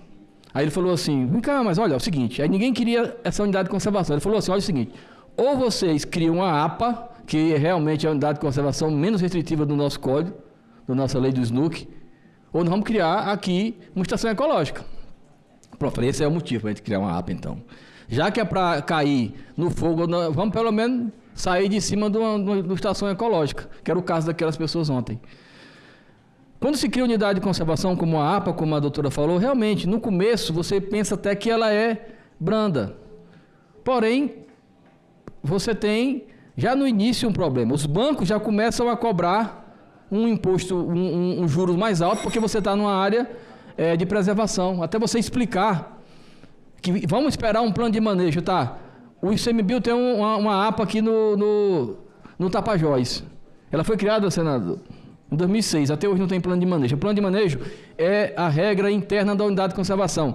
Tem também a APA Meandros do Araguaia, criada em 1998, até hoje não tem plano de manejo. Não tem dinheiro, gente. O TCU, em 2019, senador, fez todo um estudo, uma auditoria sobre a unidade de conservação do Brasil e não tem recurso, não tem dinheiro para fazer gestão.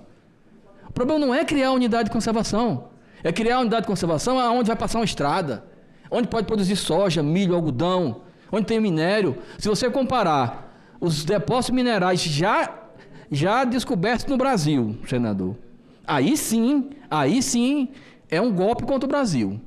Uma vez eu peguei um geólogo, nós colocamos todas as maiores reservas conhecidas de minério do Brasil pela CPRM e colocamos sobreposto ao Brasil, as unidades de conservação. Adivinha o que aconteceu? Em número, gênero e grau.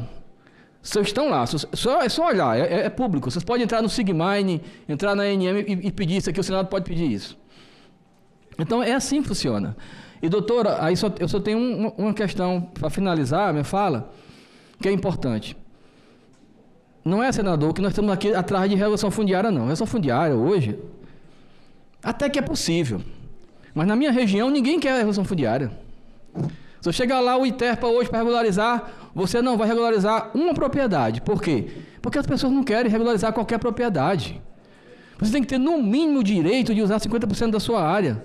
A reserva legal do nosso estado, que é um estado que tem macro-zoneamento, que já tem áreas protegidas demais, mais de 65% de unidade de conservação, de áreas protegidas. Não tem mais necessidade de você ter uma reserva legal de 80%. O próprio Código Florestal Brasileiro autoriza. O que que falta? Não adianta você regularizar. Para quê? Para receber uma multa? Para receber um PRA que você vai perder 1 milhão, 2, 3 milhões de reais. Alguém já fez o cálculo das áreas que poderiam ser tituladas no Brasil, na Amazônia, e hoje estão embargadas porque ele desmatou mais do que 50%. Não estou falando a área toda, não. Porque ele desmatou mais de 50%, que tem de 50% a 80%. Esses 30% que hoje estão embargados na maioria da Amazônia, se essas pessoas fizessem um cálculo de quanto é que é o hectare, na minha região, o alqueire é 50 mil reais o alqueire. Acho que nós temos aí tranquilamente uns 4 milhões de hectares de alqueires, uns 20 milhões de hectares, hoje embargados na Amazônia. Quanto é que vale? Qual é o embargado? Qual é o valor de terra? Qual é o potencial? Qual é o ativo dos produtores rurais que hoje estão embargados, que eles não podem usar e podem ser multados? Eu acho que é uma conta trilionária. Nós temos que criar uma legislação, como o senhor falou, para resolver isso. Nós não podemos deixar o governo federal, não podemos deixar o governo do estado, os poderes federais, o executivo criar unidade de conservação. Ainda mais aqui de Brasília, que não sabe nem o que acontece lá em Portel. Ele não sabe. Eu duvido que ele sabe menos que o pessoal de Portel toma um açaí sem açúcar. Como é com peixe. A diferença é muito grande. Então nós não podemos aceitar mais, num Brasil como o nosso, que o Senado Federal, o Congresso Nacional autorize os governos executivos a criar a unidade de conservação sem passar pelo crivo do Congresso Nacional. Está aí uma PEC, uma proposta de emenda à Constituição. Isso aí pode resolver o problema. Mas se o Pará, se a Amazônia não souber votar, não souber escolher bem seus senadores, seus deputados federais, o Congresso Nacional, aí nós estamos ferrados. Aí é o fim. E todos esses 1 trilhão de reais em terras e o nosso potencial do Brasil, do futuro dos nossos filhos, vão ser engessados. Então eu peço ao senador que assine a emenda constitucional 24/2025 para que a gente possa salvar a nossa Amazônia e o futuro do nosso país. Não é para parar de preservar, não. É para criar, mas criar bem feito. Criar aqui, como nós estamos fazendo, uma audiência pública, lá, discutir com os senadores, porque a Constituição fala que o direito emana do povo. E no Brasil, esse poder, ele é repassado para esses homens que estão aqui, os senadores, os deputados federais. E é para isso que a Constituição fala que toda a terra pública, para ser destinada ou ser criada a unidade de conservação da terra indígena, tem que passar pelo Congresso Nacional. E há muito tempo, uma questão inconstitucional acontece, que é que o Executivo burla tudo e cria terra indígena, cria tudo isso sem passar pelos representantes do povo, que é o Congresso Nacional. Muito obrigado e espero que no futuro nós tenhamos um Brasil melhor e uma Amazônia realmente produtiva e que faça bem, não só ao Brasil, mas ao mundo, e que seja preservada. Mas, primeiramente, trazendo dignidade para a pessoa humana, que esse é o princípio básico da nossa Constituição de 88. Obrigado. Obrigado, Marcelo. Eu concedo a palavra para suas considerações, Daniel de Castro, que é a coordenação de criação de unidades de conservação do ICMBio. Obrigado pela sua participação. A palavra está com o senhor por 5 minutos. Obrigado, senador. Cumprimento a mesa aqui em nome do senhor e aos demais participantes aqui da plenária, a todos que estão nos ouvindo. Vou ser bem breve, porque a Yara trouxe os esclarecimentos que foram pedidos aqui por essa audiência, com uma pauta bem específica sobre um tipo de unidade de conservação que a gente tem, que é a APA. E eu acho que é importante deixar claro que esse tipo de unidade, como já foi dito aqui por alguns membros, esse tipo de unidade é o tipo de unidade menos restritiva que tem. E ela visa, quando criada no âmbito do governo federal, trazer a força ali do poder federal para a região, para ajudar a observar aquele território, mas ela permite sim estrada, permite sim extração mineral, ela permite até uma indústria dentro de uma APA, e a gente tem exemplos disso. Então, quando vai se debater unidade de conservação, é importante de fato saber de qual tipo de unidade que a gente está conversando, e concordo plenamente com o que o Marcelo disse aqui a respeito do bom debate, do diálogo. A fala da Maria Odiane também foi muito importante nesse sentido do diálogo interinstitucional, e a gente, para criar a unidade hoje, como foi dito pela Yara aqui na mesa, a gente tem procurado isso de fato e de verdade. Conversar tanto em reuniões setoriais que ocorrem antes de consultas públicas, como na promoção de consultas públicas.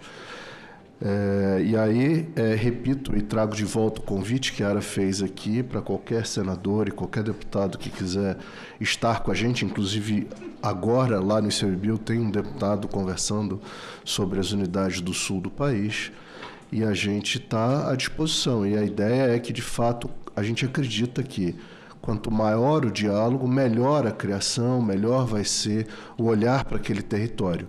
E o que a gente traz enquanto órgão ambiental, e aí, por ser um órgão ambiental, a gente tem essa vertente ambiental, a gente puxa, vamos dizer assim, para o lado ambiental, mas na criação das unidades a gente pensa num tripé, que é o tripé social, ambiental e econômico, acreditando que esse tripé é o tripé que traz sustentabilidade por território. Então, trazemos o debate ambiental para que, junto com o debate social e com o debate econômico, conseguimos pensar o Brasil melhor para o futuro. O debate ambiental ele trabalha muito com o futuro. E, de fato, quando pensamos essas áreas, queremos proteger a natureza para os nossos filhos e netos, para as nossas futuras gerações, e acreditamos, sim, que precisa ser debatido com a área ambiental, com a área social, com a área econômica, para que juntos a gente tenha um Brasil, de fato, melhor. É isso. Senhor Daniel, muito obrigado por suas considerações. Nós estamos chegando no final da nossa audiência pública e, por deferência ao proponente, senador Zequinha Marinho, que me deu a honra de substituí-lo hoje, desse tema que nós estamos sempre preocupados, debatendo, pensando, ouvindo o pessoal do Instituto Pensar Agro, que é o IPA, CNA, à frente da agropecuária. Quero passar para o senhor, senador Zequinha, para suas considerações finais, e já agradeço às senhoras e senhores que estão aqui conosco desde o início da audiência, também aos expositores, obrigado por terem vindo de tão longe, obrigado também ao ICMBio, que enviou aqui a senhora Yara e o senhor Daniel para nos ajudar. Lamento profundamente a ausência do representante do governo do Estado. Afinal de contas, o que ficou muito claro para todos nós é que o motivo da nossa audiência pública, desse conflito, dessa insegurança, realmente foram áreas que estão sendo demarcadas pelo governo do Estado do Pará e não pelo ICMBio, apesar de terem interlocução, apesar de ter servidores lá no Pará do ICMBio e do IBAMA, da Guarda Nacional, Polícia Federal, FUNAI, etc., que tem que ter realmente, mas especificamente desse tema que nós estamos tratando nessa audiência pública, foi uma demanda do governo do Estado do Pará e não do governo federal do ICMBio. Senador Zequinha, passo a palavra para o senhor para suas considerações finais.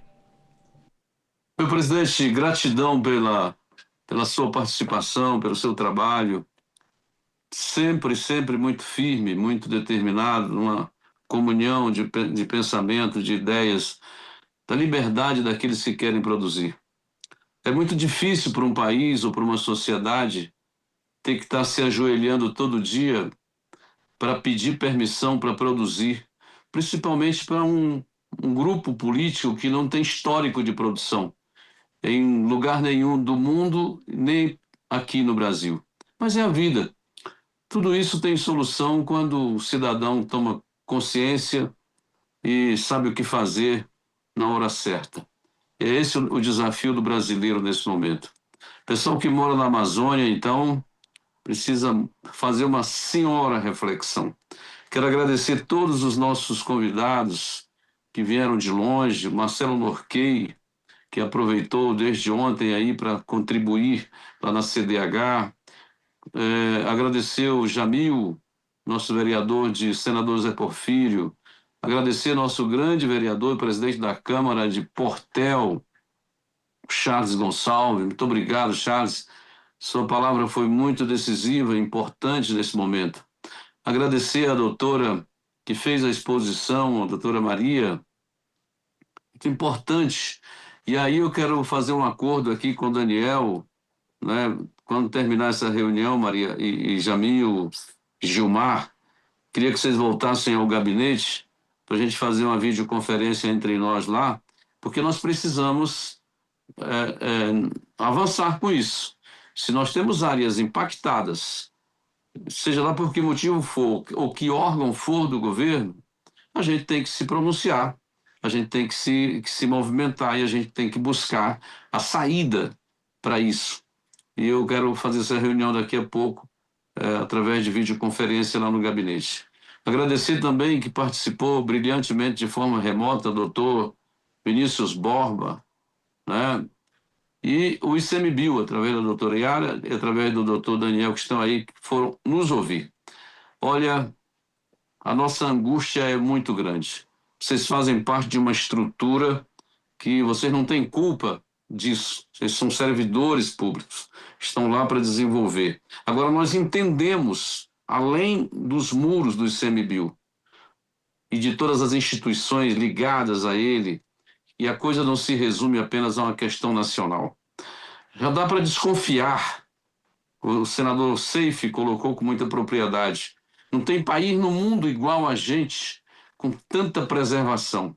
Né? Não tem, não existe. Eu acho que era a hora do próprio ICMBio, do próprio governo. Eu acho que o ser humano tem uma hora que tem que fazer uma reflexão, uma autocrítica. O que eu estou fazendo? O que eu estou fazendo é importante? Poxa, nós estamos matando gente de fome para poder fazer o que nós estamos fazendo. O estado do Pará é um colosso. No entanto, hoje, pelo IBGE, pelo Banco Mundial, somos o campeão nacional da insegurança alimentar. Insegurança alimentar é um nome bonito para uma situação complicada, que é fome, né? Falta de comida. Como é que se passa fome no Pará? Dá para explicar um negócio desse? Claro, governo que não liga para ninguém, gasta com qualquer coisa, não tem problema nenhum. Né? Ele tá tranquilo, fazendo festa, fazendo grandes eventos, aparecendo, enganando todos os desavisados.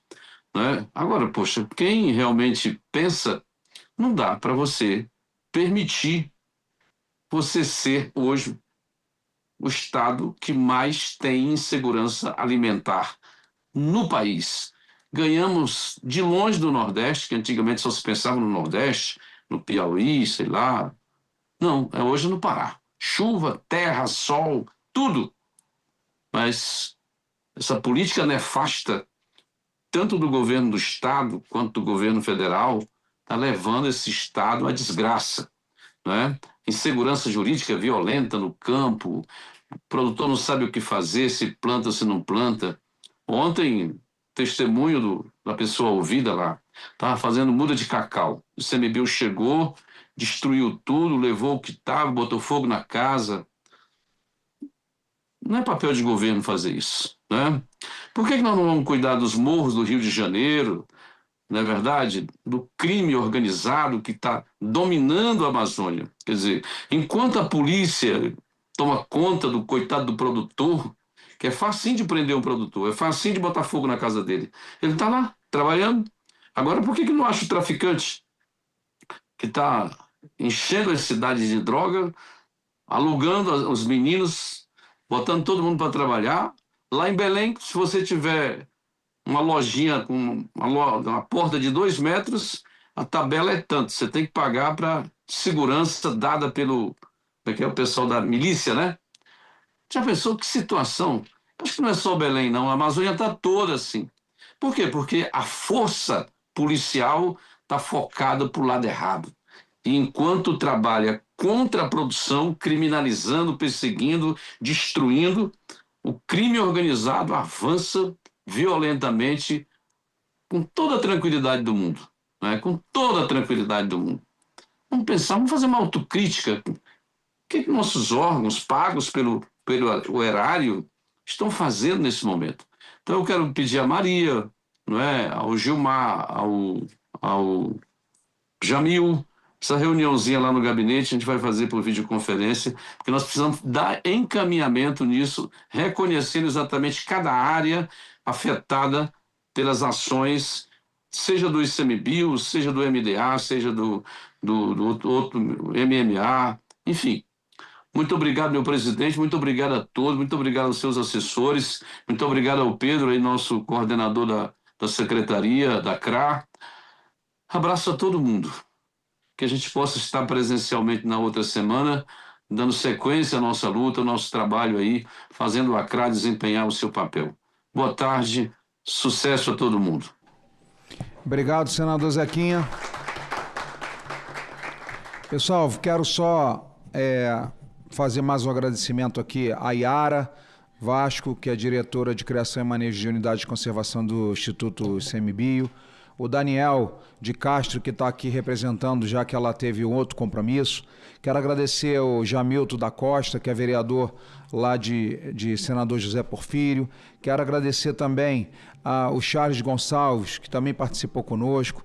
Quero agradecer ao Vinícius Domingos Borba, que é presidente da Associação de Produtores Rurais. Quero agradecer ao Marcelo Norquei, que é membro do Conselho Gestor da APA de Triunfo do Xingu.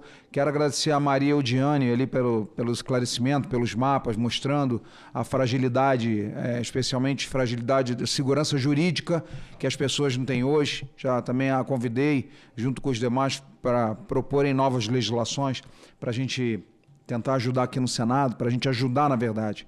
Quero agradecer também o Gilmar Rodrigues de Oliveira, que é líder do Movimento Aliança Rural, e, logicamente, nosso querido amigo, presidente da nossa CRA, lutador pelo Pará, lutador da agricultura, senador Zequinha Marinho. Agradeço aqui a toda a nossa assessoria, as pessoas que nos acompanharam, representantes aqui de ministérios também. Agradeço a presença das senhoras e senhores, dos nossos oradores, participantes, todo mundo, de todos os grupos, e nada mais havendo a tratar, encerro a presente reunião, agradecendo a Deus por essa audiência pública. Muito obrigado.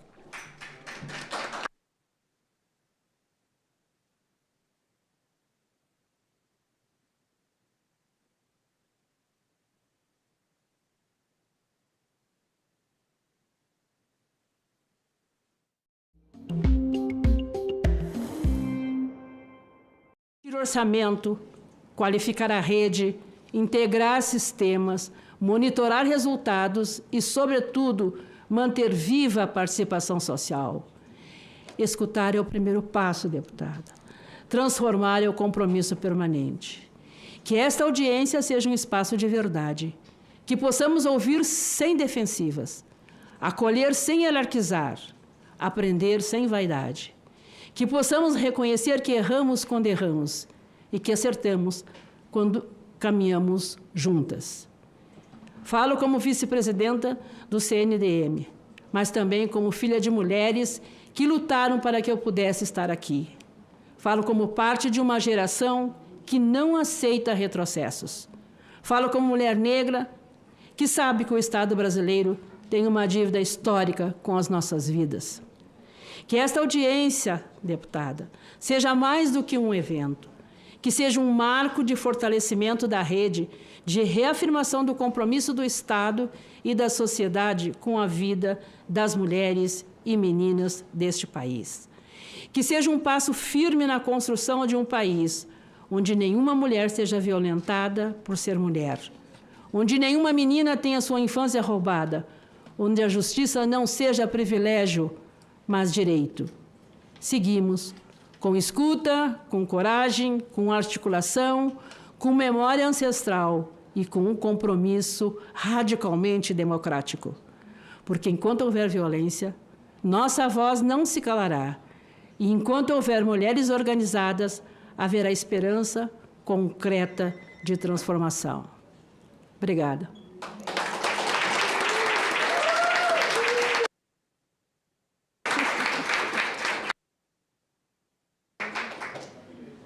Bom, gente, muito bom. Muito obrigada aí para a nossa querida Sandra Lee. Você estreou muito bem como vice-presidente do Conselho dos Direitos da Mulher, viu? É uma honra para nós estar vivendo junto com o Conselho, com você, esse momento. Eu queria deixar aqui o meu agradecimento à nossa secretária executiva, a Lorena, né, que tem nos... Vou repetir? Queria deixar o meu agradecimento à nossa secretária executiva, Lorena Lucena, que tem nos acompanhado com todos os dados e com todas as histórias que a gente precisa para estar junto, né, nessa disputa de narrativa, inclusive. Com certeza. Inclusive, nós vamos fazer uma visita a vocês, tá, Lorena? Marcar aqui com a nossa vice-presidente para a gente saber lá o que é para a gente integrar essa coisa do monitoramento e da integração de tudo que está sendo feito, para a gente não ficar dispersando energia, não é isso? É isso. Pois bem, aqui, Ellen, inclusive a gente vai passar depois a palavra para você falar rapidamente para a gente, mas já falei até para aqui a assessoria da comissão que eu acho que era importante que você viesse um dia aqui, se você falar tudo sobre o 180. Como é que está estruturado, onde é que está integrado, enfim, para o que o cidadão, a cidadã, que aqui também, como essas audiências elas são transmitidas, a gente às vezes tem um feedback, um retorno depois das pessoas. Então, muita gente não sabe, né, como é que funciona, como é que se integra, quem é que está por trás do 180. E a gente tem muita curiosidade e, ao mesmo tempo, tem necessidade da gente estar integrando agora para a gente fazer o 180 ele ser realmente, como a nossa querida... Não, a que cantou o 180... A Elza Soares, que só me vem, quando falo 180, só me vem aquela música da Elza, né? Que é maravilhosa, por sinal. Tá certo? Mas a gente vai lhe ouvir hoje, mas eu quero que a gente aprofunde para que todo mundo que tem, inclusive as deputadas e senadoras que estão, por ocasião, estão agora na CWS, mas assim, que elas possam, inclusive, tirar todas essas dúvidas, né, sobre o processo de funcionamento. Bom, então agora com a palavra a Maria Tereza Prado, obrigada pela sua presença, que ela representa o Observatório da Mulher contra a Violência, que é aqui do Senado Federal, já tem uma história, já tem um trabalho, uma história que já deu muita contribuição, inclusive logo que eu cheguei na Câmara, era um dos locais que eu buscava as informações, né? Parabéns pelo trabalho. Com a palavra, fica à vontade aí. Obrigada, deputada. Quero iniciar agradecendo o convite para participar dessa audiência importante. Cumprimento também os expositores, quem já esteve, né, na mesa, a Eutália, cumprimento agora a Ellen, a Sandra Lee e todos os presentes. Cumprimento a nossa nova diretora da Secretaria de Transparência, que está presente aqui, Isadora de Castro, colegas do Instituto Data Senado, que também estão presentes, todos que estão nos ouvindo. E quero começar falando, né, que espaços como esse são fundamentais para que possamos ouvir diferentes conhecimentos, experiências, perspectivas sobre um tema tão relevante, um tema que nos leva todos os dias a fazer perguntas difíceis, né? O que ainda falta ser feito? Onde estão os gargalos? Como podemos mudar essa triste realidade que insiste em se impor na forma de mulheres mortas pelo fato de serem mulheres? Meu nome é Maria Tereza, atualmente eu coordeno o Observatório da Mulher contra a Violência do Senado e o Observatório, em parceria com o Instituto Data Senado, realiza há 20 anos a maior pesquisa do Brasil sobre violência contra mulheres, que é a Pesquisa Nacional de Violência contra a Mulher. Ao longo dessas 2 décadas, mais de 56 mil mulheres já foram entrevistadas em todo o país. O objetivo dessa apresentação aqui hoje é trazer alguns números desse levantamento, do último levantamento que foi feito, que podem lançar à luz né, uma maior compreensão do problema. A pesquisa ela nos permite observar o panorama da violência que antecede os casos mais graves, né? Em outras palavras, ela revela a realidade cotidiana vivida por mulheres brasileiras e ajuda a compreender os caminhos que podem levar ao feminicídio.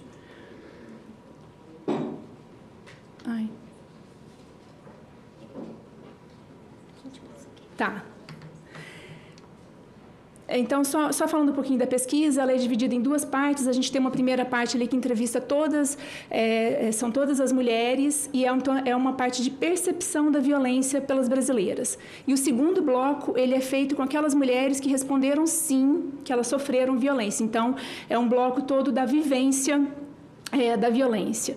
E um primeiro dado,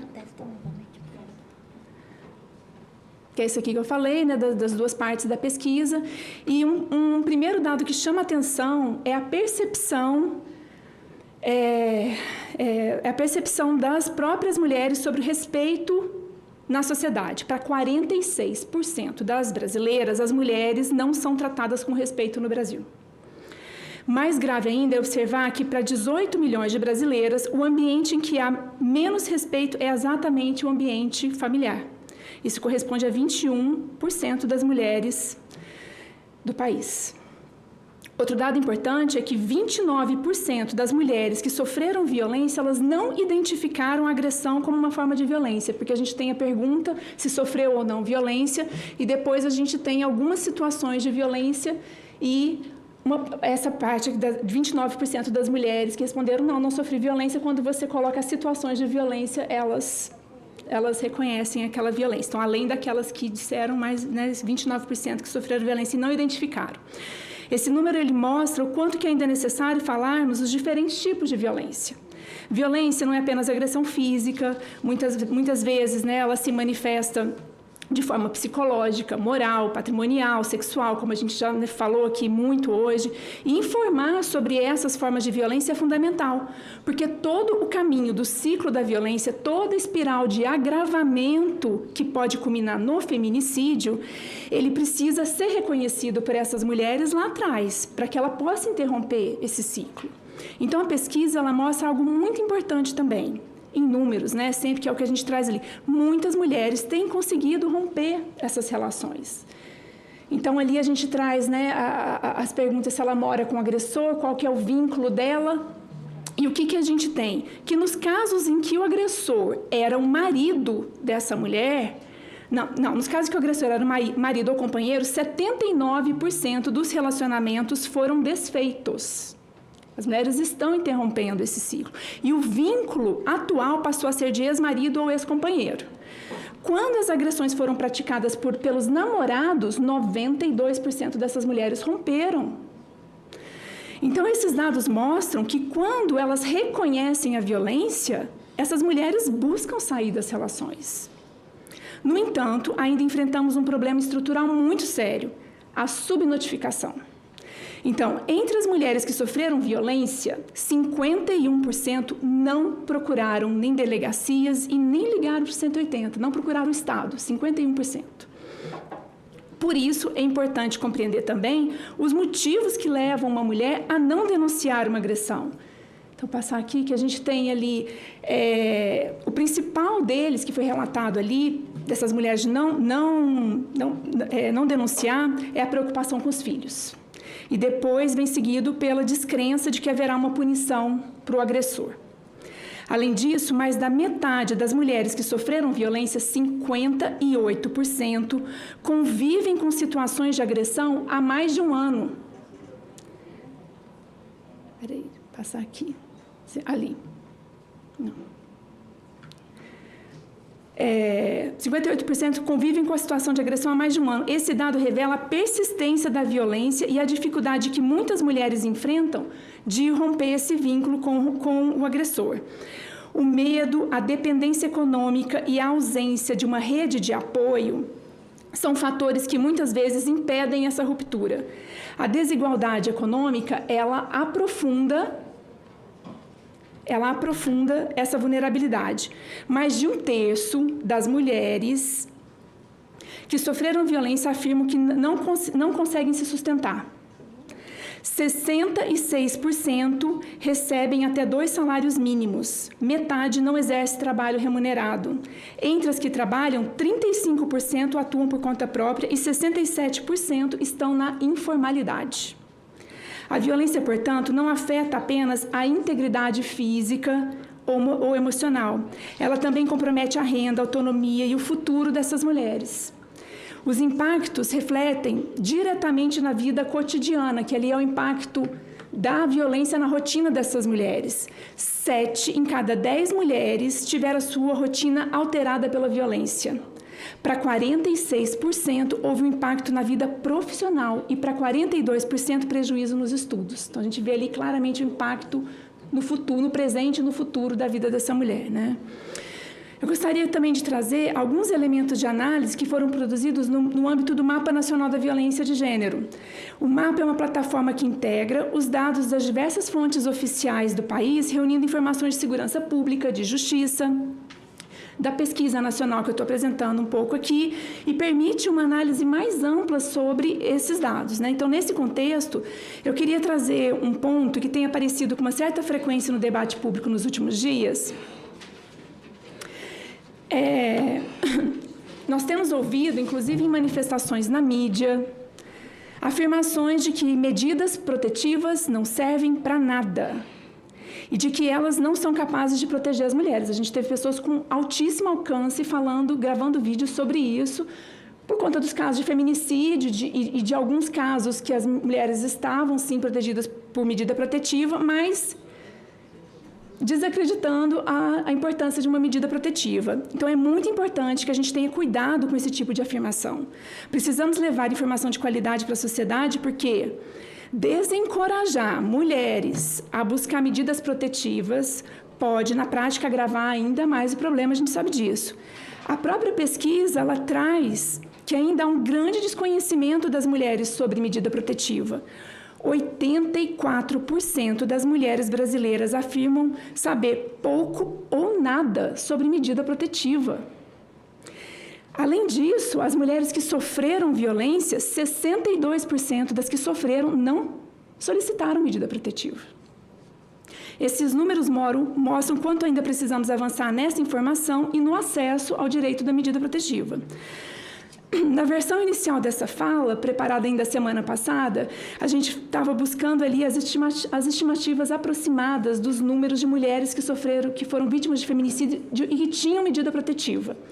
E naquele mesmo dia foi muito importante porque no Palácio do Planalto o Fórum Brasileiro estava lançando um material que trazia exatamente esse número, né? Então, bem importante que agora eu já trago isso atualizado. O levantamento analisou dados de 16 unidades da federação e trouxe uma análise aprofundada sobre esse tema. Então, o que o Fórum trouxe no estudo? Que 13,1% das vítimas possuíam medida protetiva de urgência no momento do crime. 13,1%. Esse dado ele é muito importante porque ele qualifica.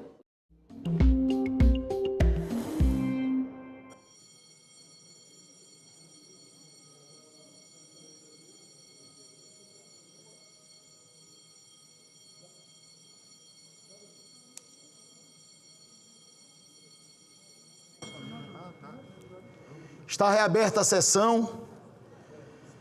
Encerrado o período de expediente, declaro aberta a ordem do dia. Concedo a palavra ao líder do Republicanos, senador Messias de Jesus.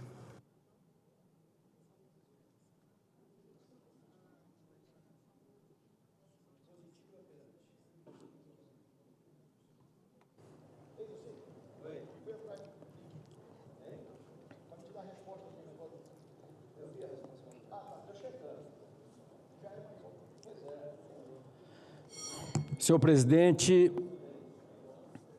gostaria de pedir a Vossa Excelência... melhorou já o relógio ali, não... Vossa Excelência pensou e eu já aumentei 10 minutos.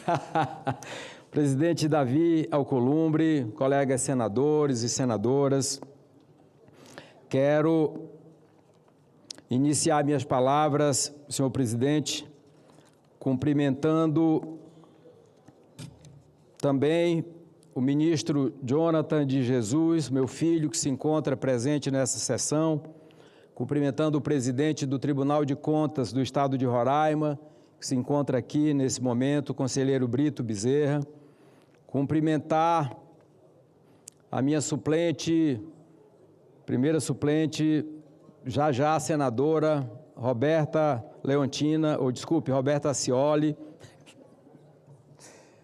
Quero cumprimentar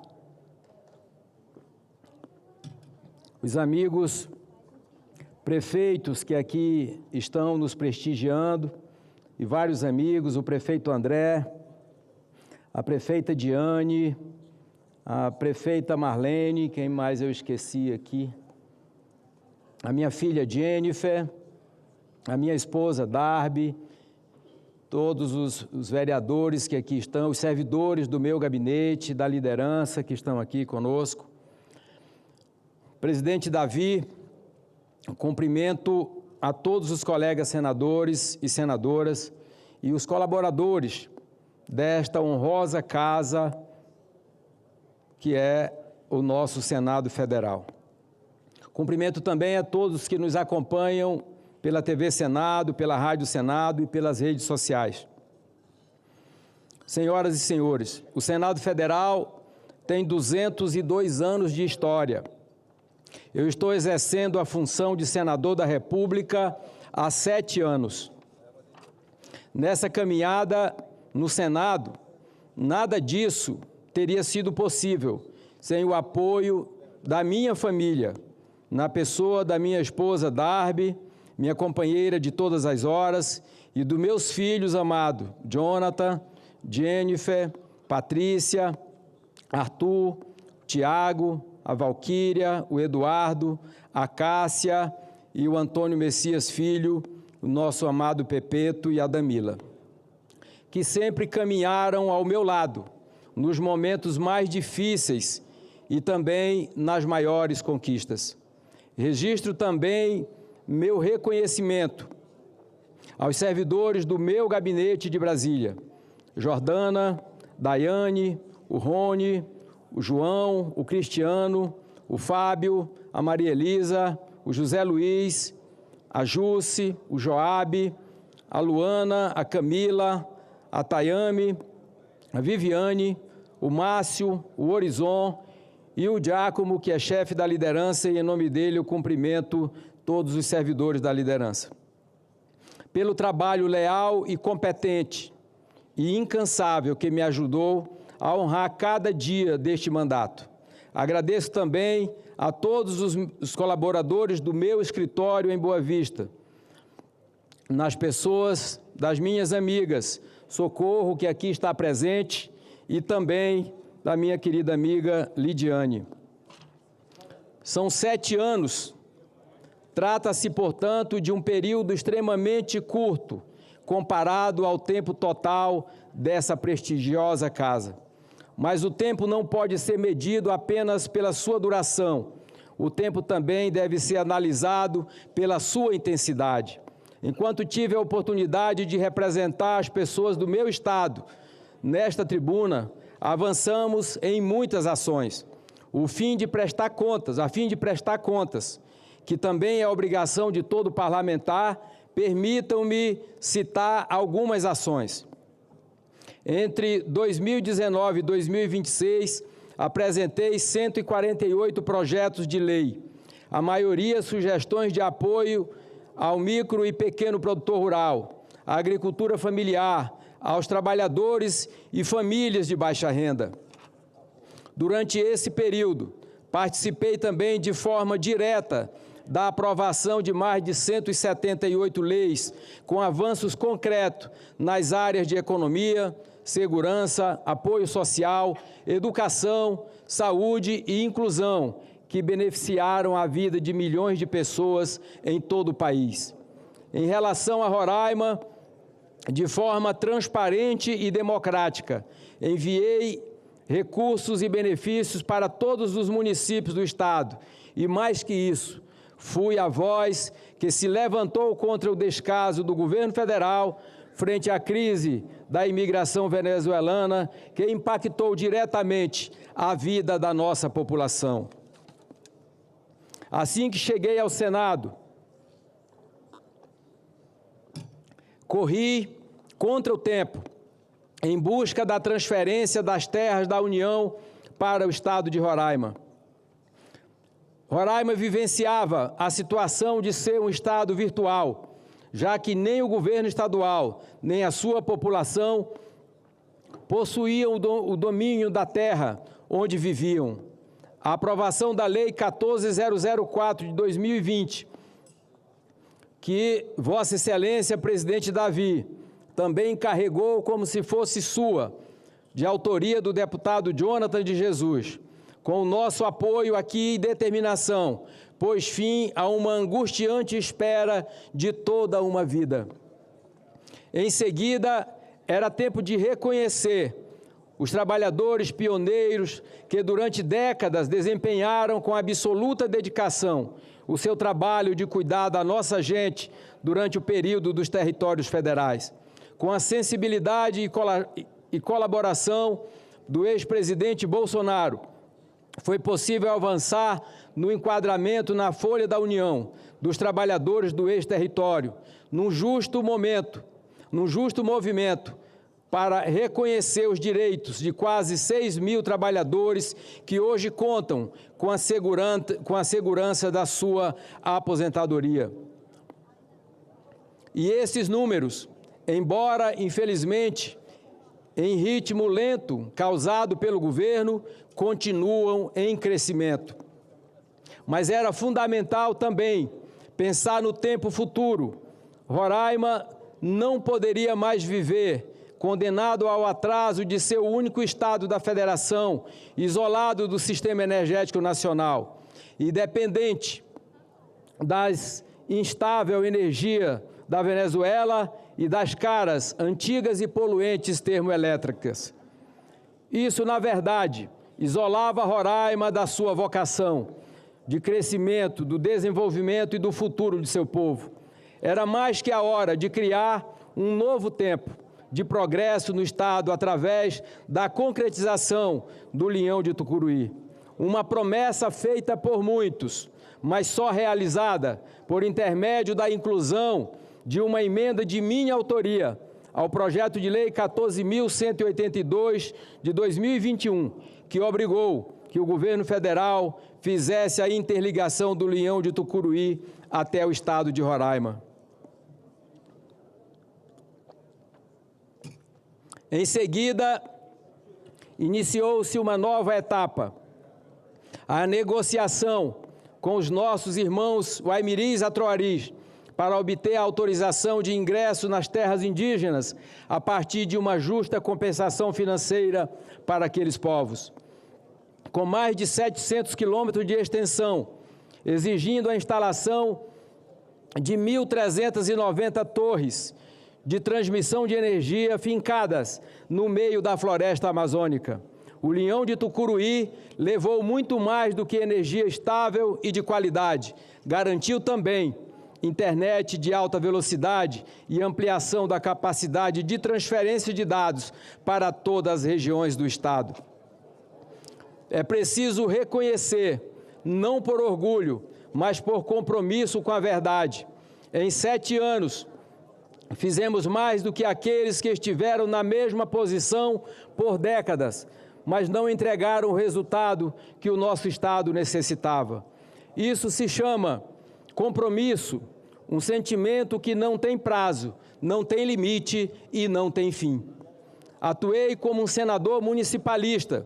Ao longo do meu mandato, destinei mais de 700 milhões de reais, que foram investidos principalmente na construção e reforma de unidades de saúde, creches, escolas municipais e estaduais, recuperação de centenas de quilômetros em vicinais e estradas, além, é claro, do tão sonhado asfalto nas ruas das cidades no interior, segurança, conforto e dignidade para milhares de famílias.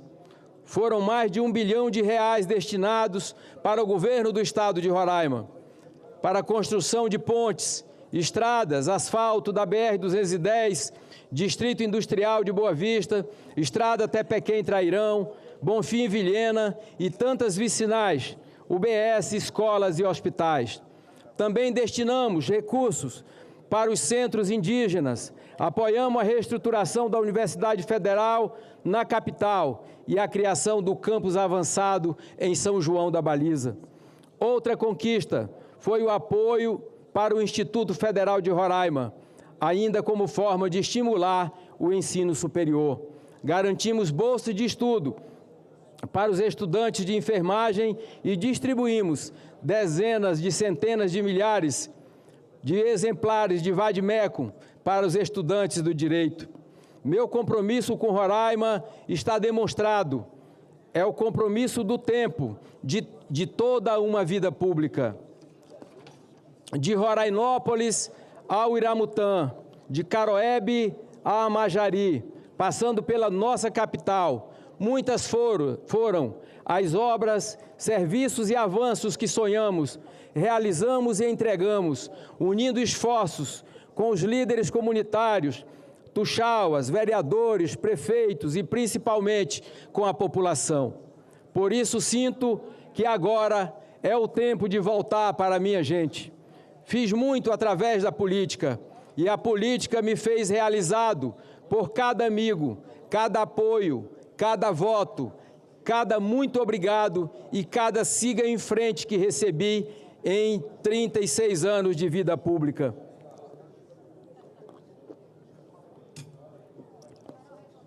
Digo com o peito cheio de leveza e gratidão aos amigos e a todos os roraimenses. Vocês me trouxeram a Brasília e por vocês estou voltando a Roraima.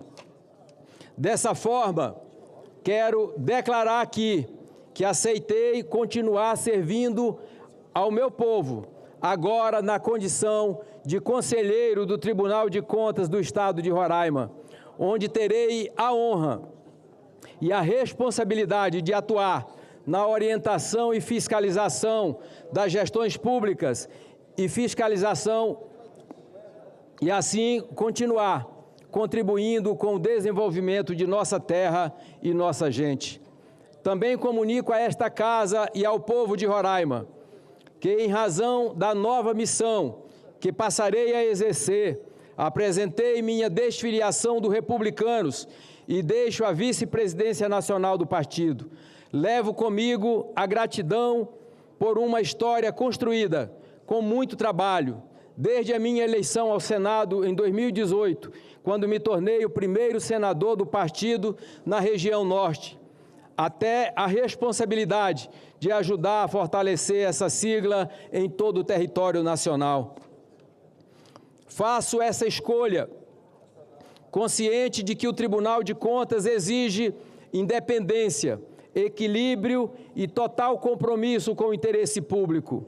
Cabe a essa missão fiscalizar a legalidade, a legitimidade e a boa aplicação dos recursos públicos, orientar gestores, apreciar contas e contribuir para o aperfeiçoamento da administração pública sem viés partidário, sem disputa política e sem outro compromisso que não seja com a lei, a transparência e o povo. Registro também meu agradecimento ao presidente nacional do Republicanos, deputado federal Marcos Pereira, pelo respeito e pela convivência leal ao longo dessa caminhada. Sou grato pela oportunidade de ter ajudado a fortalecer o partido, ao lado de uma liderança que conduz essa sigla com equilíbrio, firmeza e visão nacional, sempre mantendo aberto o diálogo e valorizando o nosso trabalho em Roraima e na região norte.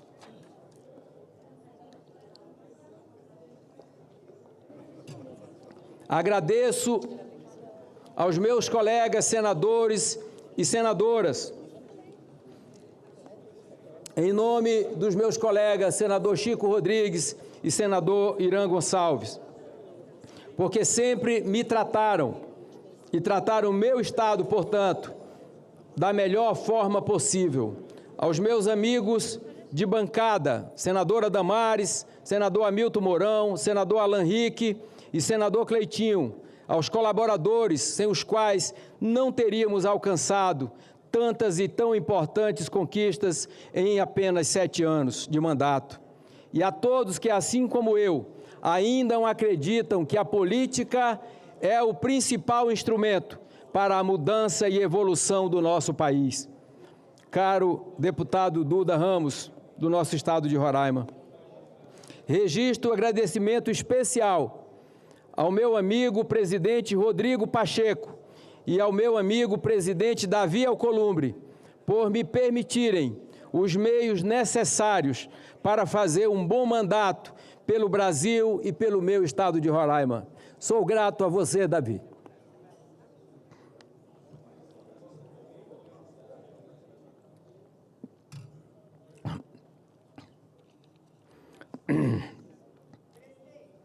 Enquanto ele respira,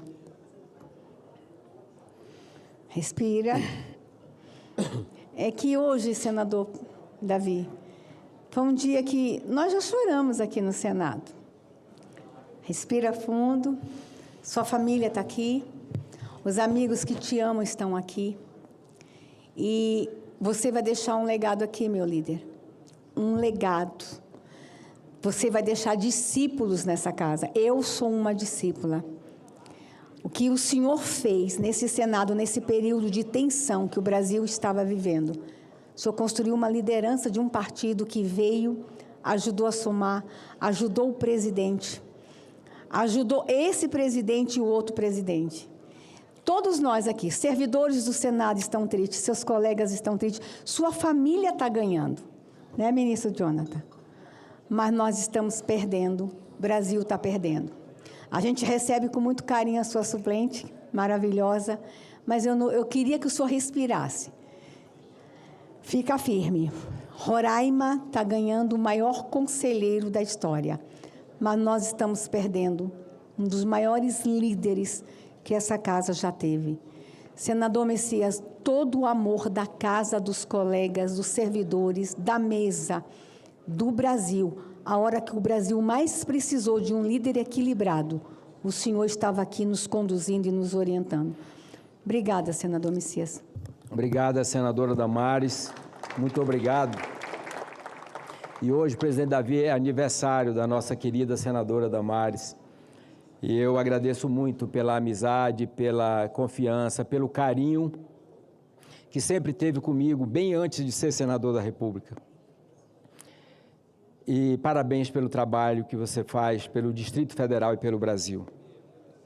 Mas eu falava agradecendo ao presidente Davi.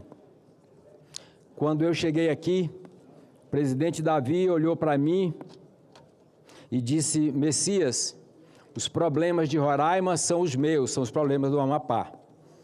E onde você estiver, eu estarei.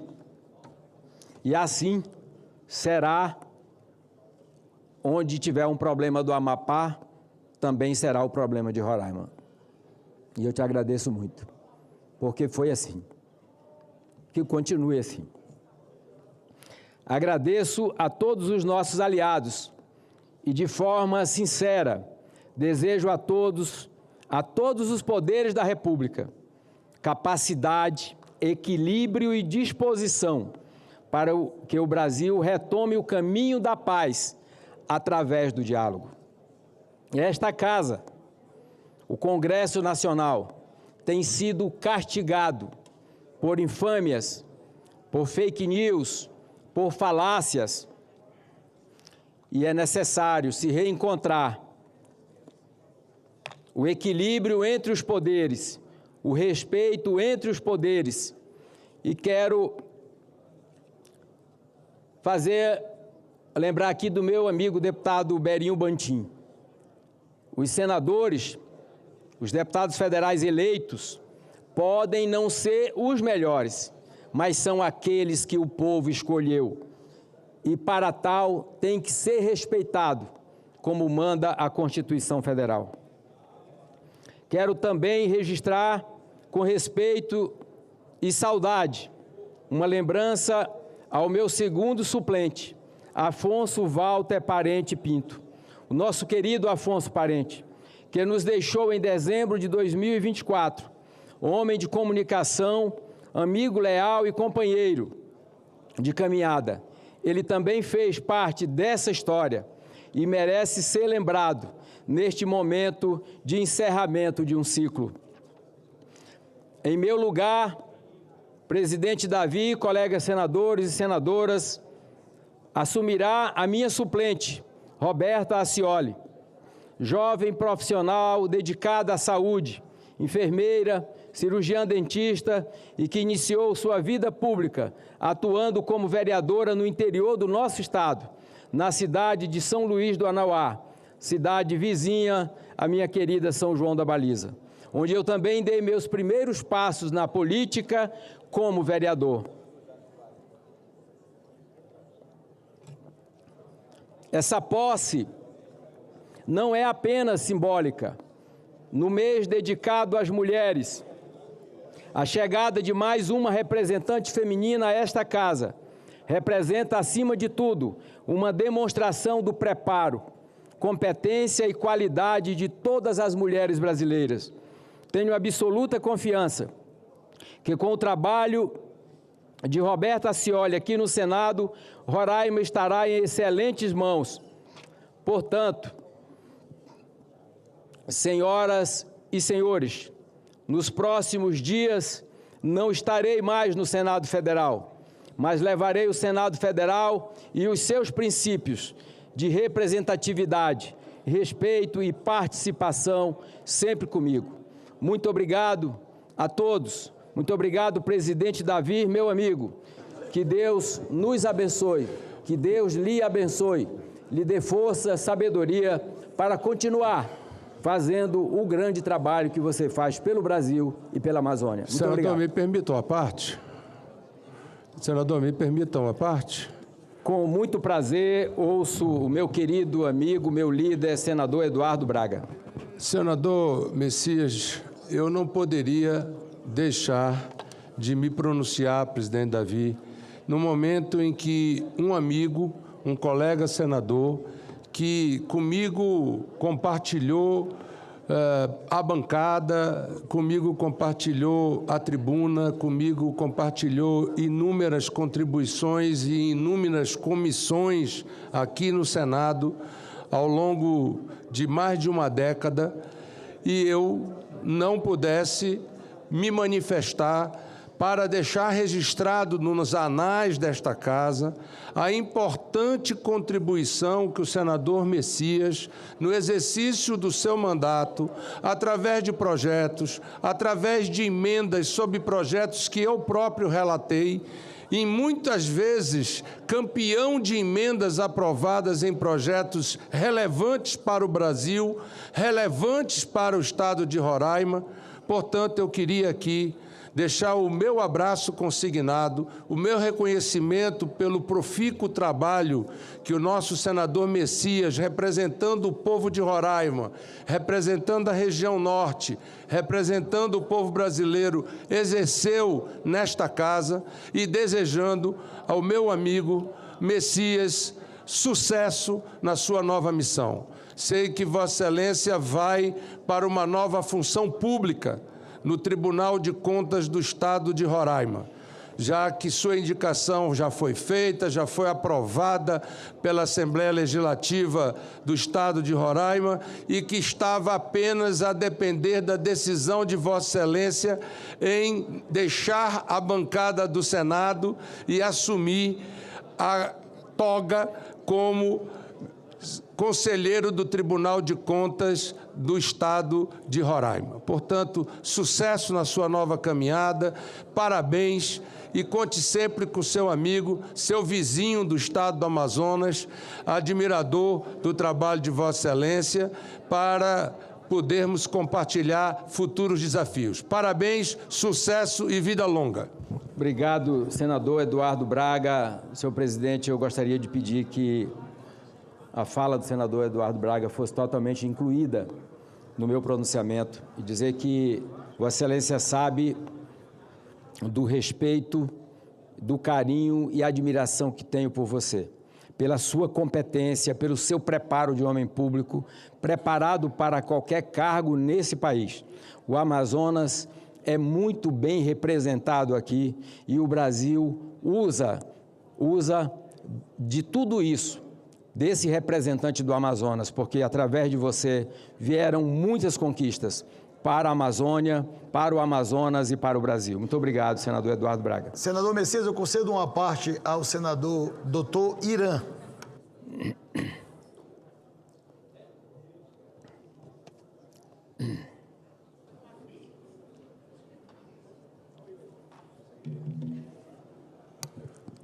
Boa tarde, presidente. Boa tarde, senhoras e senhores senadores. Eu quero, presidente, pedir bem a Vossa Excelência para saudar os nossos prefeitos que estão aqui prestigiando essa solenidade de despedida do Senado do nosso querido amigo Messias de Jesus. Quero saudar aqui meu querido amigo, presidente do Tribunal de Contas do Estado de Roraima, ex-progressista, ex-líder do meu partido na Assembleia, Brito Bezerra, meu querido irmão, colega médico e hoje ministro do Tribunal de Contas, meu querido irmão Jonathan de Jesus, nosso querido deputado Duda Ramos, a Roberta, seja muito bem-vinda, senadora Roberta, e quero também fazer aqui o registro da presença do nosso futuro governador do Estado, que também nos honra com sua presença, está ali naquele dispositivo de autoridades, que é o nosso querido Edilson Damião. Querido amigo Messias, eu não podia deixar... Messias, eu tinha um compromisso em São Paulo hoje à tarde, e aí fui informado dessa solenidade. Eu não podia deixar de estar aqui, por vários motivos. Primeiro, pela longa amizade que nos une. Nós nos conhecemos ali naquela varanda do ex-deputado Luciano Castro. Nós éramos vizinhos, presidente, e de vez em quando eu olhava por cima do muro, estava o Messias lá, que o Luciano era deputado, e o Messias era vereador dele, lá no Baliza. Ele, Naninho, saudoso Naninho, não é verdade? Então, desde lá, eu acompanho essa trajetória ascendente do meu amigo Messias de Jesus. Você é um exemplo de case de sucesso na política. Você que veio lá do Baliza, um dos menores municípios do nosso estado, foi deputado estadual durante 6 mandatos, foi presidente da Assembleia e senador da República e fez um trabalho por onde passou que qualificou Vossa Excelência para sempre galgar degraus mais acima. Hoje, eu estou aqui para, em nome de toda a nossa bancada, agradecer a você, meu amigo, pelo seu trabalho que nós fizemos juntos aqui. A bancada, ainda com o deputado Jonathan de Jesus, quando deputado aqui, nós sempre lutamos pelas pautas de interesse do nosso Roraima. Nossa Roraima aqui não tem partido, viu, senadora? O que for de interesse de Roraima aqui nos une a todos, de maneira incontestável.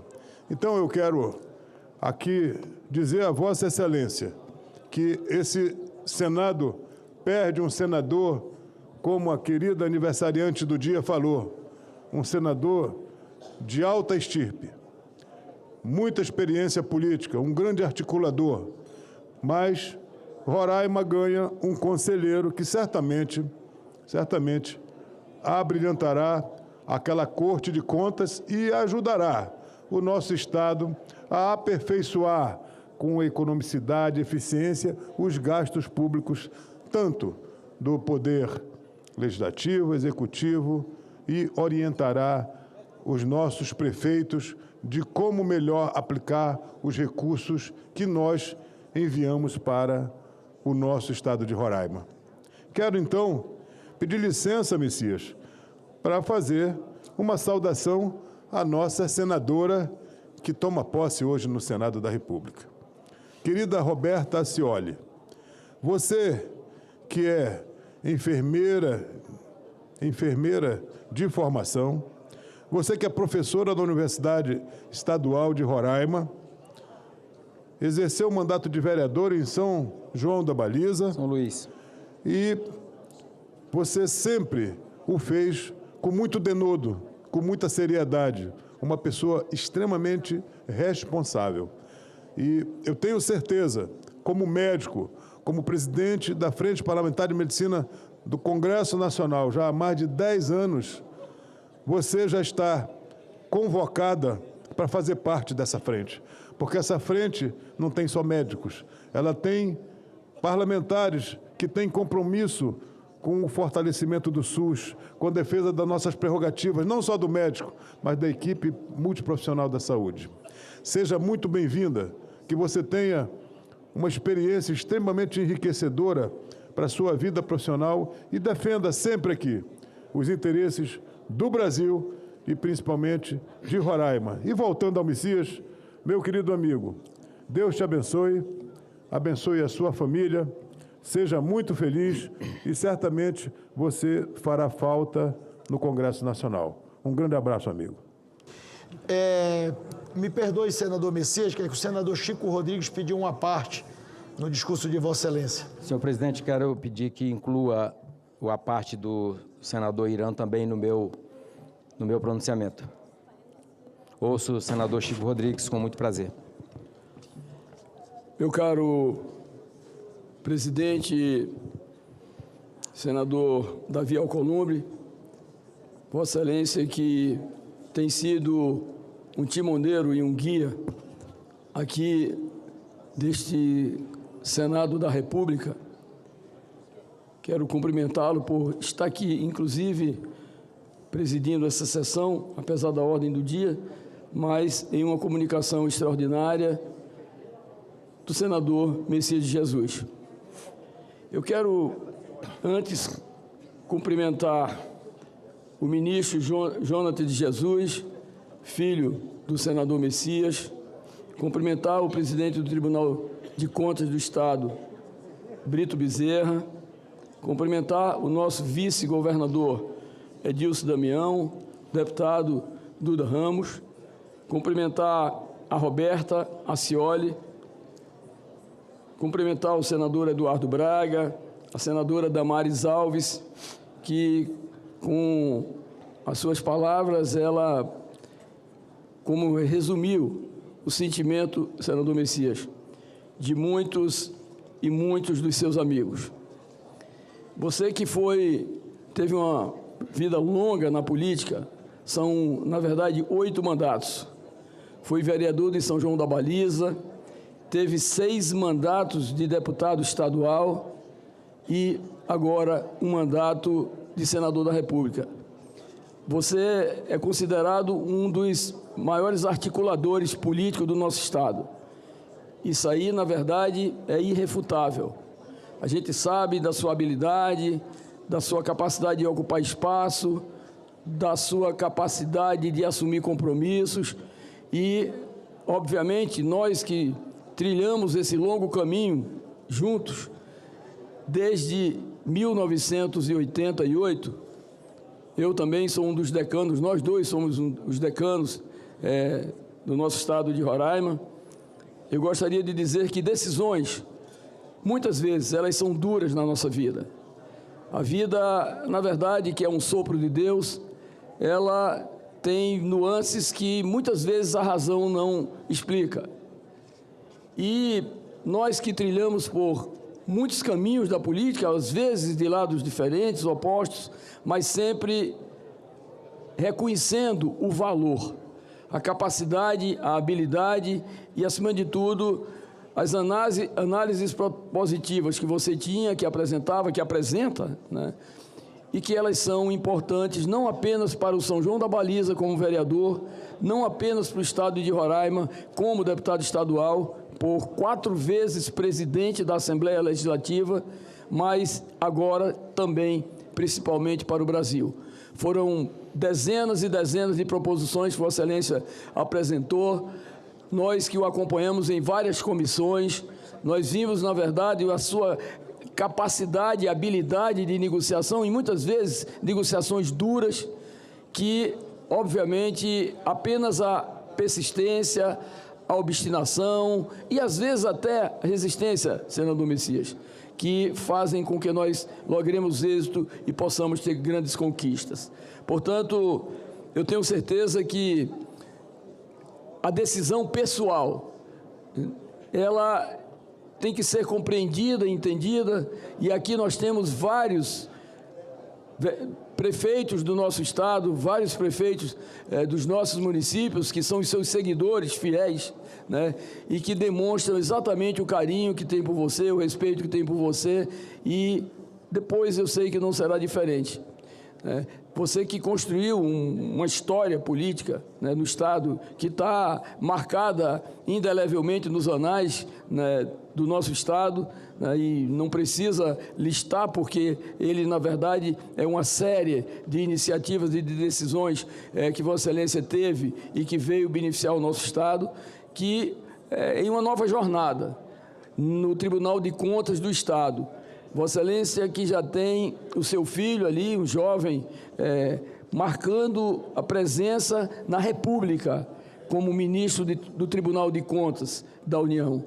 Vossa Excelência talvez se ombreie nesse propósito, nesse princípio de acompanhar todos esses trabalhos a nível do Estado, mas sabendo exatamente que lá em cima Vossa Excelência tem uma referência que em nenhum momento, absolutamente em nenhum momento, lhe faltará. Portanto, eu acho que esse é um alento, é uma energia nova que vem de dentro, que obviamente vem de Deus, que pode realmente fazer com que essa sua caminhada no Tribunal de Contas do Estado possa ser também uma caminhada com tanta realização quanto você teve na vida política.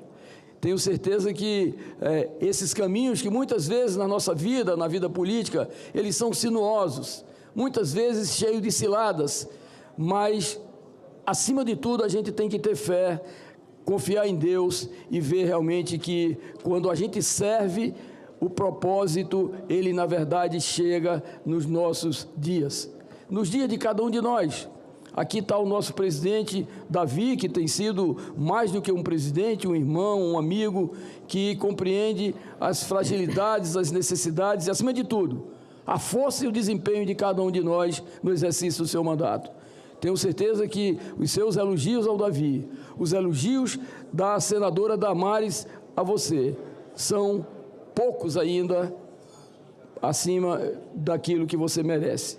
Portanto, tenha a certeza que nós que convivemos durante essa longa estrada da vida, nessa jornada em Roraima, vamos continuar acompanhando o teu desempenho com muita determinação à frente do Tribunal de Contas do Estado. E que Deus lhe abençoe e que Deus encontre sempre, gente, o melhor caminho para cada um de nós. Roberta, tenha um bom período de mandato de senadora, você que veio na esteira das orientações do senador Messias, eu tenho certeza que você dele não vai se afastar um minuto, porque a coisa mais importante que existe na vida chama-se lealdade e compromisso. E tem uma palavra que eu vou encerrar, Messias.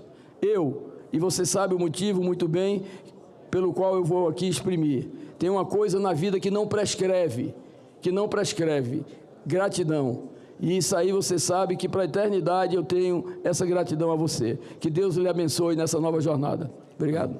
Presidente Davi, muito obrigado e peço que inclua a fala do nosso querido senador Chico ao meu pronunciamento. Perfeito, senador Messias, Vossa Excelência me permite uma parte. Rapidinho, senador Elisiane, o senador Espiridião a mim pediu a palavra, eu já passo a Vossa Excelência. Tá bom.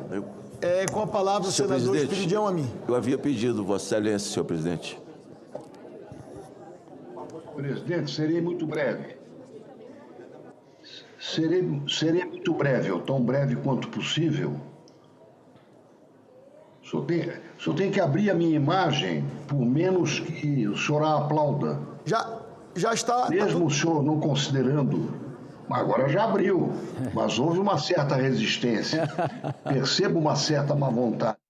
Presidente, eu quero me somar muito rapidamente a esse momento de reconhecimento ao trabalho, ao companheirismo e, acima de tudo, à luta do meu querido amigo, senador Messias. Vai continuar sendo meu amigo, se Deus quiser, sempre ao longo de sua longa vida. E quero apenas dizer, como prova da diligência, do trabalho e da contribuição para o Brasil, do senador Messias de Jesus, quero dizer, senador, que vence no dia 24 de março o prazo para a sanção do seu projeto de lei número 6139, que dispõe sobre o Sistema Brasileiro de Crédito Oficial para Exportação. É algo que o Brasil tem que aperfeiçoar sempre, porque todos os países que compreendem o que é o comércio internacional sabem que o governo é indispensável para facilitar e para reduzir dificuldades também. O comércio internacional que está ficando cada vez mais complicado pelas guerras, pelos conflitos e pelo uso de medidas heterodoxas, como o tarifaço, para criar dificuldades e onerar a competitividade, no caso, a do Brasil. Então, o seu projeto de lei 6139, que estabelece o Sistema Brasileiro de Crédito Oficial à Exportação, eu tive a honra de relatar na Comissão de Relações Exteriores. Ele já está pronto na mesa do Presidente da República para a sanção e é um dos seus filhotes, é um dos filhos da sua criatividade legislativa. E não há melhor recompensa que o senhor se despedir de nós em termos de mandato.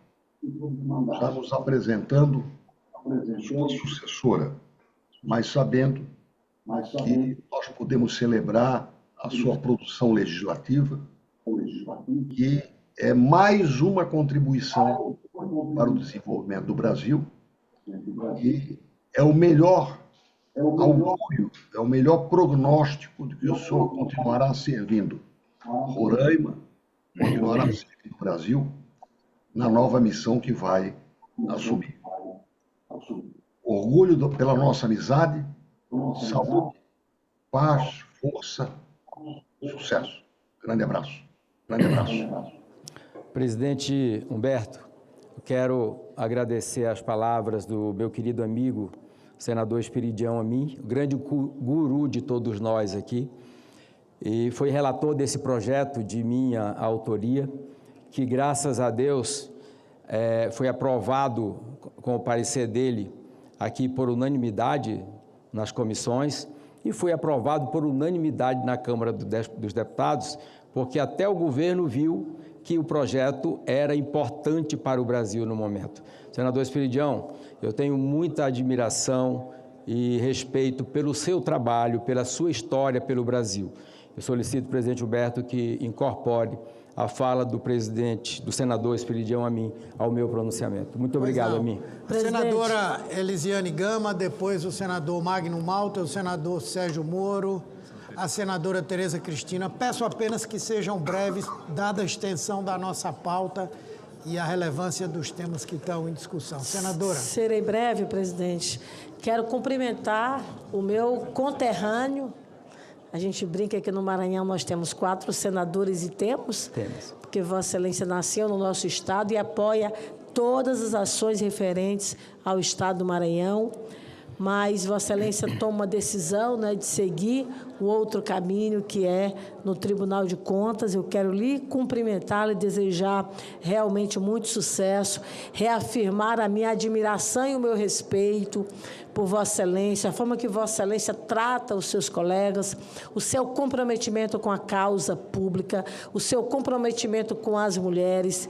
Parabenizar, né, a Acioli, que chega para estar juntamente conosco, as mulheres desta casa, ao lado da minha querida amiga Damares, Tereza, Cristina, todas as demais senadoras que hoje estamos aqui em plenário para tratar de uma pauta importante, que é a pauta feminina. Então, Messias, eu apenas quero te desejar muito sucesso, prosperidade nesse novo desafio. Eu tenho plena convicção que, com a mesma competência que Vossa Excelência foi como senador, será como conselheiro, contribuindo fortemente para o seu Estado. E, presidente, parabenizar o presidente Davi por deixar o dia de hoje como um dia exclusivo para tratarmos da pauta feminina.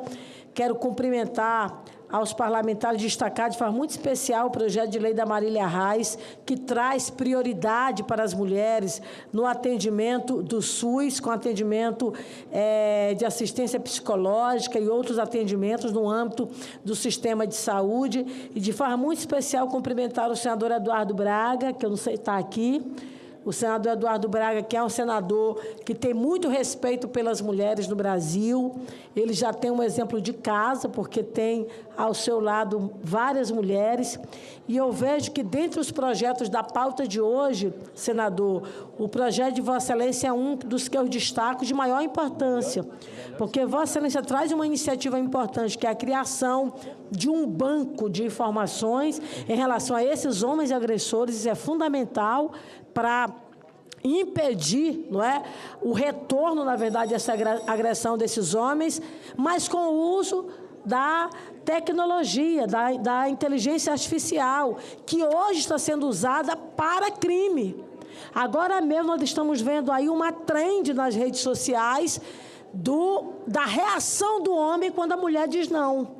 E você vê como isso tomou conta do Brasil. Graças a Deus conseguimos derrubar esses sites, mas a gente precisa utilizar a tecnologia para o bem, para a proteção das mulheres e para o combate à violência. E é exatamente isso que traz o projeto do meu querido senador Eduardo Braga, que aumenta ainda mais a nossa admiração pelo seu trabalho e pela sua atuação. Se Deus quiser, vamos aprovar todos esses projetos hoje. Mais uma vez, parabéns, Messias, e parabéns a senhora por chegar aqui e engrossar conosco a fileira das mulheres, que ainda somos tão minoria no parlamento brasileiro. Presidente Humberto, quero agradecer as palavras generosas da minha amiga senadora Elisiane Gama e dizer ao povo do Maranhão, como maranhense que sou, que eles são aqui muito bem representados por essa guerreira valente senadora Elisiane Gama. Um orgulho ter sua amizade, minha amiga. Com a palavra o senador Magno Malta.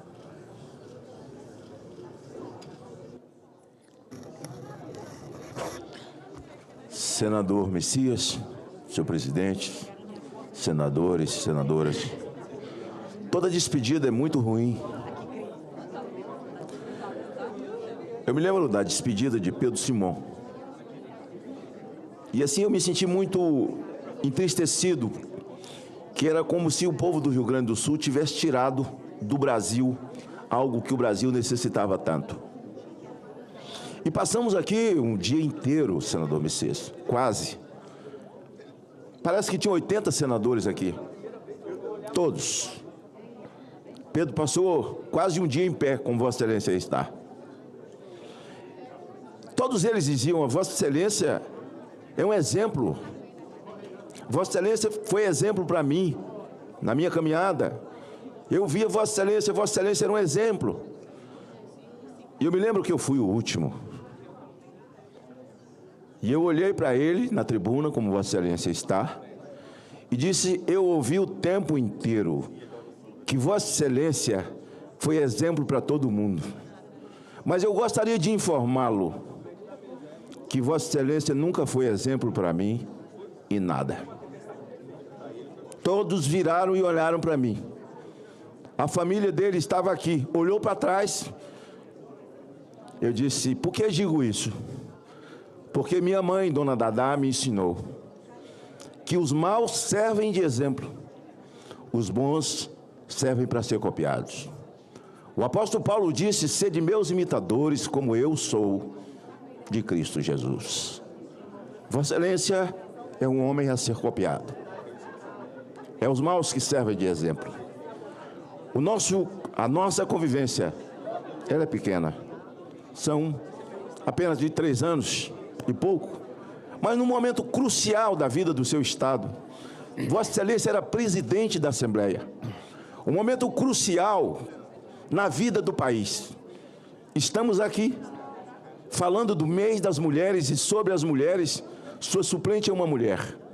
Onde muitas mães choravam no seu Estado, mulheres choravam, sofriam por terem os seus filhos abusados. E foi nessa época que eu apareci, e Vossa Excelência era o presidente da Assembleia Legislativa. E lá instalei a CPI da pedofilia durante 3 dias. Eu tive toda a cobertura de Vossa Excelência. A CPI, as crianças, tiveram a cobertura de Vossa Excelência. E os maus, os criminosos, inclusive o Procurador-Geral, que orgulha a mim muito ter no meu currículo, tê-lo prendido, conjuntamente com as autoridades do seu Estado. E Vossa Excelência foi firme. Porque eu me lembro que quando fui ao Acre, o Tribunal de Justiça que ia receber a CPI do narcotráfico tinha tanto medo que depois tirou, não queria mais receber. E o Petecão era o presidente da Assembleia Legislativa. Acabou recebendo a gente. E Vossa Excelência em nenhum momento titubeou.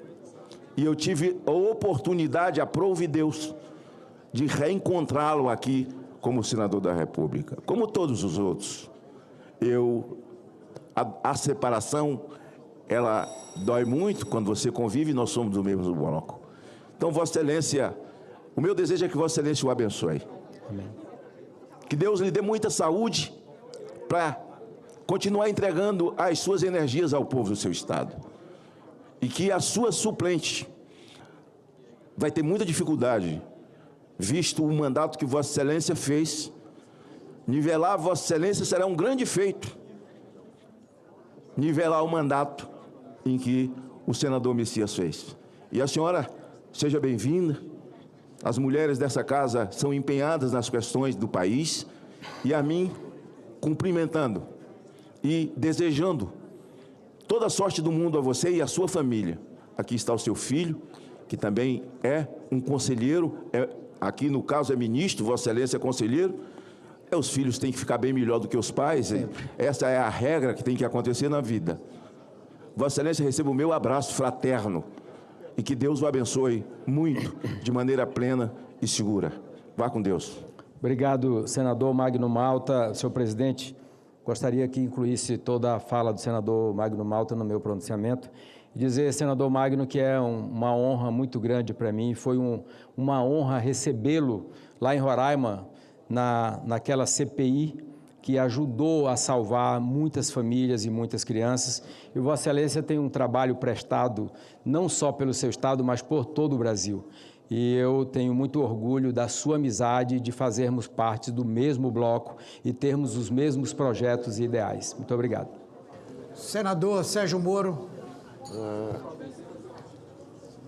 Senador Humberto Costa, eu queria aqui me somar aos colegas para dizer, senador Messias, que Vossa Excelência fará falta aqui no Senado Federal, mas que todos nós desejamos um imenso sucesso nas novas atribuições e responsabilidades que Vossa Excelência assumirá lá em Roraima. Eu tive a oportunidade e o privilégio de conviver com Vossa Excelência ainda quando ministro. Lembro que na minha primeira visita, inclusive, a Roraima, Vossa Excelência esteve conosco, mostrando lá a Operação Acolhida e todos os desafios que essa operação trazia ao Estado de Roraima.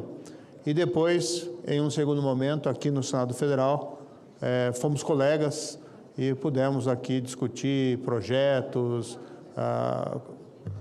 concorrer em votos, aprovar projetos de Vossa Excelência, também aprovar projetos, contei com o voto de Vossa Excelência para projetos de minha autoria.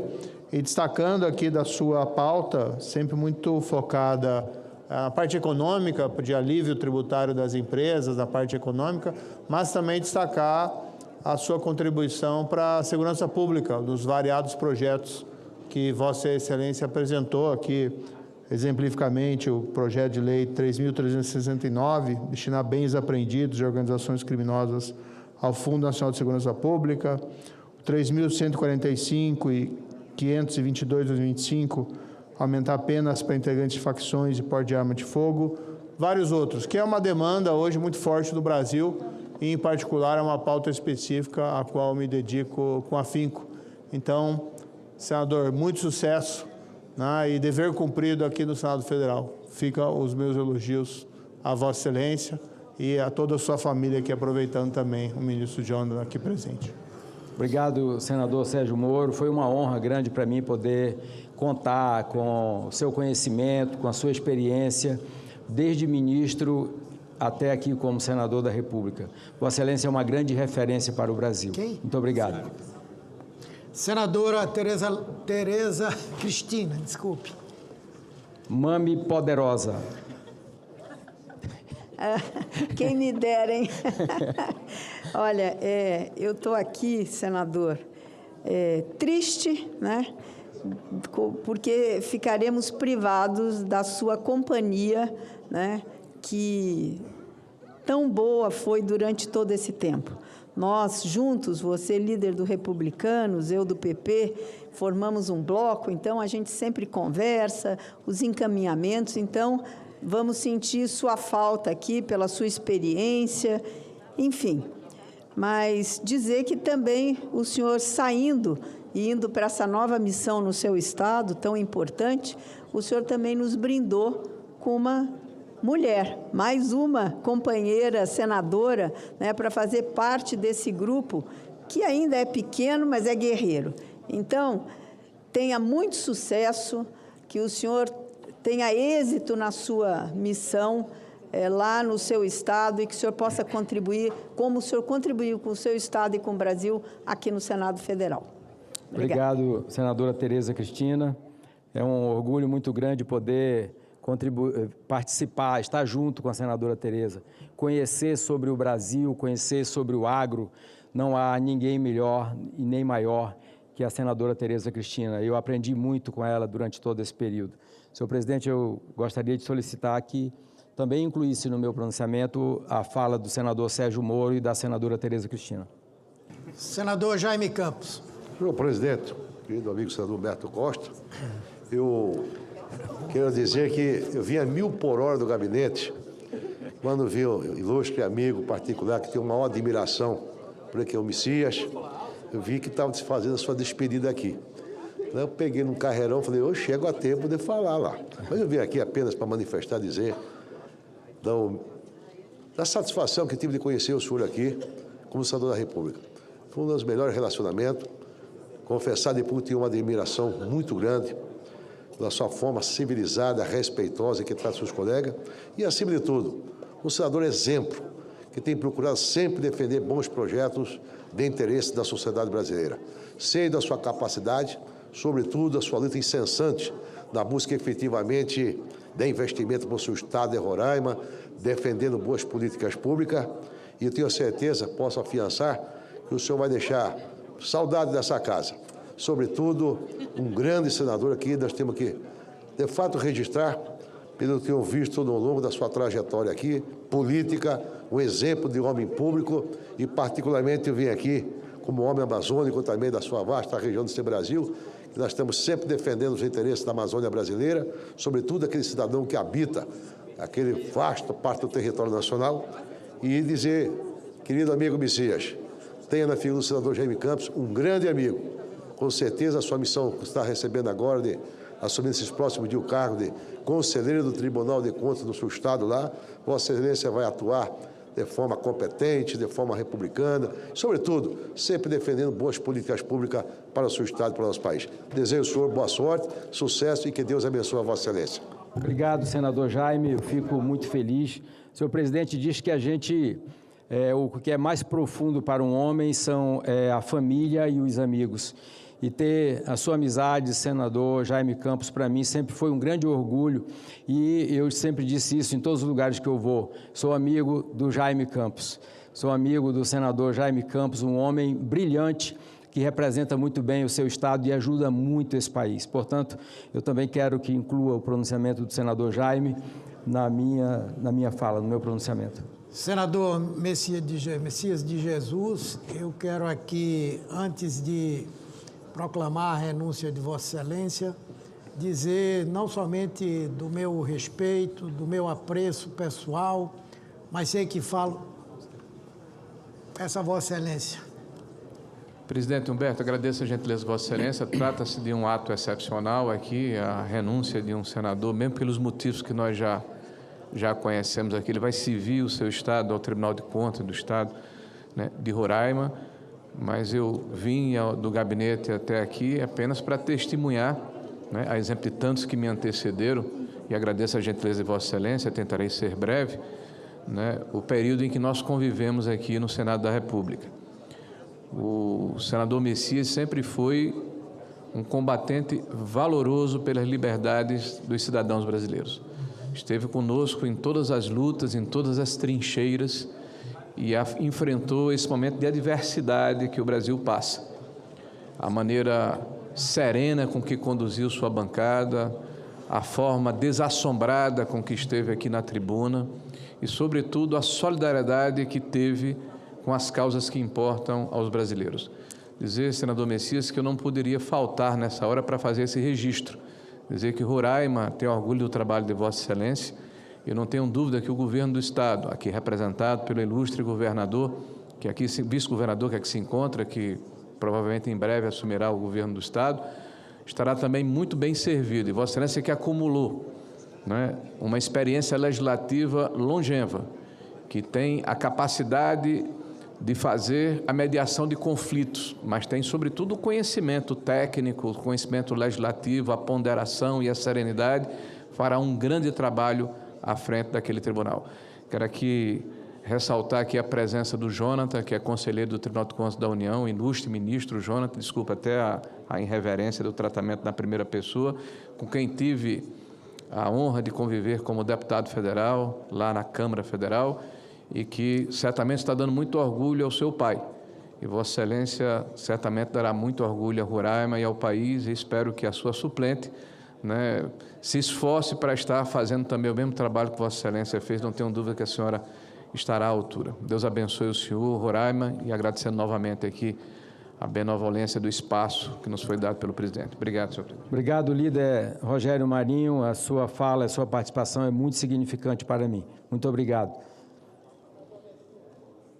Senador Messias, como eu estava dizendo, falo aqui em meu nome pessoal, mas sei que interpreto o sentimento de todos os componentes da mesa diretora do Senado, do senador Davi Alcolumbre e de todos os senadores, e venho no sentido de, primeiro, homenagear Vossa Excelência pela passagem importante, um senador respeitado por todos nós, uma pessoa que tem opiniões muito abalizadas sobre os temas com os quais trata, que foi um grande companheiro aqui com todos nós, e desejamos, na frente do seu filho aqui, que é também um integrante de um Tribunal de Contas, o maior do nosso país, que é o Tribunal de Contas da União, mas dizer que, com toda certeza, nós temos a convicção de que Vossa Excelência, do mesmo jeito que fez um grande trabalho aqui, fará no Tribunal de Contas do Estado de Roraima.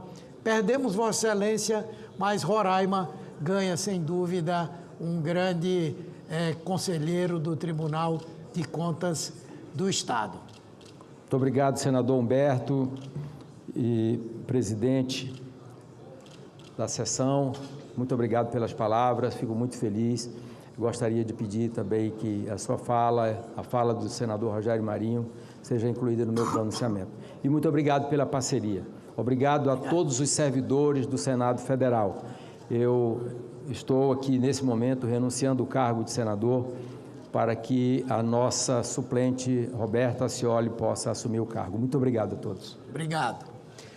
A presidência informa que o senador Messias de Jesus apresentou à mesa o ofício número 26 de 2026, por meio do qual comunica sua renúncia ao mandato de senador da República a partir de 11 de março do corrente ano, a fim de assumir o cargo de conselheiro do Tribunal de Contas do Estado de Roraima.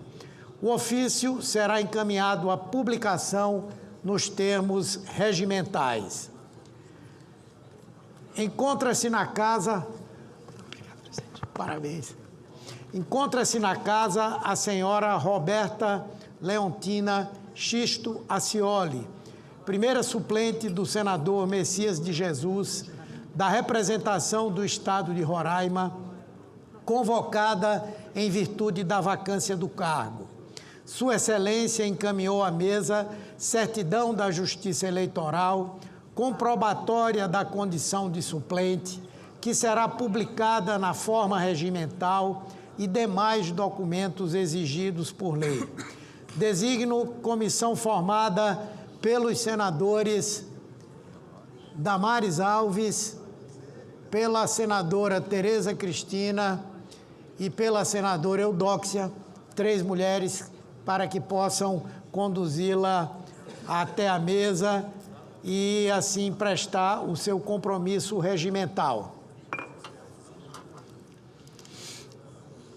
Solicito que todos fiquem em posição de respeito para que a senhora Roberta Acioli preste o compromisso regimental.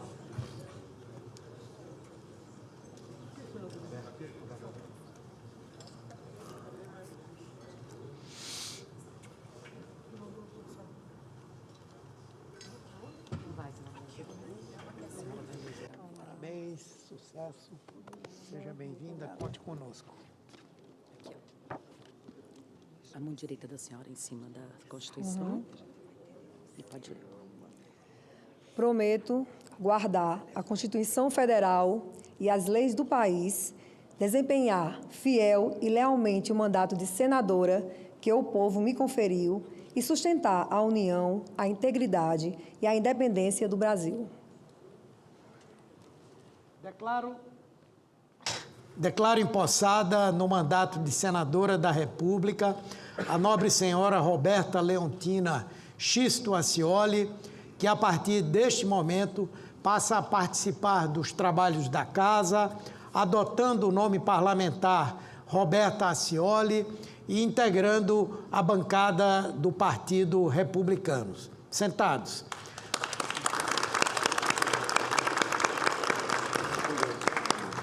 Concedo a palavra à senadora Roberta Acioli.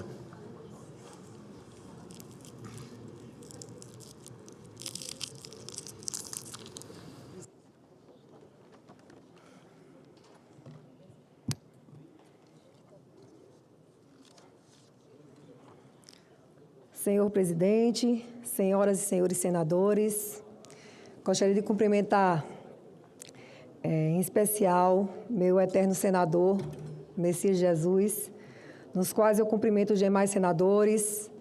Gostaria de cumprimentar a senadora Damares, no qual eu cumprimento as demais senadoras. Gostaria de cumprimentar o nosso presidente do Tribunal de Contas do Estado de Roraima, meu amigo Brito Bezerra. Cumprimentar nosso ministro do Tribunal de Contas da União, Jonatas de Jesus, nosso deputado federal, Duda Ramos, nosso vice-governador, Edilson Damião, futuro governador do Estado de Roraima. Assumo hoje este mandato no Senado Federal com profundo senso de responsabilidade e gratidão. Quero começar reconhecendo o trabalho extraordinário realizado pelo senador Messias de Jesus ao longo de sua trajetória em defesa do Estado de Roraima. Seu compromisso com o nosso povo e com o desenvolvimento do nosso Estado deixa uma contribuição importante para a vida pública. Ao assumir essa responsabilidade, recebo também o compromisso de dar continuidade, Messias, a esse trabalho, sempre com o objetivo de defender os interesses da população roraimense e de toda a população brasileira. Minha trajetória sempre esteve ligada ao cuidado com as pessoas. Sou profissional da área da saúde, enfermeira e cirurgiã dentista de formação. Durante muitos anos, atuei diretamente nas comunidades como enfermeira da Estratégia de Saúde da Família e especialista em enfermagem obstetra. Foi convivendo com as famílias que aprendi que política pública de verdade começa ouvindo as pessoas e compreendendo as suas necessidades. Assumi este mandato justamente na semana que celebramos o Dia Internacional da Mulher, torna este momento ainda mais simbólico e especial. As mulheres brasileiras são maioria da população, mas ainda somos minoria nos espaços de decisão. Cada mulher que chega a um espaço como este representa muitas outras que também desejam participar, contribuir e transformar a realidade do nosso país.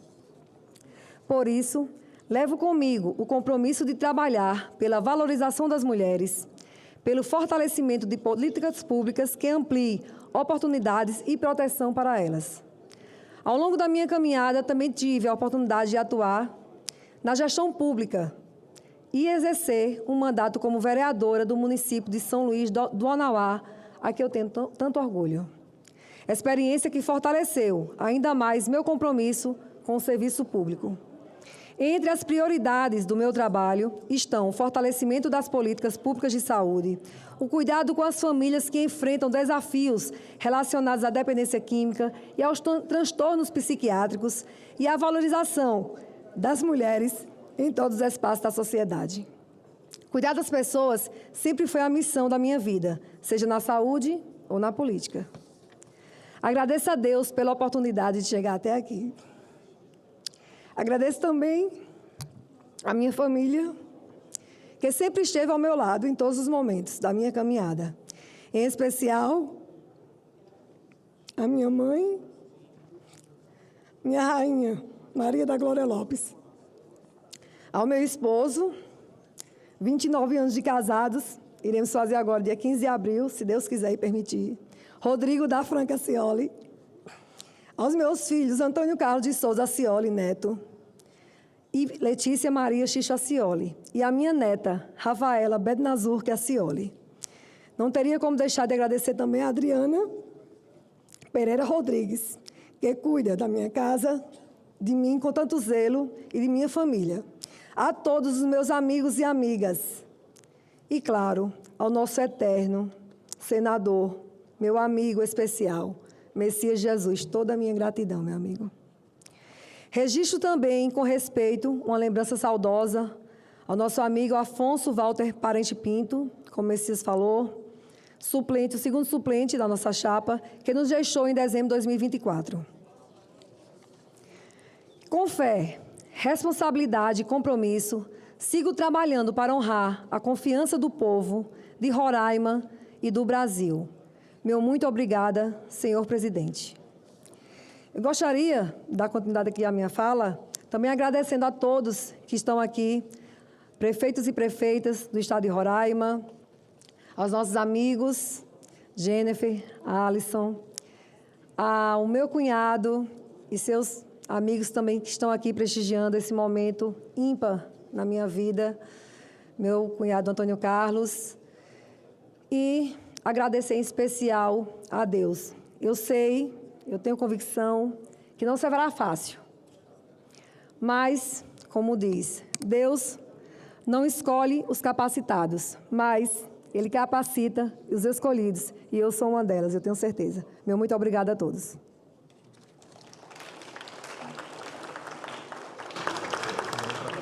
Muito obrigado, senadora Roberta Cioli. Parabéns pela manifestação de Vossa Excelência.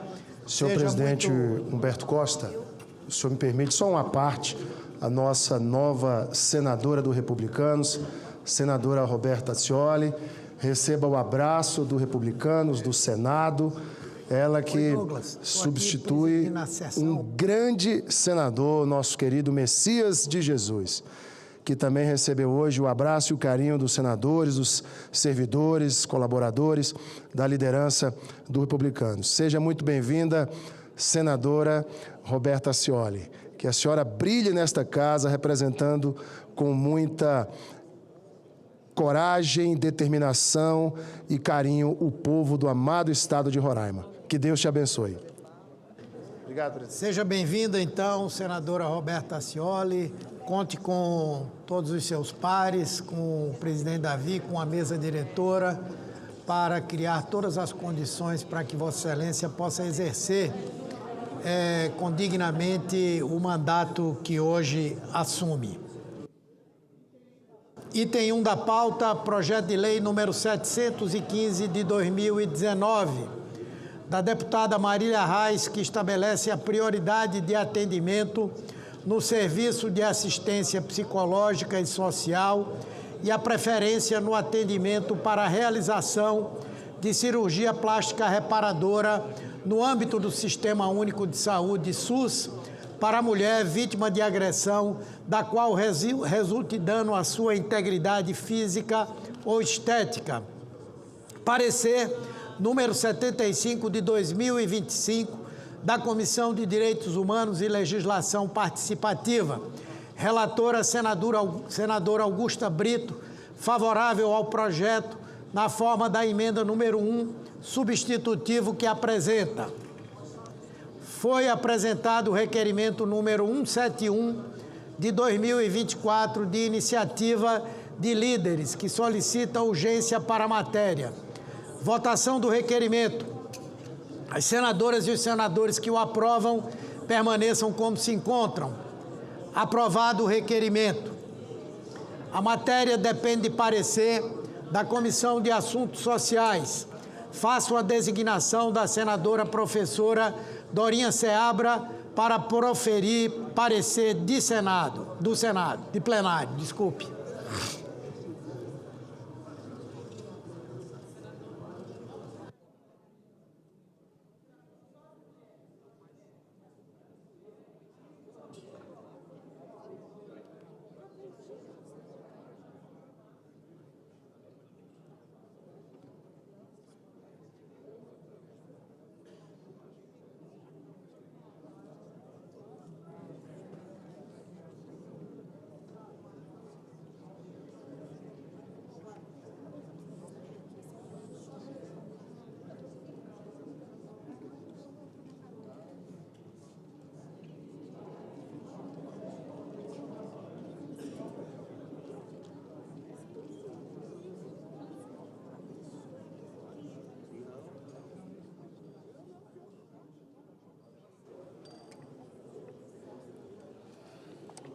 Senhor presidente, caros colegas senadores e senadoras, eu gostaria de dar, de uma maneira muito especial, as boas-vindas à nossa colega, que agora assume no Senado Federal, em tempo que faço cumprimento ao senador Messias Jesus pelo seu trabalho e, com certeza, continuar servindo muito bem ao seu Estado e ao Brasil. Foi direto à análise, senhor presidente, o projeto apresentado pela deputada, na época, Marília Reis. A violência contra a mulher é um fenômeno estrutural e complexo que desafia a capacidade do Estado de assegurar direitos fundamentais. Dados da pesquisa Visível e Invisível, a vitimização de mulheres no Brasil em 2025 revelam que 37,5% das mulheres das brasileiras com 16 anos de idade ou mais, cerca de 21 milhões de mulheres foram vítimas de alguma forma de violência no último ano, incluindo agressões físicas, psicológicas, sexuais, patrimoniais, assédio e perseguição. Outro lado bastante preocupante desse estudo é a confirmação de que a violência contra a mulher ocorre em múltiplos ambientes, não apenas no espaço doméstico e familiar, fato amplamente reconhecido pela Lei 11.340, de 7 de agosto, a Lei Maria da Penha, mas também em espaços públicos no trabalho, no transporte e no ambiente digital. A diversidade desses contextos reforça que a violência contra a mulher exige respostas abrangentes por parte da rede de proteção. Diante disso, mostra-se oportuna a priorização do atendimento psicológico e social a mulheres vítimas de agressão, embora a Lei Maria da Penha, recentemente alterada pela Lei 14.887, em junho de 2024, assegure essa prioridade à mulher em situação de violência doméstica e familiar, as evidências indicam que episódios de natureza extrafamiliar também são frequentes, silenciosos e subnotificados, o que justifica a ampliação dessa cobertura normativa para alcançar situações de agressão contra a mulher, tal como previsto no projeto. Além de assegurar a prioridade no atendimento psicológico e social, o PL estabelece o dever de informar, elemento central para que o direito exista de fato. A pesquisa do Fórum Brasileiro de Segurança Pública, já mencionada, mostra que muitas mulheres em situação de violência não acessam os serviços públicos, entre outros motivos, pela desinformação. O dever de informação, portanto, não é medida acessória. Senhor presidente. Peço silêncio para que a senadora Dorinha possa concluir seu parecer. O direito no mérito PL 715 de 2019 e o substitutivo aprovado pela CDH avançam no campo da assistência psicológica e social das mulheres em situação de violência.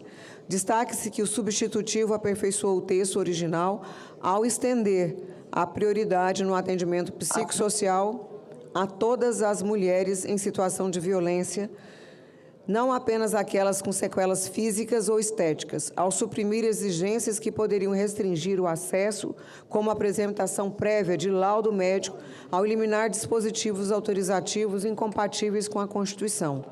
Diante do mérito desta matéria, manifestamos pelo apoio à proposta. Quanto aos aspectos de constitucionalidade, juridicidade e de adequação regimental, não identificamos óbices à tramitação da proposta.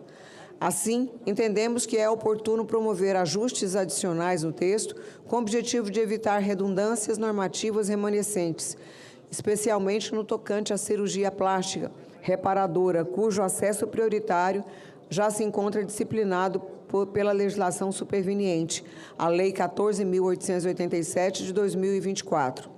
Nesse sentido, propomos ajustes à emenda e aos artigos 1º e 2º do substitutivo aprovado na CDH. Visando a precisão terminológica e a harmonização com os marcos normativos vigentes, foi adotada a expressão mulher em situação de violência, em substituição à expressão mulher que sofreu violência. Também realizamos a reestruturação da numeração dos dispositivos com vista ao aprimoramento da sistematização interna da norma e suprimimos expressões de natureza operacional, como obrigações específicas de campanhas e distribuição de materiais por serem de competência discricionárias do Poder Executivo. Importa ainda ressaltar que todas as alterações agora propostas preservam integralmente o mérito acolhido pela CDH, restringindo-se à consolidação de ajustes formais e de técnica legislativa. Ante o exposto, o voto é pela aprovação do projeto de lei 715 de 2019 e o acolhimento parcial da emenda número 1 da Comissão de Direitos Humanos. A lei está à disposição de todos e eu gostaria, senhor presidente, de cumprimentar a ex-deputada Marília Arraes pela sua grande preocupação. Nós estamos numa semana votando projetos importantes na garantia do direito da mulher, no fortalecimento da mulher no âmbito da sociedade, com oportunidades de trabalho, de negócios, de empreendedorismo e, sobretudo, no combate à situação das violências. Hoje tivemos violência psicológica, patrimonial, física, doméstica. O Senado fez a entrega, a inauguração da Sala Lilás, uma grande vitória, sendo o primeiro parlamento do mundo a ter esse espaço. E ontem tivemos a oportunidade de votar o projeto antes que aconteça, que vai permitir a organização de espaços em todos os estados de proteção, de segurança no atendimento, e agora que damos um passo importante. Vossa Excelência, que foi ministro da Saúde, sabe o quanto é importante dar prioridade no atendimento à mulher que foi vítima de violência de qualquer que seja a natureza. Muito obrigada. O parecer é favorável ao projeto e pelo acolhimento parcial da emenda número 1 na forma da emenda número 2, substitutivo que apresenta. Completada a instrução, passamos à discussão da matéria. Não havendo quem queira discutir, está encerrada a discussão, passamos à apreciação da matéria. A presidência submeterá a matéria à votação simbólica. Votação da emenda número 2, substitutivo, nos termos do parecer de plenário em turno único. As senadoras e os senadores que a aprovam, permaneçam como se encontram. Aprovada a emenda número 2, substitutivo, ficam prejudicados o projeto e a emenda número 1. O parecer da comissão diretora, oferecendo a redação para o turno suplementar, será publicado na forma regimental.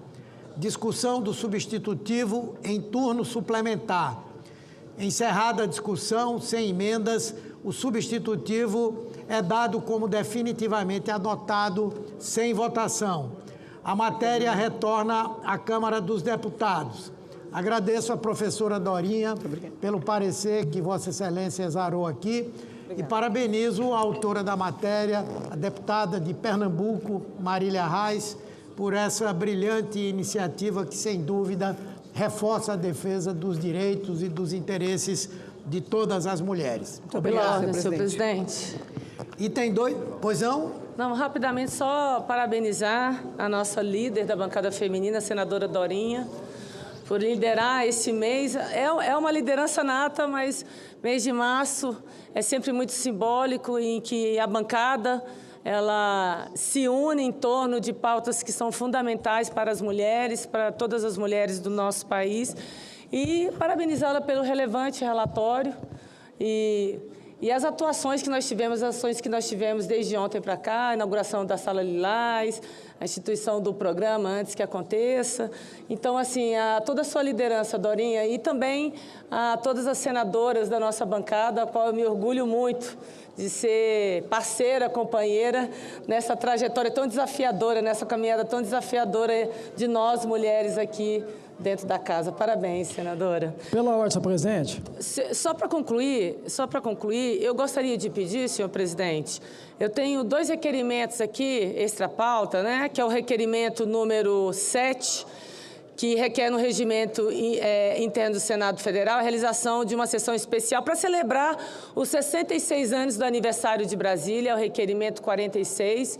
Pedir Vossa Excelência, se é possível, essa aprovação do requerimento.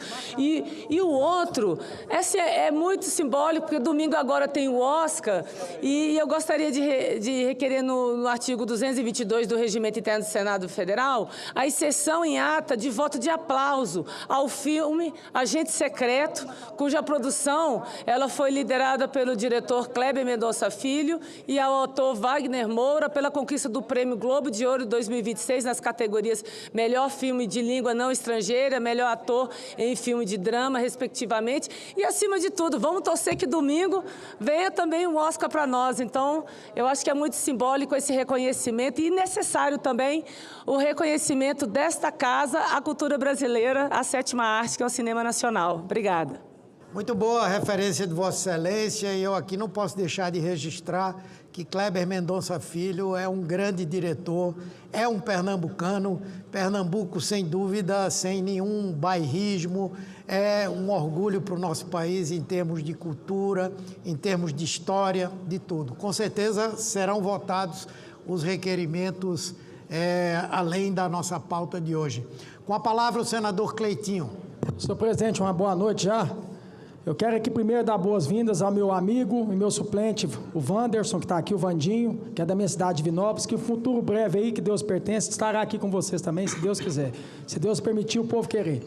Senhor presidente, eu queria aqui chamar a atenção de todos os senadores, mas chamar a atenção mesmo de cada senador que está aqui nesse momento, e quem estiver acompanhando a minha fala, que a gente pode fazer história no Senado Federal em impeachment pela primeira vez ministros do STF. Eu quero fazer um simbolismo aqui, porque isso aqui chama a atenção de toda a população brasileira. O cameraman, se puder dar um zoom em mim aqui, isso aqui ó, é o uísque. Parece que falaram que os senadores que chama Macallan, não sei, porque eu não bebo, graças a Deus.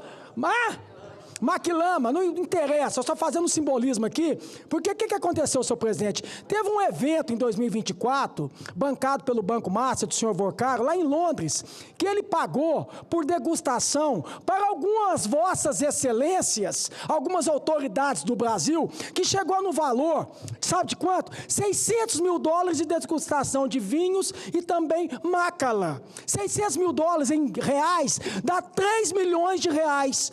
Aí você você que está me acompanhando e está vendo isso aqui é um verdadeiro murro na cara do povo brasileiro. Isso aqui é um murro na cara do povo brasileiro, sabe por quê? Porque você é trabalhador, você é empresário. Eu duvido que o seu dinheiro suado, honesto, que você paga imposto, você faz graça para os outros gastando 3 milhões de reais. Eu duvido que você faz um evento, uma festa, para bancar para a autoridade, 100 milhões de reais. Quer dizer o quê? Que esse dinheiro não é dele, não foi suado, não foi honesto. Esse dinheiro é do povo. Então cabe agora aqui os senadores da República, tanto de esquerda e de direita, fazer a justiça nesse país e impeachment esses ministros o mais rápido possível, porque o meu voto já tem e eu espero contar com cada senador aqui. Vamos ter coragem. Muito obrigado, senhor presidente. Obrigado, senador Cleitinho. Pela ordem, senador Astronauta. Presidente, eu gostaria de solicitar a entrada do requerimento 926 de 2025, extra pauta, e esse era para comemorar uma sessão especial para comemorar os 70 anos da Universidade de Marília, ali do lado da minha cidade, Bauru. Né? Então, eu solicitaria para entrar extra pauta, esse requerimento 926 de 25.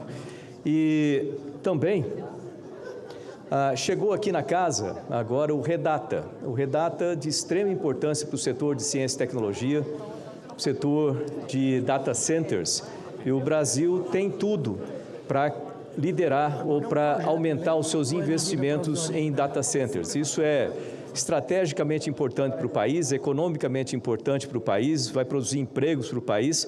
Eu gostaria de solicitar, então, que fosse dada uma prioridade no tratamento, na tramitação desse documento aqui do PL do Redata aqui no Senado. Obrigado. Obrigado, senador Astronauta. Palavra ao senador Magno Malta.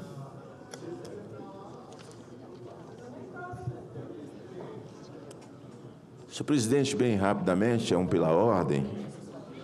O senador Cleitinho acabou de falar e é necessário que o Brasil tome conhecimento pela boca de todos nós. No mês das mulheres, a gente precisava ter muita coisa para comemorar, mas não temos. Não temos muita violência, muito feminicídio, mas estamos vivendo no país do conluio, onde as pessoas passam fome, onde o dinheiro é esbanjado em viagens, onde o Brasil vive de festas, viagens do seu presidente, e dizia o senador Cleitinho, repetido, que assusta a todos nós. É exatamente nessa data, em 25 de abril de 24, no clube privado, George Club, onde essas figuras, só vou citar o nome porque são anônimas, se fossem conhecidas, eu não citaria. E estiveram presentes na festa do Marginal, do Pústula, do Canalha, o senhor Vorcaro, que, aliás, eu, junto com o senador Girão, pedimos a transferência dele para um presídio federal, exatamente para ele não ser suicidado.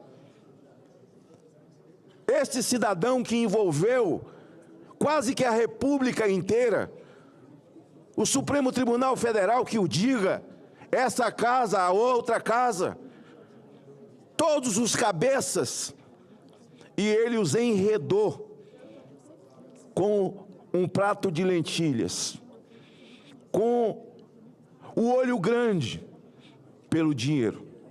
E aí, quem estava na festa da degustação desse uísque Madilama? É assim que fala?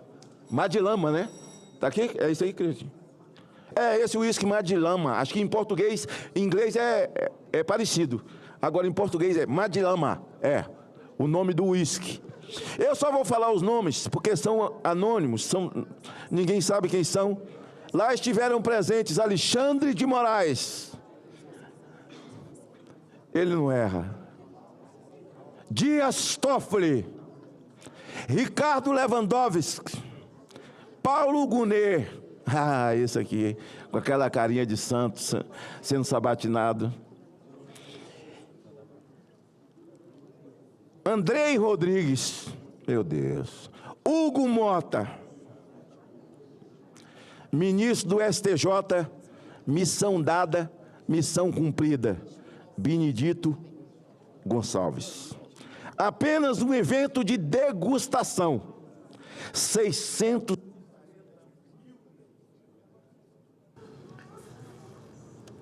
Conclua, Excelência. Estou concluindo, é porque é longo, é muito dinheiro. Eu não vou nem contar de nota de R$1, porque aí acaba amanhã. Enquanto o povo brasileiro sofre, a tragédia do Rio Grande do Sul nunca foi resolvida. Ainda o povo sofre aquela tragédia. A tragédia ocorrida agora no interior de Minas, no meu estado. A tragédia, e o povo agora vive de doação de bujão, dependente de Bolsa Família, num país rico como esse, onde as autoridades precisavam se comportar. Meia dúzia de cara de pau. Meia dúzia de cara de pau. O Toffoli agora, por sorteio, não sabe por quê, ele foi sorteado para relatar um mandado de segurança, mas eu já soube que ele já voltou atrás, ele se julgou impedido, porque ele está envolvido até a raiz do cabelo nesse...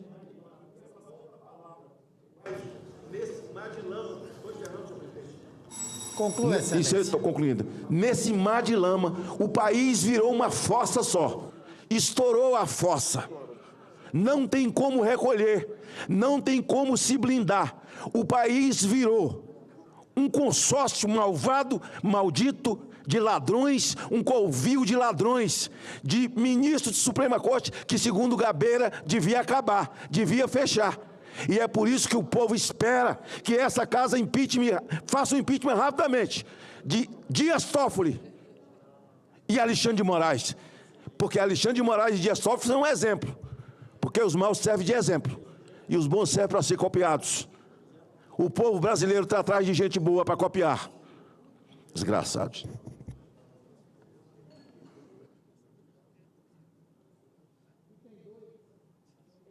Item 2 da pauta, projeto de lei número 750 de 2026, do senador Eduardo Braga, que institui o Programa Nacional de Monitoramento de Agressores com uso de tecnologia por inteligência artificial, com a finalidade de prevenir a violência doméstica, assegurar a efetividade das medidas protetivas de urgência, ampliar a proteção das vítimas por meio do uso de tecnologias digitais e de inteligência artificial, e subsidiar a atuação preventiva e repressiva dos órgãos de segurança pública, do Ministério Público e do Poder Judiciário.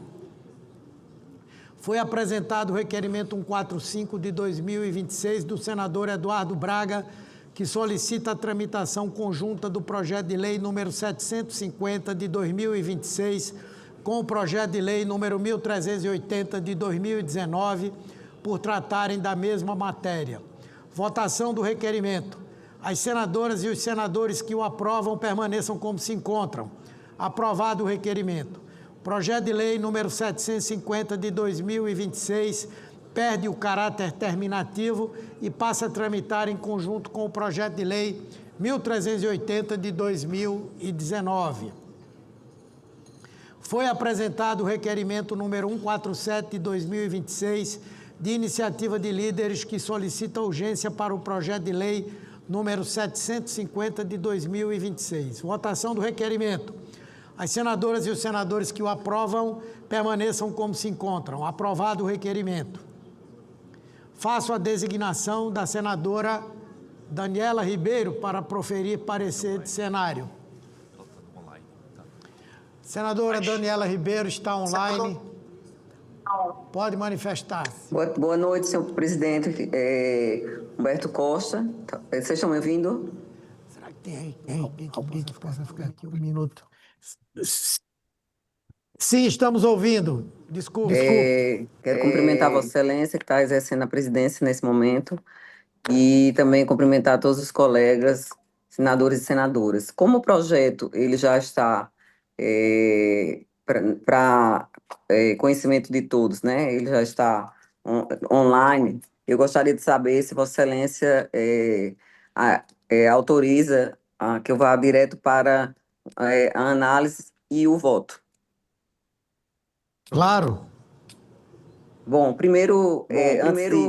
antes de iniciar de forma rápida, eu quero cumprimentar o Senado Federal, através do nosso presidente, Davi Alcolumbre.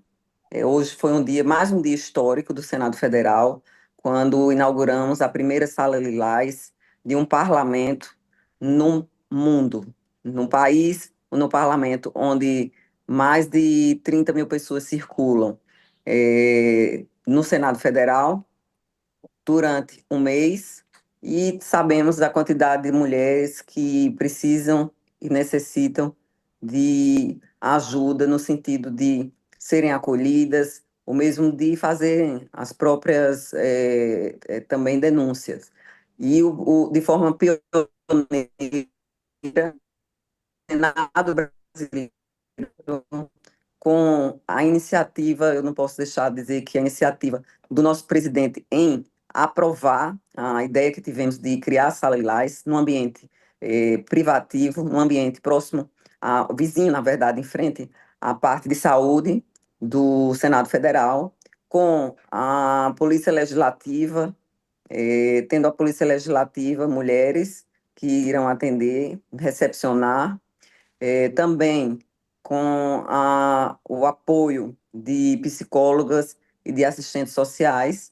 Também tivemos o cuidado, e aí eu quero também fazer minha homenagem, meu agradecimento à nossa secretária-geral do Senado, nossa querida Ilana Trompica, e dizer, senhor senador astronauta Pontes, que agora existe nesse momento, dizer que onde você for, porque a violência doméstica não é no Brasil só, a violência doméstica é no mundo inteiro. No Brasil nós temos uma das melhores leis, a terceira melhor lei do mundo.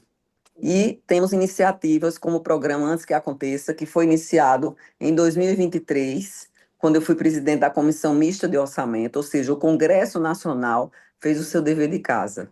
Não bastasse criarmos, quando fiz o levantamento, para saber quanto era investido na questão da mulher, nós descobrimos no levantamento, obviamente, que era 0,01%, ou seja, era nada. E não existe política pública sem recursos. Nós não podemos ficar, e principalmente no caso de quem executa, anunciando, fazendo anúncios ou mesmo campanhas que são importantes, não deixam de ser importantes e de contribuir, mas sem uma ação efetiva. E o Congresso Nacional, através da Comissão Mista de Orçamento, apoio do presidente Davi Alcolumbre, à época com o apoio da bancada feminina da Câmara e a bancada feminina do Senado, nós criamos o programa e iniciamos as ações do programa junto ao Ministério da Justiça, por entendermos que era o ministério que mais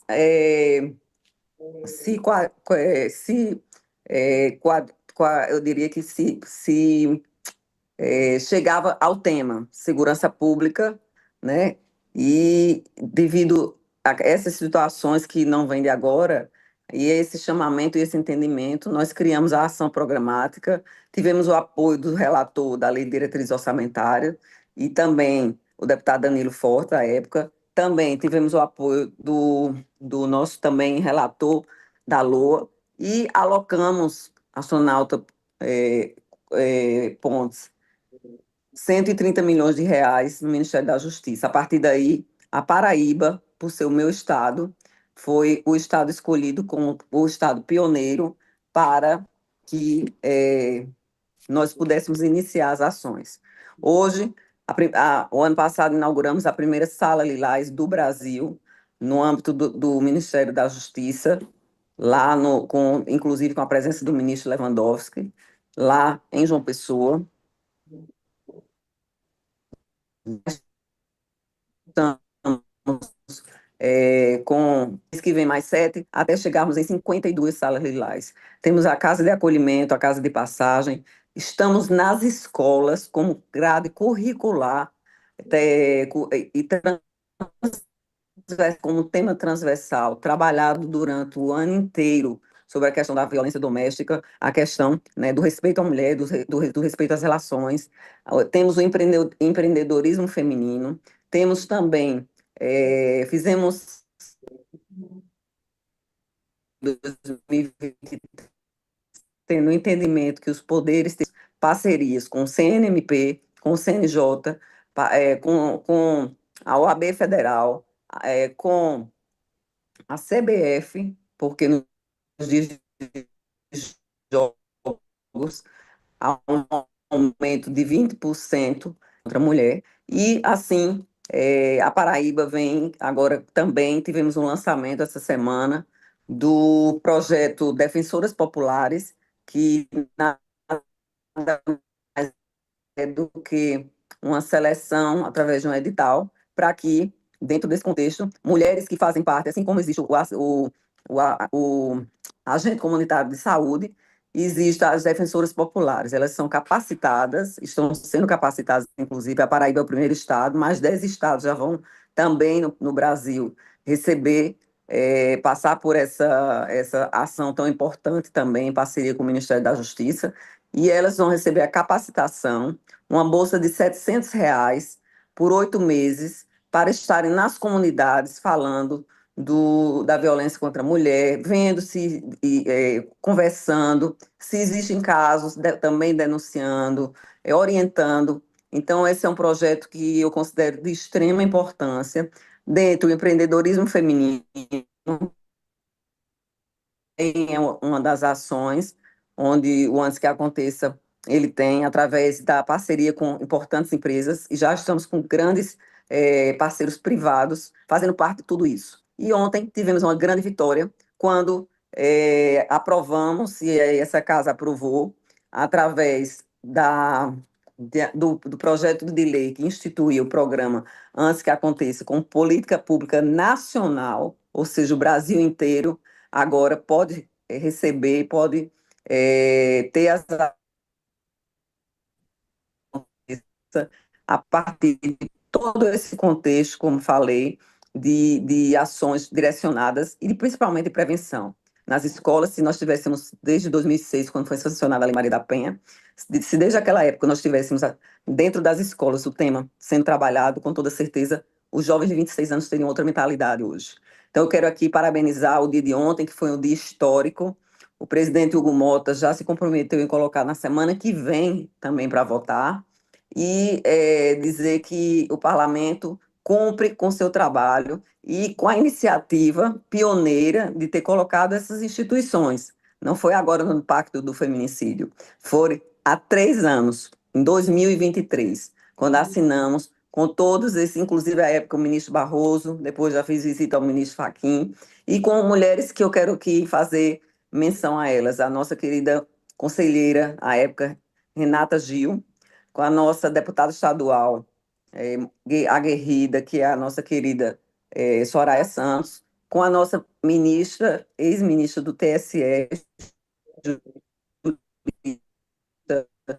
Luciana Lócio, e com a diretora do de Oliveira, professora e pró-reitora da universidade. Junto com elas, nós desenhamos o programa, tecnologia de ponta, patenteamos, inclusive, a tecnologia. Então, quero muito feliz, assim como todos nós devemos estarmos felizes por estarmos vivendo dentro do parlamento algo que vai além das leis e de tantas leis que já aprovamos. A execução de um programa criado dentro do parlamento. Então, por isso que eu gostaria de fazer esse preâmbulo, antes de ler rapidamente aqui o nosso relatório, e também parabenizar o dia de hoje, mais um dia histórico, com essa Sala Lilás, que foi inaugurada com a presença, dentre outras, importantes, do ministro do STJ, o presidente Herman Benjamin, que esteve conosco e que fez uma bela fala, e mais do que isso, né, mostrando a sua presença dentre tantas pessoas que deram a sua importância, CNJ, CNMP, vários parlamentares, a nossa bancada feminina, e principalmente, mais uma vez, agradecer e parabenizar ao presidente Davi Alcolumbre. E é importante que todos os senadores e senadoras saibam que existe uma Sala Lilás dentro do Senado Federal, que divulguem, que falem sobre isso. E quando viajarem, por estarem fora e falarem no tema, digam que o Brasil é o primeiro parlamento do mundo que tem um lugar de acolhimento para a mulher vítima de violência. Bom, senhor presidente, passando para o projeto, primeiro eu quero parabenizar o nosso senador Eduardo Braga pela iniciativa do seu projeto, que não apresenta vícios de constitucionalidade ou juridicidade, pois compete à União legislar sobre direito penal, processo penal, telecomunicações e proteção de dados. Do ponto de vista do mérito, a proposta é considerada conveniente e oportuna, especialmente por incorporar tecnologias modernas ao combate à violência contra a mulher e por reforçar mecanismos de monitoramento que hoje são insuficientes para garantir a efetividade das medidas protetivas. A inteligência artificial pode contribuir para identificar situações de risco e antecipar possíveis agressões, enquanto o aplicativo e dispositivos de proteção fortalecem a autonomia e a segurança das vítimas. Ele também apresenta aperfeiçoamentos ao texto que consideramos relevantes, inclusive em razão da aprovação do projeto de lei do antes que aconteça.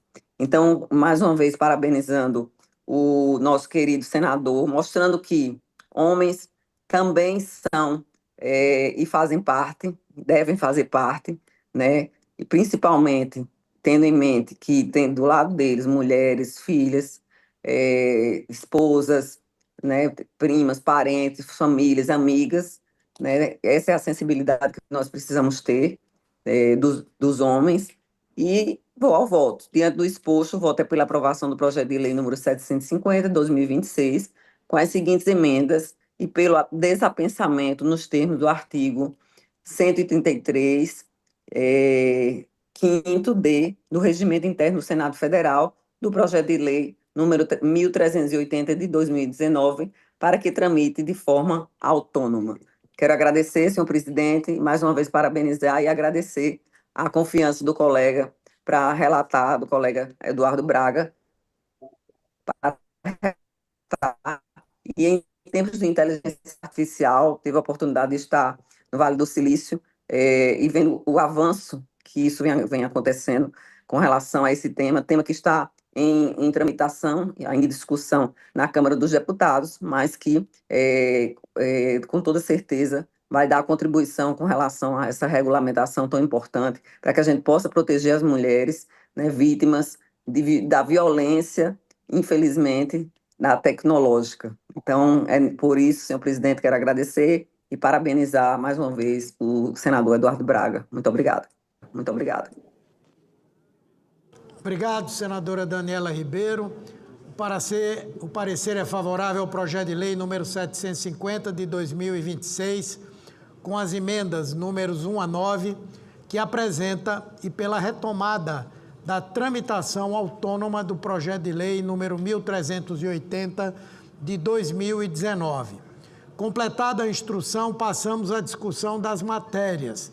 O senador Espiridião Amin está inscrito? Desconectou? Não havendo quem queira discutir, está encerrada a discussão. Passamos à apreciação das matérias. A presidência submeterá as matérias à votação simbólica. Votação do projeto de lei número 750 de 2026 e das emendas em turno único nos termos do parecer. As senadoras e os senadores que o aprovam permaneçam como se encontram. Aprovado o projeto de lei número 750 de 2026 com as emendas números 1 a 9. O parecer da comissão diretora oferecendo a redação final será publicado na forma regimental. Discussão da redação final. Encerrada a discussão, em votação, as senadoras e os senadores que a aprovam permaneçam como se encontram. Aprovada a redação final. O projeto de lei número 750 de 2026 vai à Câmara dos Deputados. O projeto de lei número 1380 de 2019 retoma sua tramitação autônoma e já instruído pela Comissão de Direitos Humanos e Legislação Participativa, retorna ao exame da Comissão de Constituição, Justiça e Cidadania.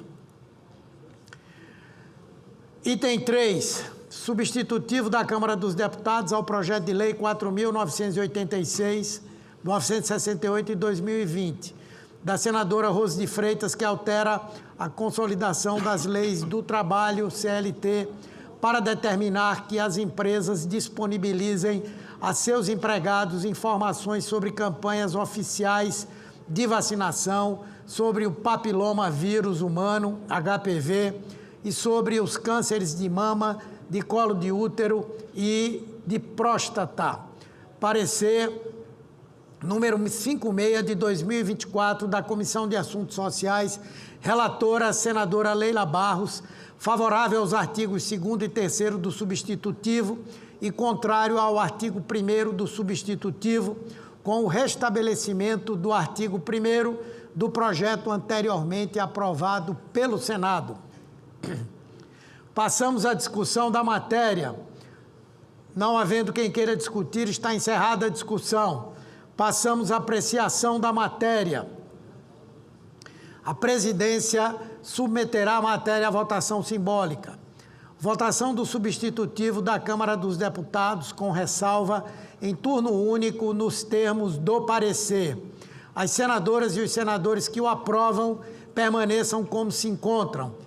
Aprovado parcialmente o substitutivo da Câmara dos Deputados, com o restabelecimento do artigo 1º, aprovado anteriormente pelo Senado. O parecer da comissão diretora, oferecendo a redação final, será publicado na forma regimental. Discussão da redação final. Encerrada a discussão. Em votação, as senadoras e os senadores que a aprovam permaneçam como se encontram. Aprovada a redação final, a matéria vai à sanção. Será feita a devida comunicação à Câmara dos Deputados. Item 4. Pede a uma delas para vir para cá. Item 4, projeto de lei número 2242 de 2022, que institui o Estatuto dos Direitos do Paciente. Pareceres número 146 de 2025, da Comissão de Direitos Humanos e Legislação Participativa. Relator, senador Humberto Costa. Relator ad hoc, senadora Damares Alves. Favorável ao projeto com as emendas números 1 a 5 de redação que apresenta. Número 7 de 2026 da Comissão de Assuntos Sociais. Relator, senador Humberto Costa. Favorável ao projeto e as emendas números 1 a 3 e 5. De redação, contrário à emenda número 4. Não foram apresentadas emendas perante a mesa. A presidência esclarece que a matéria tem pareceres discordantes e, nos termos do artigo 227, parágrafo 2, inciso 2, a linha B do regimento interno, será dada preferência ao parecer da Comissão de Assuntos Sociais. Foi apresentado o requerimento número 131 de 2025, de iniciativa da Comissão de Direitos Humanos e Legislação Participativa, que solicita urgência para a matéria. Votação do requerimento. As senadoras e os senadores que o aprovam permaneçam como se encontram. Aprovado o requerimento. Passamos à discussão da matéria. Estou inscrito, peço à senadora Tereza Cristina que possa assumir aqui a...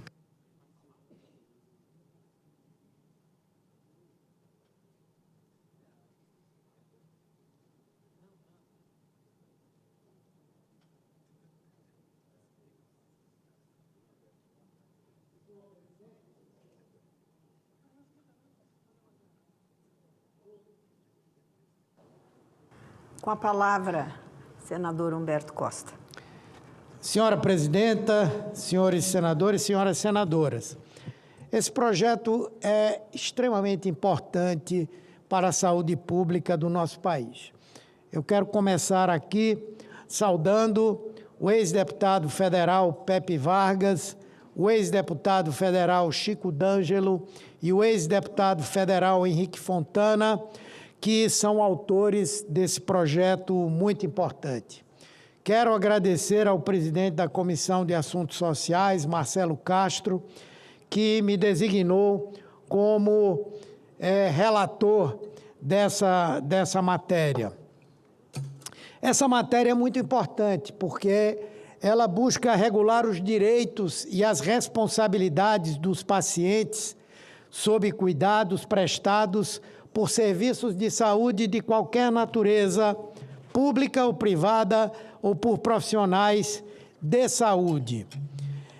Esse projeto, ele enumera os direitos dos pacientes, inclusive o de não ser tratado com qualquer tipo de distinção, exclusão, restrição ou preferência de atendimento baseados em sexo, raça, cor, religião, enfermidade, deficiência, origem nacional ou étnica, renda ou qualquer outra forma de discriminação que provoque restrições dos seus direitos. Ele dispõe também sobre as responsabilidades do paciente, que deve, entre outras obrigações, compartilhar informações sobre doenças passadas, internações e medicamentos, além de seguir as orientações dos profissionais de saúde quanto ao tratamento. Também inclui a necessidade e obrigação dos serviços de divulgar ampla e periodicamente os direitos e deveres dos pacientes e produzir anualmente o processo de implantação desse disposto na lei, nas unidades de saúde. O projeto, ele representa um importante avanço para a saúde pública quando institui o Estatuto dos Direitos do Paciente. Em um país como o Brasil, cuja Constituição consagra a saúde como direito de todos e dever do Estado, que tem um sistema de saúde que hoje é o maior do mundo. E acredito que num espaço de tempo muito breve será também o melhor do mundo. E entendemos que é importante consolidar em lei um conjunto claro de garantias aos pacientes, o que significa fortalecer a dimensão humana do cuidado e qualificar o próprio sistema de saúde. Quando o paciente tem os seus direitos assegurados, se reduz a judicialização excessiva, diminuem-se os conflitos étnicos e se aprimora a relação entre usuários e profissionais. Certamente, se esse estatuto já estivesse vigendo, com toda certeza nós poderíamos ter evitado esse terrível episódio acontecido aqui em Brasília, de várias pessoas que foram, na verdade, mortas, não é? Por profissionais de saúde completamente indignos de serem classificados como tal, num processo em que as famílias não foram comunicadas sobre a condição de saúde desses pacientes, o porquê de terem sido conduzidas à UTI e também porque elas alternavam melhorias com processos de agravamento muito sérios. Então, só nesse exemplo prático, nós podemos mostrar a relevância, a importância que essa proposta tem. Então, mais uma vez, eu parabenizo os autores, parabenizo os movimentos sociais que estão identificados com a luta pelo respeito, pelo direito, pelos direitos e pelos deveres do paciente, pela sua luta, pela sua obstinação, pela sua resiliência, para que nós pudéssemos aprovar essa matéria. E eu não tenho dúvida que é mais uma importante pedra, um importante tijolo que nós estamos colocando para a melhoria da saúde pública do nosso país. Muito obrigado, senhora presidenta, senhores senadores e senhoras senadoras.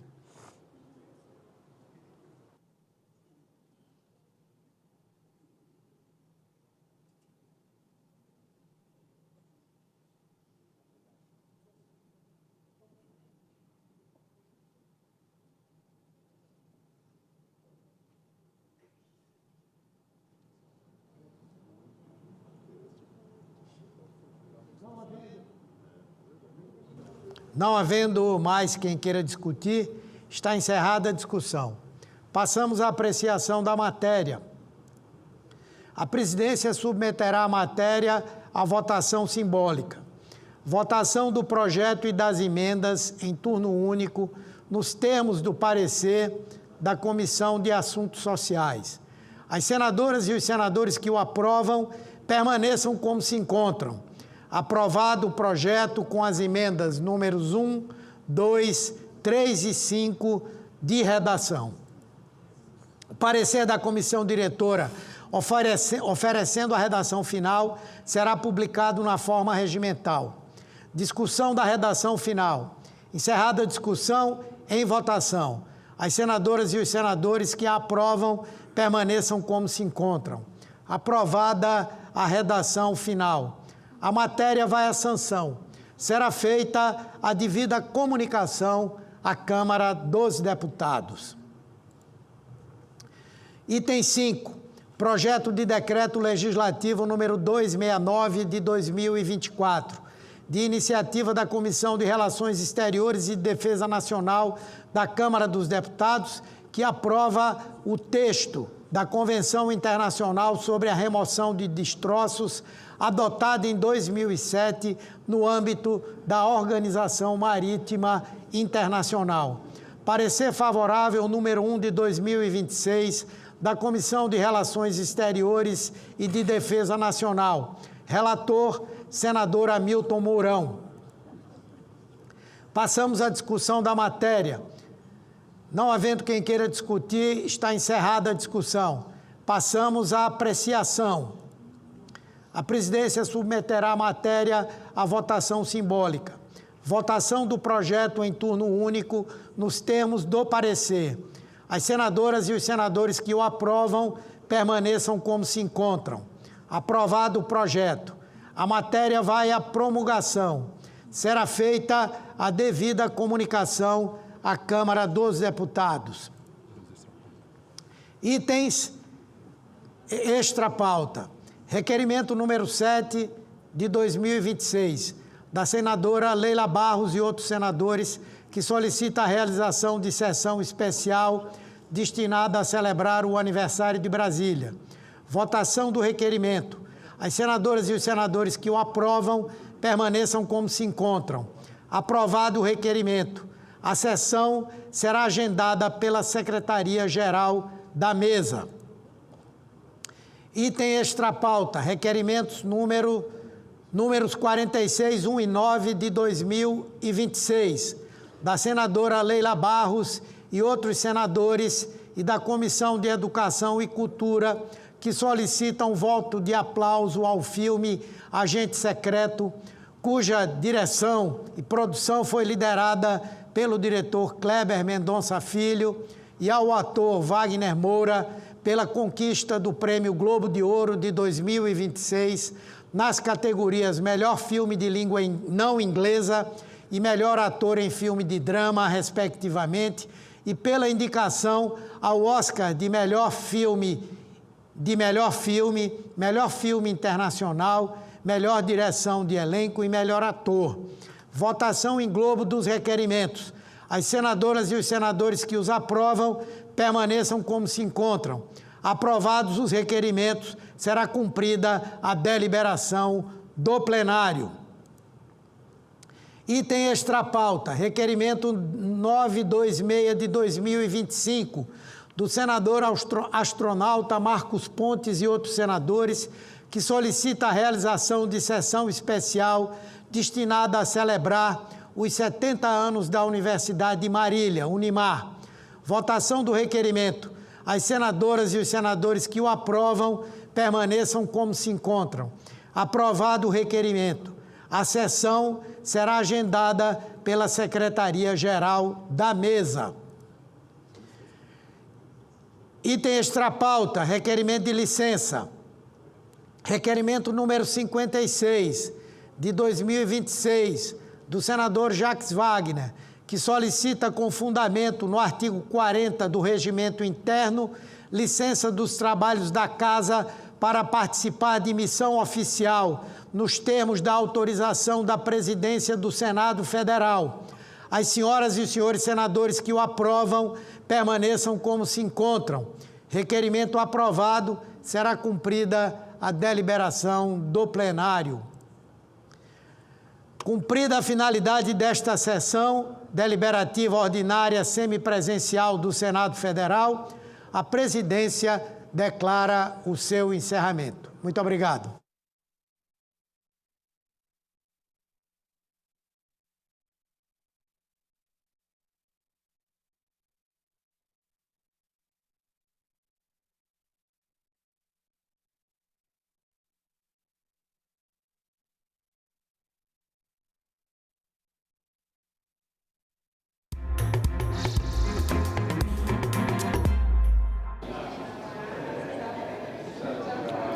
Olá, boa noite. 3.700.000 brasileiras sofreram violência doméstica em 2025, segundo dados do Instituto de Pesquisa Data Senado. Os números mostram que a violência contra a mulher continua em números alarmantes no Brasil. Diante desse cenário, o Senado tem mais uma ação hoje, aqui no plenário, nesta quarta-feira, para reforçar a proteção às mulheres. O plenário aprovou a criação do Programa Nacional de Monitoramento de Agressores com o uso de inteligência artificial. O monitoramento vai ser feito com determinação judicial, prevê o uso de tornozeleira eletrônica, definição de limites mínimos de distância em relação à vítima ou a locais determinados. O sistema deverá rastrear a localização do agressor em tempo real, além de identificar automaticamente violações de localização ou de distância mínima determinadas pela Justiça.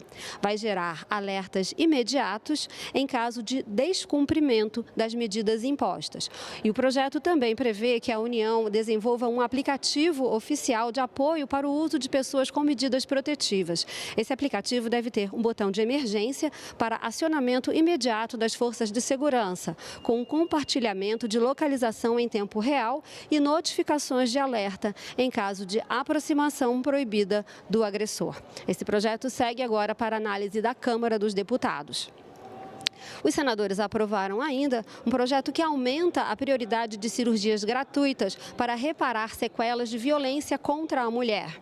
Os centros de saúde do SUS, as delegacias de polícia e as unidades de assistência social devem informar às mulheres que elas possuem prioridade de assistência médica, social e psicológica na saúde pública. Esse projeto também segue agora para análise da Câmara dos Deputados. Outro projeto aprovado obriga empresas a divulgar entre os funcionários informações sobre campanhas oficiais de vacinação contra o HPV e de prevenção aos cânceres de mama, colo do útero e próstata. A proposta garante ao trabalhador o direito de se ausentar do trabalho por até 3 dias a cada 12 meses para realizar exames preventivos relacionados a essas doenças, sem prejuízo da sua remuneração. Essa matéria segue agora para a sanção da Presidência da República. E o plenário aprovou ainda, agora há pouco, acabou de aprovar o Estatuto dos Direitos do Paciente. O objetivo é garantir respeito, autonomia e proteção legal das pessoas em tratamentos de saúde e também a qualidade dos serviços, além de prever mecanismos de fiscalização. Por outro lado, o paciente também deve compartilhar as informações sobre doenças passadas e medicamentos que tenha tomado e seguir à risca as orientações da equipe médica. E agora, essas foram as matérias aprovadas agora há pouco aqui pelo plenário do Senado nesta quarta-feira. E o presidente da CPMI do INSS, senador Carlos Viana, se reúne agora com o ministro André Mendonça no Supremo Tribunal Federal para falar sobre as investigações em relação às fraudes do INSS e temas relevantes para essa investigação e para a CPMI. Mais cedo, o presidente questionou A decisão do ministro Flávio Dino, que liberou uma das convocadas para depoimento de amanhã. Leila Pereira, presidente da Crefisa e do Palmeiras, teria depoimento marcado para amanhã, mas foi liberada por uma decisão do ministro Flávio Dino, porque ela teria compromissos internacionais para esta data. Então, o ministro liberou e a audiência, o depoimento dela foi remarcado, então, para quarta-feira da semana que vem. O presidente do INSS questionou essa decisão e diz que o Congresso não pode ser tratado como uma instância secundária. Então, daqui a pouco, logo após a reunião com o ministro André Mendonça, o senador Carlos Viana deve conceder uma entrevista coletiva que nós vamos transmitir aqui pela TV Senado. Então, essas são as principais informações dessa tarde aqui no Senado Federal. Você acompanha outras informações a qualquer momento pela nossa internet e daqui a pouquinho, às 19h30, pelo nosso jornal Senado Notícias. A gente se vê lá. Boa noite a todos.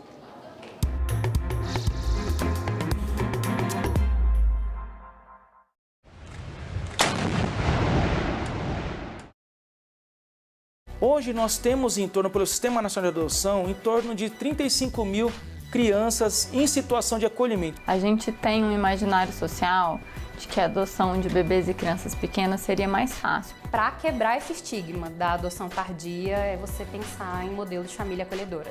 As nossas filhas já tinham nascido, a gente só precisava ainda conhecê-las. Em discussão, nesta quinta, 20h, aqui na TV Senado.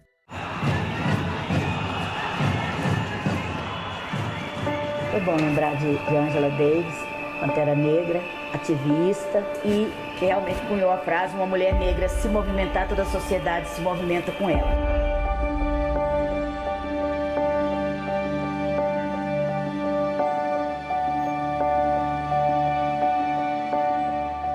Ainda hoje é muito comum uma pessoa chegar e perguntar cadê o juiz. Já se assusta quando é a juíza. Se for preta, aí desanda completo. Fui a primeira mulher negra a sair daqui de dentro do quilombo para estudar para fora. E depois de mim tem quantas outras lá. Eu via que eu precisava me tornar ativista, ainda que isso não fosse um ativismo literalmente político, mas que fosse um ativismo a partir da arte.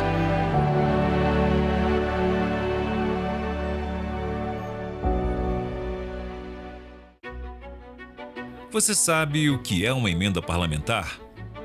O Orçamento da União define quais ações serão realizadas a cada ano com os impostos arrecadados. Parte desses recursos é destinada pelos parlamentares para que serviços públicos cheguem diretamente ao cidadão. Deputados e senadores identificam obras e serviços para direcionar recursos e atender às cidades de sua região. Metade vai para a saúde. As emendas parlamentares podem ser de dois tipos: individuais, apresentadas por um parlamentar, e coletivas, propostas por uma comissão, como a de Educação ou de Segurança Pública, ou por uma bancada, grupo de parlamentares de um estado. Você pode acompanhar cada emenda, da criação à entrega. O Siga Brasil é uma ferramenta desenvolvida pelo Senado para dar transparência ao orçamento. Assim você pode saber quem enviou os recursos, quem recebeu e o que vai ser feito com ele. Você também pode fiscalizar as emendas no site do Congresso, no portal da Transparência do Governo Federal e na plataforma TransfereGov. Acompanhe e fiscalize. Em caso de denúncias, procure o Ministério Público ou os órgãos de controle. Para saber mais, acesse o QR Code.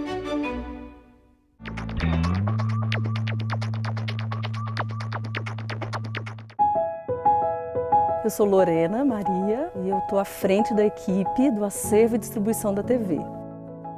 A gente cuida da programação, então, você recebeu o conteúdo que está sendo produzido ou que está sendo adquirido fora da TV. A gente distribui, porque a gente tem a TV Senado Agência, que é onde você pode passar para veículos, para pesquisadores, para produtoras. E a gente faz também a curadoria dos documentários, que vem de fora. Isso traz uma diversidade, isso traz pluralidade para a programação, essa diversidade étnica, cultural, de regiões do Brasil, E Se você pensar que o Senado é a casa dos estados, né? Isso é tão bom, né? A gente poder mostrar paisagens diferentes, né? E olhares diferentes. Então, assim, realmente tem um outro tom, você dá mais cor, né, para a TV.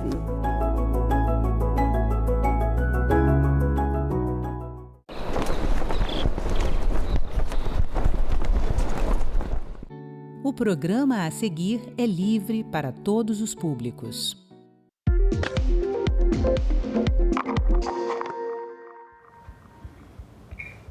Uma nova lei torna isenta a Empresa Brasileira de Pesquisa Agropecuária, Embrapa, do pagamento de taxas e reforça pesquisas no Amazonas. Começa agora mais um assunto de Estado e hoje a gente vai falar aqui no programa sobre essa isenção, além da exploração de gás natural, potássio, entre outros temas. E para conversar comigo, o nosso convidado de hoje é o senador Plínio Valério, do PSDB do Amazonas. Bem-vindo, senador. Obrigado, que bom. Estava com saudade de estar aqui com você. O senhor é autor dessa lei que eu mencionei na abertura do programa, a Lei 15.282, de 2025, que isenta a Embrapa do pagamento de taxas de registro de patentes e de proteção de cultivares. Em que medida essa lei vai beneficiar o Amazonas? Olha, hoje não só o Amazonas, como o país como um todo, porque o boom do agronegócio brasileiro, o Brasil reconhecidamente como no negócio do agro é um dos primeiros mundiais, então a Embrapa é responsável por isso. Interferir diretamente no que diz respeito a custo. O orçamento da Embrapa é muito curto. Para você ter uma ideia, antes eles pagavam até para registrar patente. Eles têm que pagar taxas no INPE, no MAPA, Ministério da Agricultura, no IBAMA e na Anvisa. Imagina só, um orçamento pequeno gastava com isso, com a própria patente. Então, eu acho que eles tendo menos despesa vão poder aplicar mais em pesquisas. Pesquisa é conhecimento e daí ver novas descobertas e produtos da Embrapa. E já há tanta dificuldade em se investir em pesquisa, né? Então, essa lei vem ao encontro da evolução nesse sentido. Mesmo que o governo não dê mais dinheiro, normalmente o orçamento, eles vão economizar nessas taxas, nesses tributos que eu te falei. Principalmente no registro de patentes. Mas tem também taxa no IBAMA, da Anvisa e tem no MAPA. Então, não é que vai sobrar dinheiro. Eles vão deixar de gastar esse dinheiro e vão poder aplicar certamente na pesquisa, que é a finalidade da Embrapa. E potencial exponencial de retorno com as pesquisas. Mas, como você falou, exponencial de verdade. São coisas poucas. Eu sou parceiro da Embrapa durante esses 7 anos, estamos no 8º. Todos os anos a gente manda emenda para lá. Coisas singelas, coisas simples, emenda parlamentar, mas que ajuda. Eles transformam aquilo de forma exponencial realmente. Eles potencializam qualquer ajuda que vá para lá. A Embrapa é um orgulho do brasileiro e é um exemplo para o mundo todo. Aproveitando que o senhor mencionou essa sua parceria do seu mandato com a Embrapa, o senhor, por meio do mandato, já destinou mais de R$1 milhão em emendas parlamentares à empresa. Como que esses investimentos têm mudado o dia a dia do povo amazonense nessa área? Vou dar 2 exemplos. Eles criaram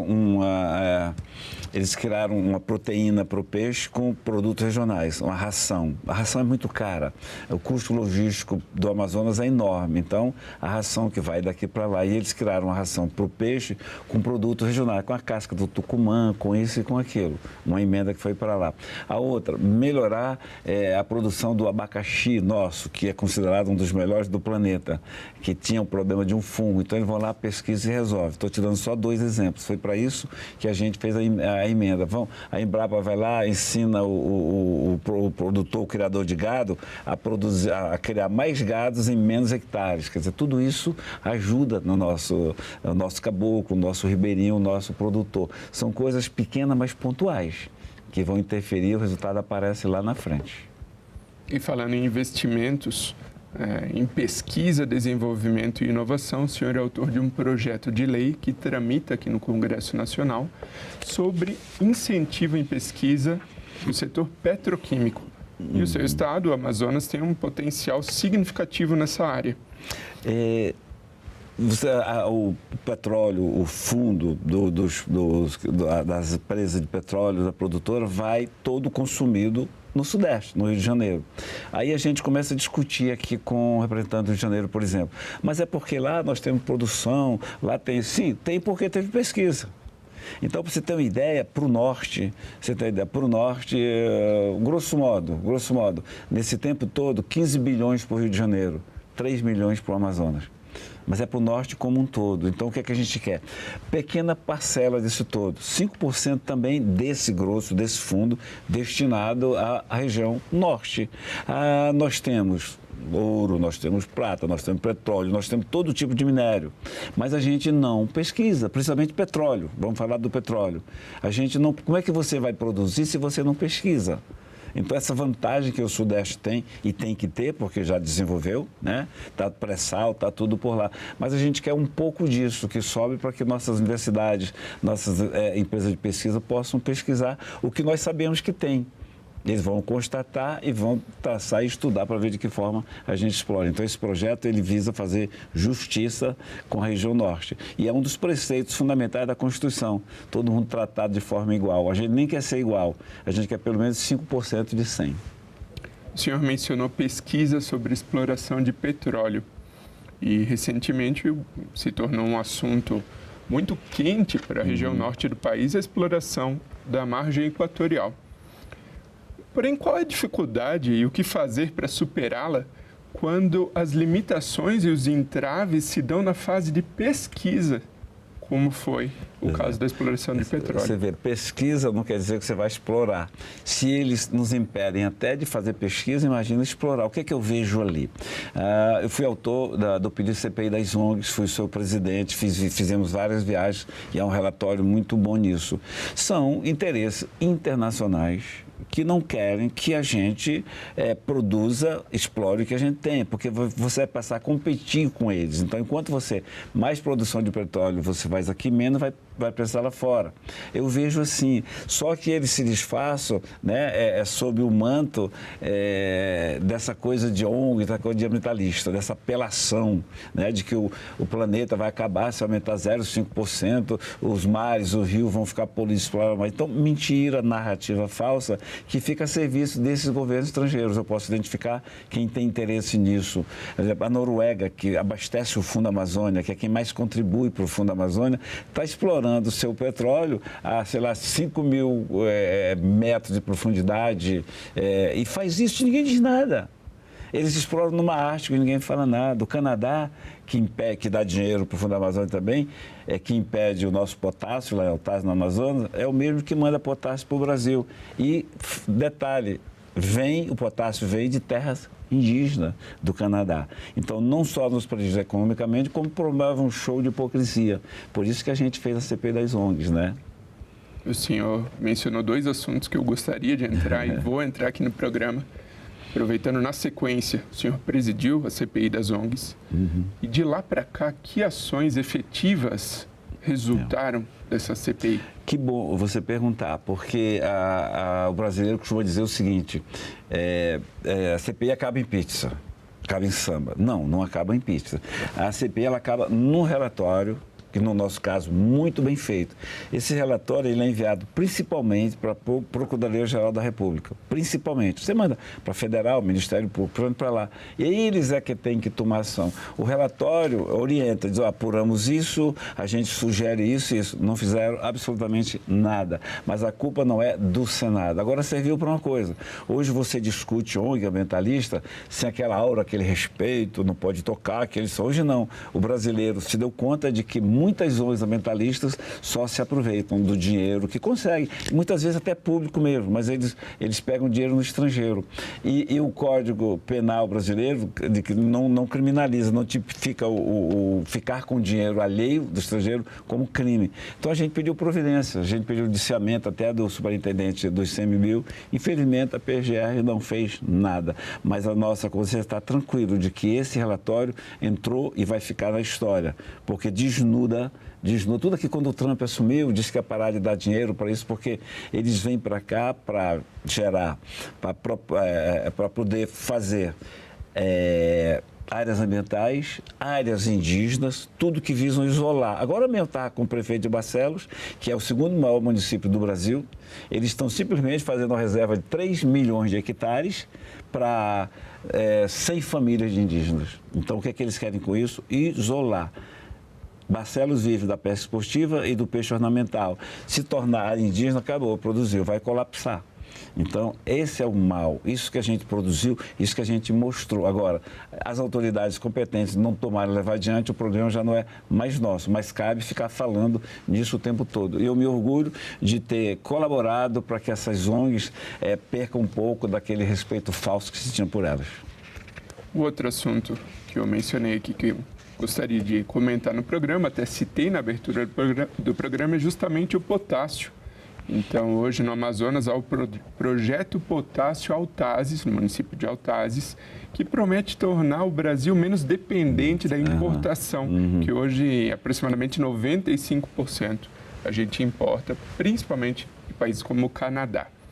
Há resistência de ambientalistas. O senhor até falou, outros países, outras nações que exploram minerais ou petróleo, enfim, têm se mostrado resistentes. Mas a resistência, às vezes, é da gente aqui, né? De órgãos nacionais.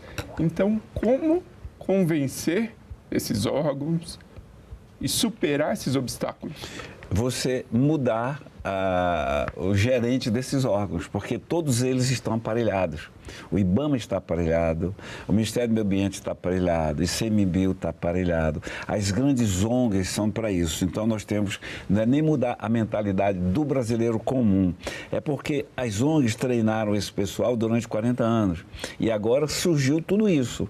Outro dia, o superintendente do IBAMA, Agostinho, disse, quando o presidente Lula falou que o IBAMA atrapalhava, que era o ele falou que ali são acostumados a trabalhar sob pressão e que todos são concursados. Então, as ONGs promoveram seminários, promoveram grupos para ensinar, treinar para que passassem nos concursos.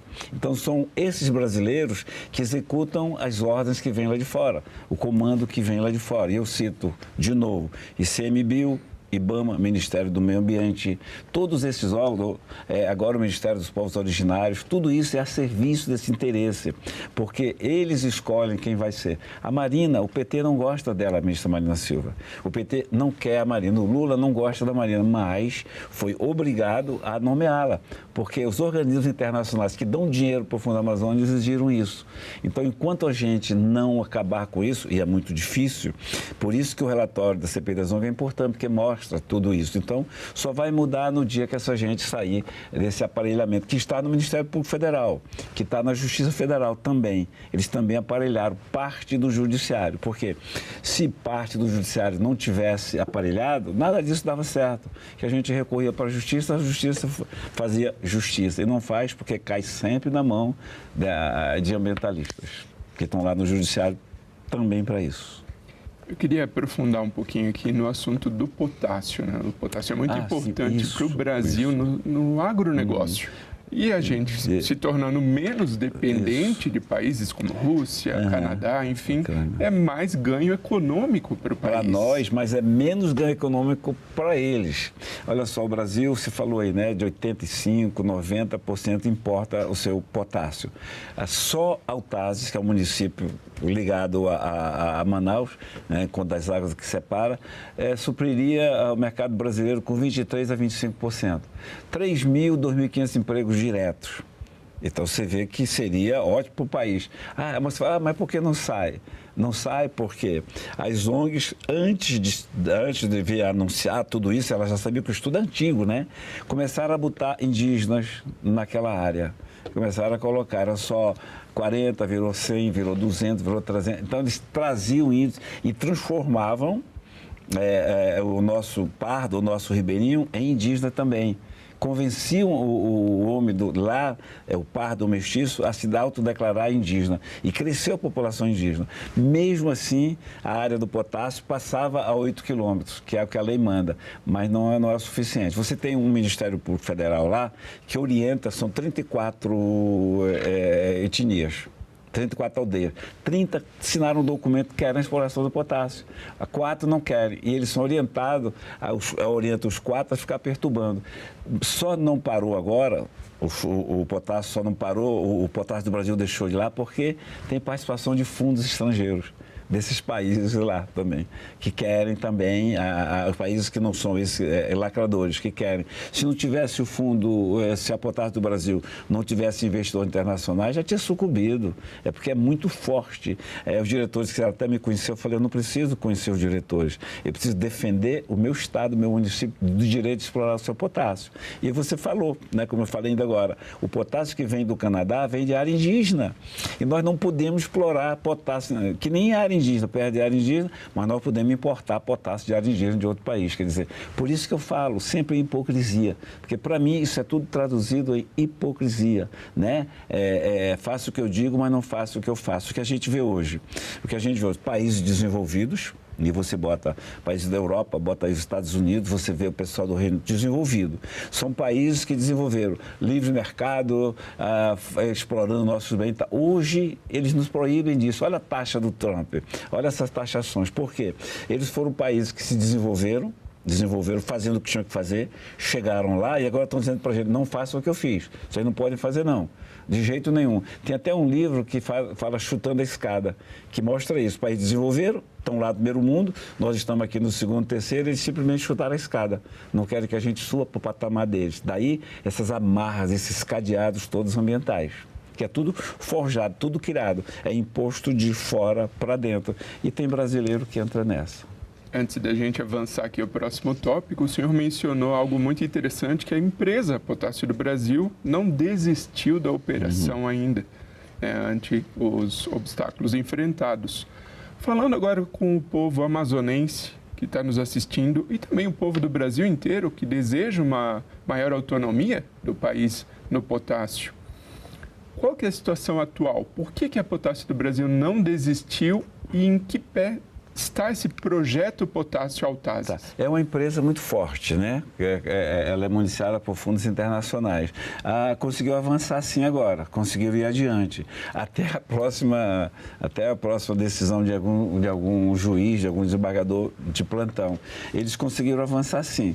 Conseguiram avançar muito, já estão, não é na fase. Porque se eles tiverem liberdade para agir como essa agora, como começam a ter, só vão produzir de verdade daqui a 4 anos. Olha só o tempo que a gente perde, mas está avançando sim. Eu creio que a Potássio do Brasil vai conseguir, depois de vencer essas barreiras, de pular essas barreiras todas. Porque, como te falei, que é uma empresa muito forte, está avançado sim. Eles conseguiram a última vitória agora no Judiciário e vamos ver qual vai ser a próxima liminar. E fica nessa história toda. Como já investiram muito, eles não vão desistir, até porque os fundos estrangeiros não vão permitir isso. Se for possível, daqui a 5 anos estaremos produzindo potássio. E não tem só em Autazes. Não tem só potássio em Autazes, no Amazonas, tem outros lugares também. Ali, se você estender para perto de Manaus, potássio fica do outro lado do rio, para Silves, né, para Itacoatiara, por exemplo, você tem petróleo, você tem gás, a Eneva está lá. De vez em quando a Eneva tem problema, outro dia proibiram a Eneva de produzir. Então, tudo que a gente tem não querem que nós façamos. E o que é pior, eles usam o IBAMA, eles usam esses órgãos para nos tolir. Por isso que eu te falo, a única saída seria limpar esses órgãos, a cúpula desses. Às vezes a cúpula nem serve só. O presidente Bolsonaro tentou fazer isso, não conseguiu. Que cabe na Transamazônica, na BR-319. O IBAMA, do governo passado, deu a licença prévia. O IBAMA de agora foi e cortou. E a gente vive brigando para asfaltar. E o que se propaga por aí, porque a narrativa, esse pessoal detém a narrativa, é de que nós vamos desmatar para construir uma rodovia. Não é desmatar, é asfaltar. Então, essa narrativa ambientalista, isso que eles têm, sabe, é um poder paralelo, tá bom? Na Amazônia, você tem os poderes normais, tem o narcotráfico como poder paralelo e você tem também as ONGs como poder paralelo. Elas ditam normas, elas fazem normas. Então, por isso que a gente não avança muito. Por isso que a gente não segue muito adiante, porque esbarra sempre em leis, em amarras, em deveres. A gente pouco conhece os nossos direitos. Ou melhor, conhecemos, mas pouco exercitamos esse direito, é mais deveres. Eu falei na abertura do programa, o senhor trouxe agora o assunto novamente à mesa aqui sobre a exploração de gás natural no município de Silves. A gente preparou uma arte com mais informações a respeito. Então, aproximadamente 5,8 bilhões no Complexo Azulão. Investimento da empresa Eneva, que o senhor comentou, né? 950 megawatts de energia térmica nas usinas Azulão 1 e 2, que são conectadas ao Sistema Interligado Nacional. Expectativa, 5 mil empregos na fase de obras apenas e 3,7 milhões de casas atendidas entre 2026 e 2027. Como que projetos como esses podem tornar o seu estado Amazonas um protagonista econômico no país? Poderia, você ver com o que fica para o Estado desse tipo de exploração, que fica no Estado. Ele, além de servir o Estado, está passando por muitos municípios, só passa e não serve.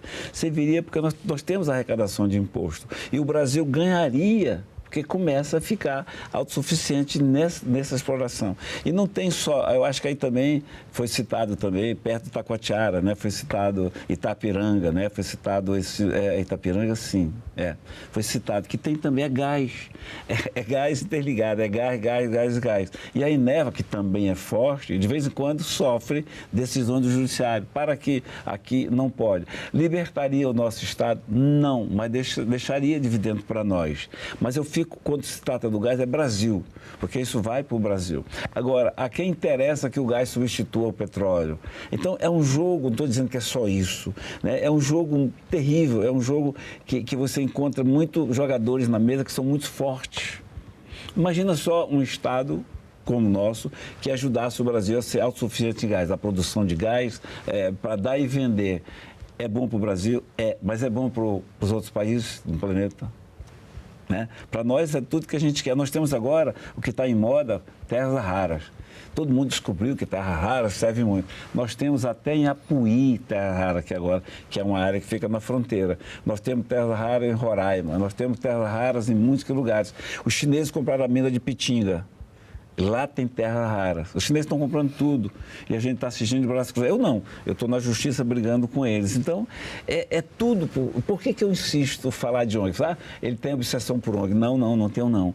É que elas que criam essa narrativa mentirosa de que vai abalar o planeta. Aí o europeu vai abalar, mexer com a Amazônia. Olha, não pode explorar o gás da Amazônia porque vai alterar o clima. Não pode tirar o potássio, vai alterar... Mentira, não vai alterar coisa nenhuma. Até porque a Amazônia é 1% da floresta do país todo. 1% não influencia. Senador, agora a gente tem uma pergunta que vem lá da Assembleia, da TV Aleã. Legal, lá da nossa... Olá, eu sou Adriana Araújo, jornalista da TV Aleã, a TV institucional da Assembleia Legislativa do Estado do Amazonas.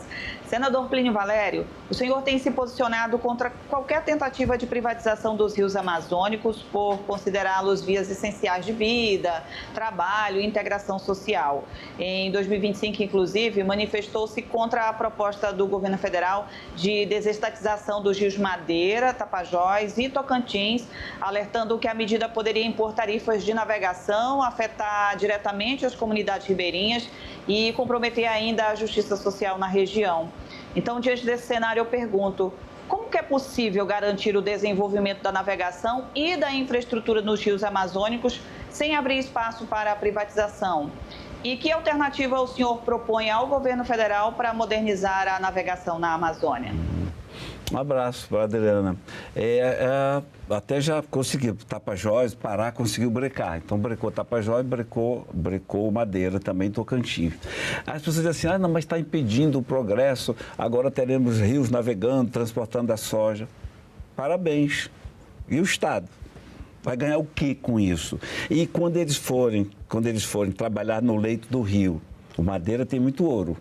Eles vivem tirando a garimpagem familiar porque consegue extrair migalhas de ouro com bombas. Imagina só você trabalhar no leito. E o mercúrio que está lá no fundo. E quando esse mercúrio emergir, e quando alguém que está lá levar esse ouro, o que o caboclo ganha? O que o amazonense, o que eu ganho? O que a Adriana ganha com isso? O progresso. Sim, mas o progresso não traz benefício nenhum. Vai impactar a flora e a fauna. vai impactar os peixes, os botos, que todo mundo defende. Aí, na hora dessa, querem privatizar. Eu quero saber o que é que nós, amazonenses, ganhamos com isso. Nada. E o direito de vir, não, porque vai ter pedágio, mas isso é o mais simples de todos. A gente bota isso para a pessoa entender. Vai ter pedágio. Não, mas o Ribeirinho não vai ter pedágio e tal. Sei lá, vai privatizar, é uma empresa estrangeira. Ele vai percorrer o rio, né, e não vai deixar nada para a gente. E vai impactar a flora e a fauna. Existem coisas que estão acima do progresso, que são os respeitos à nossa identidade e à nossa cultura. Nós, amazonenses, não trafegamos. Nós, amazonenses, navegamos. Ou voamos quando alguém pode. Então, vai de encontro à nossa cultura, vai de encontro ao meio ambiente, vai de encontro ao que nós queremos para nós. Agora, vai trazer progresso. Como é que vai desenvolver? Vai desenvolver sim. Se der 5% do fundo de petróleo, para nós pesquisar um petróleo, vai desenvolver. Se a gente investir em pesquisa e conhecimento, vai sim. Se a gente parar de fumar o cachimbo chamado Zona Franca, que entortou a nossa boca, vai sim. Se criarmos peixe, Rondônia tem peixe. O nosso pirarucu foi bater na Alemanha. O tambaqui já está na China há muito tempo e querem que a gente estupre os nossos rios para que uma empresa norte-americana trafegue levando soja que não vai ficar um grão no Amazonas. Vai tudo para o estrangeiro. E o que isso lucra com isso, o Amazonas? Nada. O que a natureza perde? Tudo. Por isso que eu antecipei e combati. Não concordo com isso em respeito à nossa cultura, em respeito ao nosso direito, em respeito à nossa fauna, à nossa flora e ao nosso modo de vida. Nós navegamos. Nós não entendemos, nós caboclos do Amazonas, o que é navegar num rio privatizado. Muito obrigado, senador Plínio Valério, pela participação aqui no Assunto de Estado. Um grande abraço. Estou esperando um novo convite para vir aqui com vocês. Um grande abraço. E obrigado a você que nos prestigia com a sua audiência. Essa entrevista já está disponível para você rever ou compartilhar no nosso site senado.leg.br/TV, também no nosso canal no YouTube. Aproveita e se inscreve lá. Até o próximo.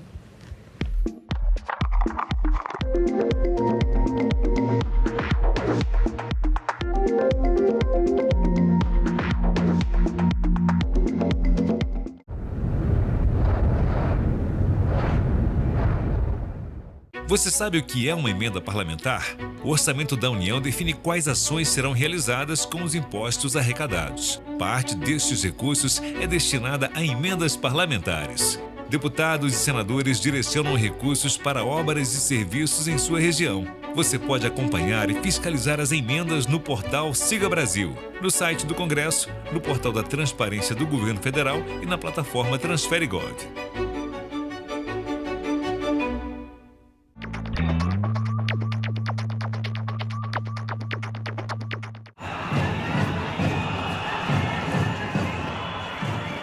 Foi bom lembrar de Angela Davis, Pantera Negra, ativista, e realmente cunhou a frase: uma mulher negra se movimentar, toda a sociedade se movimenta com ela.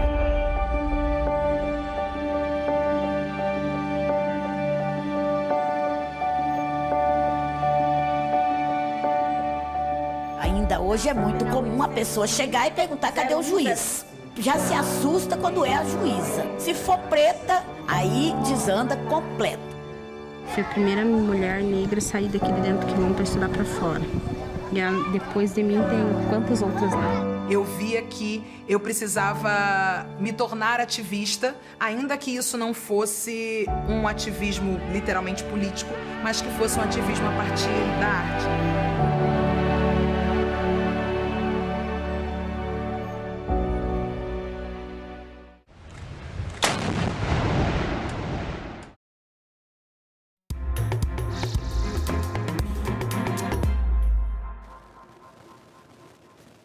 Boa noite. Hoje é quarta-feira, 11 de março, e o Senado Notícias está no ar. O plenário do Senado aprovou hoje a criação do Programa Nacional de Monitoramento de Agressores com o uso de inteligência artificial para prevenir a violência contra a mulher e garantir o cumprimento de medidas protetivas. 3.700.000 brasileiras sofreram violência doméstica somente em 2025, segundo dados do Instituto de Pesquisa Data Senado. Os números mostram que a violência contra a mulher no Brasil continua em patamares muito elevados. tanto nos casos mais extremos, como feminicídio, quanto nas agressões dentro de casa.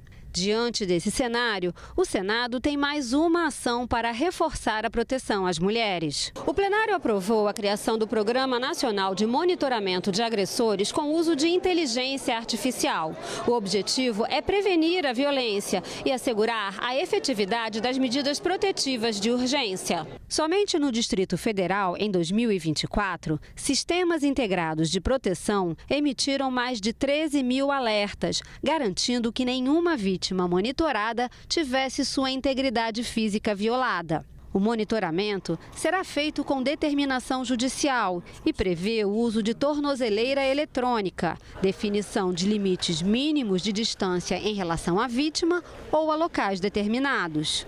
O dispositivo de monitoramento vai gerar alertas imediatos em caso de descumprimento das medidas impostas. Esse app deve ter botão de emergência para acionamento imediato das forças de segurança, com compartilhamento de localização em tempo real e notificações de alerta em caso de aproximação proibida do agressor. A proposta é considerada conveniente e oportuna, especialmente por incorporar tecnologias modernas ao combate à violência contra a mulher. A inteligência artificial pode contribuir para identificar situações de risco e antecipar possíveis agressões, enquanto o aplicativo e dispositivos de proteção fortalecem a autonomia e a segurança das vítimas. Os senadores aprovaram ainda projeto que aumenta a prioridade de cirurgias gratuitas para reparar sequelas de violência contra a mulher. Os centros de saúde do SUS, as delegacias de polícia e as unidades de assistência social devem informar as mulheres que elas possuem prioridade na assistência médica, social e psicológica na saúde pública. Destaque-se que o substitutivo aperfeiçoou o texto original ao estender a prioridade no atendimento psicossocial a todas as mulheres em situação de violência, não apenas aquelas com sequelas físicas ou estéticas, ao suprimir exigências que poderiam restringir o acesso, como a apresentação prévia de laudo médico, ao eliminar dispositivos autorizativos incompatíveis com a Constituição. O plenário do Senado aprovou ainda o Estatuto dos Direitos do Paciente e o projeto que garante ao trabalhador o direito de se ausentar por até 3 dias ao ano para a realização de exames preventivos. Pelo projeto aprovado, empresas ficam obrigadas a divulgar entre os funcionários informações sobre campanhas oficiais de vacinação contra o HPV e de prevenção aos cânceres de mama, de colo do útero e de próstata. A proposta garante ao trabalhador o direito de se ausentar do trabalho por até 3 dias a cada 12 meses para realizar exames preventivos relacionados a essas doenças, sem prejuízo da remuneração. O plenário aprovou ainda o Estatuto dos Direitos do Paciente. O objetivo é garantir respeito, autonomia e proteção legal das pessoas em tratamento de saúde e a qualidade dos serviços, além de prever mecanismos de fiscalização. Essa matéria é muito importante porque ela busca regular os direitos e as responsabilidades dos pacientes sob cuidados prestados por serviços de saúde de qualquer natureza, pública ou privada, ou por profissionais de saúde. Esse projeto, ele enumera os direitos dos pacientes, inclusive o de não ser tratado com qualquer tipo de distinção, exclusão, restrição ou preferência de atendimento baseados em sexo, raça, cor, religião, enfermidade, deficiência, origem nacional ou étnica, renda ou qualquer outra forma de discriminação que provoque restrições dos seus direitos. A CPI do crime organizado quebrou os sigilos bancário, fiscal e telemático de Fabiano Zettel, cunhado de Daniel Vorcaro, dono do Banco Master. Os senadores também pediram ao Supremo Tribunal Federal informações sobre a morte na prisão do auxiliar de Vorcaro, conhecido como Sicário. Entre os requerimentos aprovados estão pedidos ao STF e à Polícia Federal para que a CPI tenha acesso aos inquéritos relacionados ao Banco Master. Os senadores aprovaram também uma solicitação ao ministro André Mendonça para que disponibilize para a CPI as informações e documentos enviados pela Polícia Federal sobre a morte de Luiz Felipe Machado de Moraes Mourão, o sicário, na carceragem da Polícia Federal em Belo Horizonte. Sicário fazia serviço de espionagem e intimidação de adversários a mando de Vorcaro. Também foram aprovadas as quebras de sigilo de empresas e pessoas ligadas a Daniel Vorcaro, como o cunhado dele, Fabiano Zettel, e ainda de Mohamed Hussein Murad e Roberto Augusto Leme da Silva, investigados por fraudes e lavagem de dinheiro no setor de combustíveis e no mercado financeiro.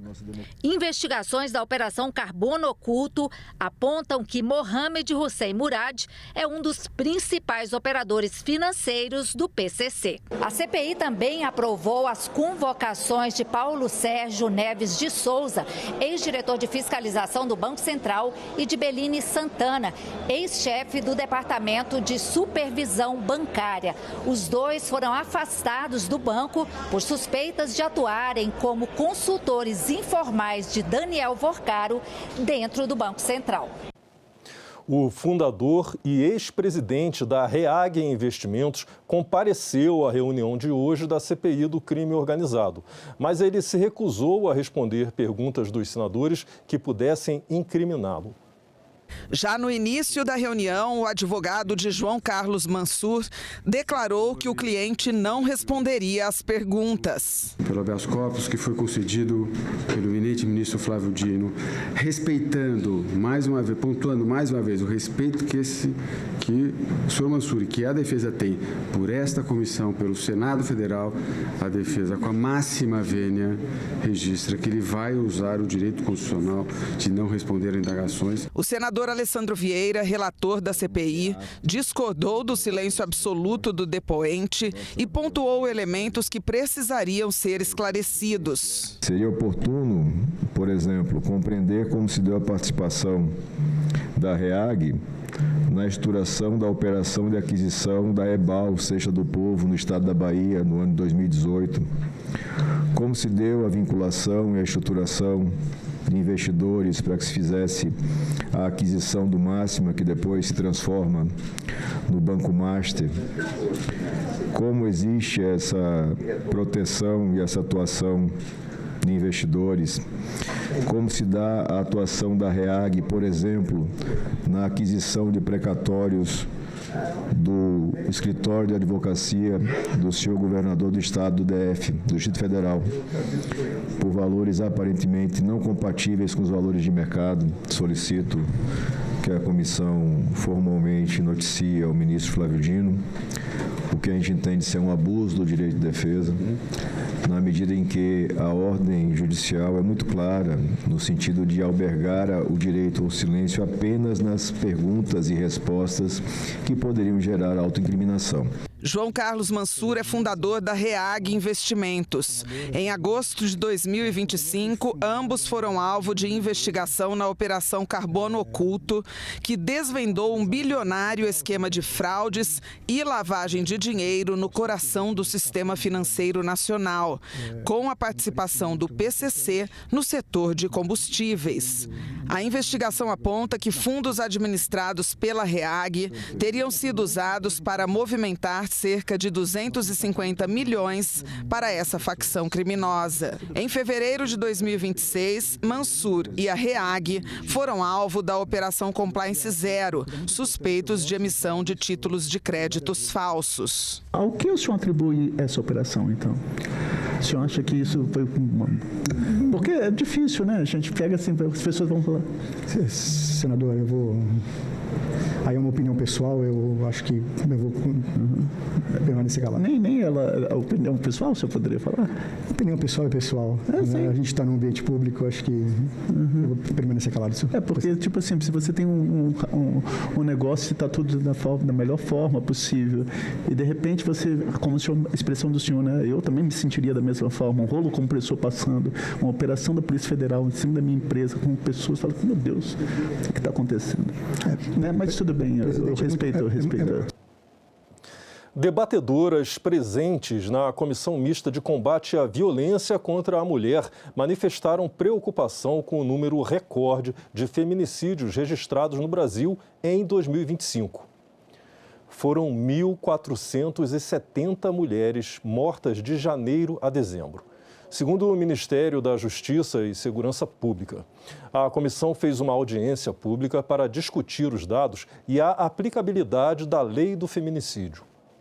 1.470 mulheres foram mortas de janeiro a dezembro no ano passado, o maior número de feminicídios registrados no Brasil. Esses são os dados divulgados pelo Ministério da Justiça e Segurança Pública. A Comissão Mista de Combate à Violência contra a Mulher realizou uma audiência pública para discutir os dados mais recentes sobre o tema e a aplicabilidade da lei do feminicídio. Podemos entender que quase 1.500 mulheres declaradamente o crime qualificado como feminicídio morreram em 2025 no nosso país. Então, essa marca não tem como a gente esquecer que a cada dia que passa, 4 mulheres são brutalmente assassinadas por serem mulheres. Esse número ele mostra o quanto que ainda é necessário falarmos dos diferentes tipos de violência. Violência não é apenas agressão física, muitas vezes, né, ela se manifesta de forma psicológica, moral, patrimonial, sexual, como a gente já falou aqui muito hoje.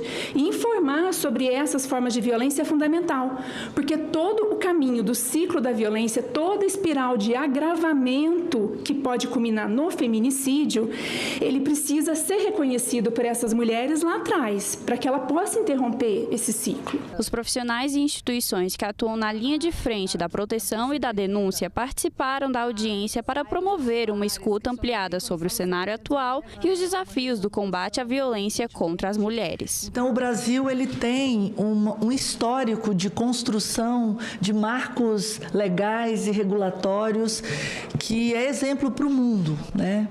E mesmo assim, a gente ainda vivencia e tem assistido agora uma escalada muito grande da violência contra a vida das mulheres. Precisamos também enfrentar a violência que se atualiza no ambiente digital, que silencia mulheres na política, que tenta expulsá-las dos espaços de decisão por meio do ódio e da desinformação. Precisamos proteger a autonomia corporal, assegurar direitos sexuais e reprodutivos, garantir que nenhuma menina seja forçada a carregar nas costas o peso de uma violência que não cometeu. A prevenção da cegueira foi destaque na sessão deliberativa da Comissão de Assuntos Sociais. Os senadores aprovaram um projeto de lei que cria o Abril Marrom, evento anual em que uma série de medidas são oferecidas à população no sentido de proteger a saúde dos olhos e da visão. Várias propostas relacionadas com a saúde foram aprovadas na Comissão de Assuntos Sociais.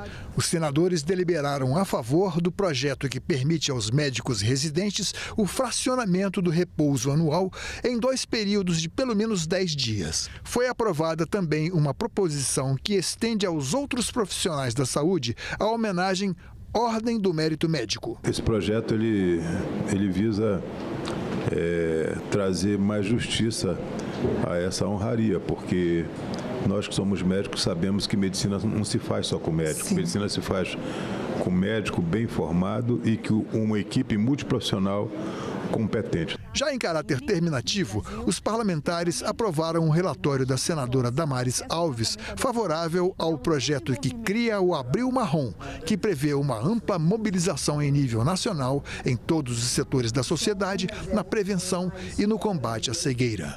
A gente tem pelo menos 80% de cegueira originária da diabetes, do glaucoma, que a gente sabe que, se cuidado preventivamente, é perfeitamente evitável.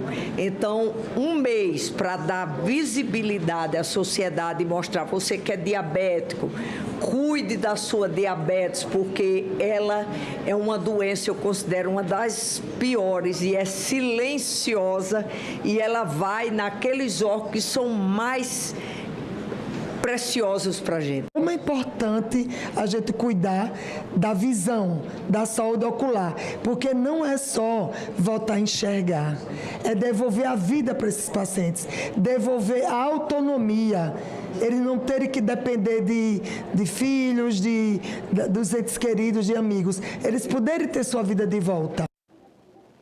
O presidente do Senado, Davi Alcolumbre, recebeu hoje a medalha JK na Confederação Nacional do Transporte. A medalha JK representa a Ordem do Mérito do Transporte, homenagem que reconhece personalidades que contribuíram para o fortalecimento do transporte e da logística no país.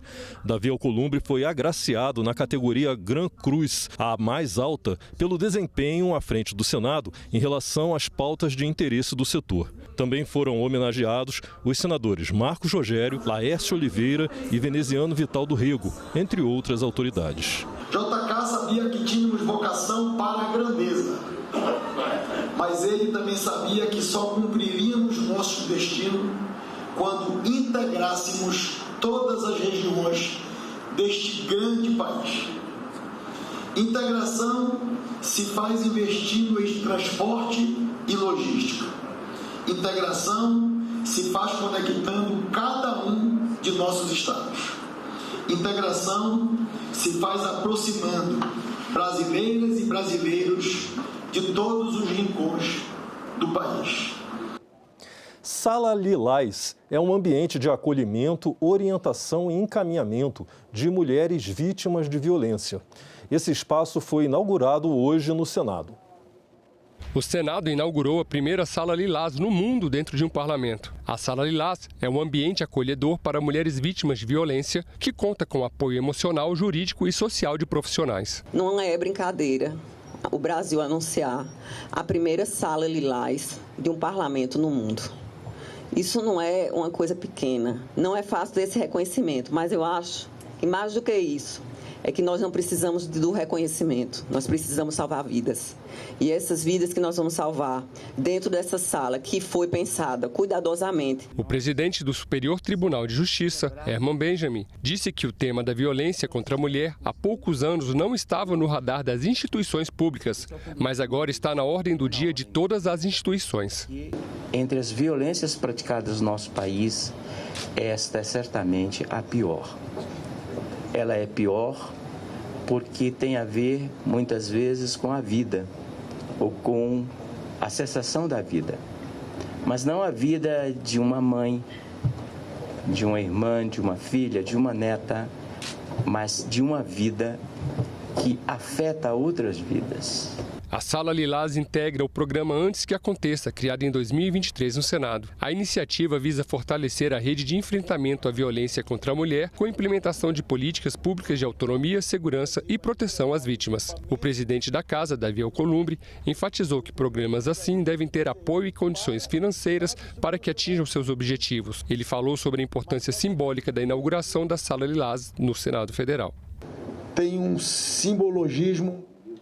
São agora 7 horas e 49 minutos em Brasília. Neste momento, o presidente da CPMI do INSS está dando uma entrevista coletiva lá no Supremo Tribunal Federal. Vamos acompanhar. O primeiro deles, um pedido nosso da comissão sobre a revisão dos habeas corpus que permitem o não comparecimento de testemunhas para a CPMI e investigados para a Polícia Federal. O ministro colocou para nós com muita clareza que vai rever, mas especialmente no caso do banqueiro Daniel Vorcaro, já encaminhará o nosso recurso para votação na turma e uma decisão colegiada.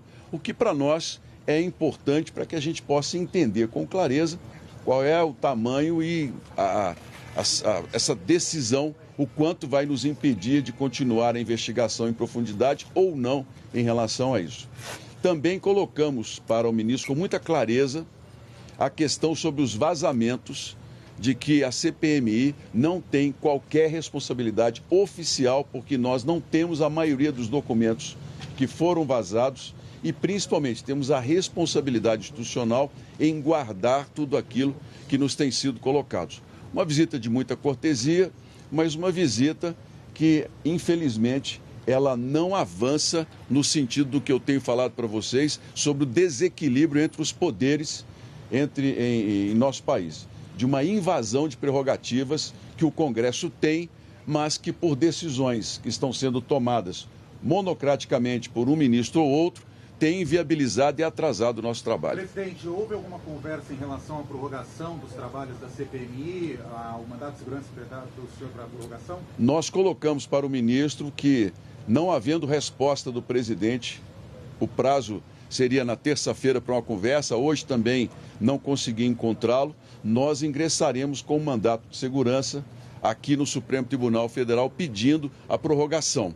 Naturalmente, esse pedido tem que ser entregue ao presidente da Casa para que ele decida com clareza. Nós pediremos ao ministro Edson Fachin que o senhor André Mendonça, ministro André Mendonça, seja aquele que vai julgar o nosso pedido. Mas isso dependerá da própria presidência do Supremo em entender que o pedido tem a ligação direta com a continuidade da CPMI e as investigações que estão em andamento. O caso do Porcaro tem data para ser julgado na turma? Não nos falaram sobre o julgamento, mas o compromisso é de que estará na primeira reunião da turma para uma decisão sobre a ida dele na CPMI ou não, assim como outros que nós esperamos receber. Também conversamos muito sobre a questão da presença dos representantes dos bancos.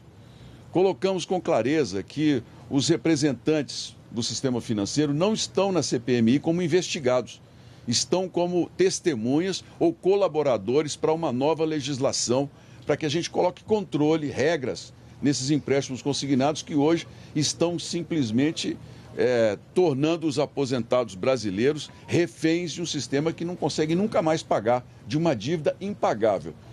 Nós colocamos para isso, inclusive, a nossa estranheza com relação a mais uma decisão do ministro Dino, que permite à senhora Leila, presidente do Banco Crefisa, de não comparecer à CPMI amanhã, dia 12, por compromissos particulares que ela já tinha agendado. Ora, é mais uma decisão que mostra claramente que há uma invasão de prerrogativas, um desrespeito ao nosso trabalho, porque vir ao Congresso Nacional é muito mais importante que uma agenda pessoal. O ministro nos determina que marquemos uma nova data para uma testemunha.